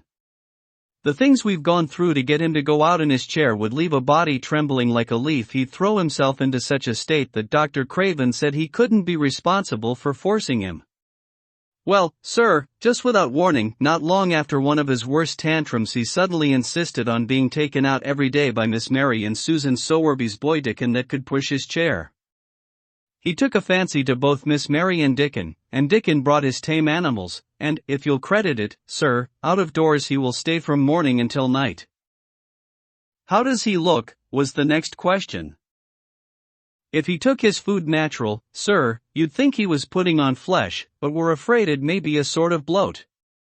He laughs sometimes in a queer way when he's alone with Miss Mary. He never used to laugh at all. Dr. Craven is coming to see you at once, if you'll allow him. He never was as puzzled in his life. Where is Master Colin now? Mr. Craven asked. In the garden, sir. He's always in the garden, though not a human creature is allowed to go near for fear they'll look at him. Mr. Craven scarcely heard her last words. In the garden, he said, and after he had sent Mrs. Medlock away he stood and repeated it again and again. In the garden. He had to make an effort to bring himself back to the place he was standing in, and when he felt he was on earth again he turned and went out of the room. He took his way, as Mary had done, through the door in the shrubbery and among the laurels and the fountain beds. The fountain was playing now and was encircled by beds of brilliant autumn flowers. He crossed the lawn and turned into the long walk by the ivied walls. He did not walk quickly, but slowly, and his eyes were on the path. He felt as if he were being drawn back to the place he had so long forsaken, and he did not know why. As he drew near to it his step became still more slow. He knew where the door was even though the ivy hung thick over it, but he did not know exactly where it lay, that buried key. So he stopped and stood still, looking about him, and almost the moment after he had paused he started and listened, asking himself if he were walking in a dream. The ivy hung thick over the door, the key was buried under the shrubs, no human being had passed that portal for 10 lonely years, and yet inside the garden there were sounds. They were the sounds of running scuffling feet seeming to chase round and round under the trees. They were strange sounds of lowered suppressed voices, exclamations and smothered joyous cries. It seemed actually like the laughter of young things, the uncontrollable laughter of children who were trying not to be heard, but who in a moment or so, as their excitement mounted, would burst forth. What in heaven's name was he dreaming of? What in heaven's name did he hear? Was he losing his reason and thinking he heard things which were not for human ears? Was it that the far clear voice had meant? And then the moment came, the uncontrollable moment when the sounds forgot to hush themselves.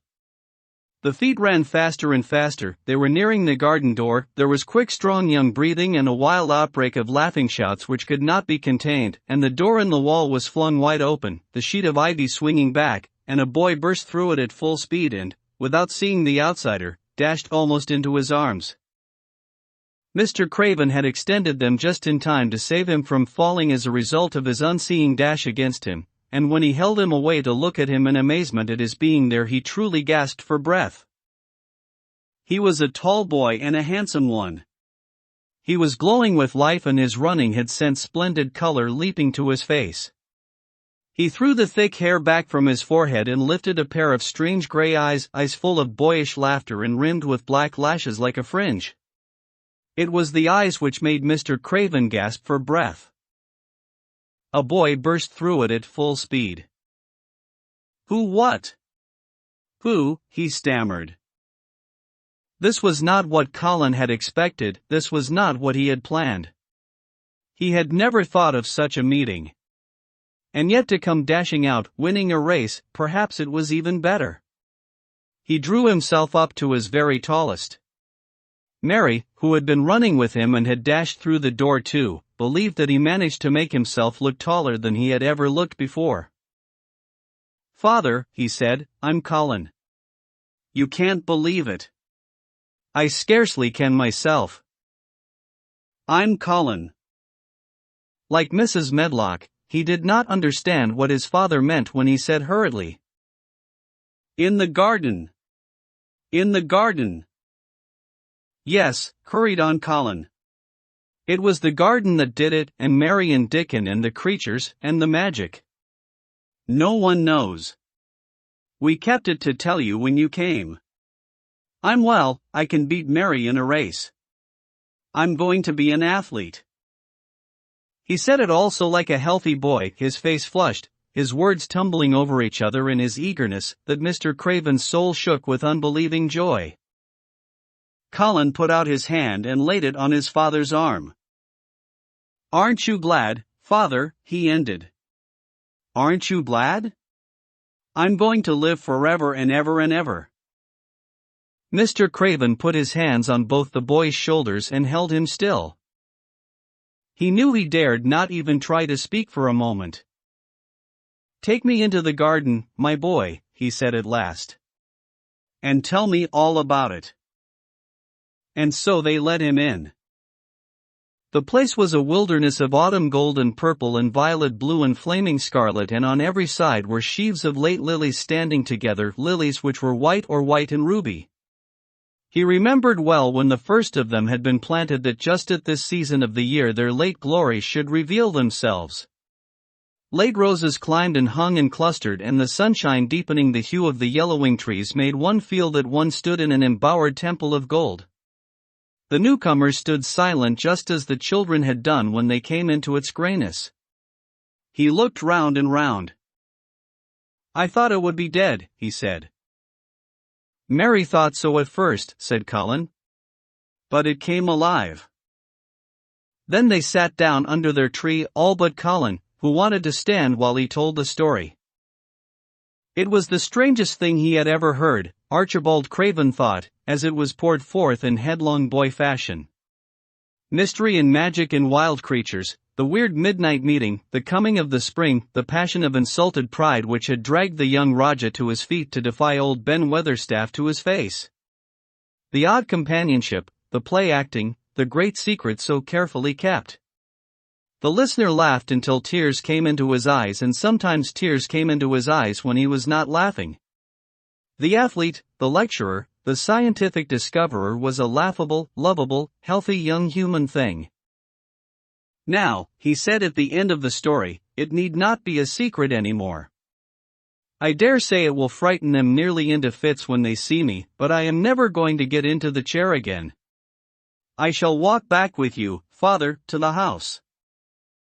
Ben Weatherstaff's duties rarely took him away from the gardens, but on this occasion he made an excuse to carry some vegetables to the kitchen, and being invited into the servants' hall by Mrs. Medlock to drink a glass of beer, he was on the spot, as he had hoped to be, when the most dramatic event Misselthwaite Manor had seen during the present generation actually took place. One of the windows looking upon the courtyard gave also a glimpse of the lawn. Mrs. Medlock, knowing Ben had come from the gardens, hoped that he might have caught sight of his master, and even by chance of his meeting with Master Colin. "Did you see either of them, Weatherstaff?" she asked. Ben took his beer mug from his mouth and wiped his lips with the back of his hand. "Aye, that I did," he answered with a shrewdly significant air. "Both of them," suggested Mrs. Medlock. "Both of 'em," returned Ben Weatherstaff. "Thank ye kindly, ma'am, I could sup up another mug of it." "Together," said Mrs. Medlock, hastily overfilling his beer mug in her excitement. "Together, ma'am," and Ben gulped down half of his new mug at one gulp. "Where was Master Colin? How did ye look? What did they say to each other?" "I didna hear that," said Ben, "I'll only be in on th stepladder looking over th wall. But I'll tell thee this. There's been things goin' on outside as you house people knows nowt about. And what they'll find out soon." And it was not 2 minutes before he swallowed the last of his beer and waved his mug solemnly toward the window which took in through the shrubbery a piece of the lawn. "Look there," he said, "if th's curious. Look what's comin' across th grass." When Mrs. Medlock looked, she threw up her hands and gave a little shriek, and every man and woman servant within hearing bolted across the servants' hall and stood looking through the window with their eyes almost staring out of their heads. Across the lawn came the master of Misselthwaite, and he looked as many of them had never seen him. And by his side, with his head up in the air and his eyes full of laughter, walked as strongly and steadily as any boy in Yorkshire. Master Colin. Finus. About the author. Frances Hodgson Burnett, 1849–1924, was a British-born novelist and playwright best known for her beloved children's classics The Secret Garden, A Little Princess, and Little Lord Fauntleroy. After moving to the United States as a teenager, she began writing stories to support her family and quickly gained success as an author. Burnett's works, often centered on themes of resilience, imagination, and transformation, have enchanted readers for generations and continue to inspire adaptations for stage and screen. Pigeon, Publishing House, presented The Secret Garden. Author, Frances Hodgson Burnett. Thank you for listening to this audiobook. We hope you enjoyed it.